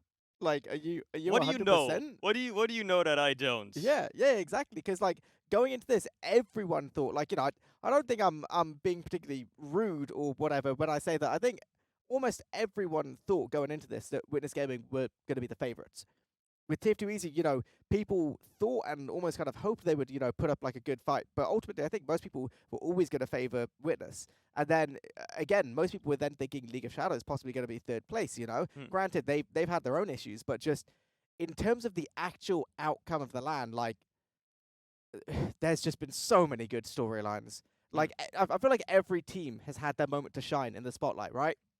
Obviously, Witness, they managed to win it, fantastic, and in such a such an insane style. But TF2 Easy, they've had some of the best games, some of the best competition we've ever seen at a LAN, full stop, let alone like, just a LAN final, We've had fantastic stuff from, League of Shadows, even them playing, granted, it wasn't even, it was played at the LAN, it wasn't broadcast at the LAN, but the their official versus Witness today, they played some of the best, closest TF2 versus Witness they've ever done. Like the Germans, the Czech team, the Swedes, like, Our blokes. And the biggest of blokes at the LANiest of LANs. Like, every team's had such a moment in the spotlight. Like, I don't know. Yeah, when people try to explain to you what going to a LAN is like, you can never really understand it until you're there. Yeah. Also, you know what's refreshing for once? Having a team win the finals that doesn't immediately have to like run to an airport to leave because they live on the wrong hemisphere.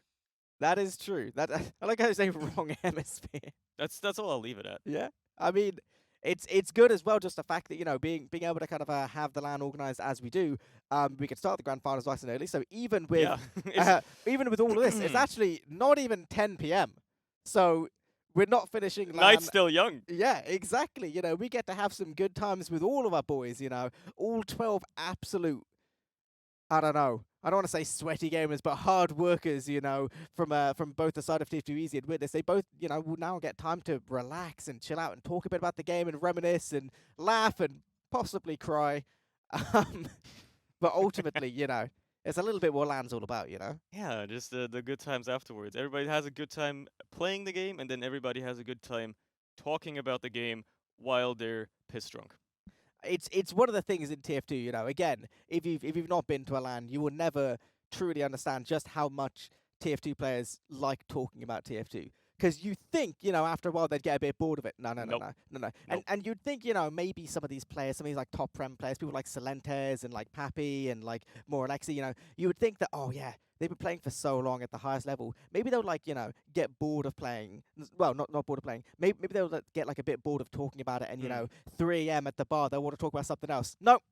No. They're going to be like theory crafting, like, sniper angles and, oh, maybe we should go heavy here. Or actually, oh, dude, maybe we should like Uber through this little position. And like, they'll gladly discuss it with anyone, right? Like, it does not matter like the skill level. They will listen to your weird, like, low/mid player opinions and they'll be so polite while doing it as well. Yeah, they also love reminiscing about older stuff. Oh yeah. You often times start knowing things about people's TF2 histories you never even knew were a thing. Yeah. Like I found out about Wandem the other day. He like started whenever like he was still actively playing a lot more. A lot of like now top players got their start on the teams that he happened to play on. Yeah. I forgot who exactly he mentioned, but I know there were like a few in there that are actually like really good now. And I was like, oh.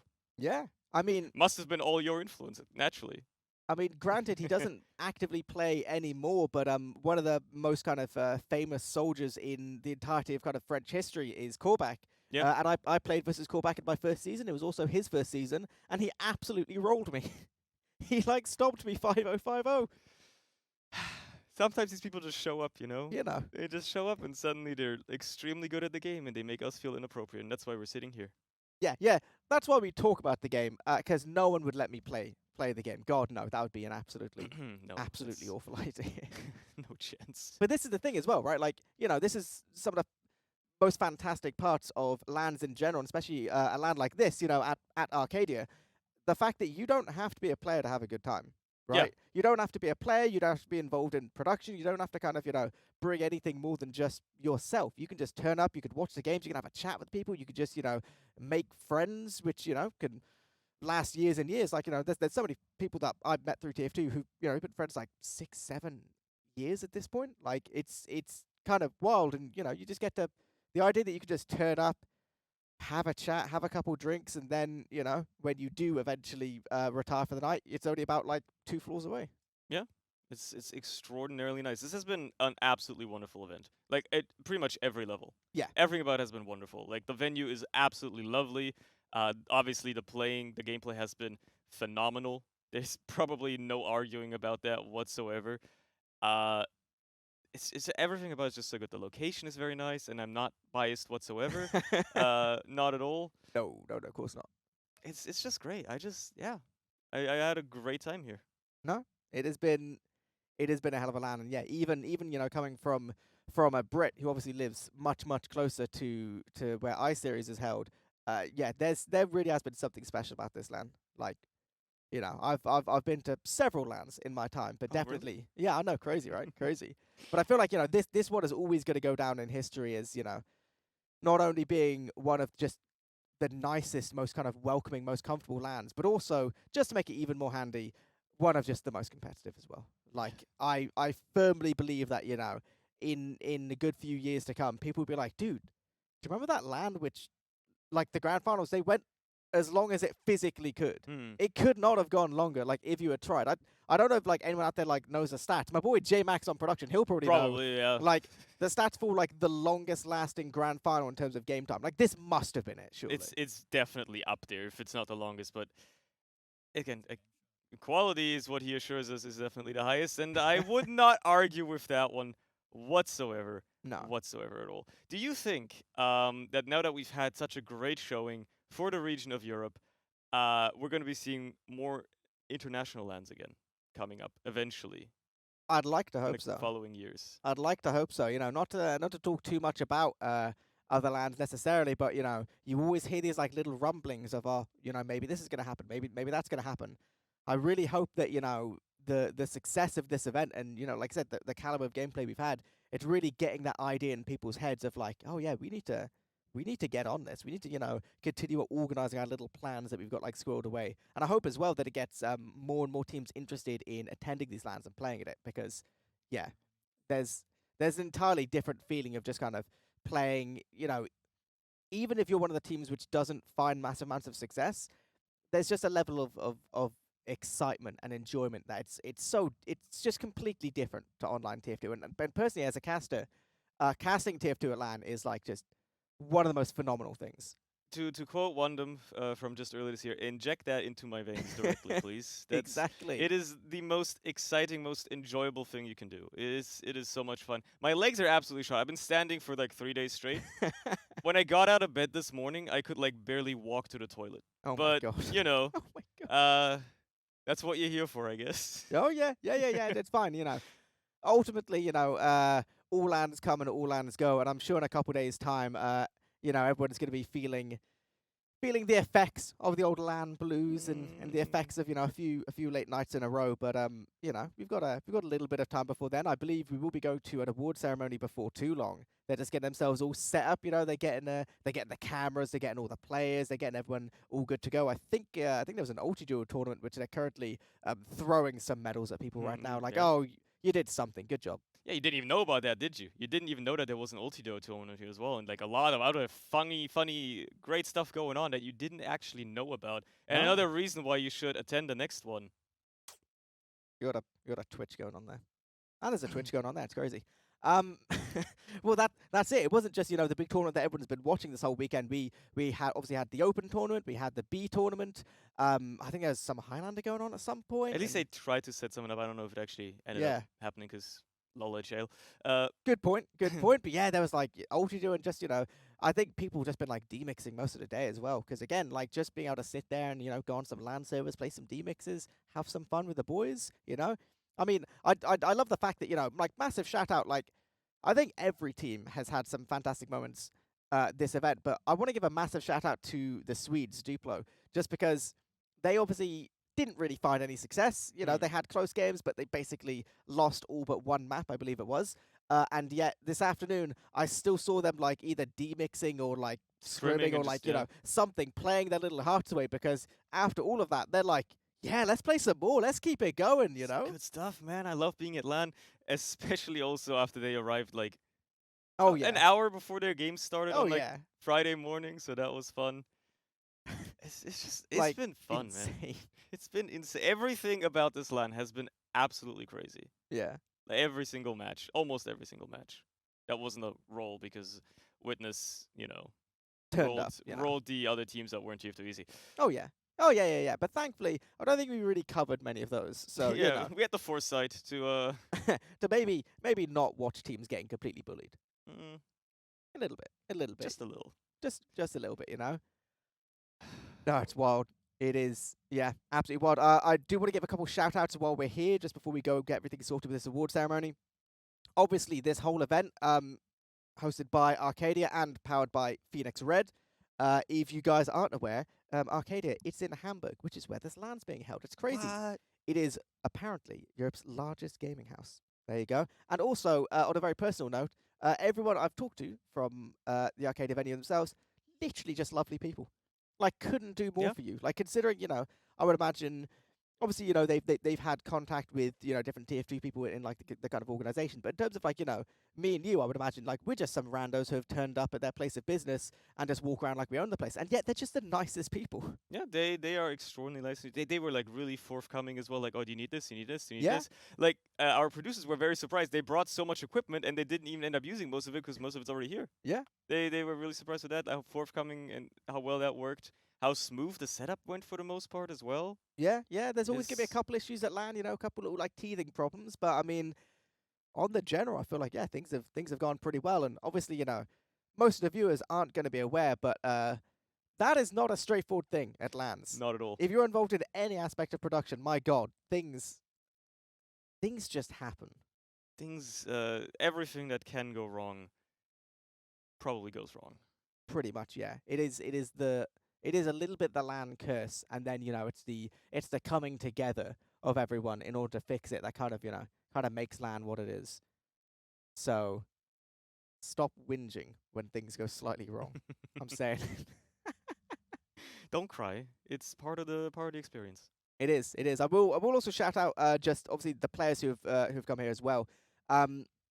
The crazy stat, I think we mentioned it, but I'm going to say it again. It's in excess of 100 players representing 20 countries, which is phenomenally international. Like, that is, like, yeah, it wasn't intercontinental, but it was definitely international. We had a lot of nationalities here. Especially when you consider that half the teams are just German mixes. Yeah, exactly. Like half of the teams, especially the open tournament, they were just like, Germans showing up because this is their local LAN and they were just having a good time. This was obviously like intended for them for the most part initially, but it just grew so quickly and suddenly top teams are showing up. You got people from 20 different countries coming, people who had never gone to LANs before despite, it being a meme for several years. Did one ever eat that shoe? Oh my God, he didn't. Okay, one needs to eat a shoe. I don't know if we could. We need to follow up on that. Yeah, we'll keep you updated depending on what happens. Depending on how late tonight goes, we might be able to get him to eat a shoe. Why was he gonna eat a shoe? Because he betted that Lupus wouldn't show up to LAN.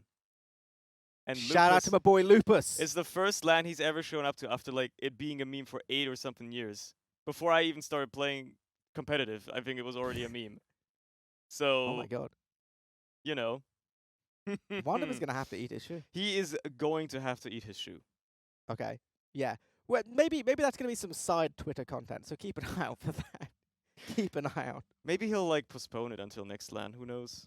No, that'd be fearful. I will say, right, okay, I'm gonna get some little whisperings in my ears for how the setup of all these award ceremonies are going, because I feel like our boys down there are gonna be on a little mission, They're rolling out the red carpet and everything. Oh yeah. There's gonna be like red carpet. I'm sure there's gonna be like a full orchestra. There's gonna be that bit from that Star Wars film. They're gonna have like the winning teams actually like drive in a limo and then they get out of the car and they have like 20 people taking photographs with like all that stuff. Yeah, I'm sure that's absolutely gonna be the case. Definitely, it's not just gonna be a plain background wall with a exit sign behind it. An exit sign. Give them the medal and just be like, just get out. The bar's get that out. way. We're closing. Bar's that way. We've been open too long already. Go away. Yeah, we're good at spinning our wheels, right? We've done this already this weekend. Certainly, honestly, what these guys don't realize is, and what you don't realize, this isn't even being broadcast anymore. Yeah. This is just me and you. We're just having a conversation. We're just doing our TF2 podcast. All right. 30 TF2 hot takes. Hot takes of the LAN. What's your hottest take of the LAN? Can you start? Yes. I feel like every player in the grand final was doing really well. However, I feel like a recurring issue for TF2 Easy was some kind of miscommunication with Auto. He was out of position a lot. I feel like my boy had a really rough time. It's difficult to pin it just on him. Yeah. But little bit tricky. Go on. Hot take. Vedas was just underperforming. They needed more time. They need more time in the oven. They need to like develop. Time in the oven. They needed they were undercooked. They needed to develop their synergy and stuff a little bit more. And I feel like if they'd maybe it's just because they came together a bit late. If they had a few more weeks, they would have been third. Yeah. Yeah. If they had Rising, not to BM the other German soldiers. Bigness was a good stand-in. Let's be honest. No. Oh yeah, absolutely, absolutely. But at the same time, Rising is very good at the game. And one day he's going to turn up to LAN and actually play again. If Shocky can do it after all these years, I'm sure he can as well. That is true. It is insane how we've not actually been able to interview Shocky. He's kind of just been like scuttish about it. He's just been dodging a lot. He's been whenever he's just wants to play the game. Yeah, how unreasonable. Either he was just gaming and he always had like his little fan club behind him, which was funny. And then when he wasn't gaming, is that a real thing? I haven't really seen him all day. Yeah, no, like whenever like people were spectating the team, like there were people standing all over the place around him, and then like at least a specific crowd of like I don't know 5 or so people were always standing behind him. Damn, that was nice. But anyway, like ever since like today, I haven't really seen him around that much. I think he just left. Wow. Probably got work tomorrow. Let's be honest. That is true. It is a Sunday. There are people with busy lives who haven't just booked like half the week off. Thankfully, I've been to enough LANs to know that whenever LAN finishes, you've basically got to allow a day and a half. Yeah, you do. That is my top tips for LAN. Never assume you'll be able to go to work the next day. Not even like the next day after traveling. Like it's just not going to happen. Impossible. It's a fool's errand to try and do that. Because then you get situations where you either leave at I don't know midnight on Sunday to try and get like an an early flight back or something like that to maybe make it home in time, or you're going to feel absolutely horrible for a day. Yeah, pretty much. There's no middle ground, and then you're gonna feel horrible, and then you're gonna get hit by the next layer of, oh, I'm not surrounded by my friends anymore. Yeah, and it's gonna sad. be how much time until the next LAN. But there will be a next LAN. There is always a next LAN. Don't you listen to people who just like, oh yes, this is the final. No, doesn't matter. Same goes for people who say about how they're quitting. You're not. You don't quit. Stop pretending. No. I mean, look how many players came back for this LAN alone, And the thing is, this is what happens as well, right? Players come back for a LAN, they play the LAN, and they go, that was actually really fun.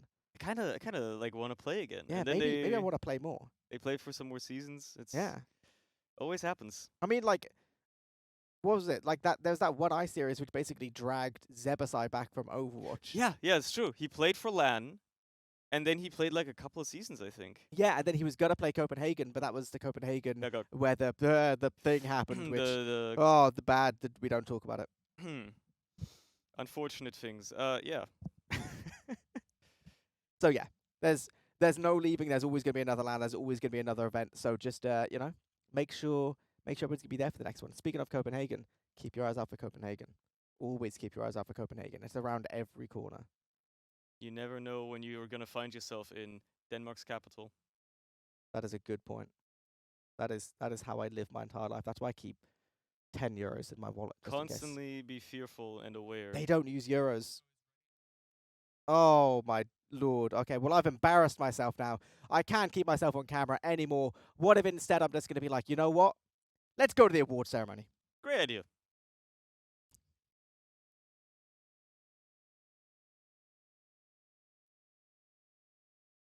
This TF2 Community LAN Award ceremony. We're going to start off with our third place team coming out mostly from the UK. It's Big Bloke LAN.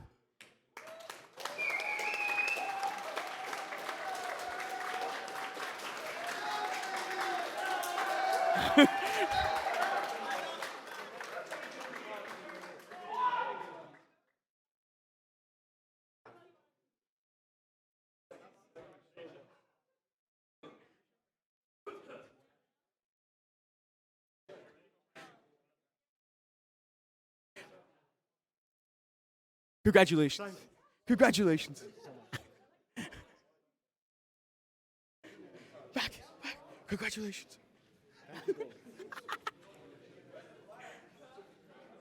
Congratulations, left. Frank, you want to... Congratulations, Hugo.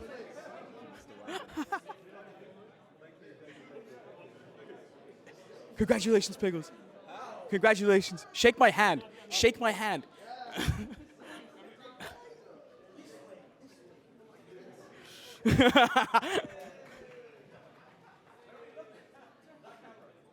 Yes.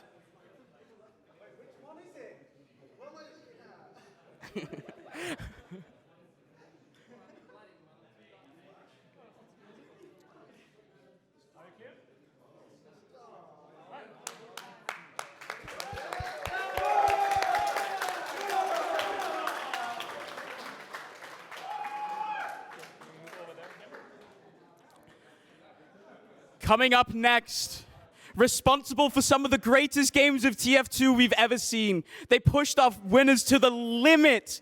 TF2, easy!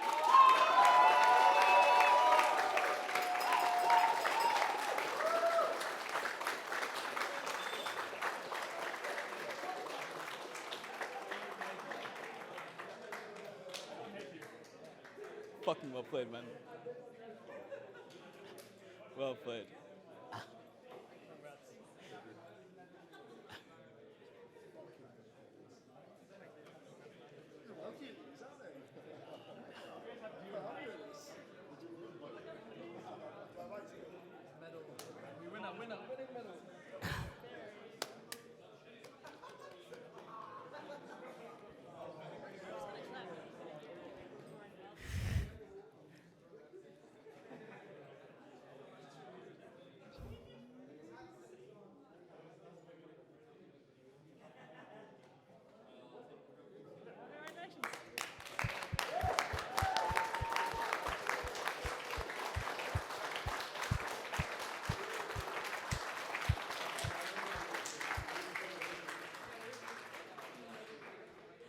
And now, for the newly crowned kings of Europe, give it up for your Arcadia Team Fortress 2 Community LAN champions, Witness Gaming!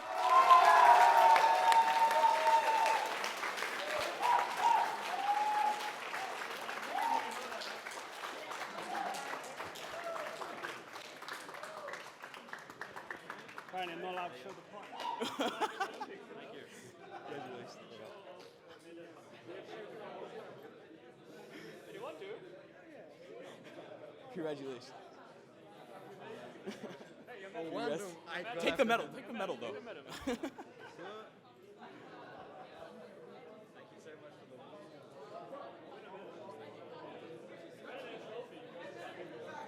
Shake my hand. Please go. Congrats, man. Thank you so much.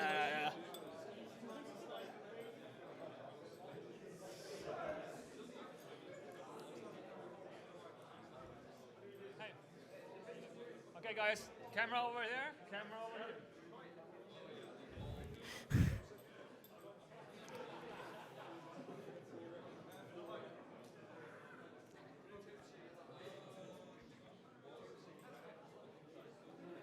One more over here. Okay. One last time, Witness!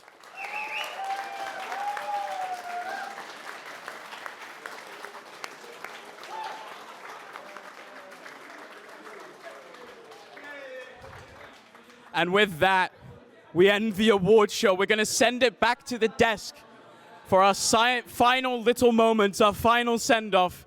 From us all the way down here in the LAN hall, the event hall of the Arcadia. Thank you so much. There it is. Our winners have been crowned, along with our second and third place as well. So massive, massive congratulations for Witness Gaming for taking us away with the big W in the end. But again, like incredible performances from all of our teams, from TF2 Easy, from Big Bloke LAN, who did just, yeah, so fantastically. Unbelievably well. Yeah, every one of our invite teams, and as well, you know, massive shout out to all of our open teams as well.